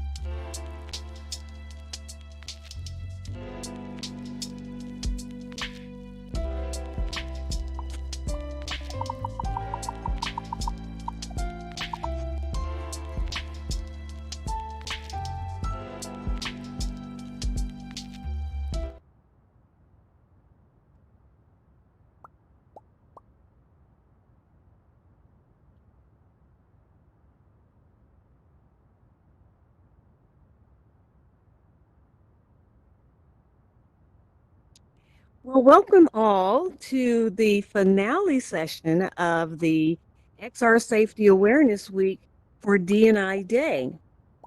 We have with us for the finale session Rosario B. Casas, and we'll be talking about that representation matters with Latinx in XR. And so let's start with Rosaria, you telling the audience a little bit about yourself and how you came about. Yes. No, thank you for the invitation. It is my honor. Just, I'm a big follower of your work. And Oh, thank thank you you. because I know the importance of what you are doing. I mean, well, my name is Rosario. I'm proudly Colombian. And I started my professional career dreaming to be the president of my country, Colombia. And some years later, I realized the importance of private sector and job generation and job creation. And then I jumped into the private sector. And there I started in business, my career in business. And some years later, I ended up doing a merge process for a Silicon Valley company doing big data and artificial intelligence back in 2013. They were acquiring a small Colombian company with very talented people. And at that moment, I advised them, and 6 months later, I ended up being their CEO, their global Oh, CEO. wow. Yes, that's how I started in technology. Wow. And of course, that was very challenging because I started like in the frontier of technology, but at the same time, I started from the managing component and representing the Latino team inside of a Silicon Valley state-of-the-art company. And there you will see why I'm mentioning this, because some years later, I moved to New York with my husband, and then we started, or I started virtual reality or 360 video company at that time, back in 2015. That was some years ago. And I started this company with two co-founders. And from there, we started exploring the industry. First, we started by the videos, then we moved to virtual reality and interactivity. And well, lastly, we ended up in augmented reality and also in software development for the training of workforce in the industry. And that's how I moved from being or dreaming to be a politician to be a developer in the XR industry. That was all the journey. Wow. Wow. Fascinating journey. I didn't know all of that, Rosaria. So I'm sitting here, you're giving me kudos. I'm by the end of this, I'll be giving you applaud and kudos for all that you have accomplished as a Latinx female in the community, in equally, if not more important, in a CEO role. My goodness. So not only working and expanding that sphere. Yeah.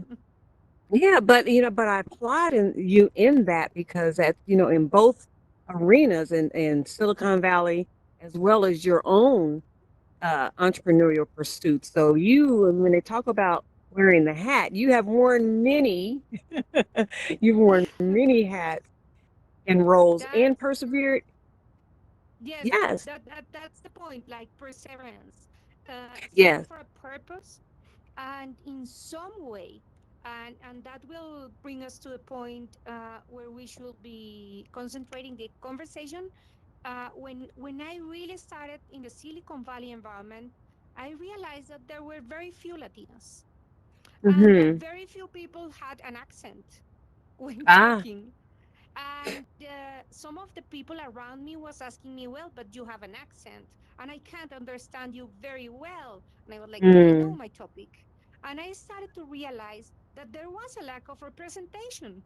It wasn't that I was different. The point is that not too many people like me was there. You There know was your no craft, Ivy right? League, and that's why I became obsessive with opening doors for many more. That's Yeah, when I started like, yes, yeah.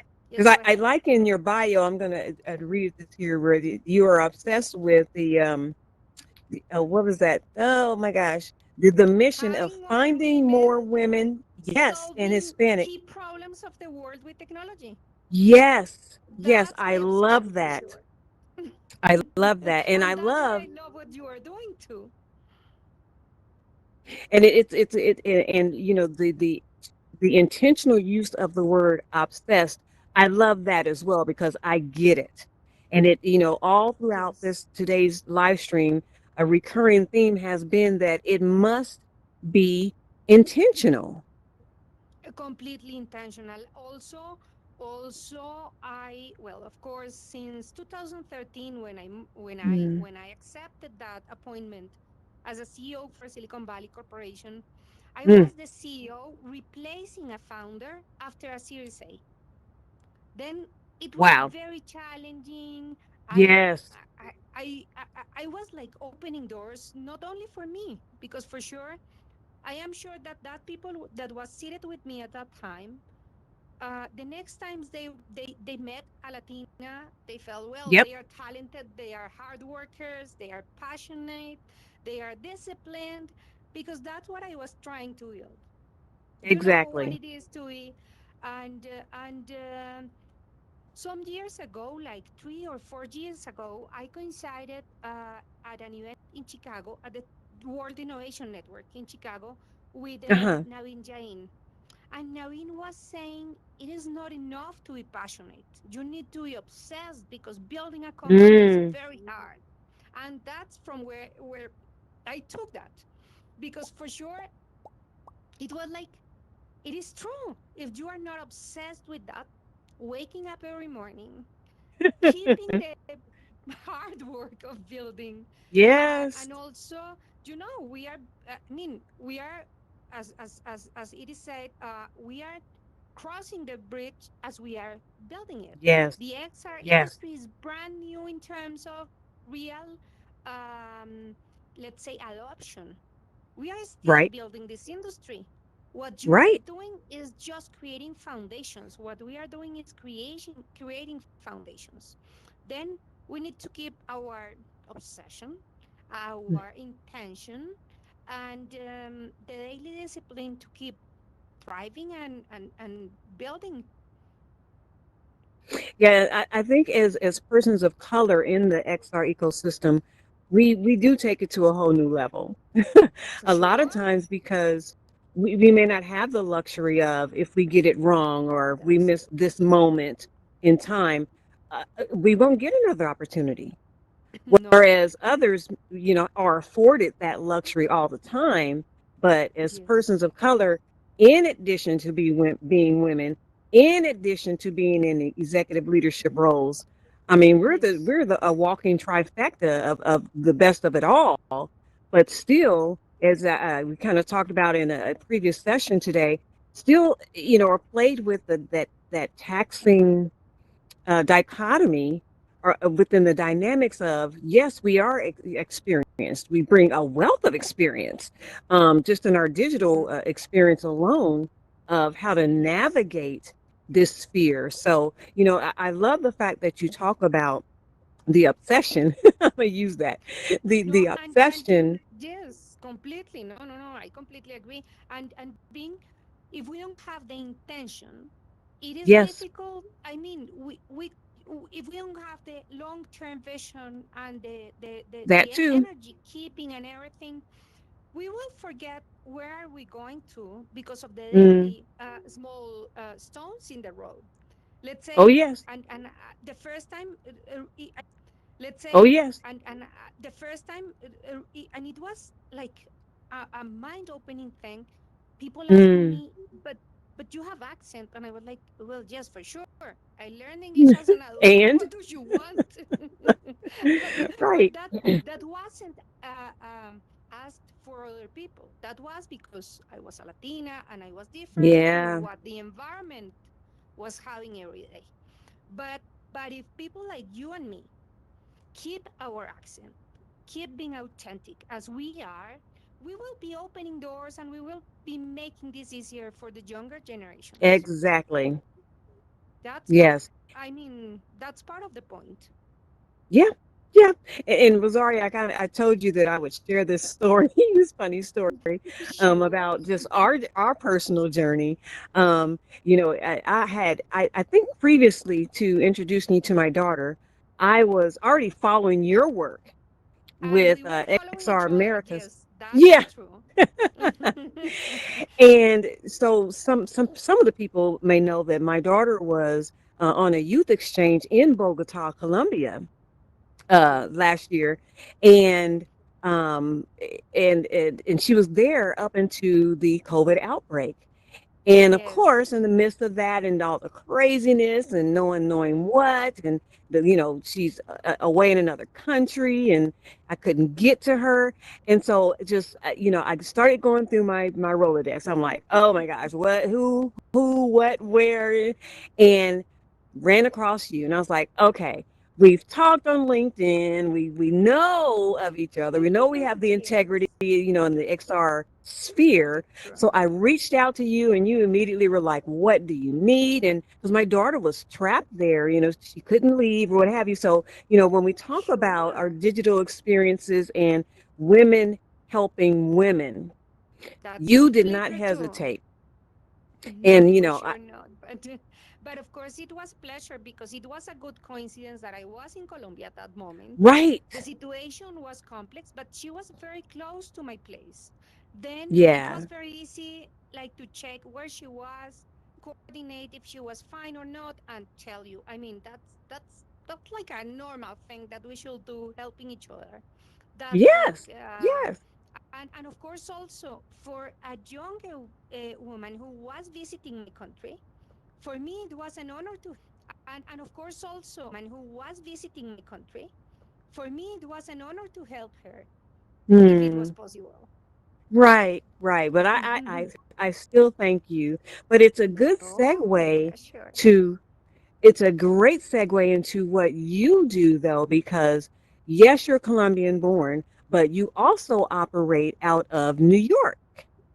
Yes, my business is in New York, and I was living in New York before COVID-19 because with COVID found me in Colombia, and my husband and I decided to be completely remote, not trying Mm, to travel because we right, don't know right. how we imagine that things will take longer. And it's how it is happening now. Then fortunately we adapted everything, and right now, thanks to technology and to everything, Oh my I gosh. I should be sincere, it's like I'm not missing anything. Yes. And And I'm working.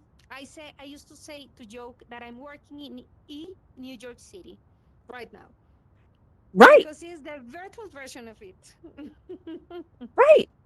And when I talk about I'm a parent of three, two daughters and a son, and even before the STEM acronym and all of that, I would always tell them, look, or even in my professor role, I would the last what I say 2 years, I would always tell my students, look, the world where you live, where you will work and live, will be totally different than the Completely. world that I and you lived and worked in. It will be mostly remote or virtual. And my students 2 years ago could not fathom what we're not going into work, we're working remote. And I'm like, I'm telling you guys, mark my word, and look at where we are now. Yes, Unfortunate completely. circumstances, but it's a Yeah, benefit for us because we were already in that world.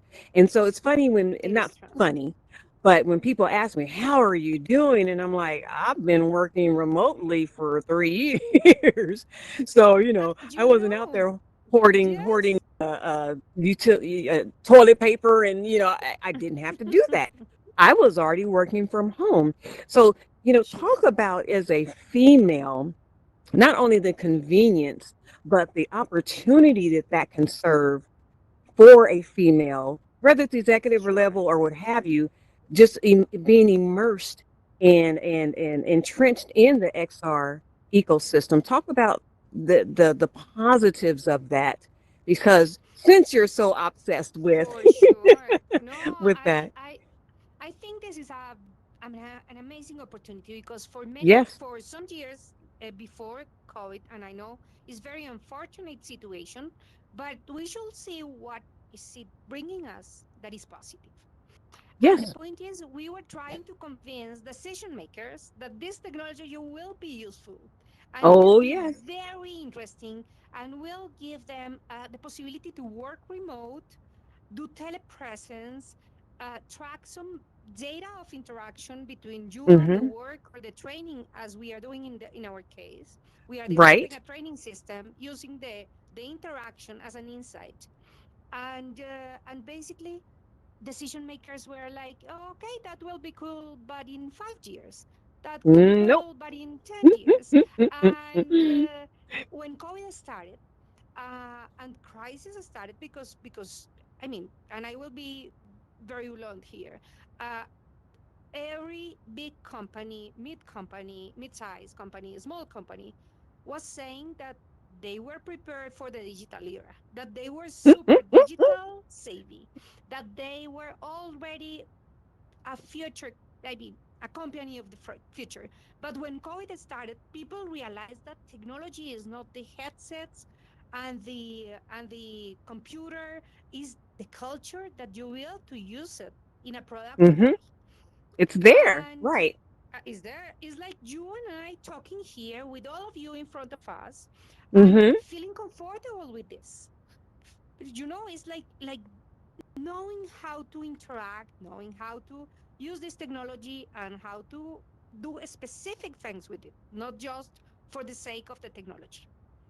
Right. And and and that's why the purpose of build what you are building, the way we should be protecting the people, we should be including different cultures, age, um, like ways of thinking. That's the Right. only way to create a new culture for the use of these industries that will be the present, not anymore the future of the business environment. Right. It's like when with anybody, not even just big tech, sit and think about, okay, what is a product or service that can be used? A lot of times they're not considering the true or maybe not intended audience that will be the main consumers of that. And so with that lack being included in that data process or that building process, it, they are missing out on how truly impactful, important, and valuable that product or service can be to that possibly unintended audience. Yes, completely true. No, I Mm-hmm. completely I think now the conversations with a decision maker are completely Yeah. different because now Oh, they yes. know the power of an efficient remote, a data-driven remote work, Right. and that's completely different than some months ago. That's And what it is. and and and it needs to be baked into that solutions driven mindset. If it's Completely mm-hmm. is not thinking this just, and this is a conversation I used to have with a lot of people. I really think that we need to start building things that are affordable for the communities, because otherwise we are building products for Audi, Mercedes-Benz, whatever, Porsche designers. But if we Yeah. can use these technologies in an affordable way to train the workers in the, like, what we call now the essential workers, Right. reducing the risk that they are having at the training process, reduce the accidents in the field. And we can really make this technology for the solution, for for the real solution of real problems, not just funny things to do. Right. We For will be human, for changing the humanity. story for Right. humanity. That's the point. Yes. That's exactly the Yes. point. And you hit Yes. on the point of when we typically think of accessibility, we think of, the bodily form, Yes. the need for a handicap or what have you. But, Yes. as you keep saying, the conversation is going to change. The decision makers will change, and their perspectives will have to change in order to truly produce, the accessible next best thing. Is not just to be the first That person or the is. first the launch to launch, but if it's not done correctly the first time, and when I say correctly, that means persons like you and I in our Yes. executive levels, maybe even serving That's as completely true. advisors. Yes, and Also, bringing also, others yep. And bringing, yes, also. and Hmm. no, also when we are talking about different cultures, Hmm. if we don't train people in different regions of the world for the use Yes, and the construction and the building of solutions with this technology, we will, and I will give an example. We will never imagine the solutions that work in other parts of the world. I will give you a very interesting conversation I was having the other day. uh-huh. And there was a team building solar panels, Okay. and they were talking like, well, why, if the Middle East has the sun all the year long, and why they are not implementing solar panels? And the person from the region was like, well, sandstorms. It is impossible to have them because of sandstorms. If you never Sandstorms, live right. there, if you are not native from there, or you are not a frequent person traveling there, you will never imagine that.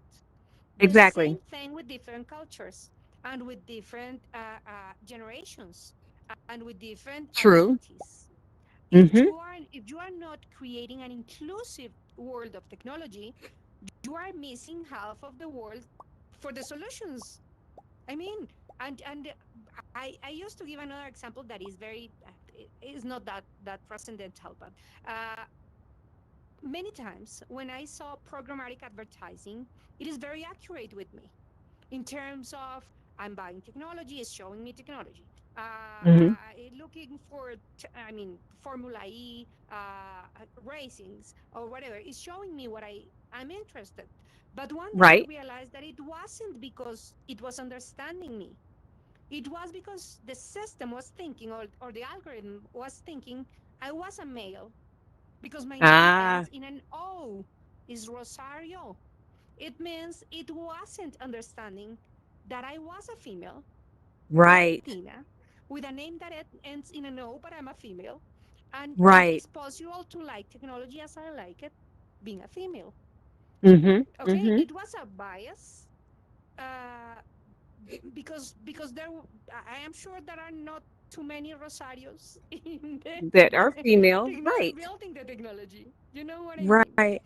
Then how we can be, I mean, being inclusive and is not just a good thing to do, is it should be a business purpose, because otherwise we're missing solving the things for many more. Right. Well, that's just like I think it was Herston Fales, who was a previous guest, hit that right on the nail as well. It's like, the companies, and not that they're doing that we're at a perfect level now, but it's like it's easier to understand the concept of diversity because it can be quantified.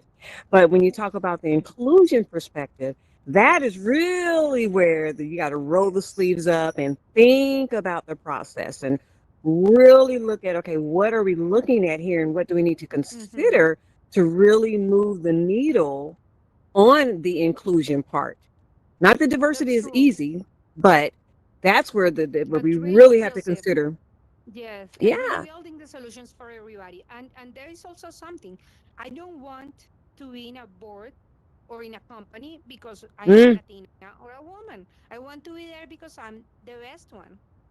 But exactly. if we want the next generations to be there, we need to start opening the doors for them, for the doing better training, better education for everybody. Otherwise, we will keep the same people in the same spaces. Yep, yep. I want to talk about because in your bio, it also says um, that you are working on um, spatial computing, using spatial computing for work skills development. Share with us a little bit about that project initiative, or what does that Sure. all entail? Well, basically, we are starting to work with digital twins, Mm. creating Ah, training that is related with the real environment of the work. In that way, we can improve. I mean, let me go back a little bit back. mhm, When we are talking about the training of workforce, mhm. uh, the area in the companies that uses to manage that is HR. Training is HR. Okay. Yep, yep. When we are working, when we are talking about operations, it depends on the operational side of the company, business Right. process owners, etc., etc. When I Yeah. am working in the field, my daily work depends on operations. Okay.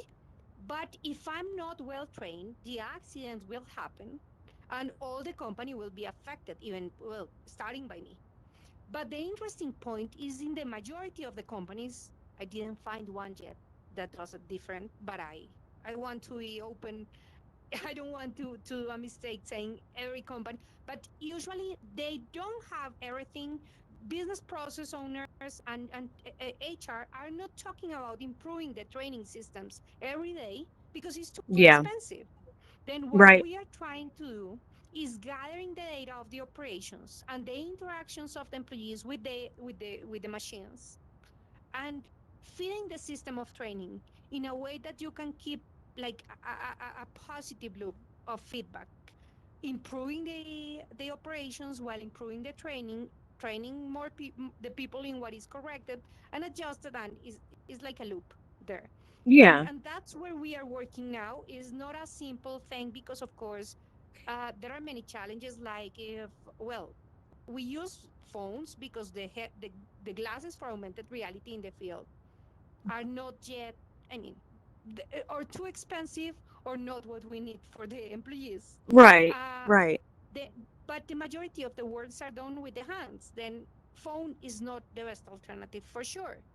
Then Yeah. this is a main restriction that we are, I mean, we are trying to find ways like how we can use a lip for reading the hands, and how we can there are starting to be more and more companies that are interesting. But basically what we are doing is the construction of the working environment Yeah. uh, in a digital environment, converting that into a Right. digital environment and tracking the data of the interaction in terms of improving the training and the reduce the accident, the real failures in the operation. Interesting. Interesting. Is that going to be based more U.S. based or Colombian or U.S. intersection completely between? U.S. for the moment, Ah, completely yes. business, and I have like and I will be sincere, bandwidth is a huge restriction. And Right. there are Right. some Right. regions of Colombia where I will love Yeah. to operate and solve problems with Yeah. this technology, but this technology is not yet the best tool for that. Right. Right. Which brings us to, Yes. barriers of entry and accessibility issues once again. Um, Again, again. Intertwined with Mhm. the state or the rate of innovation. It could, because Yes. it's going to move forward. Spatial computing is not going to slow down. The XR ecosystem is not going to wait on those to No. catch up. So we still must move forward. But I love the principle that you stand by. Is like, but we're still going to stick to the obsession of Sure. using the persons of Yes. color, Latina Yes. experiences to solve those very Yes. problems. And I mean, that Yes. in and of Also, itself. the Hmm. the Latino community in the U.S. Um, is growing as a GDP, is growing as the 10th in the world the last Yes. years. Then it Yes. means the growth of the Hispanic community is huge in terms of economic power, Hmm. etc. Then why we are not building with them, why we are not training better with them. to start Yeah. building these technologies from there all the world, and Latin America from there, but not the opposite way, because it will not work. Right. Right. Operational and just Yeah. logistically and just being realistic. But the fact that the persons leading the initiative are those of color, or, and that's why I made a specific mention that you are, and even in your bio, proudly Colombian born, so that connection I'm always is repeating that. but that connection is innately there. So when the opportunity comes, you are already uniquely positioned. Yes. Also, I mean, I'm always trying to deal with younger people. The other day, I was working Yeah. with a team in Chile of Oh. younger girls in STEM. I was my husband and I had another business, and from there we have a digital incubator for small business owners, In Hispanic Chile? small business owners. No, we have it Oh. for the name is Brooklyn to Bogota, because we have small business owners in the three-state area: Brooklyn, New York, Connecticut, and New Jersey, and Okay. Colombia. For the moment, we just started. But Yes. the idea is how we can create bridges. Between Latin America and the U.S., Latino people, Yes. trying to create opportunities where nobody is building those opportunities and connections. How we can connect, and let's say the person who is building or selling a software in the US with developers in Latin America, but connecting them not as an intermediary, but helping them to grow together. Right. Inside of the same So- program, or how we can is how we can find these ways, not like, and I should say something: Latinos just Hispanic community used to be very divided. For us, it's like each one pulls to its side. And then how we can start thinking as a community, how we can start joining forces, helping each other, being united, and in that way, growing better. Exactly. And even at the CyberXR Coalition and XR Safety Initiative, we fundamentally know that it is about collaborative efforts. It is about, the strength of both of the organizations are the diverse wealth of experience from our advisors and from our founding members. And, because no one can do it alone. And then, that is why I was so excited to speak with you, because in one of the earlier sessions I talked about, not only is it the Americas, but it's a global consortium of sorts. You are doing great. You are doing something great, and I think this industry is doing that great, and is joining forces, collaborating. You and I met that way. Christopher Lafayette, Kathy Huckle, let's name it. There or Inbar, all these community, we were joining conversations and seeing how we can help each other, how we can improve the industry, how we can include more people, how we can open doors for many more. Since back 2015. Well, Ori started with AWE some years later, before, but it was too early. Right.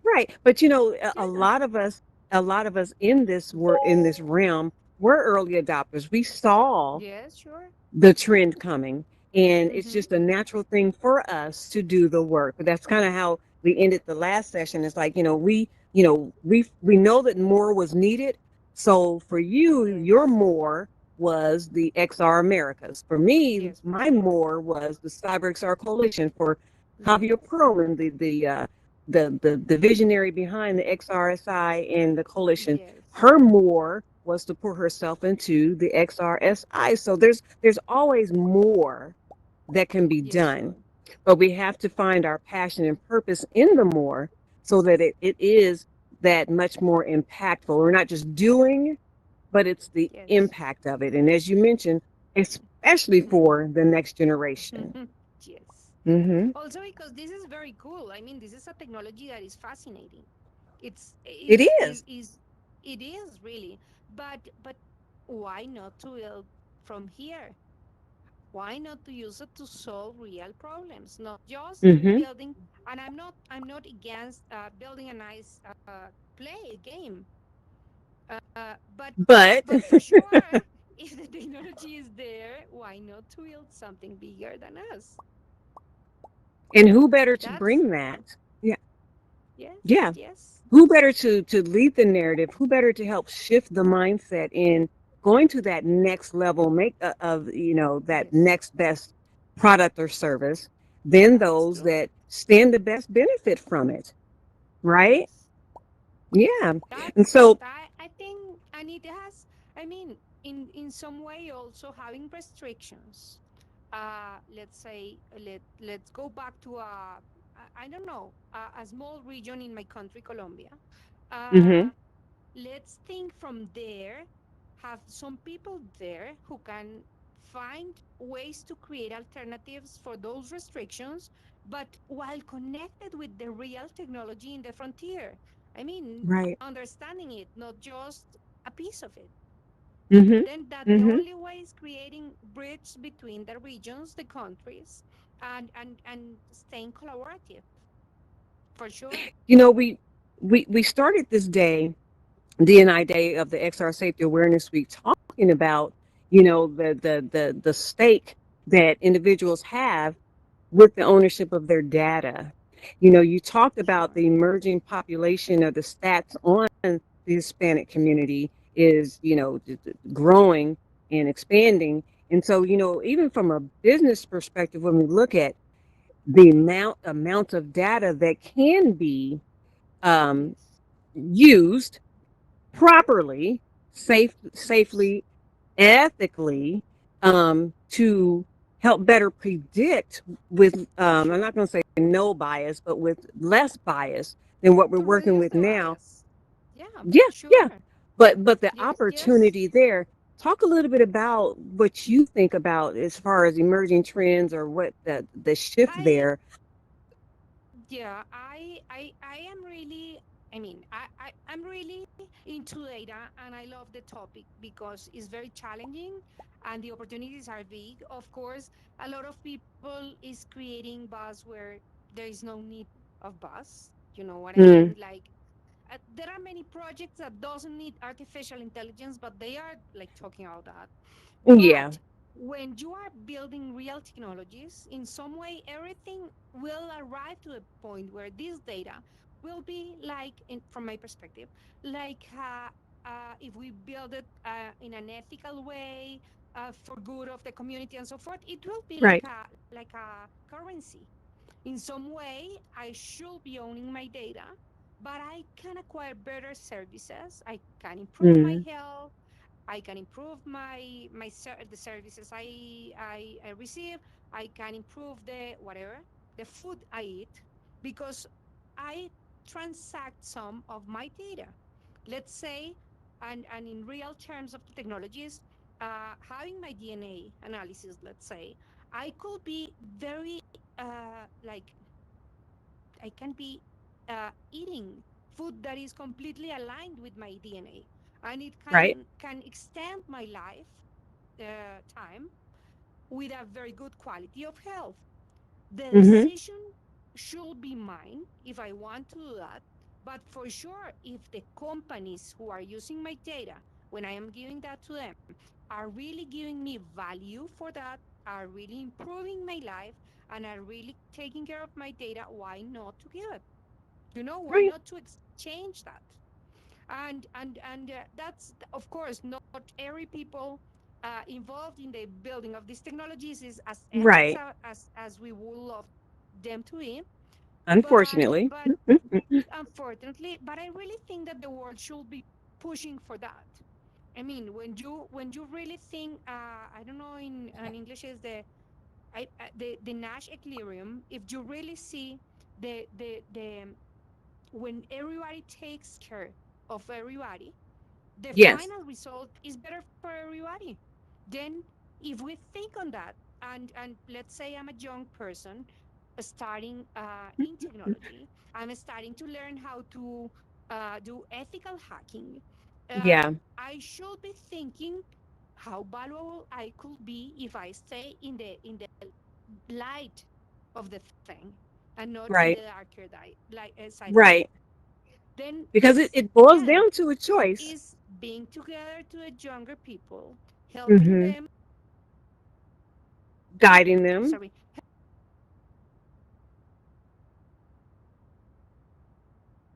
But as Rosario was saying, it is a component of guiding them. Oh, yes, go ahead.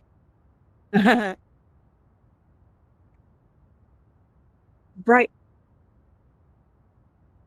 like all the support for that in order to have better technology for the communities, for Hmm. everywhere in the world, where and of course, um, everybody will be pushing for their side. I mean, cyber criminals will be pushing for their side for Oh, sure. yeah. But if we understand as a community the value of taking care of the information of others, of taking care and building technology for good, uh, it should be stood by younger people and by older people also giving the money for developments. Right. Well, and that's just like one of the previous videos we showed today for the D&I Day, where it featured the segment where there's a virtual reality competition for high schoolers, and I've judged some of those competitions, and I was telling our producer Tim that I am in awe of the innovation and the thinking and the resilience and you know because some of these students don't have a lot of experience with VR. They may not even have a Sure. headset, but they willingly and eagerly Yes. jump into that arena and work, you know, building those life skills, teamwork, resilience, time management, critical thinking that are all, you know, they're all important components within XR, I mean, just within life, period.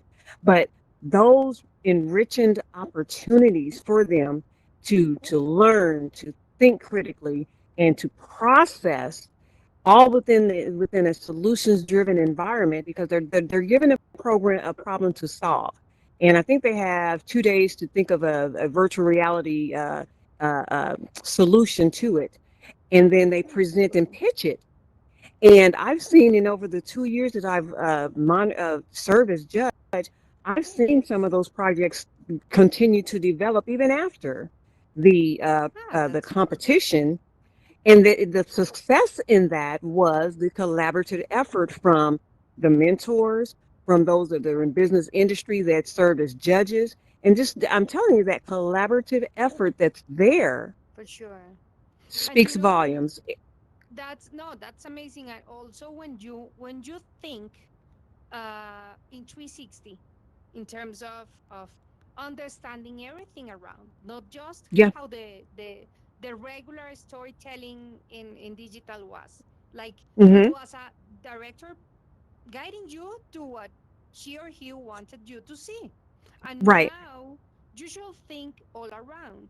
And that's a completely different mindset to create the Hmm. stories.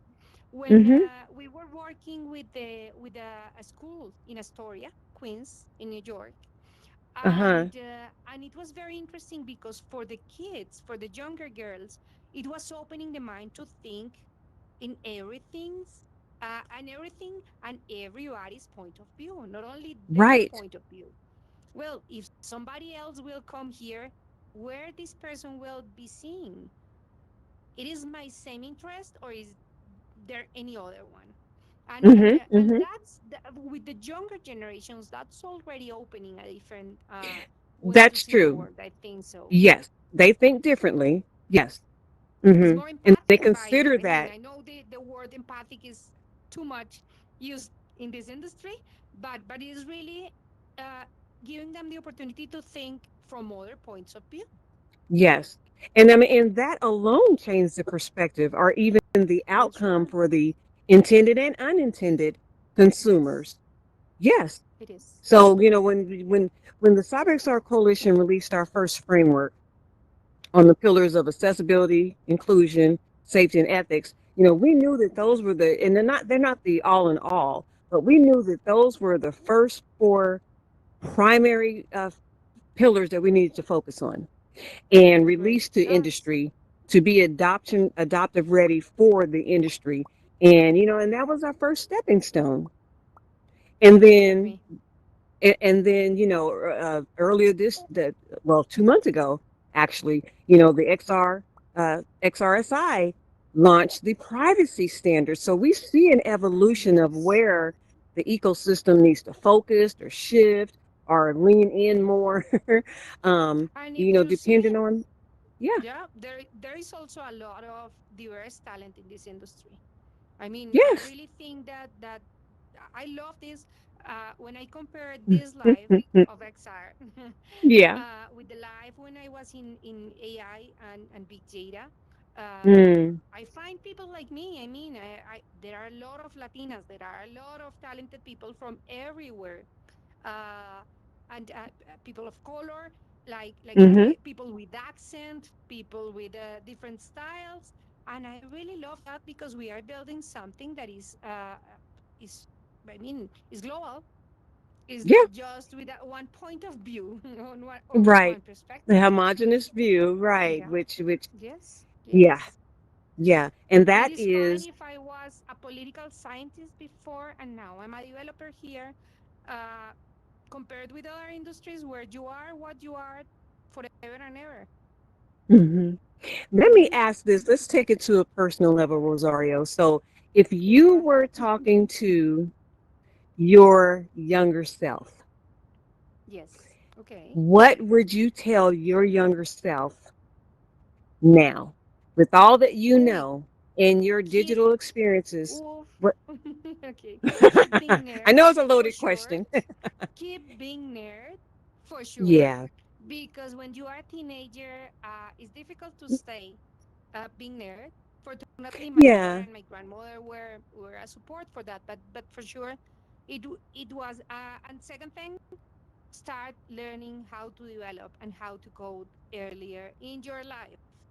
Hmm. Because well, I never had a role model for technology, Right. and I started by another area. But for sure, if starting earlier, I will be better for sure.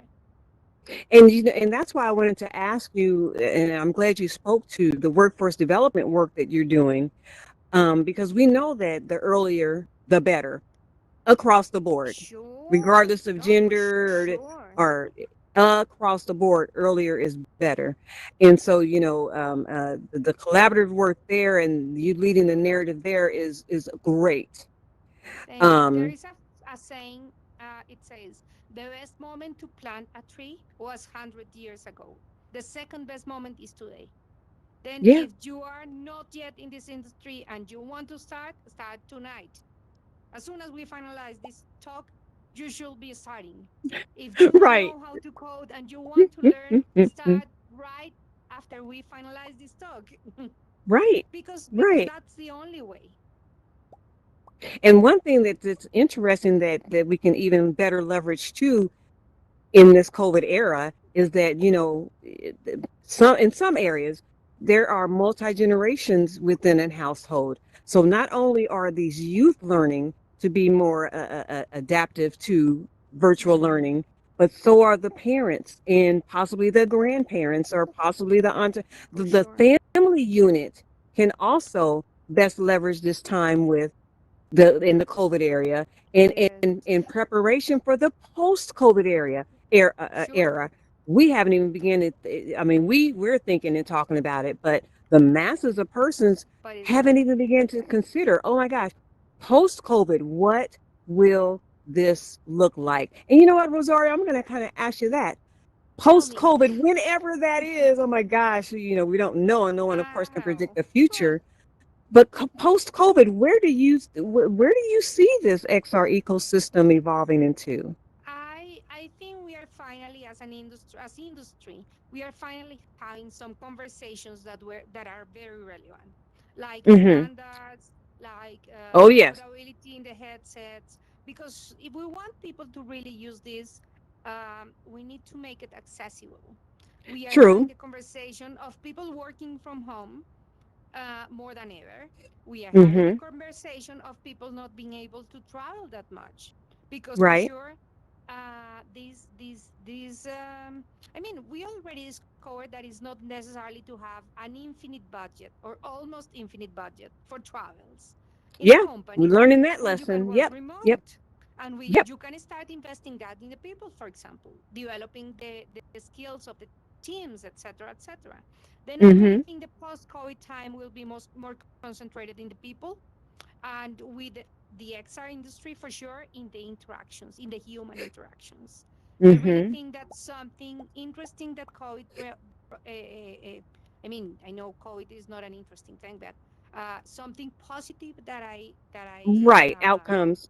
Mhm. yes, a very positive outcome is it made us realize how important it is to stay humans, to stay with the Mm. family, the human connections, how important they are. Then I really think people, and it's not to advertise a Latino team, but for sure they are Latinos. 2 of 3 co-founders are Latinos. Emerge. They are working with the haptics in a very interesting way for remote Yes. convergence of families and so forth, then I really think the humanity will be what stays on top. I will We hope maybe it's so. wishful Yeah. thinking, but it's what I think that we should be learning from here. But I think if we, us in the ecosystem make a concerted effort to keep that at the forefront of Sure. this evolution and whenever the post-COVID era will be, I think if persons that look like us, persons that represent our digital and real experiences, keep that in the forefront, I do agree, Rosario. We will all be the better for it. For sure. No, we need to Yeah. work for it. Yeah. That's true. Yep. And I don't know if any of the audience, and Tim, if we even prepared, if any of the audience members have questions, I do welcome them. Are we prepared to do that, Tim? Or Kavya, are we prepared to invite questions?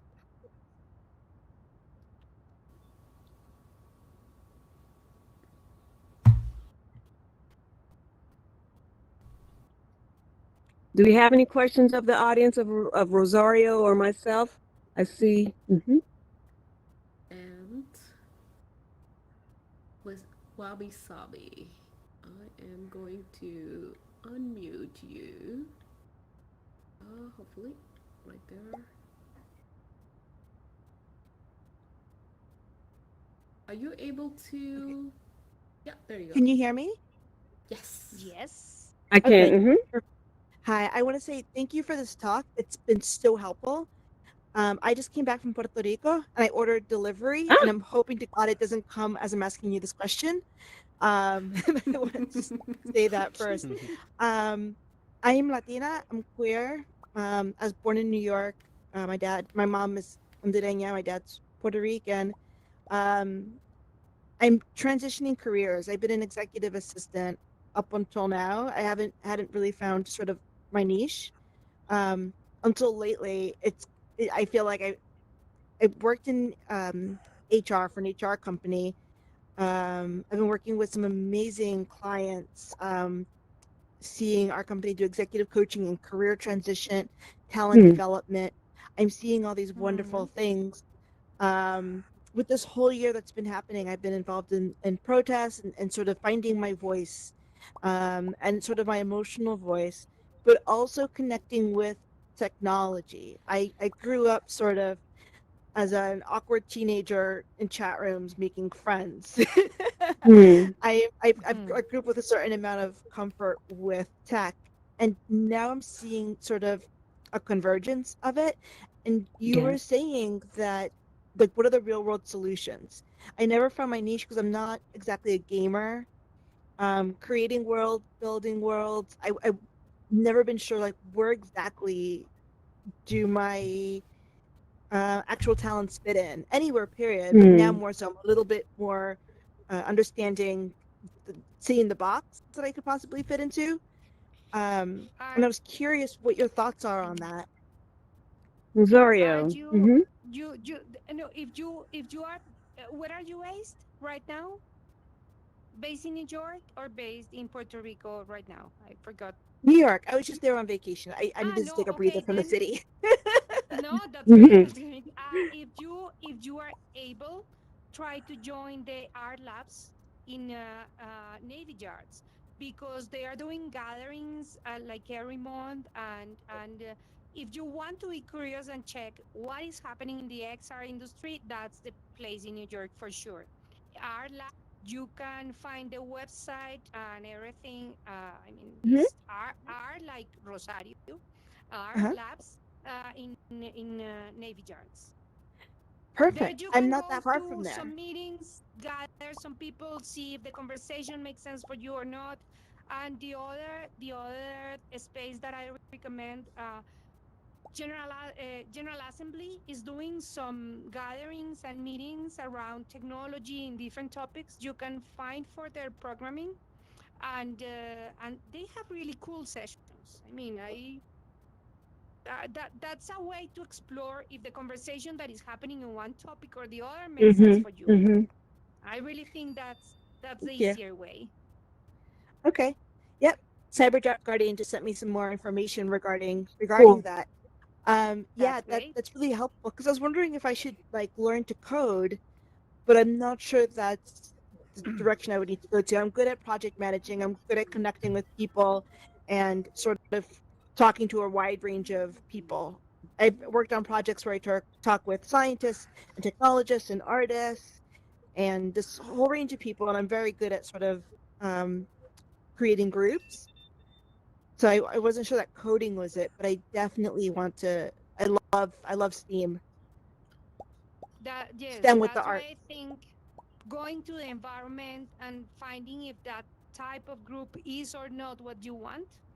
Mm-hmm. I mean, I had different groups where I gather, and but of course I enjoy developing, and I enjoy the coding part of it. But it's not Well, for everybody, for sure. I applaud your efforts, because equally important is knowing what you do and what you don't like. That's part of the Yes. journey too. Well, I've never done coding, and I'm wondering. It seems too detailed for me. I'm more of a bigger picture You person. I'm should better at the learn bigger it. picture. I I think you should. should learn it. You were Yeah, saying that because as a it's teenager just you like should learn writing coding, and I was like, English. oh, maybe I should. Yeah, if you know how to write, well, why not just learn how to code? It's kind of the same thing. I do a lot of coding. It's pretty fun and it helps. Yeah. Yeah. Any other Okay. questions?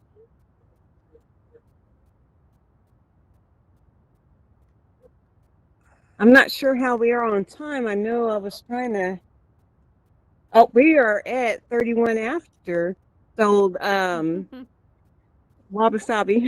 That was a great way to end the discussion. Rosario, rather. I'll let you close with the final thought for the audience as we close the Well, D&I no, day. thanks. No, just saying thank you.